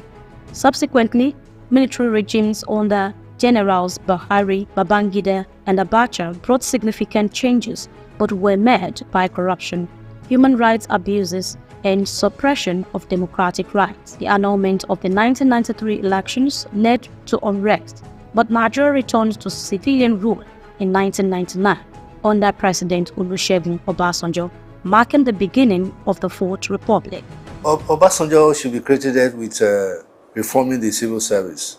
He did his lot to improve the civil service. He did a little bit about infrastructure. And this issue of technology, Obasanjo blazed the trail. Telecommunications emanated from him. The advent, the pioneering efforts of telecommunications agencies can be traced to him. But he did a foundation. He tried to put the country together, tried to detribalize Nigerians. And he stressed the issue of leadership. He may have his own faults, but he emphasized the need for leadership to be accountable. The military government did not have to annul the election because it was the freest election in the history of Nigeria. It was a disappointment and a disaster for that election to be annulled. And all the challenges and problems that we have now, political problems, emanate from that annulment. In other words, people did not trust government anymore. People did not trust the electoral process anymore. And people looked on politics as a dirty game. Outside Nigeria, it portrayed us in bad light as a government that was trending towards military dictatorship. Journalists, scholars, intellectuals, the labor, the academia, the diplomatic corps, everybody talked about this annulment.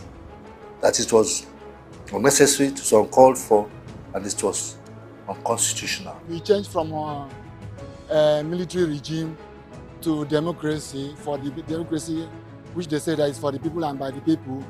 But what we are seeing now is not for the people. It's for those that have muscle. It's not for a common man in Nigeria. So I think even when we were under the military regime, we enjoy few things. Though under military regime, no, let me say, it's not like a democracy, because military regime, those people, they have their own laws that if you are no politicians, then everybody is under military. So if you are a corrupt leader, they know how to deal with you. That was even when Abacha was the president. We knew how everything went on. Those people that they will kill because of their dubious way. So now, and even when we said that, okay, we don't want that to happen again, we want democracy so that we can make life better for our people. But now we are living very difficult, very, very difficult.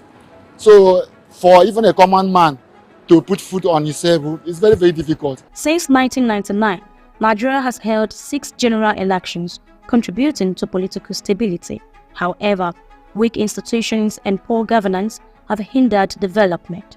While reforms were initiated under Presidents Obasanjo, Yar'Adua, Jonathan and Buhari, systemic corruption drained resources and stalled growth. Anti-corruption efforts, although crucial, were often tainted by selective prosecution. Despite reforms, economic challenges persist. Between 2015 and 2017, Nigeria's GDP declined, reflecting minimal improvement in living standards. High youth unemployment remains a pressing issue, leading to frustration and social unrest. The Buhari administration focused on combating corruption and improving infrastructure, but inflation and joblessness continue to worsen. From Obasanjo till now, I think there's no continuity. There was a breach somehow. Corruption came in, and there were not enough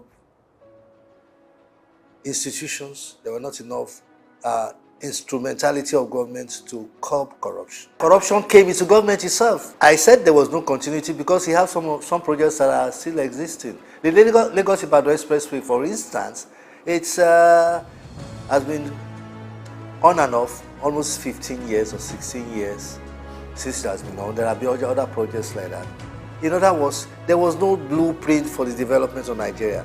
Despite Nigeria's natural wealth, widespread corruption has resulted in uneven development. Sectors like education and healthcare have suffered, especially in rural areas. Although some gains have been made in democratic consolidation with improved electoral processes, substantial challenges remain. Nigeria is not working for its citizens. There's a difference between intention and outcome. The government says it has good intentions, that is doing all it can. You are throwing everything at the economy. You are saying, you are doing this. But what is the reality of the common man on the street? That's what needs to be fixed.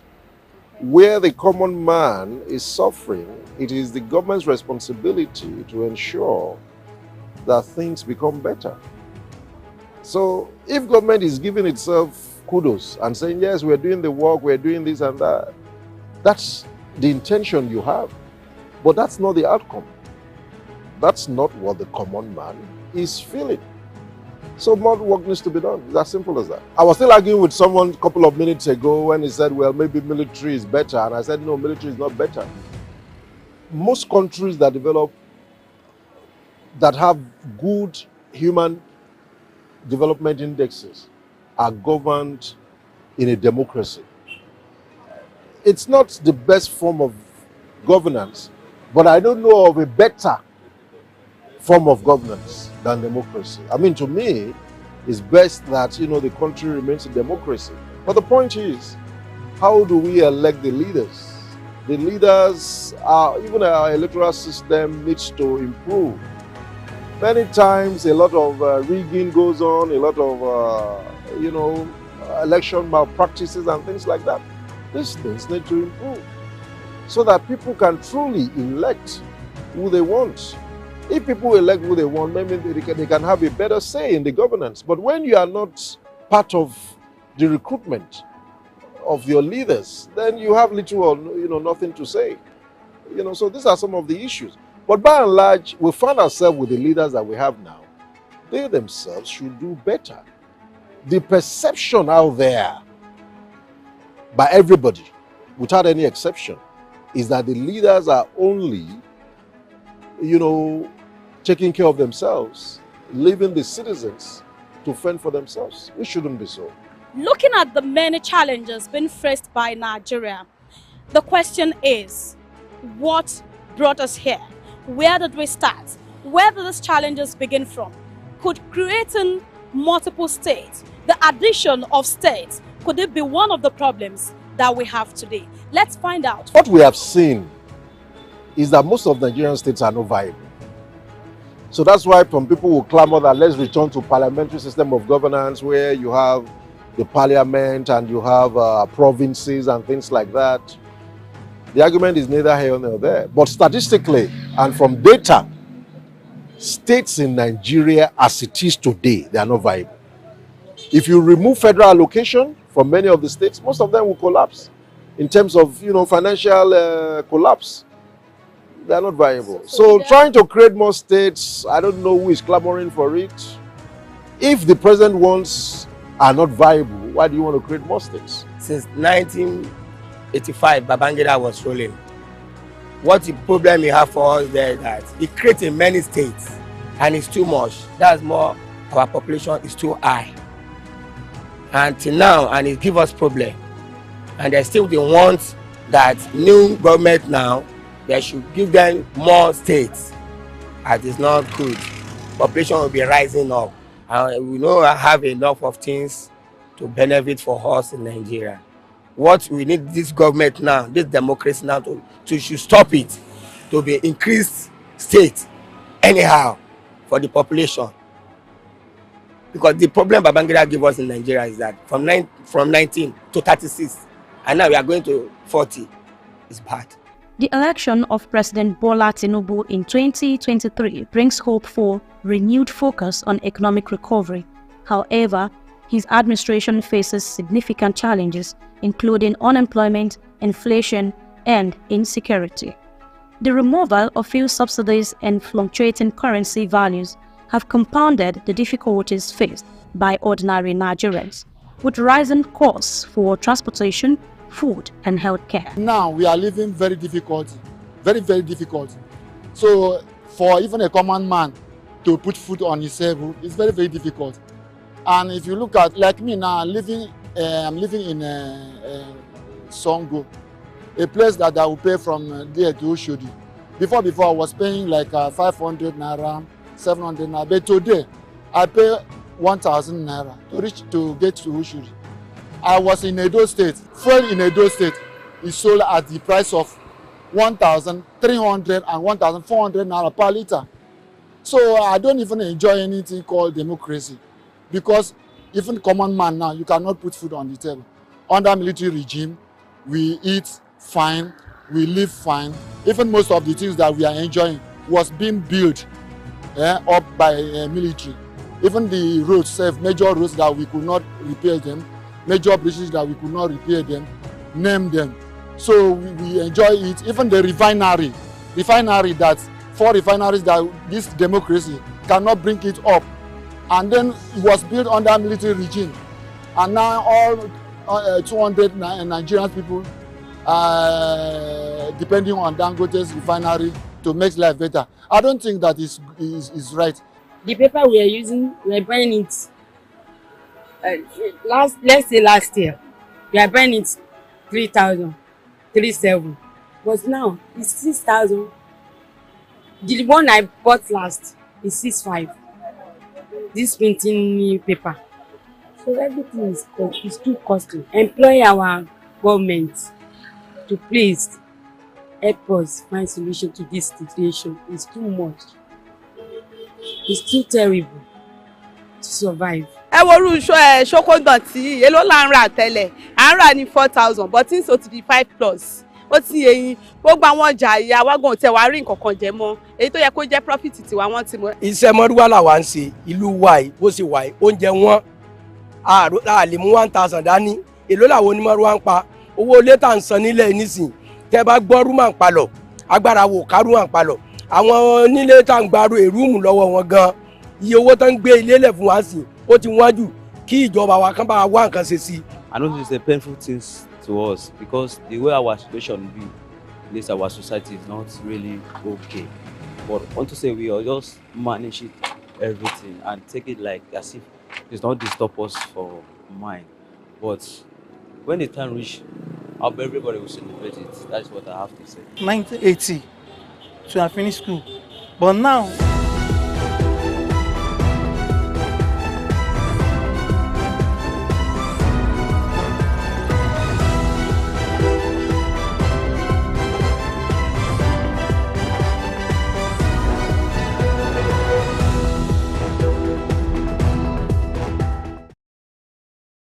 between Libyan football authorities and the Nigerian national football team, the Super Eagles, is not just appalling, it says a lot about the demeaning and disgraceful state of African sports. Although the Confederation of African Football, CAF, the body supervising soccer engagements in the African continent, is already investigating the incident and has cancelled the match and may make a pronouncement any moment from now, this does not detract from the huge setback that football development in Africa has suffered. On Tuesday, October 15, 2024, Libyan authorities, against all sporting standards, reportedly detained the Nigerian contingent to a CAF Nations Cup qualifier between the Mediterranean Knights and the Super Eagles for over 16 hours, denying them access to food, water, and communication with the outside world. Players and officials were reportedly kept in an unsafe condition with no Libyan official to attend to them. Worse still, the flight of the Nigerian team had been forcefully diverted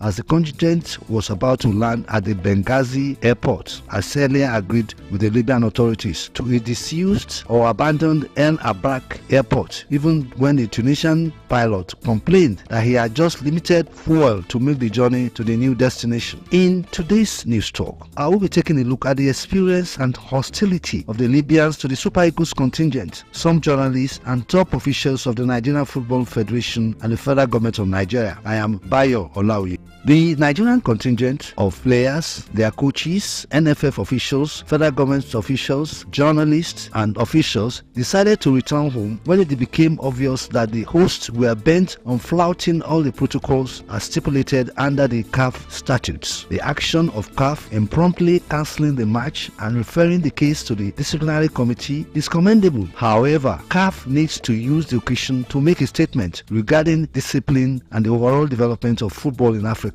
Firstly, the rules governing the football engagements in the continent set by CAF should not be treated with disdain or as if they don't matter. The rules are not for decoration, but to instill discipline and establish engagement formalities. Where the rules are regularly embraced contemptuously, as it appears in the present instance, football development in the continent is threatened. It is on record that what happened in Libya was not the first of such occurrences. Still, there is no record that anyone or authority was previously sanctioned to deter others with such a nonchalant attitude. On her part, Libya denied that the incident was a deliberate action to frustrate the Super Eagles in the botched encounter after Nigeria narrowly won the first leg days earlier in Uyo, Nigeria. Libya sought to impress that the consequences of the incident, and in particular the dislocation and psychological upset suffered by Nigeria, were all unintended, and that such abnormal arrangements occur occasionally and will even often not be ruled out in a country with an unstable government. While it is true that Libya is currently war-torn and a tussle between two or more military forces, each claiming to be the authentic government, the conflict should never have been allowed to disrupt scheduled international engagements to the extent of endangering the safety, even lives of visiting contingent. If sports development,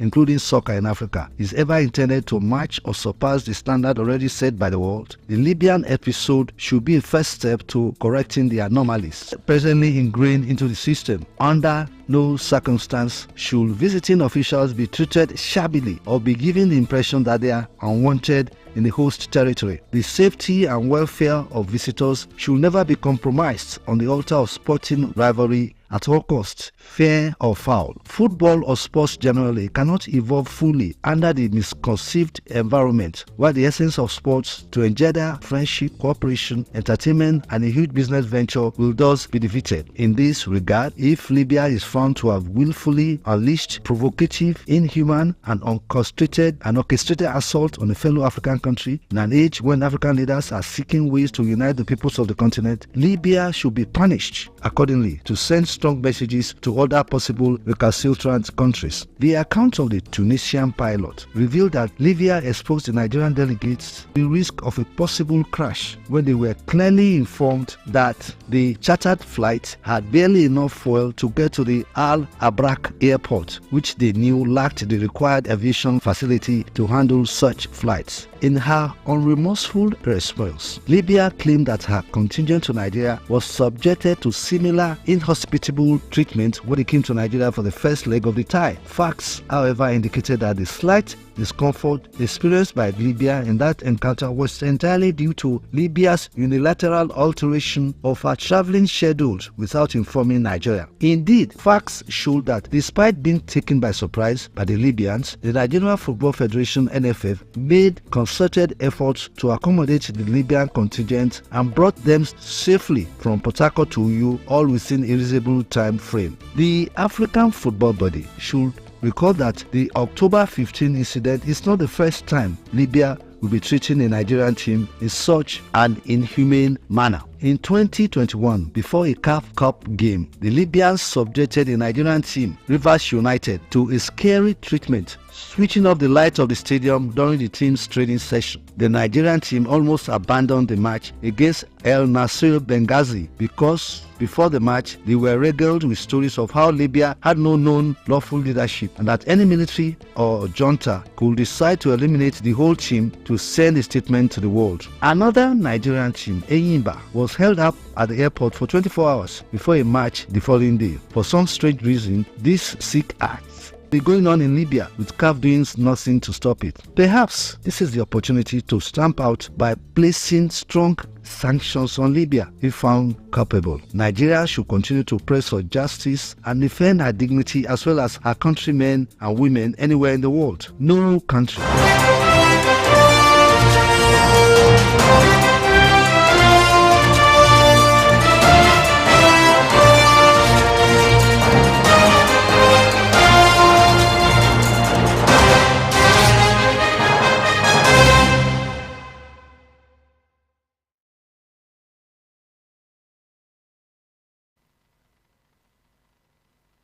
Good afternoon, it's News Hour on SOUQ News Television. I am Temple Barra. First, the major headlines.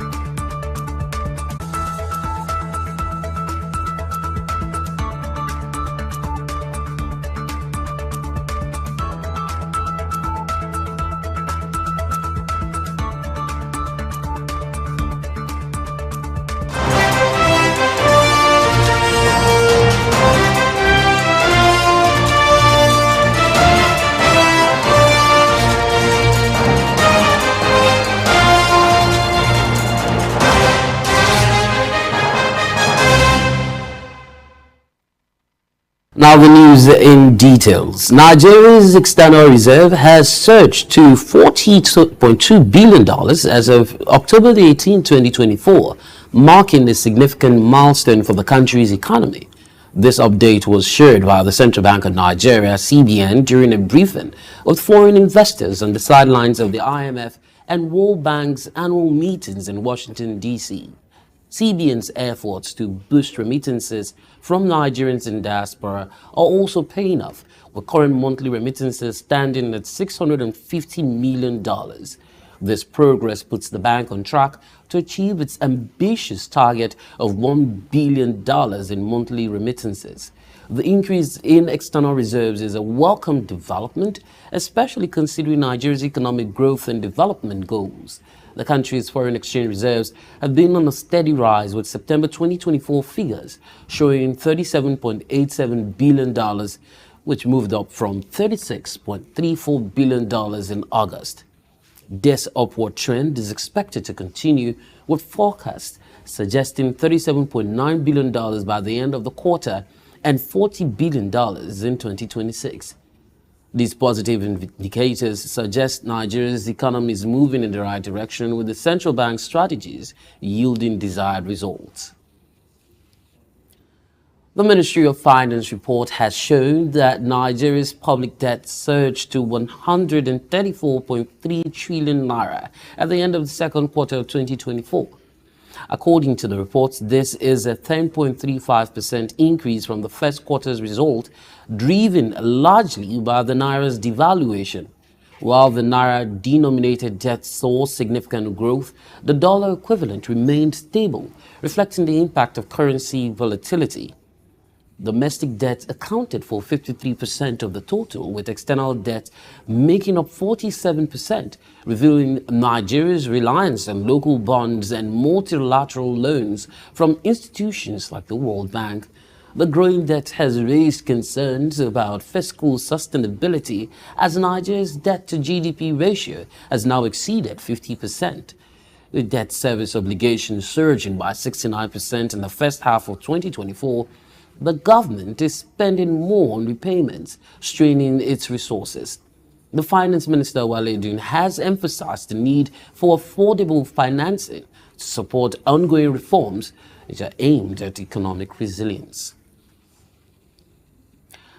The Federal Executive Council on Wednesday approved the printing of 1 million science textbooks for distribution to public secondary schools across Nigeria. This initiative, aimed at addressing deficiencies in critical subjects, will provide essential educational resources in physics, chemistry, biology, mathematics, and computer science. The program was introduced in a memo through a memo presented by the Minister of State for Petroleum Resources, Senator Heineken Lokbobiri, on behalf of the Petroleum Technology Development Fund. Senator Lokbobiri stated the significance of the initiative in advancing Nigeria's technological and engineering capacity. According to him, the textbooks will be distributed to schools across the country, including all 774 local government areas, 104 unity schools, and 122 special schools.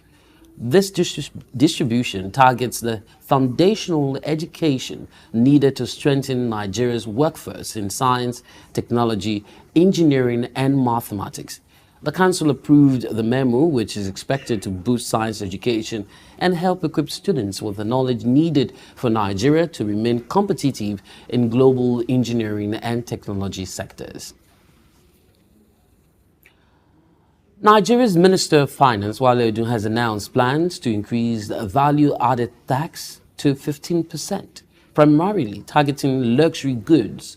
This move aims to protect the poorest and most vulnerable Nigerians, as essential items will remain exempted from the value-added tax and attract a zero rate. The proposed bill currently before the National Assembly will gradually raise value-added tax on luxury goods while exempting essentials like food and healthcare. This strategic approach is expected to boost revenue and promote economic growth. Edun also expressed optimism about Nigeria's oil sector, citing improved security and new investments from Total and ExxonMobil, which will increase oil production and foreign exchange inflows. Additionally, the full removal of fuel subsidies implemented last month is expected to have a significant impact on the economy going forward. Nigeria has maintained its autonomy in its financial decisions despite advice from the IMF, and will continue to benefit from the institution's support as a member. These reforms are part of President Bola Tinubu's commitment to implementing necessary changes while protecting the most vulnerable citizens. The Nigerian economy is projected to grow with a GDP growth rate of 2.54% in 2024, driven by financial services, information and communication, and utilities sectors.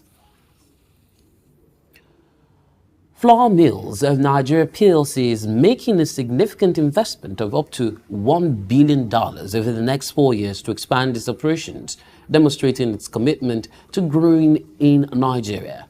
Chairman John Kotomaros revealed that $500 million will go into the company's sugar operations in Niger State, increasing production from 100,000 tons to over 400,000 tons annually. This move is expected to boost the country's food security and create more jobs.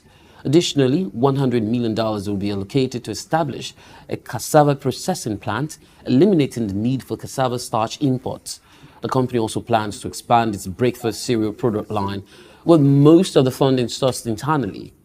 Kotomaros emphasized the importance of partnering with experts to bring the technical expertise and support business growth.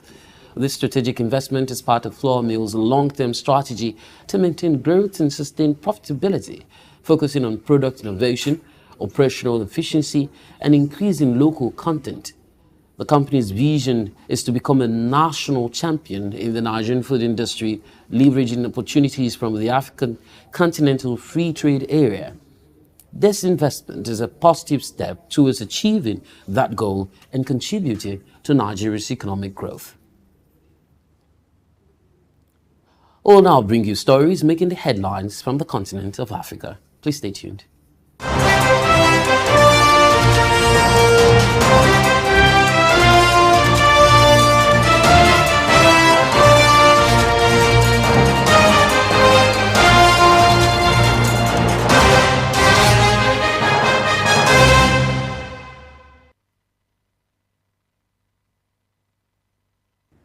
Glad to know you're still tuned in to News Hour on SOUQ News Television. From the continent of Africa, the International Monetary Fund has predicted that Angola will surpass Kenya in economic size. This is because Kenya's economic activity has slowed across multiple sectors, primarily due to a credit crunch, with expensive bank loans limiting demand for credit. The IMF predicts that Angola's robust growth, fueled by its oil and resource-based economy, will push it ahead of Kenya, which is grappling with inflation and financial challenges. The slowdown in Kenya's economy comes amid concerns over rising bad loans and a tight credit environment affecting sectors such as wholesale and retail.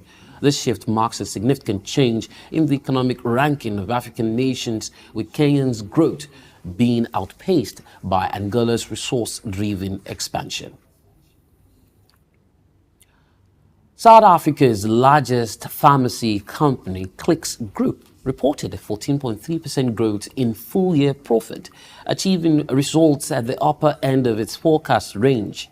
The increase was driven by strong margins and robust cash flows generation, with diluted headlines earning per share rising to 1,193.5%, or rather 1,193.5 cents for the year ending August 31st. Clicks experienced a 9.2% increase in trade margins and generated 6 billion rands from operations. The group's turnover grew by 9.2% to 45.4 billion rand, while retail turnover, including brands like Clicks, The Body Shop, and GNC, saw an increase of 11.7%. We'll now shift attention to stories trending in the Middle East.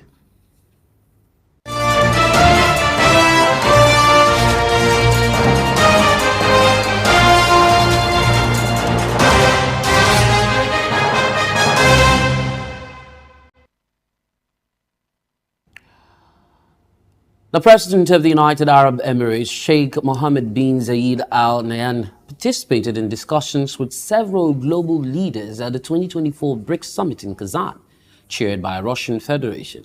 This marks the UAE's inaugural attendance as a full member of BRICS, joining Brazil, Russia, India, China, South Africa, and newly added members Egypt, Ethiopia, and Iran.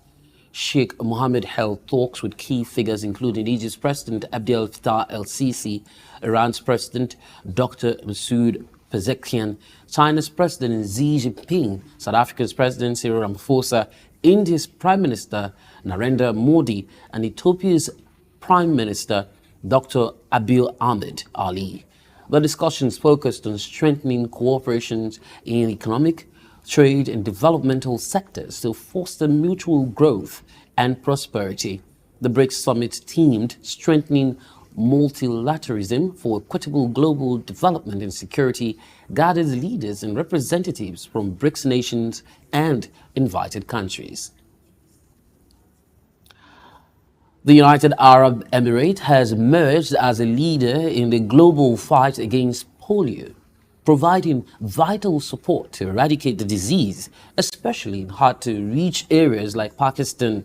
Through the Reaching the Last Mile initiative, UAE President Sheikh Mohammed bin Zayed Al Nahyan has contributed over 1.3 billion Arab Emirates dirhams since 2011, with the United Arab Emirates polio vaccination campaign delivering over 700 million doses of polio vaccines to children in Pakistan between 2014 and September 2023. This remarkable effort has been instrumental in reducing polio cases globally by 99% since 1988, from 350,000 cases annually to just a few in isolated regions. The United Arab Emirates' commitment to combating polio extends beyond Pakistan. On the 30th of August, President Sheikh Mohammed directed the provision of $5 million to support an emergency polio vaccination campaign in Gaza, aiming to vaccinate over 640,000 children following the first reported case of the virus in the Strip. This initiative demonstrates the United Arab Emirates' dedication to humanitarian support for Gaza, particularly in healthcare for children. World Health Organization Director General Tedros Adhanom has expressed gratitude for the United Arab Emirates' contributions, acknowledging their crucial role in advancing global efforts to eliminate polio. The United Arab Emirates' humanitarian values prioritize healthcare access for vulnerable populations and promote human development initiatives worldwide.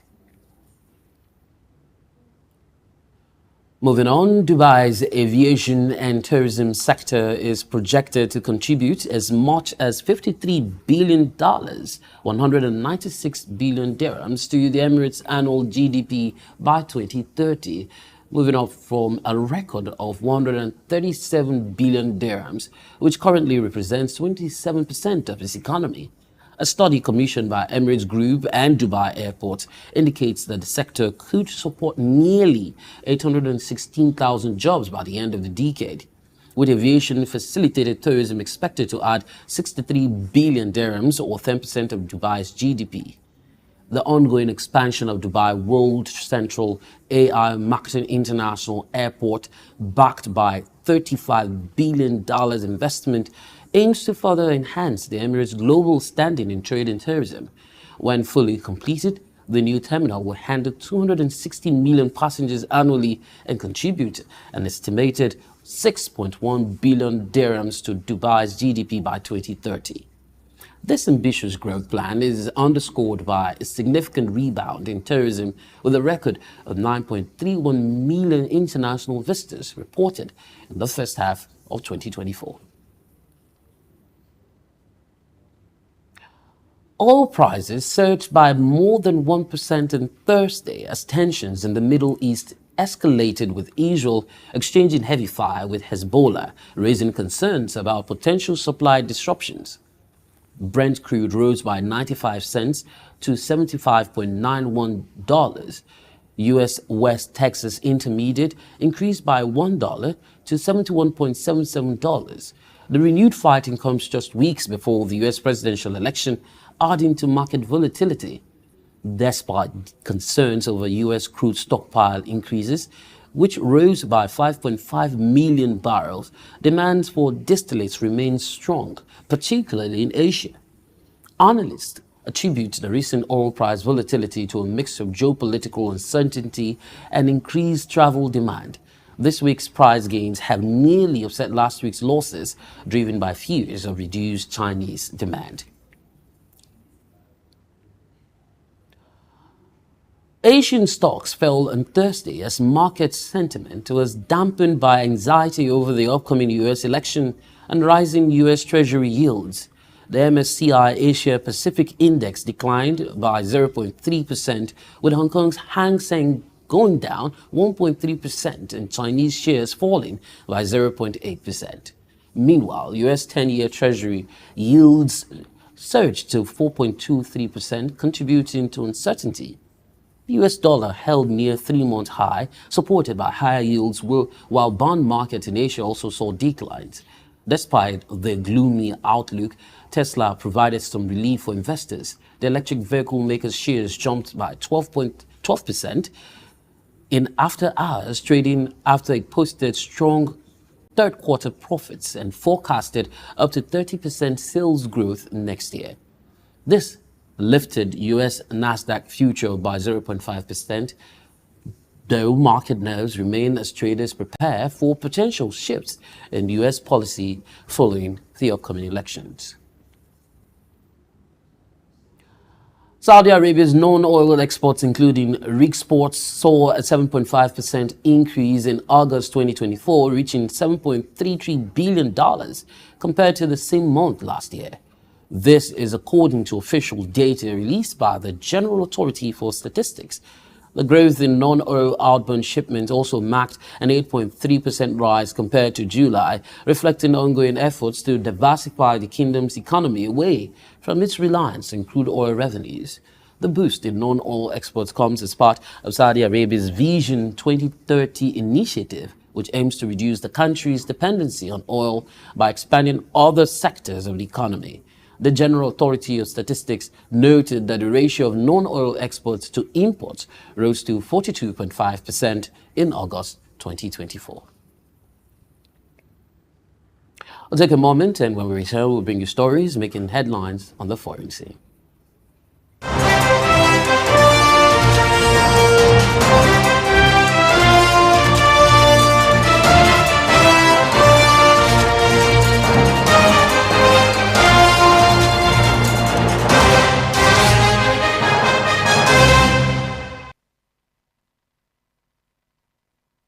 Our first stop will be the United States of America, where Democratic presidential candidate Kamala Harris emphasized her distinct leadership approach during a town hall in Pennsylvania, stating her administration would not be a continuation of President Joe Biden's, highlighting her own ideas and a new generation of leadership. With the election less than 2 weeks away, Harris addressed undecided voters, focusing on key issues like tackling high grocery prices and ending the war in the Middle East. She also touched on potential reforms, including expanding the Supreme Court, while reaffirming her stance on policies like trafficking. Meanwhile, a Republican candidate, Donald Trump, campaigned in Georgia, rallying support in battleground states as early voting surged to a record level. Speaking at a Ballot and Believers event, Trump expressed optimism about voter turnout and focused on energizing Christian evangelicals. Both Harris and Trump are intensifying efforts in key states like Pennsylvania and Georgia, which are pivotal in deciding the upcoming election. With nearly 25 million votes already cast, the race remains closely contested. To some tech stories, Google has announced the launch of its AI for cybersecurity program under the Google Startup Growth Academy, aimed at supporting startups leveraging AI technology to enhance cybersecurity. The program will run for 3 months, offering workshops led by Google and industry experts to help startups improve strategy, sales, and partnerships. Applications are open until the 3rd of December 2024, and eligible candidates include early-stage startups, C to Series A group, with a focus on AI-driven cybersecurity solutions. Participants will benefit from training in growth strategies, access to Google tools, and ongoing mentorship even after the program is concluded. The initiative aims to help startups scale internationally by providing essential resources and support. Startups must demonstrate traction in funding, user base, or revenue generation and possess scalable products with strong growth potential. The program's kickoff and graduation events will take place in person, with details to be announced later. France is set to host an international conference on Thursday to support Lebanon, focusing on raising funds and ensuring the delivery of humanitarian aid amid the escalating crisis. The event, initiated by French President Emmanuel Macron, aims to raise €370 million to assist displaced people in Lebanon. French Foreign Minister Jean-Noël Barrot announced on Wednesday that the conference will bring together representatives from 70 countries and 15 international organizations. The gathering underscores France's commitment to Lebanon during the crisis, with the country facing increasing instability due to the ongoing conflict in Gaza. France's upcoming conference aims to rally international support and prevent further destabilization in Lebanon.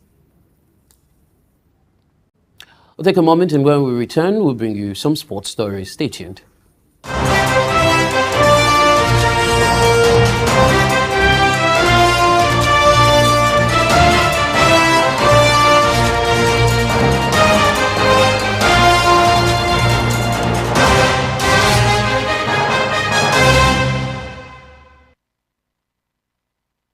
Glad to know you're still tuned in to News Hour on SOUQ News Television. In sports, all the invited players of the senior female national team, the Falcons, are in camp in Lagos State, Nigeria, in preparation for 2 friendly matches against the Algerian counterparts at the Mobology Johnson Arena, Nikon, Lagos. The 9-time African champions will take on the Algerian girls at the stadium on Saturday, 26 October, and again the same venue on Tuesday, the 29th of October. Both matches will kick off at 4 p.m. A 35-woman Algerian delegation is scheduled to arrive in Lagos today with match officials from Benin Republic. The head coach of the Falcons, Justin Madugu, has expressed his delight that all invited players are in camp, pointing out that he is looking forward to an exciting encounter. From Europe, former Arsenal star Jack Wilshere has taken a significant step in his coaching career, joining Norwich City as his first team coach. Following a successful stint at Arsenal's under-18s as head coach, where he led the team to the FA Youth Cup final. In his debut season, Wilshere brings valuable experience and expertise to Norwich City. The 32-year-old expressed his excitement about the opportunity, stating it is a fantastic chance for him to progress his coaching career within a first-team environment. Norwich Sporting Director Ben Napa welcomed Wilshere, highlighting his personality, knowledge and experience as assets to the team. Wilshere's appointment is a positive development for Norwich City, currently 8th in the championship table. Working alongside head coach Johannes Hof-Torp and his backroom staff, Wilshere will contribute to the team's push for top-3 finish and potential promotion to the Premier League in the 2025-2026 season. Arsenal Academy manager Per Mertesacker praised Wilshere's growth as a coach, citing his impressive development and role model status for young players. Wilshere's transition to Norwich City marks a new chapter in his coaching journey, building on his achievement at Arsenal and fueling ambitions for further success in the football world. The African Table Tennis Federation Executive Council, under the leadership of the President Wahid Enitan Oshodi, has secured a major partnership by appointing Ethiopian Airlines as its official airline partner. This agreement was formalized in a vibrant ceremony held at Ethiopian Airlines headquarters in Addis Ababa last Friday. The partnership was cemented through the signing of a memorandum of understanding, which is attended by key figures from both the African Table Tennis Federation and Ethiopian Airlines. President Oshodi led the African Table Tennis Federation delegation, which included Tesafaye Bizan, Executive Vice President of Media and Public Relations, and Dr. Kweku Tando, Chief Operating Officer. Ethiopian Airlines was represented by Fairwood Makanen, Head of ET Holidays, and Mary Legis, Senior Sales Manager of ET Holidays.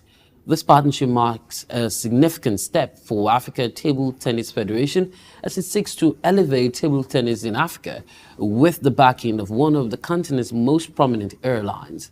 The collaboration promises to boost the visibility and support for table tennis across Africa and beyond, positioning the sport to grow and thrive under the new Africa Table Tennis Federation Executive Council. Some more sports stories. Glasgow has been confirmed as the host city for the 2026 Commonwealth Games, which will be a reduced version of the multi-sport event. The future of Commonwealth Games was thrown into doubt when the Australian state of Victoria, the regional host, withdrew last year, citing costs. The Scottish government effectively gave the green light to Glasgow last month, and the Commonwealth Games Federation announced yesterday that the 2024 host will stage the next game from July 23rd to the 2nd of August 2026. The games will feature just 10 sports compared to the 19 on show of the 2022 edition in the English city of Birmingham.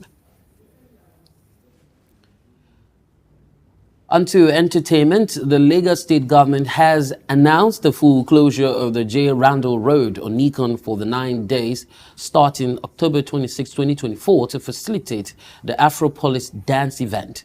The event, organized in collaboration with the Ministry of Tourism, Arts and Culture, will run for 24 hours daily until November the 3rd, 2024. The closure will affect the stretch between Lagos City Mall and National Museum, with motorists advised to use alternative routes to minimize traffic disruptions during the event. The Lagos State Commissioner for Transportation, Oluwaseun Osiemi, outlined alternative routes for drivers, including options via Awolowo Road, King George V Road, and Forces Road to ease congestion. Motorists are urged to cooperate with traffic officials throughout the duration of the event to ensure smooth traffic flow. The Afro-Police dance event aimed to celebrate Lagos' vibrant culture and art scene, and with various performances is scheduled across the city. That's how we have for you today on News Hour. Thank you so much for joining us. My name is Temple Barra. On behalf of the news team, do have yourself a wonderful afternoon, and bye for now.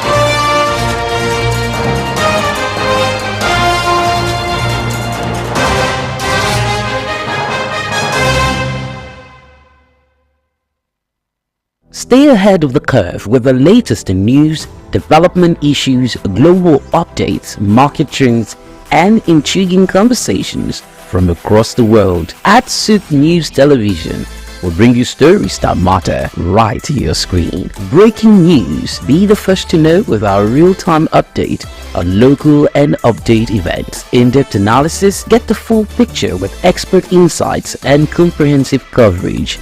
Exclusive interviews, hear directly from the people making the headlines.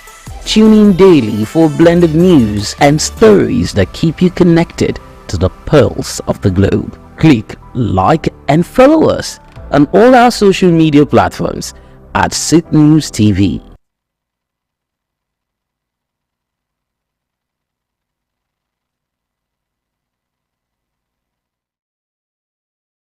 Lawyers are concerned about several issues when it comes to artificial intelligence, AI, including data, privacy, compliance, and job displacement.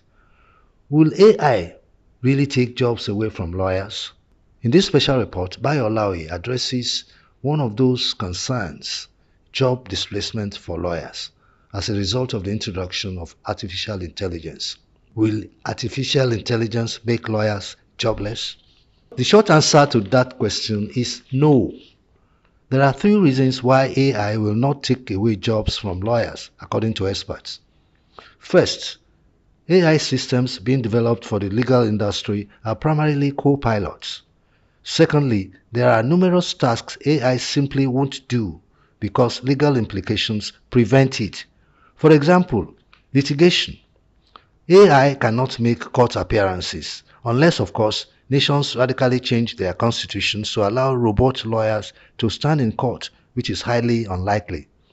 Additionally, for lawyers involved in strategic work, such as security, meeting new clients and existing ones, or serving on boards, AI cannot replicate the human touch. AI lacks the commercial acumen required to build relationships with clients and navigate complex problem-solving tasks. AI cannot engage in the strategic aspects of legal work that require understanding human behavior, negotiating, and making judgment calls. According to experts, AI systems built for the legal industry are designed to function as co-pilots, helping lawyers become more efficient but still requiring human oversight. For instance, AI can draft a clause for you, but as a lawyer, you must ensure that the clause makes sense. AI can assist with tasks like legal research, drafting legal documents, contract review, and identifying red flags. However, human involvement and judgment remain essential, as all systems, particularly large language models, can sometimes be confidently wrong. Despite its potential to assist in many areas, there are numerous tasks AI will not do for lawyers, either because it lacks the necessary capabilities or because it is unnecessary. Some might argue that AI makes lawyers more efficient. A law firm that would typically hire, say, 8 legal associates annually might now only need 5, using AI to assist those remaining associates. While that may be true in some cases, it does not necessarily mean lawyers are losing jobs, as AI will create new roles and open up career paths for lawyers, according to AI industry experts. For instance, AI companies build products for lawyers, require legal professionals just as much as they need AI researchers and engineers. Lawyers are domain experts who know the pinpoints and can guide the development of legal AI tools. In addition, there is the need for lawyers who will build a career in AI governance, working on AI policy auditing, AI existential skills, and AI enlightenment. In fact, lawyers will play a bigger role in AI governance than we can ever imagine. For instance, the AI alignment problem is one of the biggest challenges in the industry. There is ongoing research on whether we can solve the alignment problem using the law. As it is known, law is the most democratic aggregation of human values. How do we evaluate the ability of AI systems to follow the law? Or how do we ensure that AI systems do not misinterpret the law in case of unforeseen contingencies? Humans have the Supreme Court to interpret laws when faced with complex scenarios. What will be the Supreme Court for AI systems? These are questions that require both lawyers and AI engineers alike to ensure compliance. In fact, universities are recognizing the growing need for lawyers to build careers in AI. Many institutions are now offering master's programs that focus on intersection of artificial intelligence and law, preparing the next generation of legal professionals for the evolving job market. To wrap up, while the rise of AI will undoubtedly transform the legal profession, it will not cause the widespread job loss that many fear. Instead, AI will make legal teams more efficient and open up new career paths for lawyers. Bayo Olaoye for SOUQ News.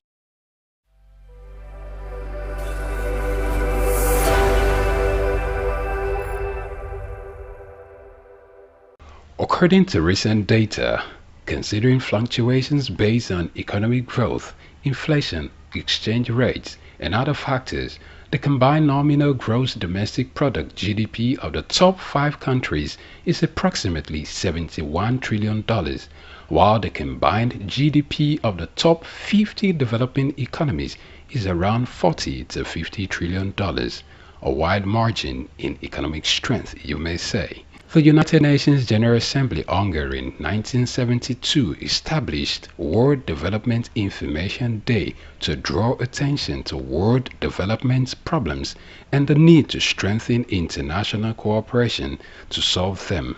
According to the Charter, a set of these core development needs include strengthening gender equality and empowerment of women and girls, and to ensure the protection of human rights. Also, the Charter highlights the need to create conditions of stability and well-being and to ensure a minimum standard of living consistent with human dignity through economic and social progress and development.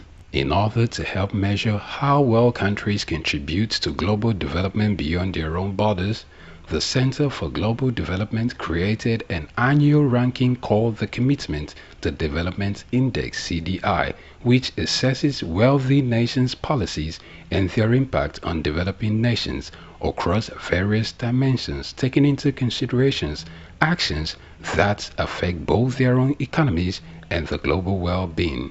The CDI examines 7 main policy areas like aid, trade, finance, migration, environment, security, and technology. Interestingly, the Nordic countries like Sweden, Denmark and others do better on the CDI ranking, well above other wealthy nations.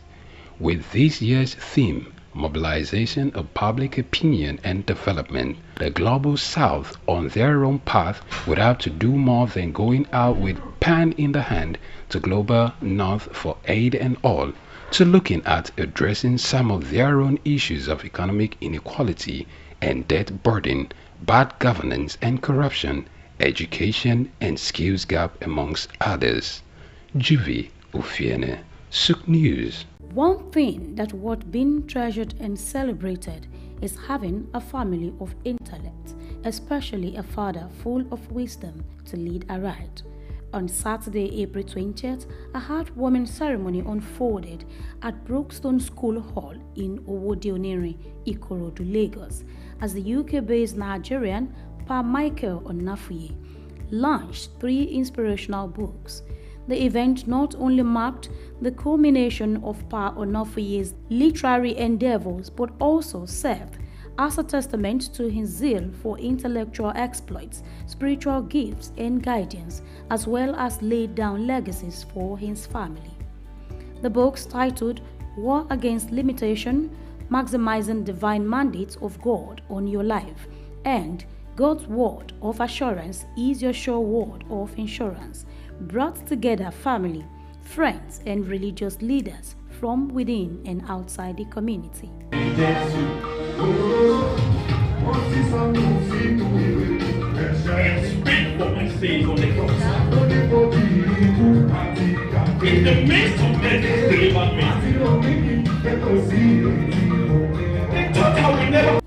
During the event, Dr. Ayo Onafuye, doctor of the celebrant, read an excerpt from one of the books highlighting the importance of maintaining faith during difficult times.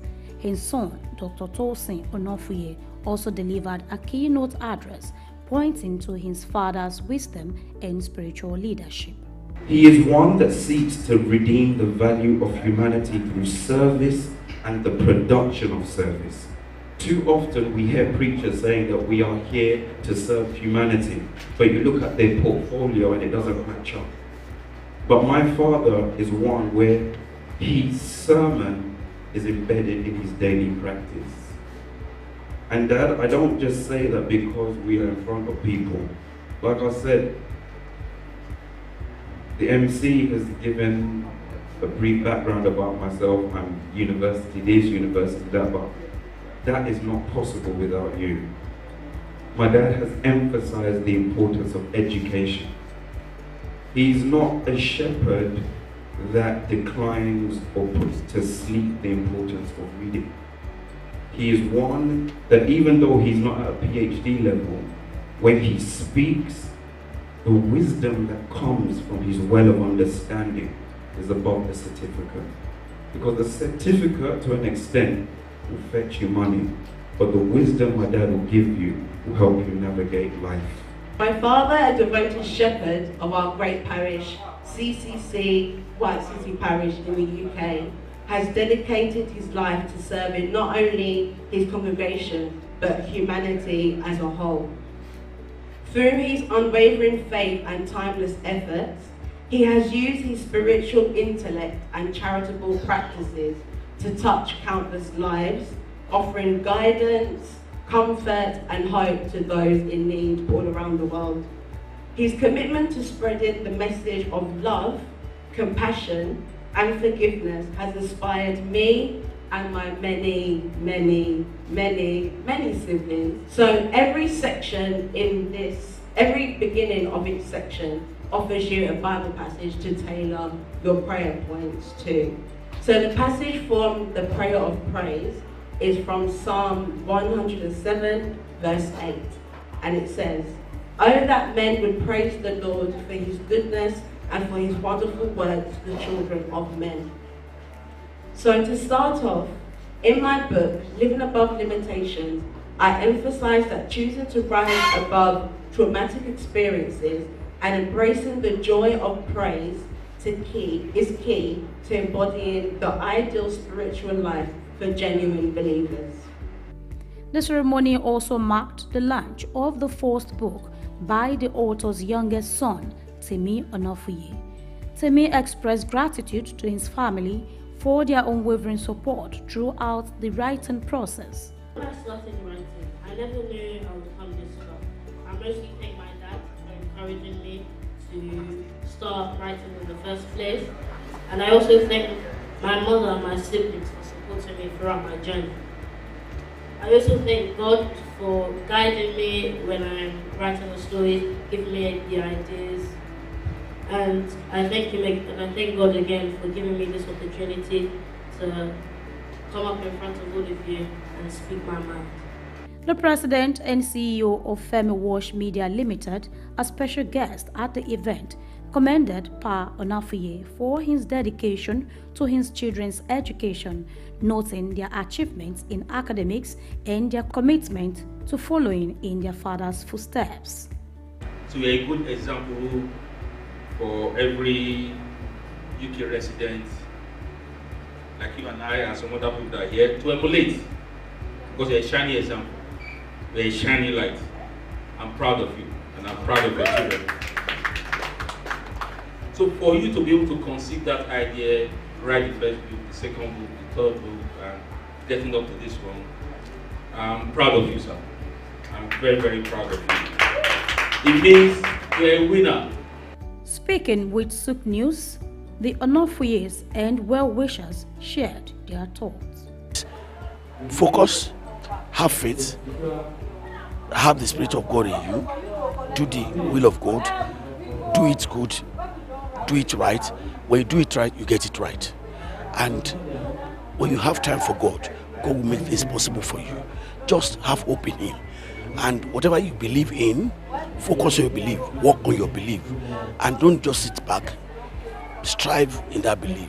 And one way or the other, God will pull you through. God will take you there to that destination. We've seen him as somebody very unique.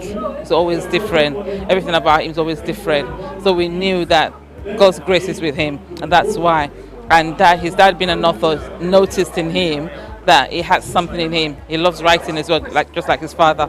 So he actually, encouraged him to start doing that. And if you read the book, it's all about what's happened to him. That's why that title comes in, as the world around me. So that's why he's an author, the young author for today. What mostly inspired me was my dad, my father. He became something that I could look upon and look forward to, and he's already a great example of what would happen if you started writing. So now every day he just encourages me to start and pursue my career that I want to achieve, which is writing. To be fair, I saw him go through a few challenges, which hasn't always been easy, obviously, as his child. But at the same time, it was remarkable the way he came from those challenges and how he handled them, first of all, and then what he produced through those challenges. And that's always been something that has inspired me. We've been for a few years, and since I've been with him, I really like him. I really enjoy him. Having him as my in-law, because he's very quiet, jovial, then intelligent, then accommodative, and very spiritual. So I learned a lot from him. Even I told my niece that I feel jealous of him. One thing I want to say mostly that I know about him is he's always learning. As he is always learning, he's always also teaching you. There is no day, even in church, that we're doing maybe a spiritual program, he will always want to bring something out that you, as an individual, as a youth, as a child of God, something to direct you back to God. It is with great pleasure and excitement that I stand before you today as we gather to celebrate the launch of a remarkable literary work.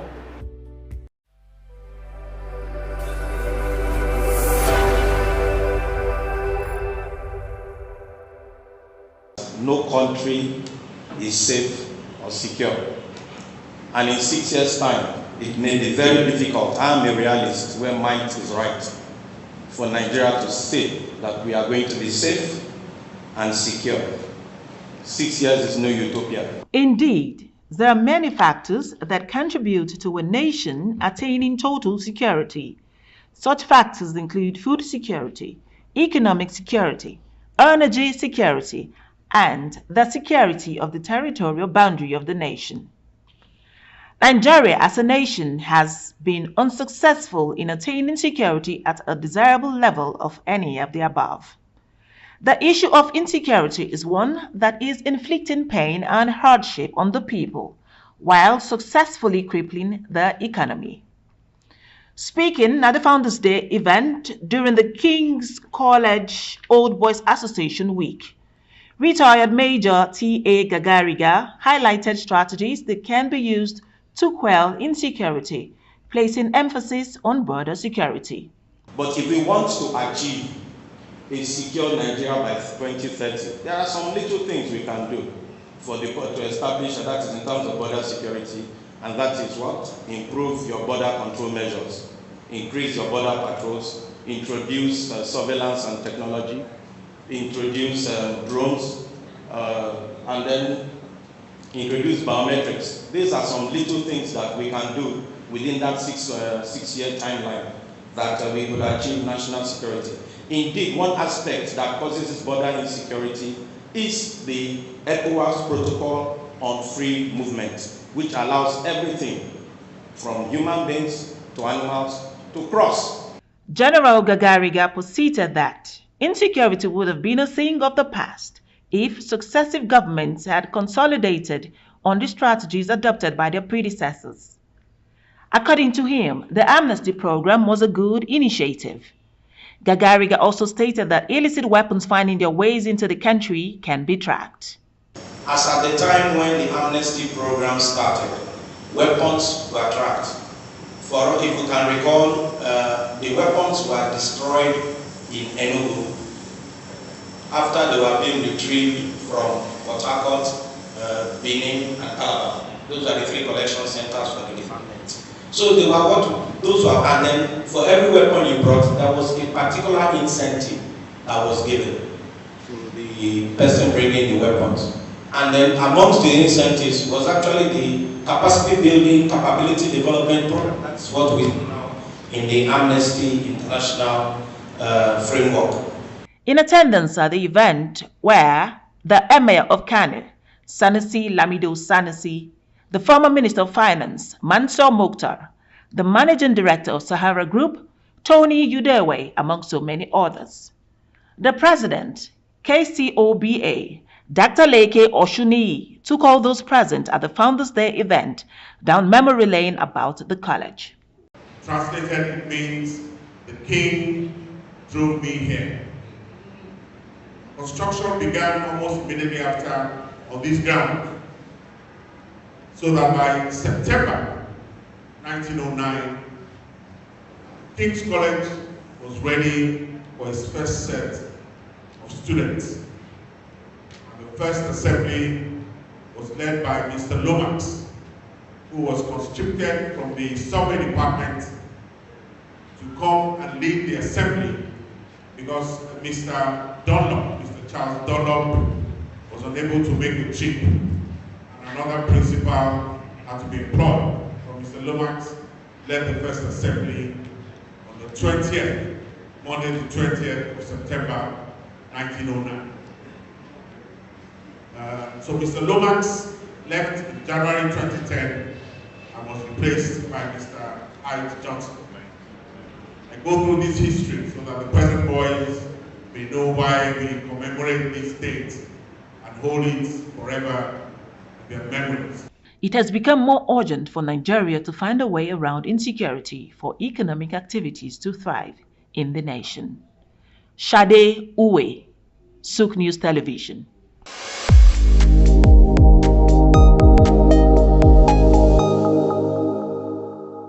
Nigerian Breweries PLC, one of the country's leading beverage companies, has announced a rights issue worth 599.1 billion naira. The company unveiled the details of the offering at a presentation held at the Nigerian Exchange Limited on Tuesday. The event started with a brief introduction from the CEO of Nigerian Exchange Limited, Jude Chiemeka. You are aware Nigerian Exchange Limited is a member of the World Federation of Exchanges. We are also a member of the African Securities Exchanges in Africa, African Securities Exchanges Association, which allows us to draw across different markets in Africa. So we really thank you for taking the time to be with us here. And we believe that we'll get to hear from Nigerian breweries all the very details regarding their rights issue. And my take is that they will be able to raise the capital because we have a strong market. But beyond that, because they do play a very pivotal role in our economy, creating jobs for so many people, so many families, and creating those alcoholic and non-alcoholic beverages that is a delight to most of us in this room. Thank you so much. Next, the CEO of Nigerian Breweries PLC, Hans Asadi, gave a brief history of Nigerian breweries.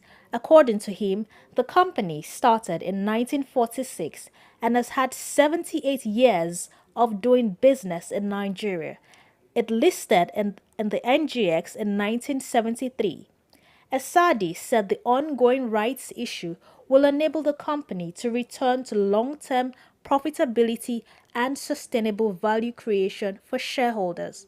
Sustainability and compliance are at the heart of the business. Relationship with the Nigerian Stock Exchange. Second part of the presentation will be more around the financials and why we are where we are today. It's comforting to know we're not the only ones, but still some of the numbers that you'll be presented with are quite mind-blowing. So we're hoping also for a way through this very difficult period. The Chief Financial Officer, Ben Boer, got right into the facts behind the rights issue.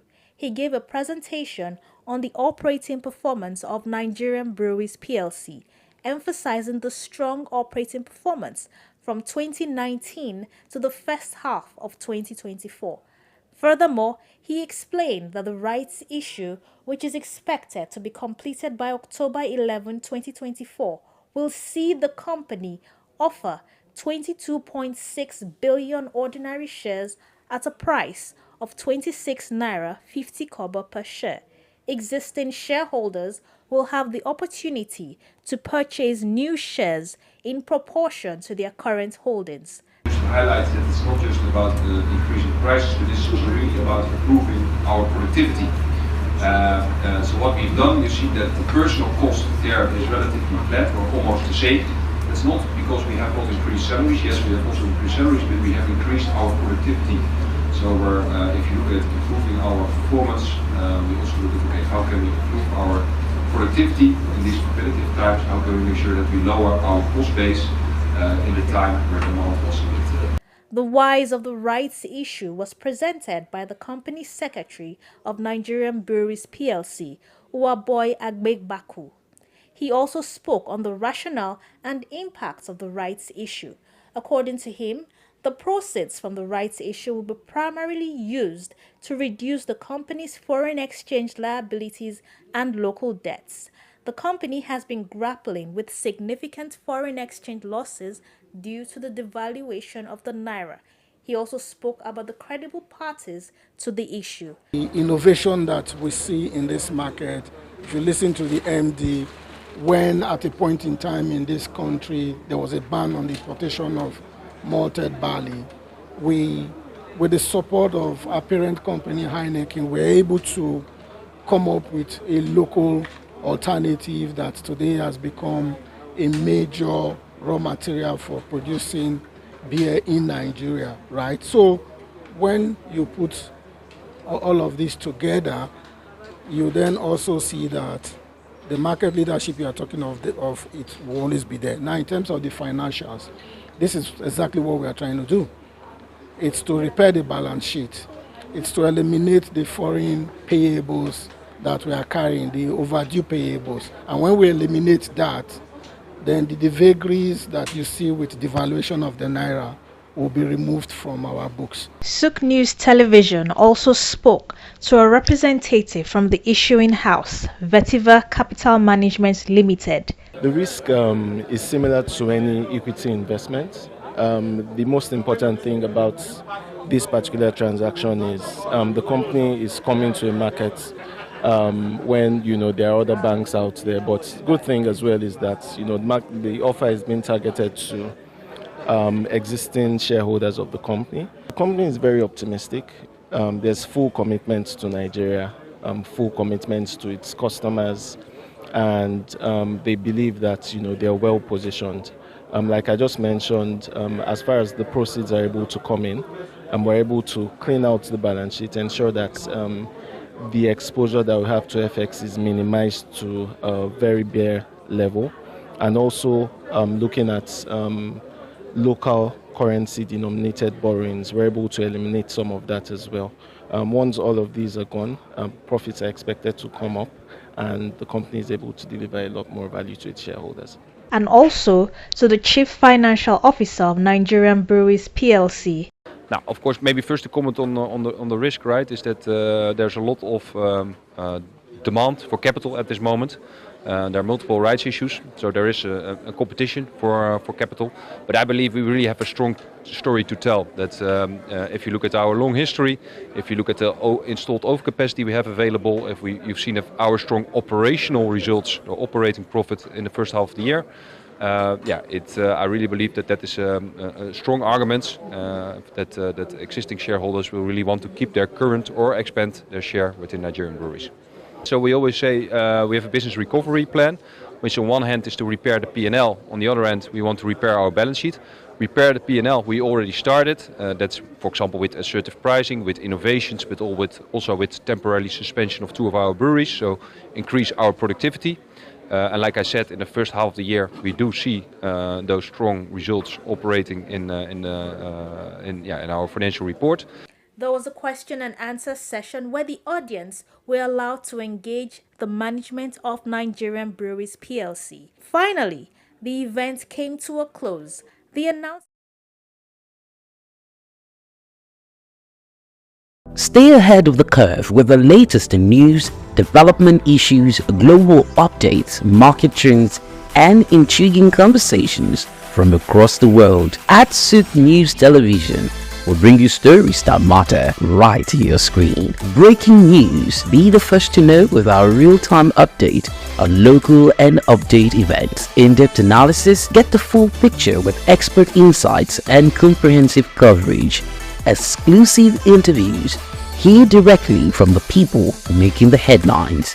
Tune in daily for blended news and stories that keep you connected to the pulse of the globe. Click, like, and follow us on all our social media platforms at SOUQ News TV for updates, live streams, and more.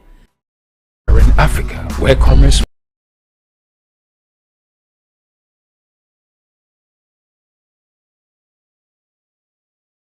leads progress. Welcome to SOUQ News, your source for business, economy, and development insight that drive nations forward. Vibrant streets of Lagos, Africa's fastest economic hub, SOUQ News takes you on a journey of discovery, analyzing and reporting the facts that lay the foundation for growth and development. We don't just report the news, we create it. SOUQ News is more than a channel, it is a catalyst for change, spotlighting the stories that shape economies, inspire entrepreneurs, and fuel progress. Covering business, finance, technology, energy, and many more, SOUQ News provides a daily deep dive into the stories that matter, interviews with industry titans, and analysis that empowers your understanding of economic landscape. Join us daily as we dissect, discuss, and deliver the most relevant and factual news on business and the economy. SOUQ News is your trusted guide, empowering you with the knowledge to make informed decisions.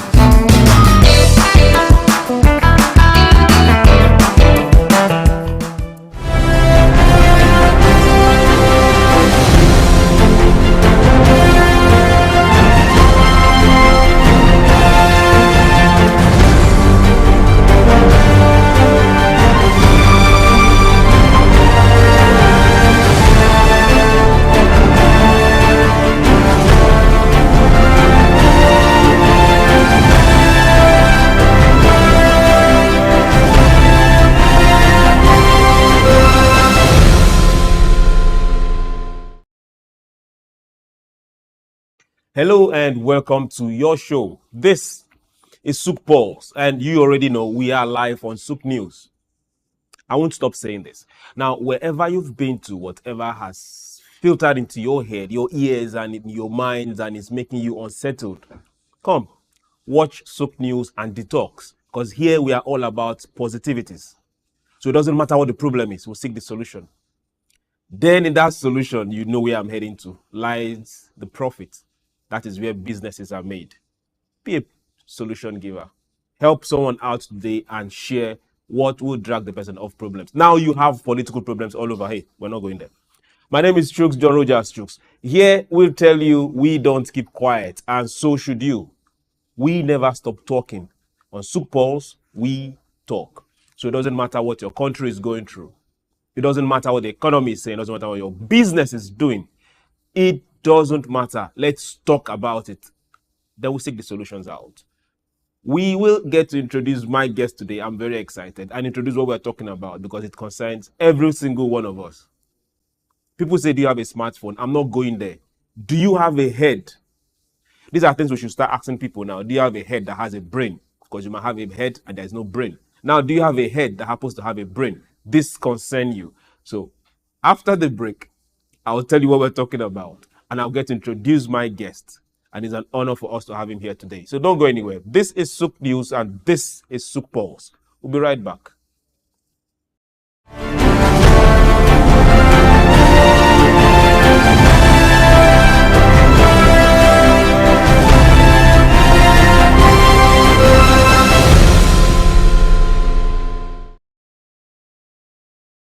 Welcome back. It's SOUQ Pulse. It's your program. It's my program. It's our program. Here we talk.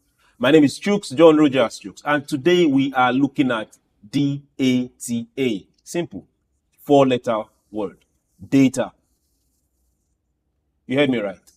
Now we'll differentiate it from the one you try use in for communication, connection, your web, whatever you call it, to the one that is meant for something where we are heading to. We'll get to that junction. We'll talk about both of them. But now let's talk about data. And data and economic growth. On SOUQ Pulse is all about productivity. How productive can we be? And we are asking this direct question. How wealthy, how rich is data? Things you do on a daily basis without even thinking about it and considering it. What businesses thrive on. How wealthy is data? For those that are wondering, it concerns every single one of us. For if we need to be productive in this century, in this day, then we have to play in this field.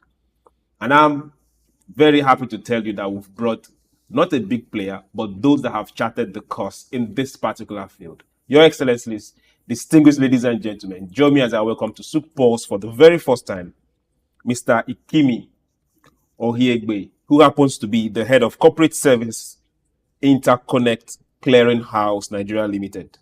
For you that don't know, they happen to be one of the foremost clearing houses when it comes to communication, telecommunications in Nigeria, this side of Africa. Sir, you're welcome to SOUQ Pulse. Yeah, thank you for having me. It's my pleasure to be here.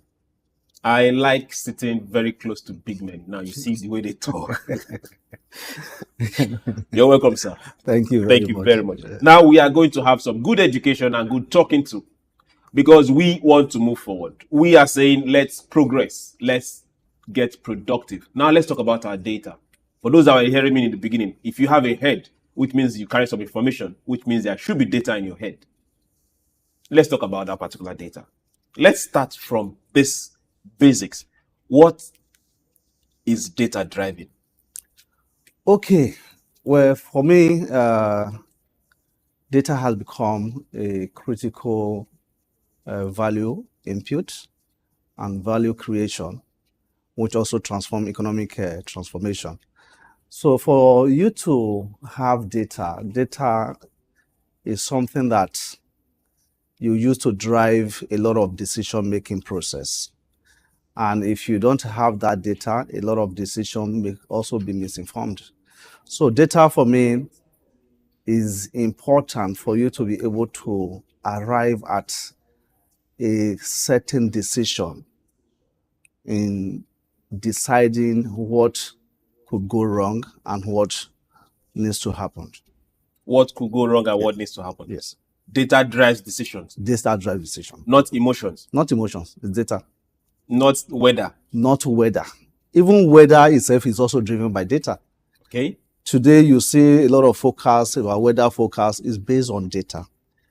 The recent pronouncement by the weather forecast is based on the data they have collected to say, okay, it's going to rain, it's going to rain in certain areas of the country. So it's driven by data. Now, please, let's all sit down. I always say, call your neighbors and call your friends. Let's talk. Every single major decision when it concerns your health, business, nation building is driven by data. Yes. Good. Now, to what extent can one wield control over data? Where wielding control over data is also contingent on a lot of factors. One, you are looking at accessibility to those data and ownership as well. Who are those people that owns the data? And the regulatory frameworks also determine the control for those data. So, for example, a lot of companies that have access to data like the life of Google, the life of Alibaba, the life of Facebook, they have so much of influence regarding the propriety of the data they have at their custody. So that also depends on the level of extent they can wield control. So you also have a regulatory framework, and recently you have the Nigerian, the federal government just enacted Data Protection Act of 2023, which also give control to certain individuals to have access to data and so to also ensure that data is also not being misused. Whose data exactly is not being misused? Individual data. Individual data. Okay. If I follow your analogy, which means the more data one has access to, yes, the more control you wield. More control you wield. So that's exactly why I mentioned places like the Google. They have so much of consumer data, and they also determine the market. So, okay.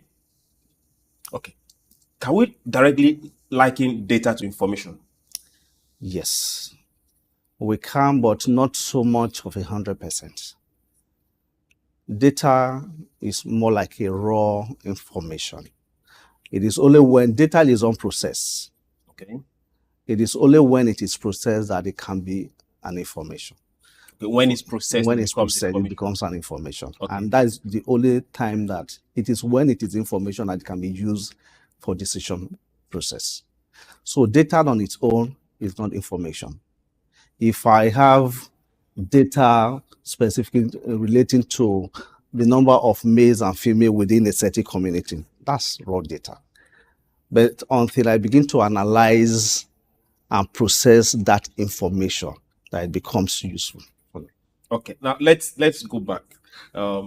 Data drives human existence. Yes. Okay. Those that wield more control over data have influence. Have more influence. Okay.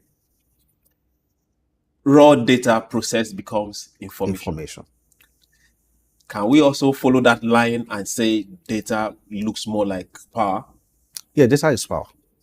Just like I mentioned that if you have access to data, you have more influence.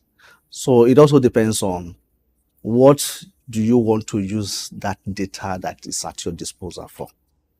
And for example, companies that or individuals that have access data will ordinarily outperform somebody that doesn't have such information. Sorry to stop you. Can you rewind that last sentence? Okay. Companies that have access to data and information, access to data and information, okay, can also outperform in terms of revenue drive, in terms of market share. Okay. Supposedly against a company that doesn't have much access to that information, because that information can be used for their strategic plan. They can also look at the market and the trend, the consumer behavior, and all of those data can then now inform their decision with regards to how do we target this market? What are the strategies to deploy for us to be able to enter this market? So it's data driven. Is data driven. Yes. Companies that have more data will outperform. Certainly. So let's also say human beings that decide to open up their heads and get And get more data and get more information will certainly be more informed, better than the person who doesn't have access to all those information. Okay. Now, for those that are wondering, let's take this a notch further. Okay. Can data be weaponized? Very well. Yes, data can be weaponized. And for example, the data you have at your disposal can be used as against an opponent. And we can see in recent past where data can be so manipulated during elections. Okay. And also can be used to misinform the public. Data can also be manipulated for cyber attacks. So data can be weaponized against opponents, depending on what you intend to use that data for. So when it comes to businesses too, businesses can also use data as an advantage and weaponize it against their competition. Certainly. I've mentioned that in my elementary introduction, that companies that have access to data can also use that as an advantage as against company that doesn't have access to that data. Advantage might not be weaponizing. We just an edge and beat you. Yeah, weaponizing to beat you down. Like very well. Okay. Okay. That's a very serious thing. Okay. Let's now bring this home. We've established all this about data. Yes. Is Africa playing this data game? Yes, I would say absolutely. But Africa is a continent that's evolving when it comes to data because of a lot of infrastructure deficits. How long are we going to be looking at infrastructure deficits? Well, it's a great concern. And Africa, as it stands for now, there's a lot of digital penetration, mobile penetration, but there's still a gap within that space. But until now, the level of awareness regarding mobile penetration and digitalization is not as much as it is now. So Africa is on a journey, and I'm seeing a very robust access to information and data in the next 4 years down the line. In the next 4 years, okay. Yes. Let's beat back a bit. We have an Africa of well over 1.6 billion people. We have a huge consumer base. Yes. We have a lot of foreign companies, just like the ones you mentioned. Yes. All the major foreign that play in that particular field, none of them are African companies. Yes. There is what they see in us that we have also not been able to tap into. Globally, you hear the life of Google, Facebook, Alibaba play in that space. But even now, we can also see the life of MTN, the life of Airtel. They are also playing in the area of data. Yeah, so but Airtel is not an African company. No, they are not an African company. But Nigeria is MTN is a Nigerian company. Yeah. Okay. We hold some shares. Yes. I think we're controlling shares in MTN. MTN Nigeria. Yes. Okay. Okay. Now, now we are looking at connectivity, internet connectivity. And yes, at what point are we going to say, aside Rwanda and some of those East Bloc countries, those East African countries, at what point are we going to say that African countries are going to take connectivity as serious as we take water? Okay, I would rather look at it from the angle of a strategic plan. A lot of investment by the government needs to be made.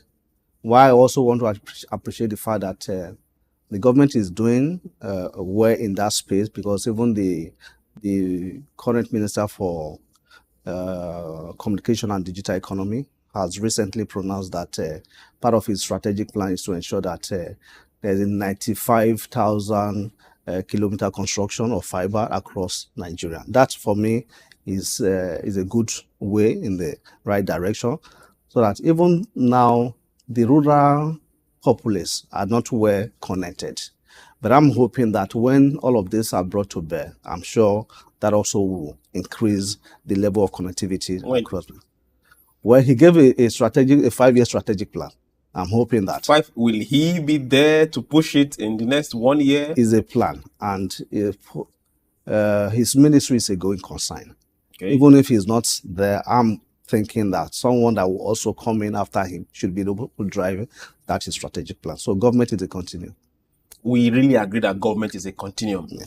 But that particular phrase, the ending part, has not been able to work very well when it comes to West Africa.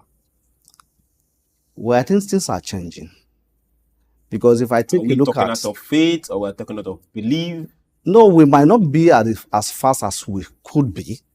But I can also say that in the last 10 years, where we were then and where we are now, there's a lot of transformation. When it comes to telecommunication? When it comes to telecommunication and even mobile penetration, internet access, I think there's some transformation that has actually happened in that space. Because a lot of e-commerce is playing out. Okay. You see, you can sit in the comfort of your zone. A lot of those e-commerce are working off platforms that are not Nigerian companies. Well, that's true. But even then, I'm hoping that the Nigerian companies are also evolving. There are a lot of investment in the tech hub.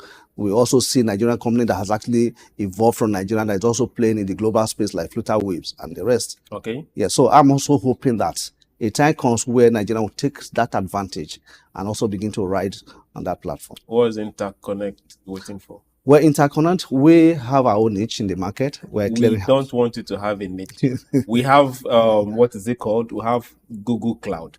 We have Apple Cloud. We have Alibaba has gone to cloud. We have Amazon Cloud. Now, these are people that have decided to position themselves, and the world is depending on them. Very well. But I'm sure you know that we have... Africa is depending on them, I'm sorry. Okay. We want to see African companies play in this field. 1.6, over 1.6 billion is not a joke. They've sucked us in. How can we play? Well, the business environment has been so very tense and fierce, and also crippled kind of innovations. A lot of companies had actually wanted to put up some investment in that tech space. But the cost of infrastructure, as I would say, and also imagine that the rate of dollar as it were today is high. So I'm still of the view and hopeful that a time comes that where Nigeria will also be able to drive this digital transformation. Interconnect Clearinghouse is one of the pioneer when it comes to clearinghouse businesses, and we've done well in that aspect. You don't need to tell us. Okay, we've known right from day one, and so we want to see it grow just the way other foreign companies come into this country. We grow. Yeah, Interconnect have been able to grow organically. Also meaning that I wouldn't know if you are aware that Interconnect is the sole provider of mobile number portability. So we also warehouse data.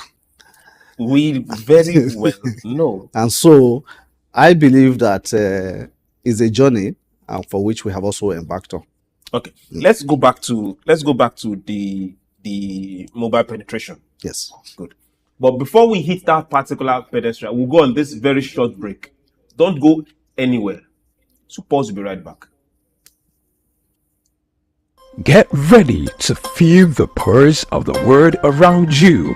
Welcome to SOUQ Pulse, your insert track on the stories that matter most. From the hearts of breaking news to the forefront of culture and innovation, SOUQ Pulse brings you the stories shaping our world every week.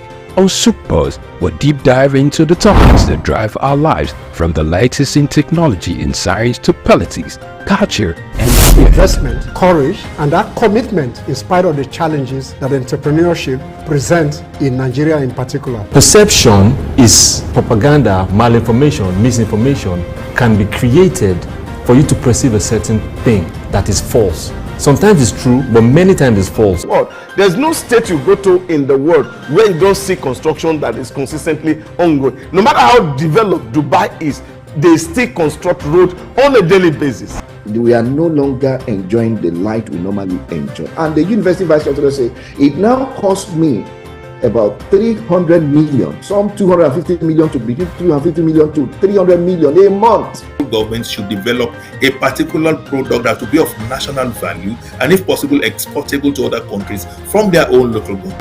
Whether it's the next big innovation, a political shakeup, or cultural phenomenon, SOUQ Pulse is there, bringing you the story with clarity and context. You're not just only getting informed, you also become a solution. Then the business part of it. Then we talk productivity. Then you know you're on SOUQ Pulse. It's that time of the day where we'll tell you, go get your friends, your neighbors, those you quarreling with, those you have issues with. This is time to talk. We'll tell you, here we don't keep quiet. It doesn't matter what policies are affecting you. It doesn't matter what the papers, the prints are telling you in your own side or the neck of the wood or your nation, or what business are pushing, profits, losses, what the stock market is talking about right now, what the Asian market is talking about right now. A whole lot of people are running down to their portfolios and trying to grab, sell off, or get some hedge.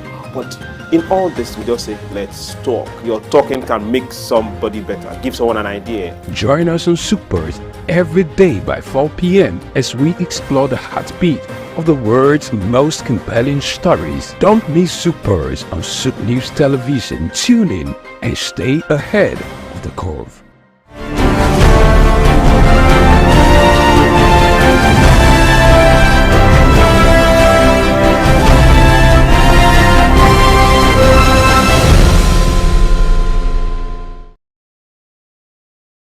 Welcome back. This is still SOUQ Pulse, and we are looking at data life, as some call it. We are looking at the power of data. We are asking ourselves, why are we not playing? Why not play as much as the West, or play as much as those Western companies? But our 1.6 billion population in Africa should count, and our money should go to us first. And bringing light to this particular discourse for this SOUQ Pulse is no other but Mr. Ikimi, and he's been doing justice to it. You're welcome back to SOUQ Pulse. Yeah, thank you very much. Okay, now we're looking at the network penetration across Nigeria, to be precise. Yes. Nigeria, for those that are not aware, we are the most populous black nation, like the best. Now, for those that are still wondering, we want to see internet connectivity across every local government, every village in Nigeria. And when you travel, you see roads, some areas being dug up and cables flying all the way. Yes. This is where we are going to. Are those powered by electricity? Or they have some site where power coming for them? Yes, they are powered by electricity. And you can also see that for connectivity to happen, you need fiber connection. And also you need, in certain area, you need mass, especially for mobile connectivity. So it's powered by electricity. So we're going to have cell sites that have generator. Yes.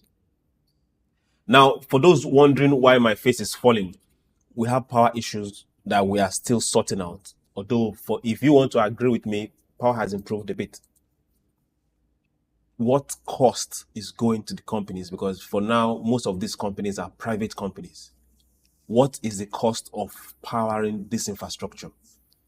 Is quite huge, and that is actually where government is needed.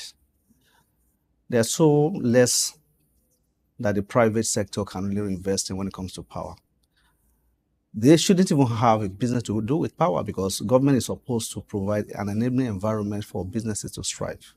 And one of that key factors is providing power. Every other thing runs on power. And also imagine that for us, we have 4 layers of power that is also provided by ourselves for the company.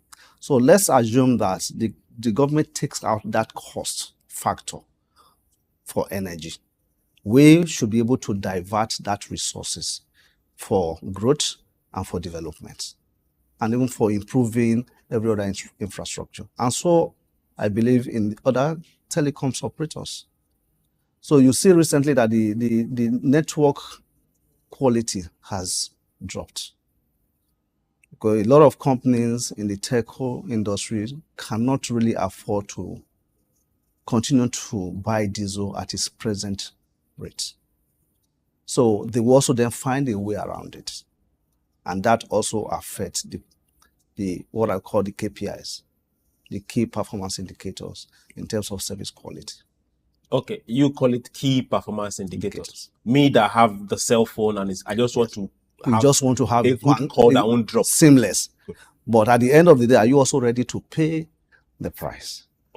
So that's where the government also needs to come in, so that at the end of the day, the consumer is also having a seamless or a less cost for them to be able to connect or to be able to make call. But how do you expect the telecoms to survive when over 50% of their revenue is being utilized to service their operations? Okay, over 50% of. Now, let me give this pause. I'm not talking in favor of, I'm not talking for telecoms. Nigerian businesses, every single Generally. one, every single one. Let's hit this particular nail on the head. If there are tables we need to shake, let's get to shake it. Businesses thrive when the environment for them to do their business is conducive. So it doesn't matter who is the president, it doesn't matter who is the minister of power, make things work. You have no excuse. Let's get back to where we were before we digressed a bit. Now, for data and over 1.6 billion, how safe is African data in the hands of mega companies that are not Africans? Yes, to a large extent, the safety of our data is a great concern, because a lot of people have access to data that are not also supposed to have access to those data. What they then use the data for is another question. But that's why it's also important that the government comes with a regulatory framework to be able to regulate accessibility to data, and also that recently they came up with a Data Protection Regulations Act.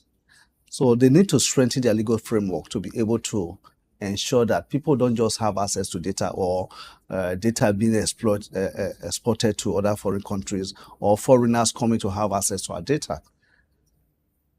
Okay, let's bring this back home again. Yes. Because when we go up, let's also come down to what everybody sees on daily basis. I buy a SIM card in Nigeria. I'm using Nigeria as an example. I know it's happening in your own country too. I buy a SIM card in Nigeria. I'm not mentioning any network. I have to go to where I bought the SIM card to register it. If I buy another SIM card, I go and register it again. If I go and register it again. Why? I go do national NIN, I register it. I go do international passport.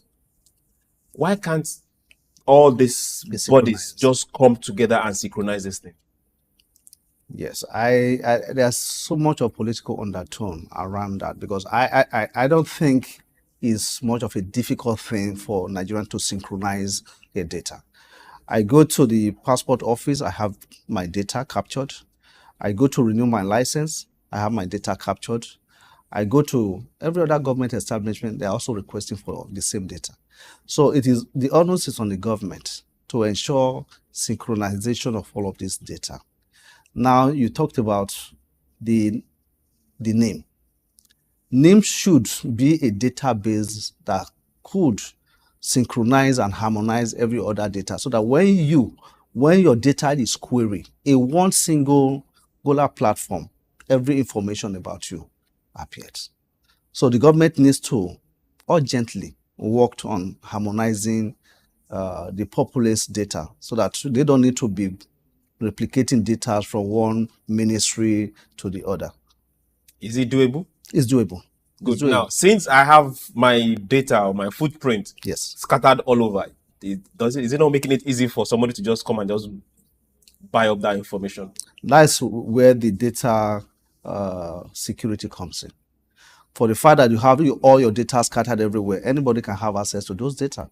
But I'm saying if your data is synchronized and harmonized in one database, and also the government is also able to provide security around that, it will be very difficult for somebody to have access to the data without permission. Okay, now let me get down to the layman's. Can data be monetized? Before we talk about content, data now, can it be monetized? Yes. Data absolutely can be monetized. Which means the company can just come and meet one agency and say, sell us 100 million. Yeah, depending on the data. Well, for information, I would also like to share here that for information that has to do with mobile phone or mobile network, you have all of your data. That data can also be shared or sold to a company who wants to have an advantage over another company in terms of maybe planning for the future. How many youths do we have in this certain area, so that they can also begin to develop products around those age strata. Certainly the needs of the older people is different from the youthful people. So once you have the data of the age range of all of these people, then we are also informed in terms of how do I develop my product and services around this certain age group. So data can also be sold and you can make money from that. Okay. Now you've given good example, good reasons why data is moving and cash is changing hands. But now when this transaction is happening, me that submitted this data and others that registered it, is anybody taking permission from me to move my information to another party? Did I sign a waiver for a third party? Okay. Yeah, having access to it? That's true. And as mentioned earlier, the role of the government is also supposed to not just enacting a law, but also being able to enforce it. But you also see recently where a particular bank was fined by the Nigerian Data Protection Regulations for data breaches. So if the awareness is out there that if you give out data that you are not supposed to give out data, then you'll be liable to it. And recently, even in every employment, if you collect people's data, you also have to get their consent before you can use the data. And data shouldn't be used for a different purpose for which it was collected. And that's where breach is coming. So financial sector, insurance, and all of that, once they have data collected, they also have to be mindful of how and who have access to those data. They have to be mindful. Mindful, yes. Otherwise, they can be. Is being mindful enough? They can be liable for litigation. But we've not seen anybody. I just mentioned the bank. The bank. Nobody has been tried yet, like an individual that lose a job or sentenced. But the laws are there. The laws are there, but the enforcement is what I have also mentioned. Okay. One thing is to make laws, and another thing is to also ensure that the purpose for the law is also being addressed and achieved. You can't have multiple laws around without also having the willpower to make an enforcement. Otherwise, it makes mess of the whole situation. Okay. I like the way you treat each of these heads that is coming out. Now let's bring back and go back to data. Now let's look at connectivity. Okay. Africa's ability to connect to the internet. For me, or for any other person doing his business out there, are we paying what we should pay for data? Or is it expensive for the ordinary person out there? Well, for now, I think the price of data is quite prohibitive. And I could also imagine that the company that plays in that space also want to, they're in business to also survive. If power is taken out of that, and we could also see that the end user will have less cost to battle with.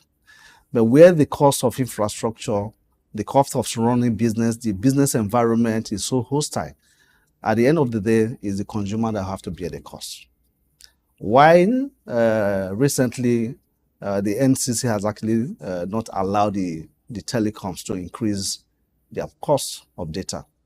But then, if you also imagine that the 2 gig of 3 years ago is not of the same 2 gig that you're having. But the figure hasn't changed, but the quality of the 2 gig would have changed. I like that this particular explanation is coming from you. The figure and the lettering that means 2 gig.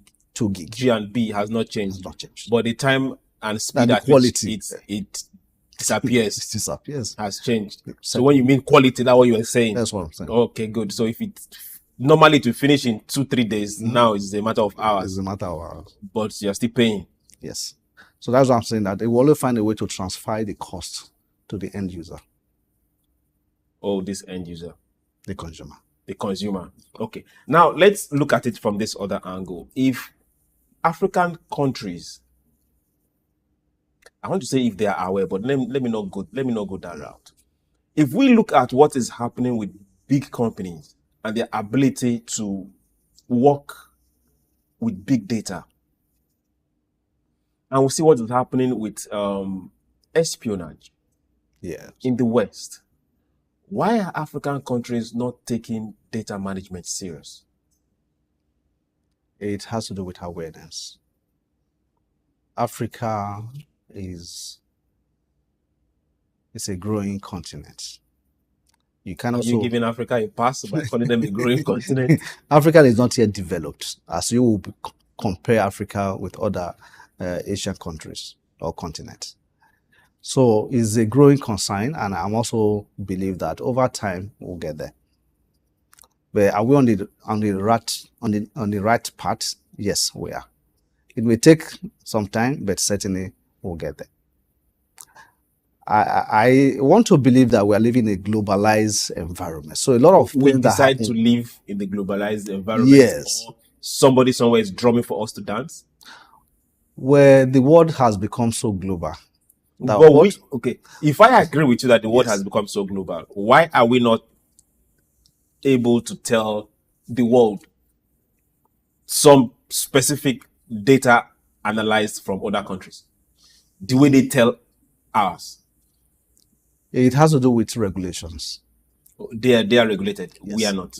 We are not. Just like I mentioned, I said one thing is to make laws, and another thing is to ensure that that law is being enforced.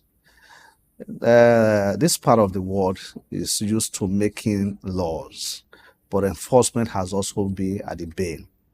The government has not been able to, because we tend to set rules and regulations for different people. And where you have a sane society where everybody is equal before the law, as enshrined in our constitution, I'm sure things will work better. Okay, if I get you right, okay, what applies to Team A does not apply to Team B. to We've Team seen B. it over time. Okay. And also too, with the corruption that is also now a fabric in our society, you see someone stole a pen, somebody used a pen to weaponize billions of naira. They are treated differently. Okay. So this also have set the tone for how long it will take us to get to the destination that we intended.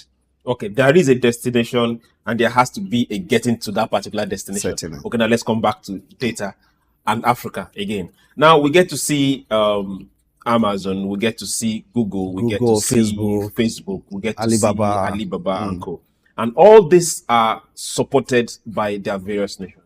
Yes. In one way or the other, they are subsidized by their various nations. What will you say Africa needs to do for blue chip companies or even companies in Africa that have no chips at all to be able to grow like this one? One is to create an enabling environment. And you also agree with me that in terms of security in this part of the world is still something that we are battling with. A lot of investors who want to come in, but they are also not too sure of return on their investments. So the government needs to work on the areas of power, the areas of security, and the environment that will also enhance the business to thrive. So it is the responsibility of the government to ensure that the environment is good enough for people to want to bring in investment and for those investments to thrive. Okay, now let's look at the social media companies. Now, 10, 15, 20 years ago, most people did not know that these single companies, these web-based companies, were going to be the highest earners now. A lot of them are wealthier than the automakers that were the big boys then. Yes. But every of these companies, just like we know, deal in data. Over the years, we've also seen the West, where these companies come from, some other countries sanctioning them from and how they use the data from their own citizens in their country, and they get to pay. Yes. Why have we not seen Africa rise up one day and say, oh, no, Facebook, you can't come here and do this about Ethiopia and get us into war and you go free? Regulations. So why are we not suing? Why are we not saying pay this? Why are they not in the forefront? But I will say that it still borders on regulations, the legal framework, and the willpower to execute. Is it willpower or those dead not being knowledgeable enough to know what this means to they are knowledgeable, and I also believe those that are dead, do they have the intent to want to do what they are supposed to do? There's a lot of corruption. People would rather want to push what benefits them as individual as against what benefits the entire society. So they would rather want to look what is in it for me. So for where they are supposed to wield powers, wield the beefsteak, and they just treat it with levity. And so it has become a standard and a way of operations. I am still looking at that knowledge. Just like you said, knowledge is power, yes, and data is power. Now, let's go back just a bit. This happened this year. We had an exchange, a crypto exchange, yes, called Binance. There were several others that the government had to single out. Now, the amount of data that single company has gathered in Africa, and over the years, the government didn't really sit down to check and look. Should we hold them responsible for anything because they were doing their business? Is it not our responsibility to have known right from the start that, okay, this is the business they do, this is the kind of data they are gathering, and be able to know, okay, good, how do we sanction or how do we make profit off or how do we get tax off? Instead of the end of the day, you are banning and we are still the ones losing. That's sure. So it still borders on the regulatory framework. When a foreigner comes to invest in your country, what due diligence was done? Was there a proper due diligence? Did you ask to do an enhanced due diligence to ascertain what exactly this business model or this business is all about? And I think there was somebody that was arrested. What is the outcome of the arrest? So it still borders on the framework and the willpower to persecute when you cross the line. And so long as we make noise and doesn't really go and persecute those people that are found wanting, then it's still very difficult to try to regulate that space of data control and also ensure that people don't just come and mine our data. I like that last words you use.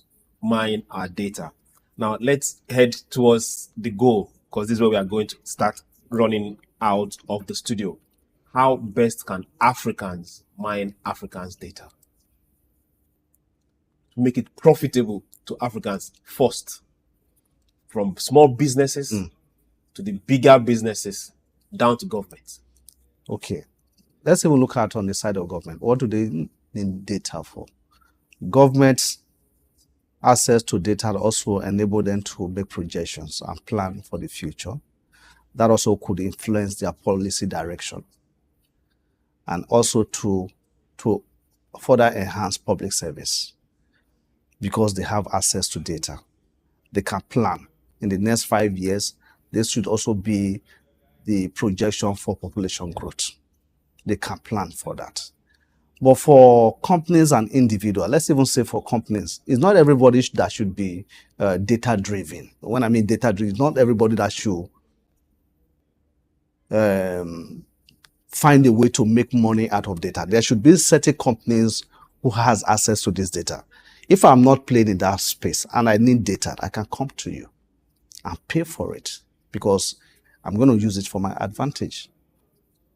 So Africa must find a way to first and foremost regulate access to data and how then they can make money from data that is available. Thank you very much. Thank you very much, Mr. Ikimi. It's always going to be a pleasure having you in this studio. Like, this is like the first time. Yes. And I will invite you again. Thank you very much for coming. It's a pleasure. Thank you so very much. Okay. Now, for those that are wondering, we didn't take the route of calling anybody out or getting angry over things that we know are there. We have a reason for doing that. But this is what we should know. Your data is yours. What you do with it is also yours. Can Africa make money off data? Definitely. Like he said, we can only plan with data, not with political considerations, not with party affiliations. We can only move forward knowing where we are and plan where we want to be with data available that has been gathered. Let's not make that mistake. If we want to get productive, then we should count. If we want to get productive, then we must not depend on platforms outside Africa to drive our businesses. Africa must drive Africa's businesses. There was one particular thing I wanted to ask. I think I won't let it go before going back. We have Amazon in the West. We have Facebook and Twitter in the West. China came up with their own and they held their own. Alibaba is the same, doing what Amazon is doing. They have another payment, and TikTok, the same thing. And they all have their own there. Whereas Africa is waiting to use those particular ones. Should we not start thinking of being able to also employ our 1.6 billion on our own platforms? Yes. The digital space is actually evolving, and you have a lot of tech guys playing in that space. So I'm thinking and believing that these young guys, they are tech savvy, they are very innovative, and they have all the necessary information at their disposal. But the government should also make it a bit easy for them to come up with innovation, and there should be much of investment in that space in terms of capacity building, in terms of also infrastructure sharing and infrastructural development. Okay, then we on this other side would that happen to be the consumers. Yes. We're looking forward that in not too distant time, we want to be hosting our sites, our companies on interconnect servers. Not looking for Apple Cloud or looking for Amazon Cloud. Yes. That's where we want to see. And even recently, there is also a prohibition for Nigerian companies to host Nigerian data outside the country. Now we need the companies to host them. Yes, because now you see companies are also in that space. That's where ICN is also playing. We have our data center, and we have a lot of companies also coming to bring their servers into our data center. So there is a growing concern in that aspect. And you have the life of Rackspace, and so much of investment is also currently going on. But the government also needs to allow the environment to be able to put in an investment and also recoup your investment. The cost of dollar to naira today is and those infrastructures are denominated in dollars. So investment in that space is huge, but government needs to also make the environment good enough for people to want to invest into those infrastructure. Thank you very much, Mr. Ikimi. Now, remember, for every one of you out there, we need to not just buy Africa or buy Nigeria. We need to think it. And we can't stop talking about it because we have no excuse. What if, God forbid, it's just me, you wake up tomorrow and Amazon Cloud just decides that, okay, we are going to ban every IP from Nigeria. What will you do? We've seen it happen on some particular sites before. We've seen it happen. So, hey, we're asking if data can be weaponized. This is as easy as it is. It's not difficult. So let's start thinking. If we want to get productive, then we have to count. We can't keep coming to the market to buy. We must bring products to the market. This is SOUQ Pulse, where we talk and we get counted. Thank you very much for coming on SOUQ Pulse. We'll do this again tomorrow. Remember, be your brother's keeper. And remember, hey, get your hands dirty and get to work. My name is SOUQ, John Rogers SOUQ. Bye.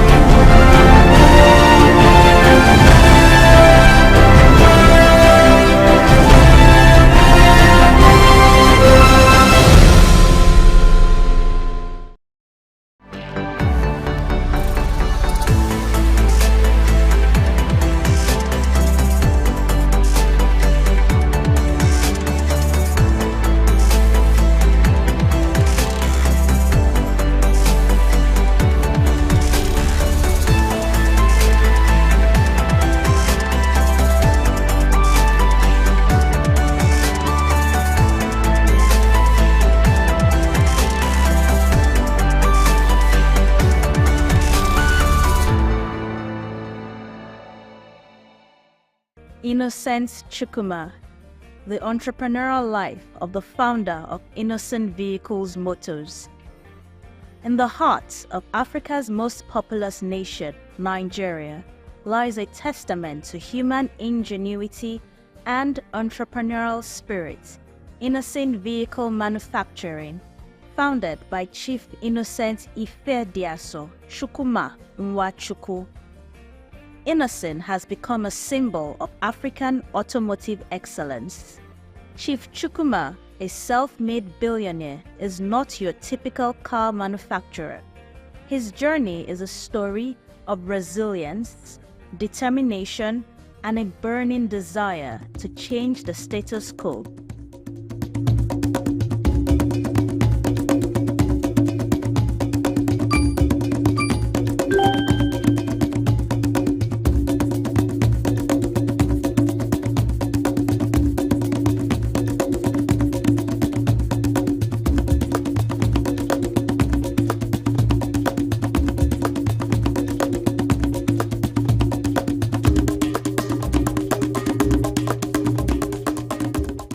Early life of Innocent Chukwuma, his apprenticeship. Innocent Chukwuma was born on 1st October 1961 into a humble family in Uru-Umudim, Inewi, Anambra State. Chief Chukwuma's formative years instilled in him the values of hard work and perseverance. His father, Chukwuma Mojeku, was a junior civil servant, while his mother, Martina Chukwuma, was a stay-at-home mom. He is the last of 6 children, 4 boys and 2 girls. He had his primary and secondary education in his hometown. His educational journey commenced at St. Stephen's Primary School, Uru-Umudim, in Anambra State, where Innocent completed his elementary education. He continued his academic pursuit at Holy Ghost College in Umuahia for his secondary studies, demonstrating a persistent commitment to knowledge. After Innocent completed his secondary education in 1978, he dreamt of becoming an engineer. He applied to study engineering at the university, but couldn't get in that year because he did not make the cutoff mark. Before then, he was assisting his elder brother, Gabriel, in his medicine store while he awaited the admission results. During this process, Innocent discovered that he has a natural talent for trading. Since he was not doing anything, he decided to pursue this talent to the fullest by learning how to improve his trading skills. Apprenticeship. When he did not meet the admission cutoff mark, he easily moved on since he has a flair for trade. His brother, Gabriel, took him to Chief Romanos Eze Onwuka, who was at the time the biggest motorcycle spare parts dealer in Inewi. He was popularly called Ron Jenny. Innocent Chukwuma served as an apprentice for 1 year. Working with Chief Romanos Eze Onwuka enabled young Innocent to nurture his business acumen and technical knowledge. Entrepreneurial journey. Within a year of his apprenticeship, he mastered the art of buying and selling of motorcycle parts and later returned to his brother Gabriel. At this time, his brother has registered Gabros International to trade in motorcycle parts and gave Innocent the sum of 3,000 naira to start the business. With a free hand to run the new venture, Innocent rented a shop and bought the first goods. A year later, Innocent and his brother took stock of both the medicine store and the motorcycle parts business.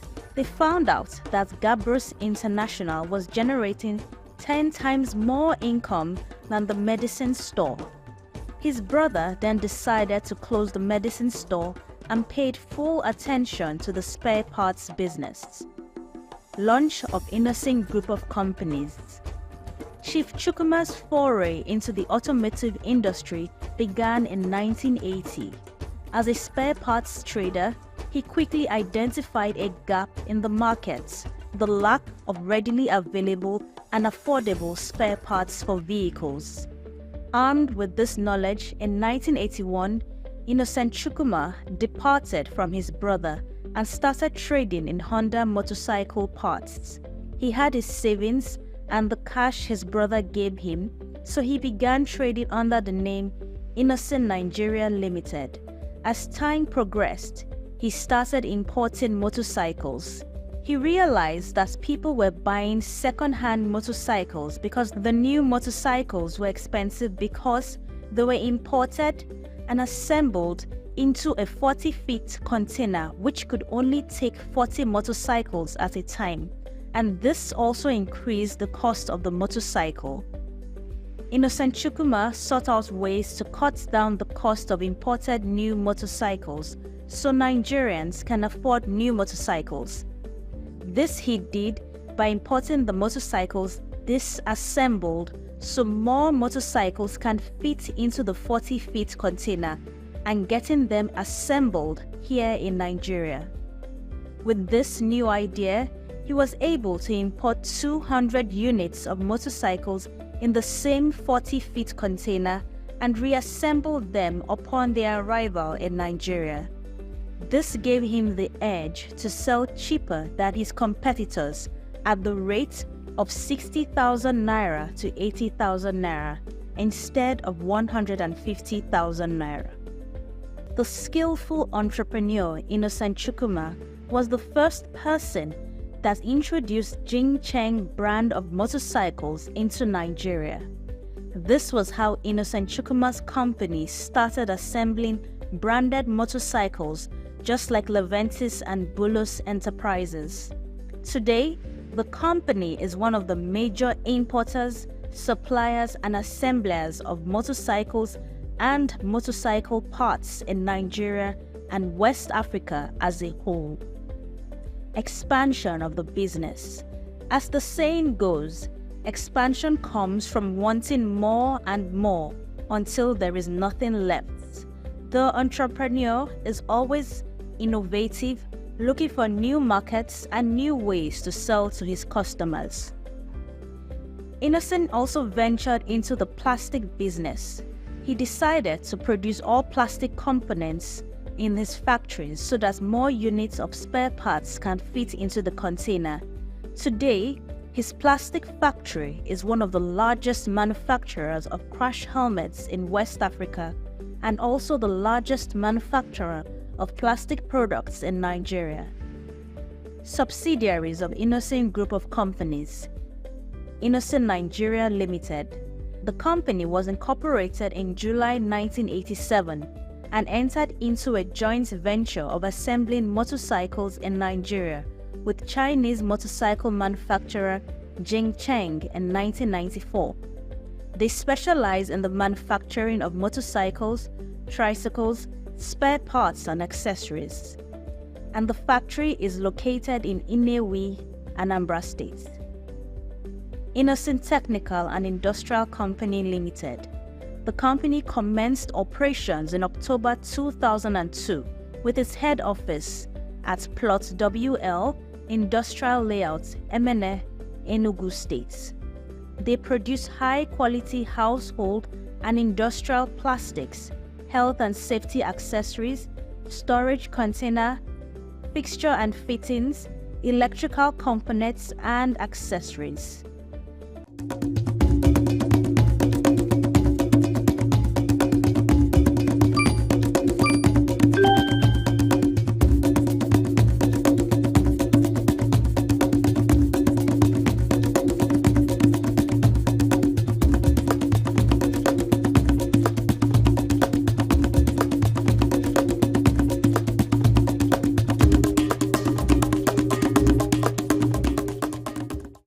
Innocent Vehicle Manufacturing (IVM), the first indigenous vehicle manufacturing company in Nigeria. One of Innocent Chukwuma's cutting-edge achievements is the establishment of an automobile manufacturing company in Nigeria. The business mogul established the first indigenous vehicle manufacturing company in the country. According to him, he noticed everyone was involved in motorcycle business, including the Indians in Nigeria. and also the state government has started banning commercial motorcycles due to the involvement of the riders in heinous crimes and high fatalities. So he decided to go into manufacturing of motors. This insight led him to establish Innocent Vehicle Manufacturing, a company that would not only distribute parts but also manufacture vehicles specifically designed for Nigerian roads and conditions. In his words, he saw a need, a gap in the market, and he knew he could fill it. And he also believed that Nigerians deserved high-quality vehicles that were built to withstand our unique challenges. Chief Chukwuma's vision extended beyond simply assembling cars. He was determined to create a truly indigenous Nigerian brand from design to production. The company was incorporated in 2007 and commissioned on the 15th of October 2010 by President Goodluck Jonathan at Nnewi in Anambra State. Today, Innocent offers a wide range of vehicles from SUVs and cars to buses and trucks. Each vehicle is meticulously crafted with durability and affordability in mind. The company also provides good services for repairs and parts supplies. Innocent Motors versus Guaranty Trust Bank, the legal battle. The legal dispute between Innocent Motors and Guaranty Trust Bank is a significant event in the Nigerian automotive industry. It is also a complex case that has spanned several years and involved multiple court rulings. In 2011, Innocent Motors initiated legal action against Guaranty Trust Bank, alleging that the bank mishandled funds belonging to the automaker. Chief Innocent Chukwuma claimed that GT Bank failed to fulfill its obligations regarding financial transactions. This led to substantial financial losses for the company. Chief Chukwuma sued GT Bank in 2011, claiming the bank owed them a significant sum of money. Now, from 2011 to 2019, the case went through a series of court hearings and appeals. Chief Innocent Chukwuma got his victory when the Court of Appeal in Ibadan ruled in favor of Innocent Motors. The court ordered GT Bank on 29 July 2011 to pay Innocent Motors the judgment sum of 2.4 billion naira with a 22% interest per annum on the judgment sum until its final liquidation. Guaranty Trust Bank challenged the court's decision, and in another court ruling in 2013, GT Bank was also ordered to pay 4.7 billion naira to Innocent as restitution for arbitrary charges. Guaranty Trust Bank also challenged the ruling of the High Court at the Court of Appeal, the Enugu Division. In December 2014, the Appellate Court asked GT Bank to deposit 6 billion naira in an interest-yielding account to be supervised by the court's registrar. The money was to be domiciled in an account that will accrue interest, pending determination of the suit. Guaranty Trust Bank challenged the Court of Appeal's decision and filed an appeal with the Supreme Court. And in a surprising turn of events, the Supreme Court overturned its initial dismissal of GT Bank's appeal in 2022. The court acknowledged an error in its previous procedure and allowed GT Bank's appeal to be heard. The final outcome of the case is still pending as GT Bank's appeal is being heard. Innocent General Tires and Tubes Company Limited. Innocent Chukwuma expanded his business to include tires and tubes. The company produces motorcycles, tires, and tubes.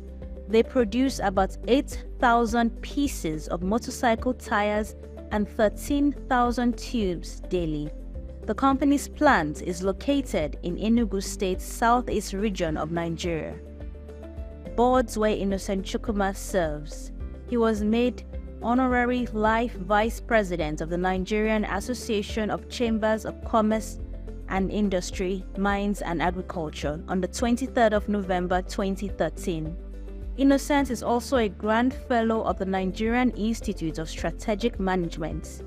In addition, Innocent Chukwuma currently sits on the board of IVM, Innocent Group of Companies, and a member of the Manufacturer Association of Nigeria. He also serves as a Chancellor at Imo State University, Owerri.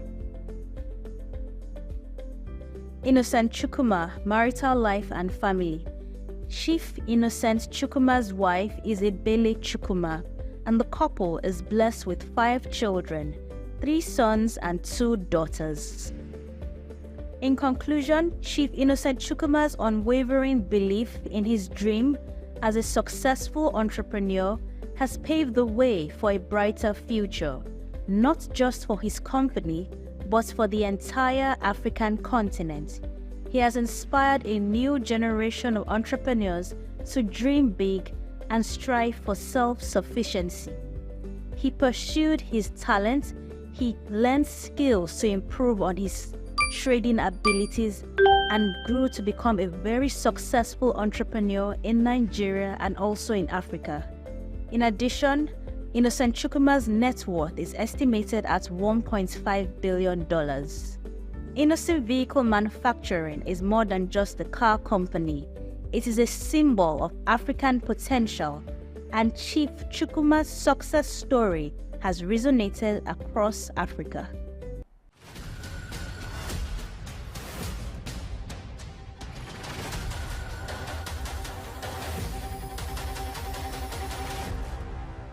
Stay ahead of the curve with the latest in news, development issues, global updates, market trends, and intriguing conversations from across the world. At SOUQ News Television, we'll bring you stories that matter right to your screen. Breaking news, be the first to know with our real-time update on local and update events. In-depth analysis, get the full picture with expert insights and comprehensive coverage.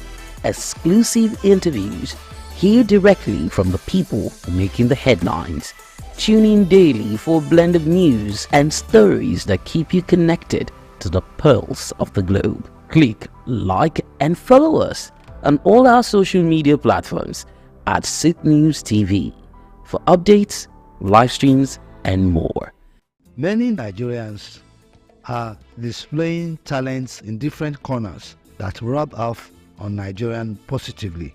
As we mark Nigeria's 64th independence anniversary, let us look at indigenous firms and individuals that need government support to drive the message of nation branding.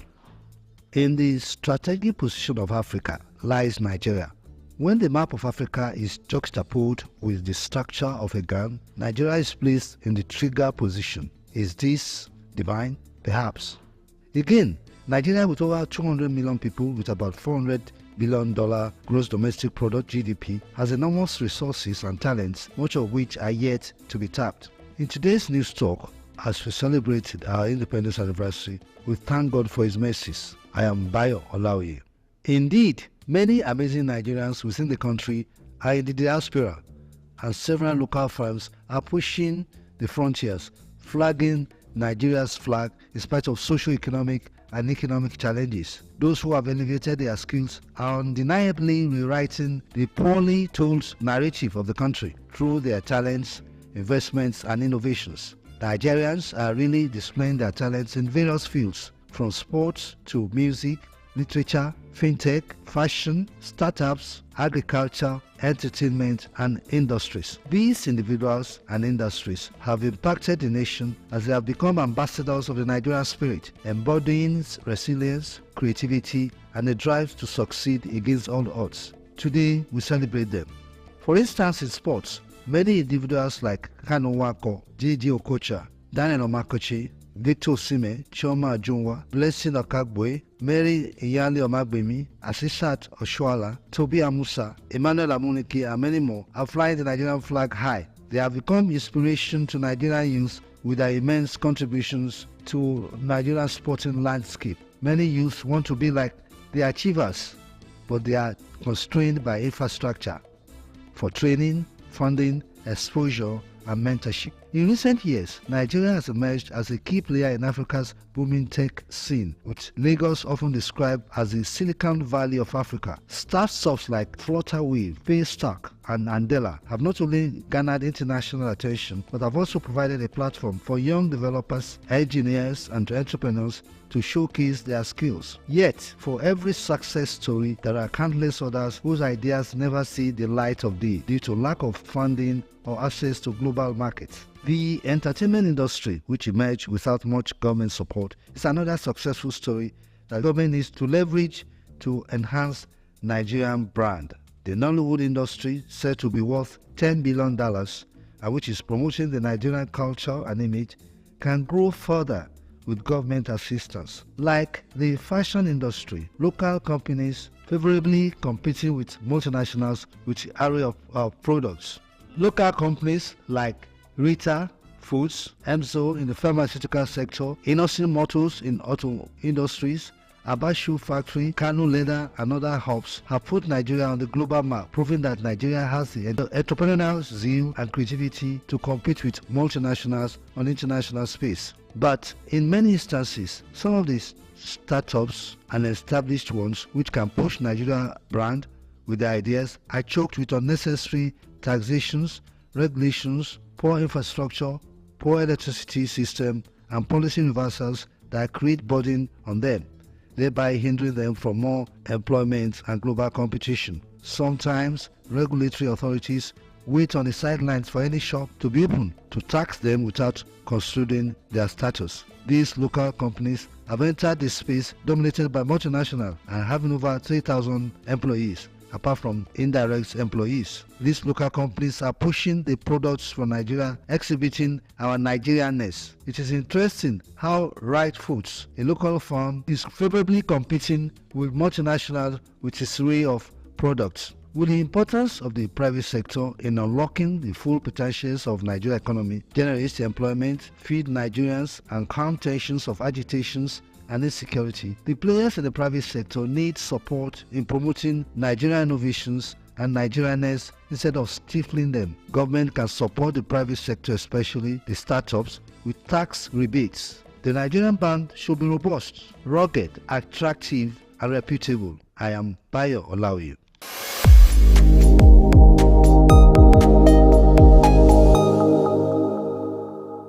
My name is Yinka Babalola. My name is Ijoma Pelokoro. My name is Joshua Hassan. I am Rotarian or Mosunde Lawson. It's Ife Yunwarita Ejeze. My friends call me Ife. My name is Rotarian Lola Dare. I'm inviting you to keep watching SOUQ News. It's the right station to tune to. I like SOUQ News. SOUQ News is good. I want to charge you all to listen to SOUQ News, watch the news. You can have unlimited news first time. Find SOUQ News. Be with SOUQ News. Never switch off. You are better for it. SOUQ News is the real thing. Listen to their coverage and you'll be glad you did. Turn to your YouTube, turn to your Instagram, turn to all your digital channels and look for SOUQ News. Keep watching. Keep watching. Please guys, keep watching SOUQ News.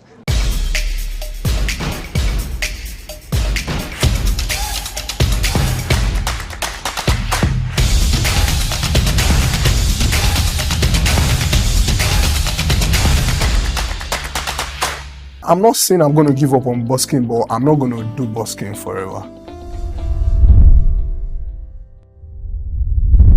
Welcome to another edition of Inside Live. My name is Hans Mba. We are on SOUQ News Television, as you already know. On the show today, we have another special guest, like we always do every time you see Inside Live on your screen. Now, this is a musician, like one of my friends likes to call it, I like to say. So he's a musician of a different kind. This is so he performs, or he hones his skills on a different kind of stage. I will not tell the story for him, but let him do it. He's none other than Komi Flame. Komi Flames is in the house, but I like to call him Daniel Ahanji. How are you doing, sir? Very well, sir. First and foremost, what you do is different. And I think I know where it's from, but I would like the people to also know where that came from. Tell us what you do. So my name is Komi Flame, and I do busking. Busking is an act of playing on the street to entertain people and also to make tip from it. All of this stress I've been under. Rather my cup running over, but I'm okay tonight. Oh, yeah, we gon' be alright, but I'm okay tonight. Okay, if you say it like that, it's a bit iffy. So, busking, break it down for us. What does the art of busking? Because from what we know about busking, from what I know about busking, it's you see it on movies when people travel on trips. You see people on the streets. So it's either their hearts open on the floor, they're playing a keyboard, or they're playing drums, or they're actually just singing. You know. So explain your type of busking or busking. Busking? Yes. Please explain to us. So my type of busking is me singing and playing the guitar at the same time. And also busking is spelled B-U-S-K-I-N-G, not B-O-X-I-N-G. It's spelled B-U-S-K-I-N-G. Okay. So busking is an act of playing on the street to entertain people, or playing in any public place at all to entertain people and make people listen or watch what you are doing. It might be music, playing an instrument, magic, anything. Just a public showcase of anything you can do, and that's just it. What makes me in awe of it, this art, right? It's a different kind of art. It's iffy almost. Why busking? Why did you believe in busking? Because I know. From around here, I've been around a while. I've been around music circles. I've been around, entertainment for a while. I've never seen anyone do busking in this part of the world. Right? In this part of the world. So I really we want to get into your mind space. How long have you done this for, by the way? I've been busking since 2019. So let's just go back a bit. So why busking for you? How did it start?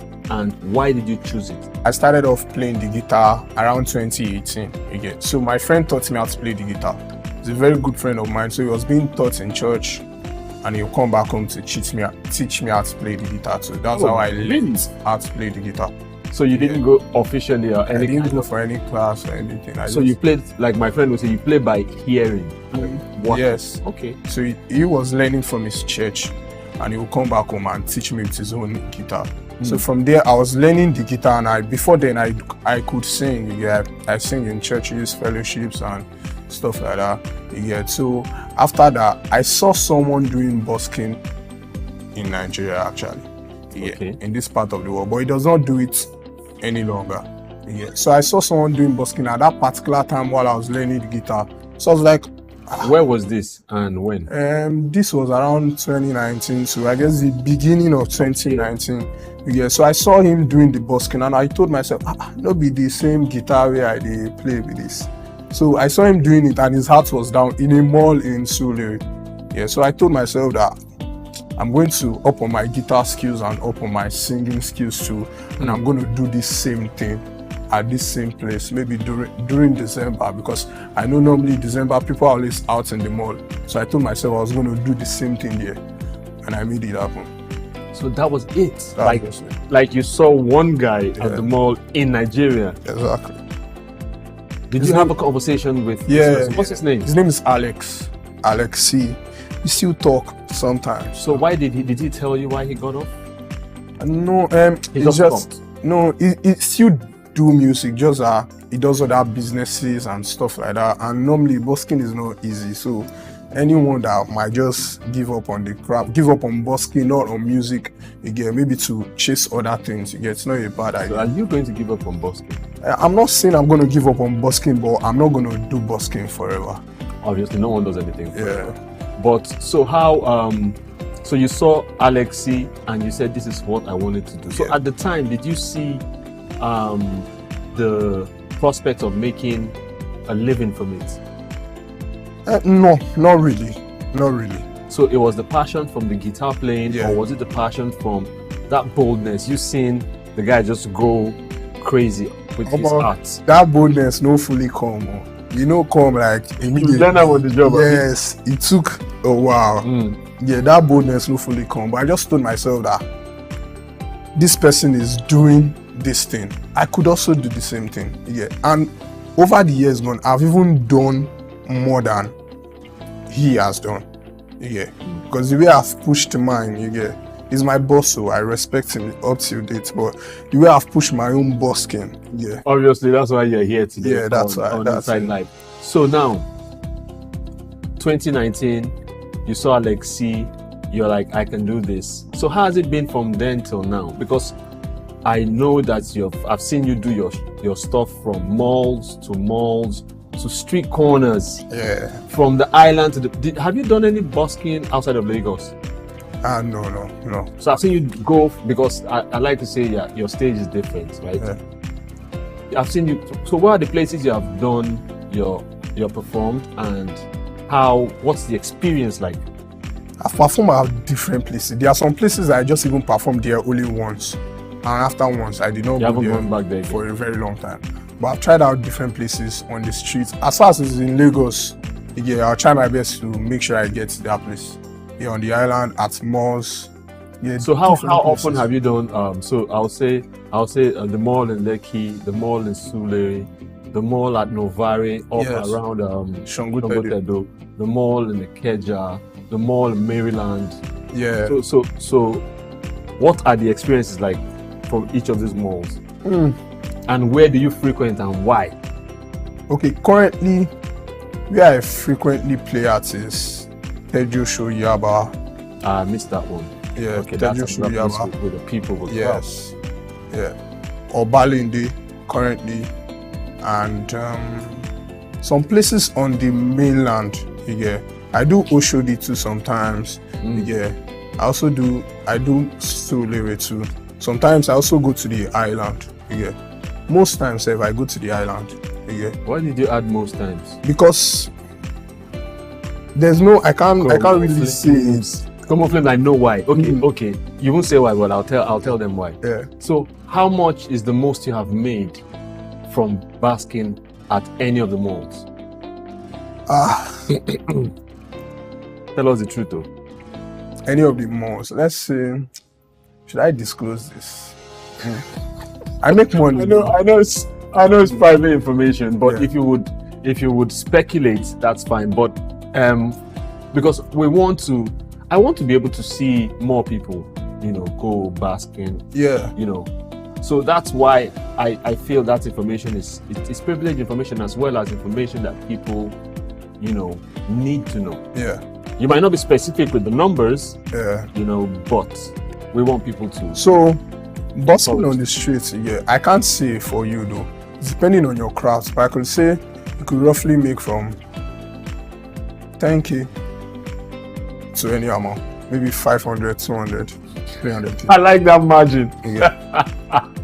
Okay. Because it can be good today, and tomorrow is going to be bloody. I know, because I've seen some basking and I'm like, dude, you guys help this guy, do something. Yeah. So which of the malls have you performed more frequently at, and why choose those particular malls to go back to? The malls I perform, the malls I can say I really perform currently frequently is the Palms Mall. I do there most times. Okay. Yeah, I guess that's the only mall, and Novare Lekki Mall. But it's been a while I went to Novare Lekki Mall, but I do Palms Mall frequently. For now. Why? Is it because of the because money? No, not because of the money. Because they appreciate what I do. That's where I was going to with that. They appreciate, and they're always welcoming me. So how do you know that they appreciate you? Because anytime I speak to them, because it's the money. Currently, you are staying away from the money. No, not boss. Currently, for Palms Mall, most of their workers in the management, once they have their birthdays, I'm the one they do call for their birthday surprise. Oh, beautiful. So they welcome me to that point, where we are now family. Anything that's happening, okay, once you to come play for this person, I'm always the first person they call. So you play any other instrument? I play the keyboard, I play the drums, but any wind instrument? No. No, because when you say come and play on the for their birthdays, what came to mind is that whole banana. Sometimes they ask me to come with a saxophonist too, so I just so you just come. And we do it together. So have you been to Ikeja Mall? Yeah, I've been to. Because they say arguably that's the biggest mall in Lagos. I've been to Ikeja Mall, but I don't play inside. Yeah. Okay, how do you mean? I play outside. At the parking lot? Not at the parking. Outside the compound? Outside the compound. How? There's no conducive place, because I know there's a road in front. That road's on the side. That road's in front. Yeah, the small gates. Yes, that's people can drive in from. No, that people walk in from. Facing the double lane. There's a slight that you just come in, then you go to the end and drive in. Yes. But how does that work? Why can't you play in the mall? I can't play in the mall because I've sent letters to them like twice, and I've been. Oh, you have to do that? Yes, I have to do that. And you have done that? I've done that 3 times to Ikeja City Mall. So who do you? Ikeja City Mall. Let us breathe. So who do you give these letters to? Because you have to be sure that they're being delivered. That's another thing. I guess that's not in my power. My own job is to go present the letter. Yeah, and it's I get your power to give it. If you come, for instance, you come here and downstairs, you walk across the road and give someone a letter. I go to the central management office. Okay. And I present the letter to the secretary I find that sit at that particular moment. Yet sometimes if I go now, the person I'll meet there when someone I do else. It's someone else. Yeah. But what I know is I've sent my letter to them 3 times. 3 times. So this is the same thing you've done. I got 3 no's. They've been responding to you and they said no. No. Is there a reason why? They said it's not done in the mall, that they can't do such a thing. Did you tell them about other malls where you perform at? Of course. They said if I could do it there, does not mean I could do it here. Ah, I see. Okay, I thought you didn't get any response. I was going to tell them that they should do something about that. Yeah. So, street corners. Yes, sir. Streets. You mentioned Oshodi. Where else have you? Street corners, Oshodi, Obali. Do you choose, like popular bus stops with human traffic, or do you just, as you're led, you just stop somewhere and you start to play? No, I don't. It's not as I'm led. I'm strategic about it. Yes. Right? Yeah. So, if you get to a place, just like Lagos is Lagos, right? Do you need to inform certain people that you are going to be performing? For instance, if you come to my neighborhood, there are certain people you gotta see, and say, Baba, we have come, what to do? No, if I notice that some guys around here, like the area boys and stuff like that, I don't really even speak to the area boys. I go to their boss. And I speak to them. Obviously. And I speak to him. As soon as almost time go, I don't speak. I just start doing my thing. I know they will come around. So when they come around, I'll say, who I want to know your boss. So as soon as I speak to your boss, it's an okay thing. Yeah. Awesome. You start doing your thing. So you said 2019. Yes, sir. So prior to 2019, you never held a guitar? No, I said I was learning the guitar around that year time. Yeah. I've been learning the guitar with my friend. Yeah, and there's a particular, when I even started learning, I did not have my own. So I was learning with his. So from time to time, I got a smaller guitar. Was it every day? Yeah. Was it every day you were learning? No, not every day. But I just wanted it. I loved it. Yeah, I wanted to learn the guitar, and I just liked the instruments. So even sometimes when I was not opportune with the guitar, my mind was still there. Yeah, my mind was still there. And don't mind me that I cut you short. I wanted to, because I'm a novice myself. I have a guitar at home, so it's like a decorative piece, right? So as you began to play, I thought about what you had said about 2019, and I'm like, prior to that you hadn't played, and you played by ear and someone teaching you.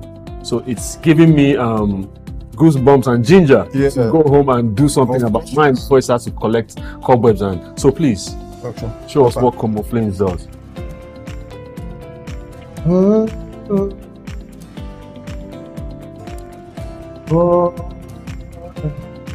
Happy no fair to me. Say I never call you through it. But I hope that you are there. I hope you're my help. Every day I dey pray for you. Make me Papa God bless you. See, I don't forget you, say I go forget you. See my shoulder, make you rest up on me. No, I got you. Now me be your friend indeed. You man don't shoulder. I don't keep some for you. No go so far. Cause anything I get now for me and you. Yeah. How are you, my friend? How do you do, my friend? I know sometimes it be like say nobody send you down for another. I there for you, my friend. I wish I had a studio audience. I love it, and I have to play this instrument. I'm sorry. I because something stood out for me. You talked about you wanting to do it. Yeah. There's nothing beats passion. Nothing beats passion. I hope I am passionate enough to drive this and want to do it.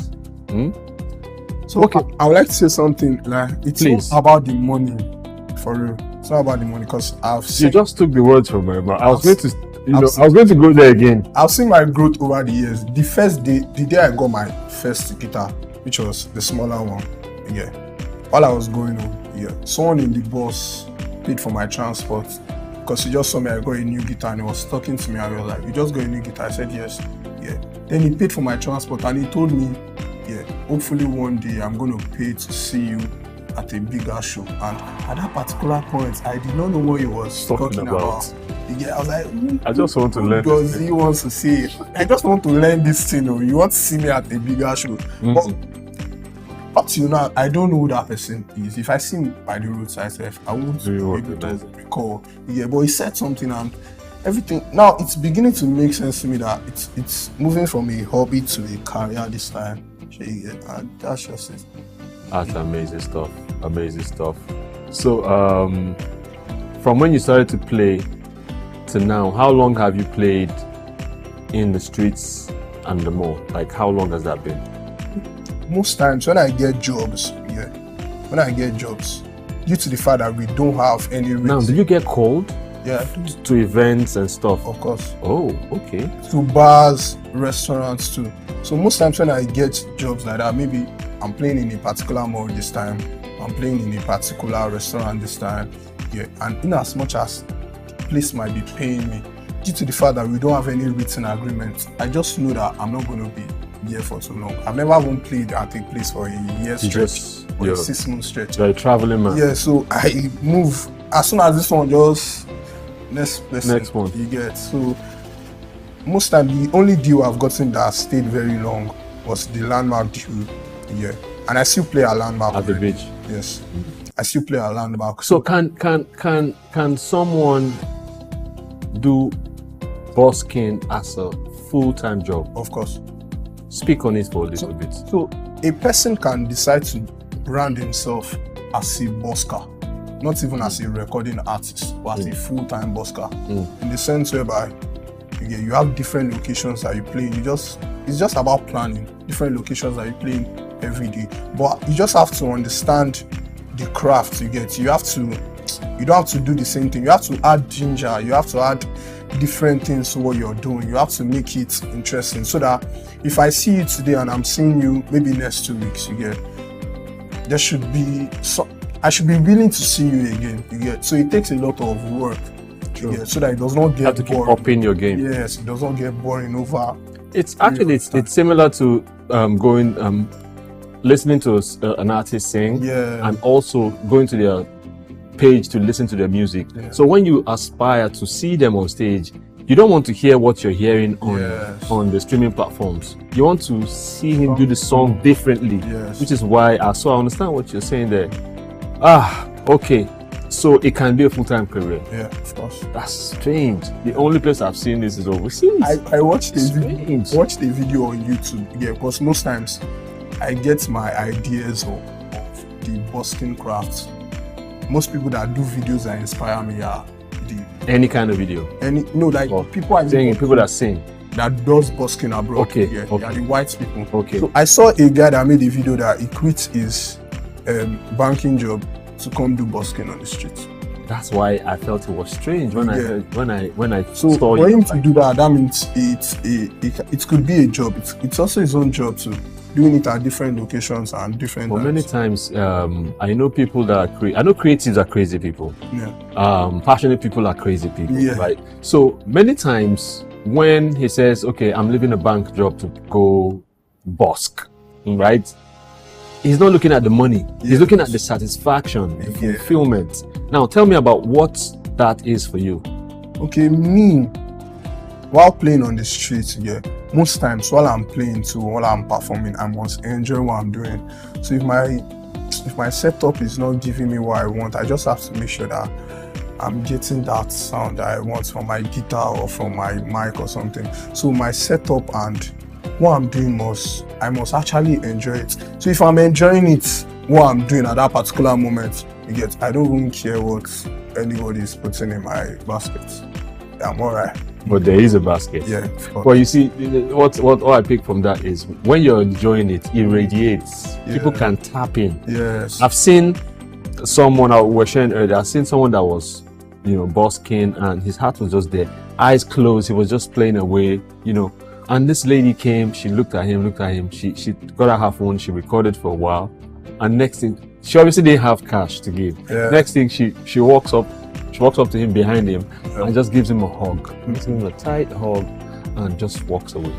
And for someone like that, that's all the fulfillment for that day. He's good. Exactly. He might as well just help that woman. Maybe it's a motivational song he was singing or a prayer both song. ways.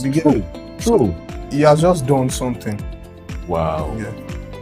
Komi Flames. Yes. Thank you for being on the show. Thanks. Hope to have you again. Thanks. Right. Keep doing what you're doing, because one of the things that we commend people on the show about, and I do personally as well, is when I see people that are bent on their passion, people that are driven, people that don't need motivation. Of course, we all need motivation. Many times it doesn't come from outside, it comes from within. Yeah. Sometimes you just wake up and you just don't want to do that thing. You don't want to do anything. But that little voice comes and tells you, look, dude, this is you. Yeah. And people are waiting to see you manifest, So I must commend you. We love your music. Yes, by the way, you have your own music. Yeah, I write my songs. Yeah, I'm working on them, but currently. But you just write because busking will not give you time. No, busking. Of course, I don't do busking. What have you recorded? Yeah, I do. You have recorded. I do, but it's not out currently. Do you want to play us something you did? Of course. Let's hear something you did. Okay, this song is titled Miracle. You never tell me start to the fight. I no go lie, miracle fine. She fair, she slim, she no too tall. For real, she's what the high.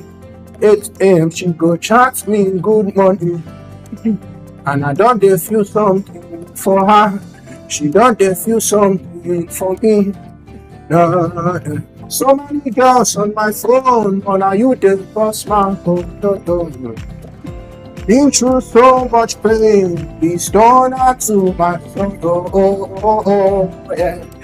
Oh, baby, you're the one for me. Baby, you're my miracle. You're my miracle. I feel to swim on the ocean for you. I feel to climb on the mountain for you. I feel to catch a grenade bell for you. I feel to pile up what you did for you. Oh baby, you're the one for me. Oh baby, you're my girl.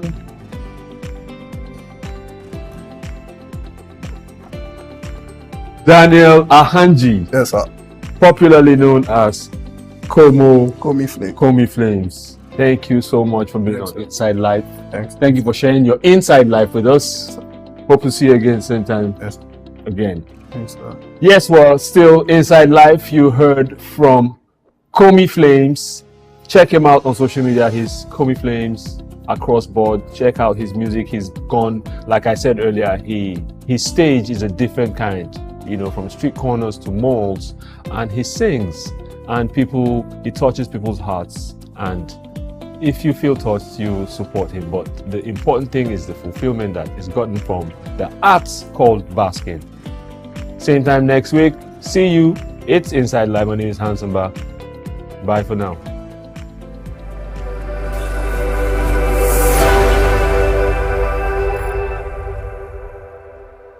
My name is Veronica Nkechi Eze. Charles Abana. My name is Professor Martins Emeje. Professor Sylvester Odion Akaine. Keep watching SOUQ News TV. The best news channel online. It's elevating, it's enlightening, it's educating. Muhammad Ali found this truth in Africa. Rumble in the jungle. I swear the king is humble. Jesse Jackson, O.J. Simpson, this is black history. Andrew Young visit Africa in the late 60s. Legend, Bob Marley make the light different. Martin Luther King and Malcolm X are big names. They fought for black Americans in the old days. We need the same revolution in our own ways. Michael Jackson, Janet Jackson, Mr. Jay-Z, Snoop Dogg, Dr. Dre and Eddie Murphy. American prosperity ain't complete with African poverty. It's legendary Idris Abdul Karim, and you are on to SOUQ News. You don't touch that dial.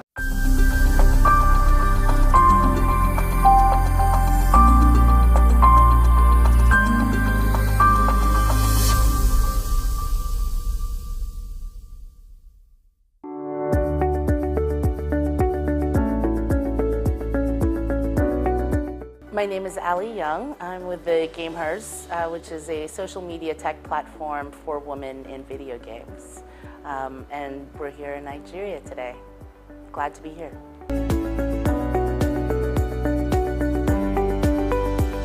People are just absolutely lovely. The food is fantastic, and looking forward to getting out of the hotel and conference and seeing much more.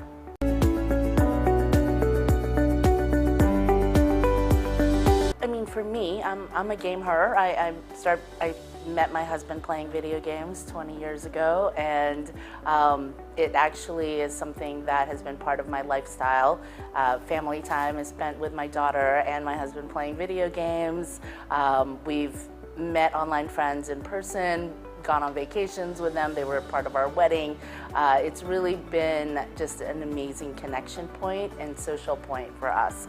And so when I had the opportunity to work with the Gamehers, it really became home to me, right? Because it's with people who are very like-minded and an amazing community.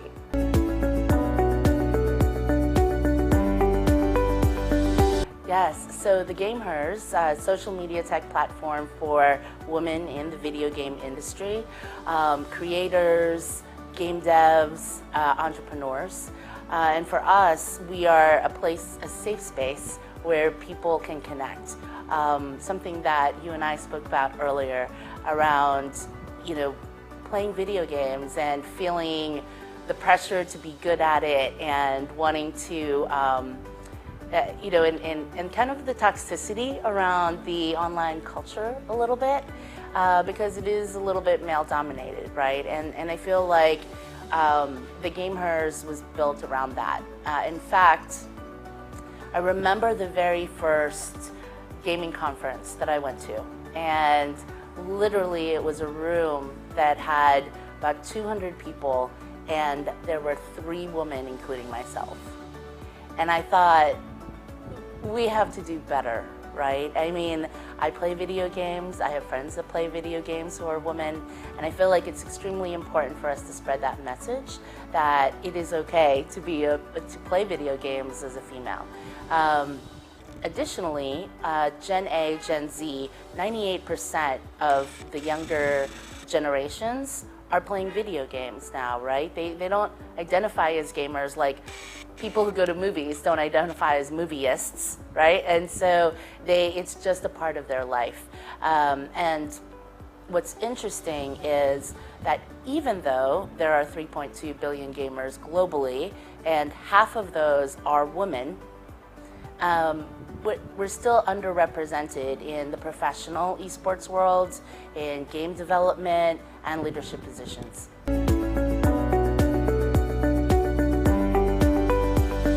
So so it was New Year's Eve, and I had busted my knee. I was living in Colorado. I busted my knee skiing. And so there I was at home for the very first time doing nothing on New Year's Eve. And I thought to myself, maybe I'll go check out this game, right? And so I jumped on this video game and had my knee propped up, having a drink and just relaxing. And I see online a chat that there was this giveaway for an online New Year's Eve party. And I thought to myself, this is the lamest thing I have ever seen in my life. I will never share this story out loud. And I went to this online New Year's Eve party where they were giving away free stuff and in-game free stuff, right? And so I'm in there, and it was player versus player games, so people could attack each other and kill each other in the game. And so as I was standing there, this guy jumped this other guy, slayed him in the game, and the dead player dropped gear, and you could rename it. And so this guy picks up the gear like a serial killer, brands it so-and-so's baldric, and I thought it was hilarious, and that was my husband, now husband. So he's not a serial killer though, so that's good.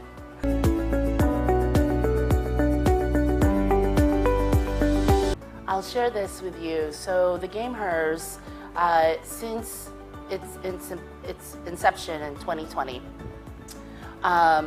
we created a platform where we celebrate women through the Game Hers Awards.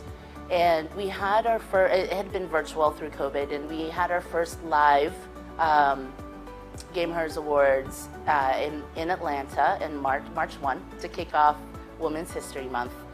And we had a room full of 300 people, women and their allies, where we celebrated their contributions to other women in gaming and inclusivity. And it was incredible to just see people who haven't met in person. I mean, if you think about how you work with people now, and remote life is so prevalent. I mean, you think about how you meet people online now anyway, right? And then when you meet them in person, that relationship just escalates and just gets even better. And so the Game Hers provides that space to be able to do that, right? We have an online community. We provide opportunities to meet in person through a lot of different events. Much like Dunhill Ventures brings together, they bring together family offices and investors to connect and create networks and create relationships. That's what the Game Hers does.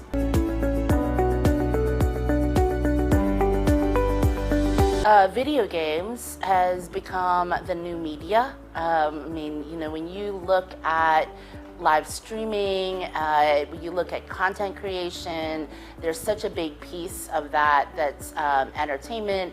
And as a person who plays video games, you get to do both, right? I mean, if you go to a restaurant now or a bar, you see concepts where there's axe throwing, there's things you can do, play golf, right? Like the video gaming is just a lifestyle piece of that. I think that it's just become normalized. I mean, my daughter's generation, she's 17. She's been playing video games since she was 2, right? And whether that's learning video games and educational video games, or it's Call of Duty. I mean, she plays them all, and she tries them. A lot of times it's her friend group. Her friends like to play video games as well, and so they do that together. Sometimes in person, with their computers next to each other, or on consoles, and sometimes that's just online.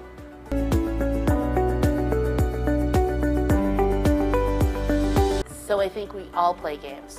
I mean, if you played soccer when you were younger, or football, right? If you played basketball or sports, we compete all the time, right? Leaderboards, points, things like that. I mean, everything is a game. And so I think that the Game Hers provides a place where women who play video games can connect. And that's the beauty of it.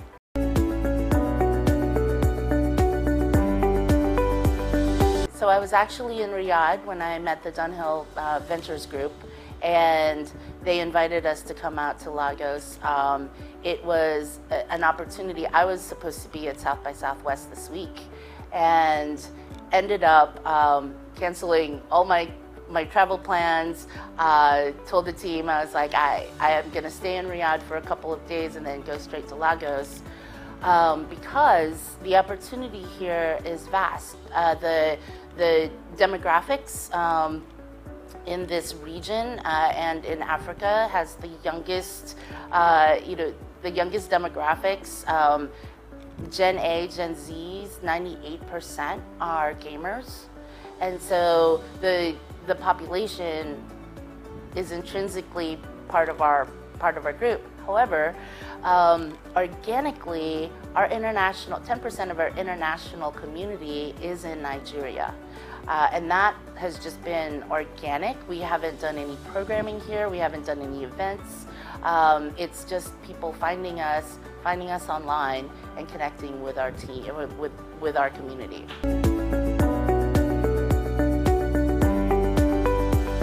So we are the Game Hers. That's TheGamehers on all socials, and thegamehers.com. Please download our app. It's tgh.app. And it can be downloaded on Apple, Google, and we're also on desktop as well. And connect with us.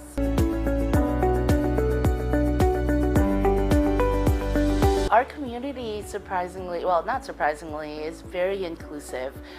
While we focus on women and we are femme-based, we do have non-binaries and femme-identifying peoples, and also our allies who are men and male.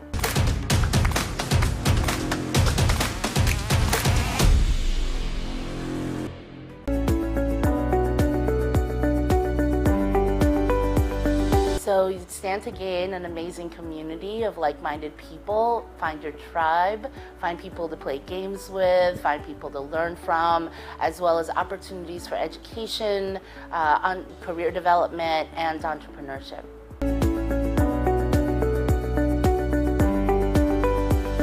Absolutely. So we partner with a lot of game developers. We are not a game developer, but we provide opportunities for women in game development, as well as Riot Games is one of our early investors and a big partner. Also I play a lot of their games too. It's a big perk to get in the alpha stages and get to try out different games. But we have opportunities for women to even, our Discord channel, for example, has game nights, right, where women get to try out different games, whether that's a mobile game or even a party game from Jackbox Games. You know, there are different things that we use to connect and leverage through video games.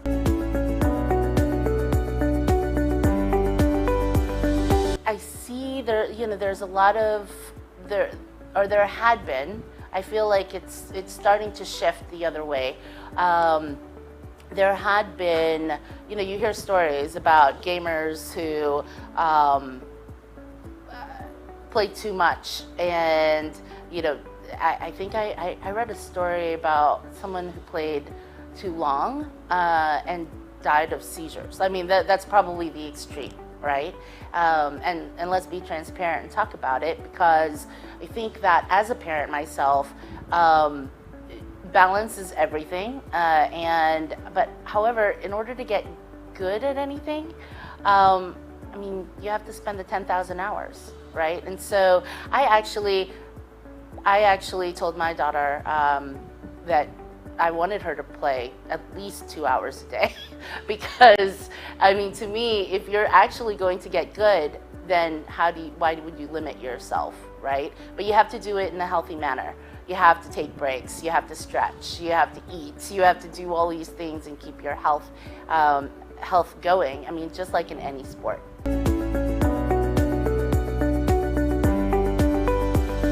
Gaming has been shown to teach our children and to teach ourselves mental acuity, hand-eye coordination, problem solving, which I feel doesn't happen enough, but gamers have to learn how to lose, which is also something that doesn't happen enough, and also the grit to keep going, right? And so I think there are a lot of very good benefits to gaming, just as well as negative things, just as well as anything else. We are very focused this year on our international growth, and this is part of it.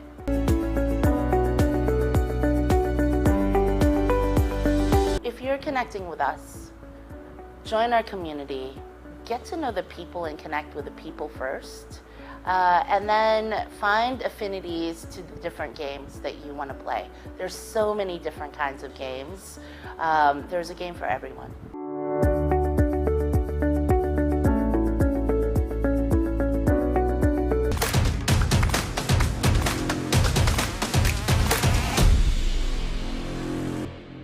Afrobeats is a classic overnight success story, except it didn't happen overnight. I'm happy to be here. One of the key things about the Omniverse is that it's designed to go beyond an event and designed to be fully something that people can engage beyond the summit. The point being that Nigeria has so much to bring to the world in terms of these things, but we will be bringing fresh energy, fresh ideas, a fresh engagement, and we're obviously open to collaboration. But hip-hop, it never dies. What's the difference between Thor and Shango? Thor is approaching $50 billion in revenue. Shango's broke somewhere outside Lagos. And that's a lack of imagination on our part, Africa, and they're all Nigerian. So to be seen and to be noticed is very hard if you're not in the place where all the noise is being made.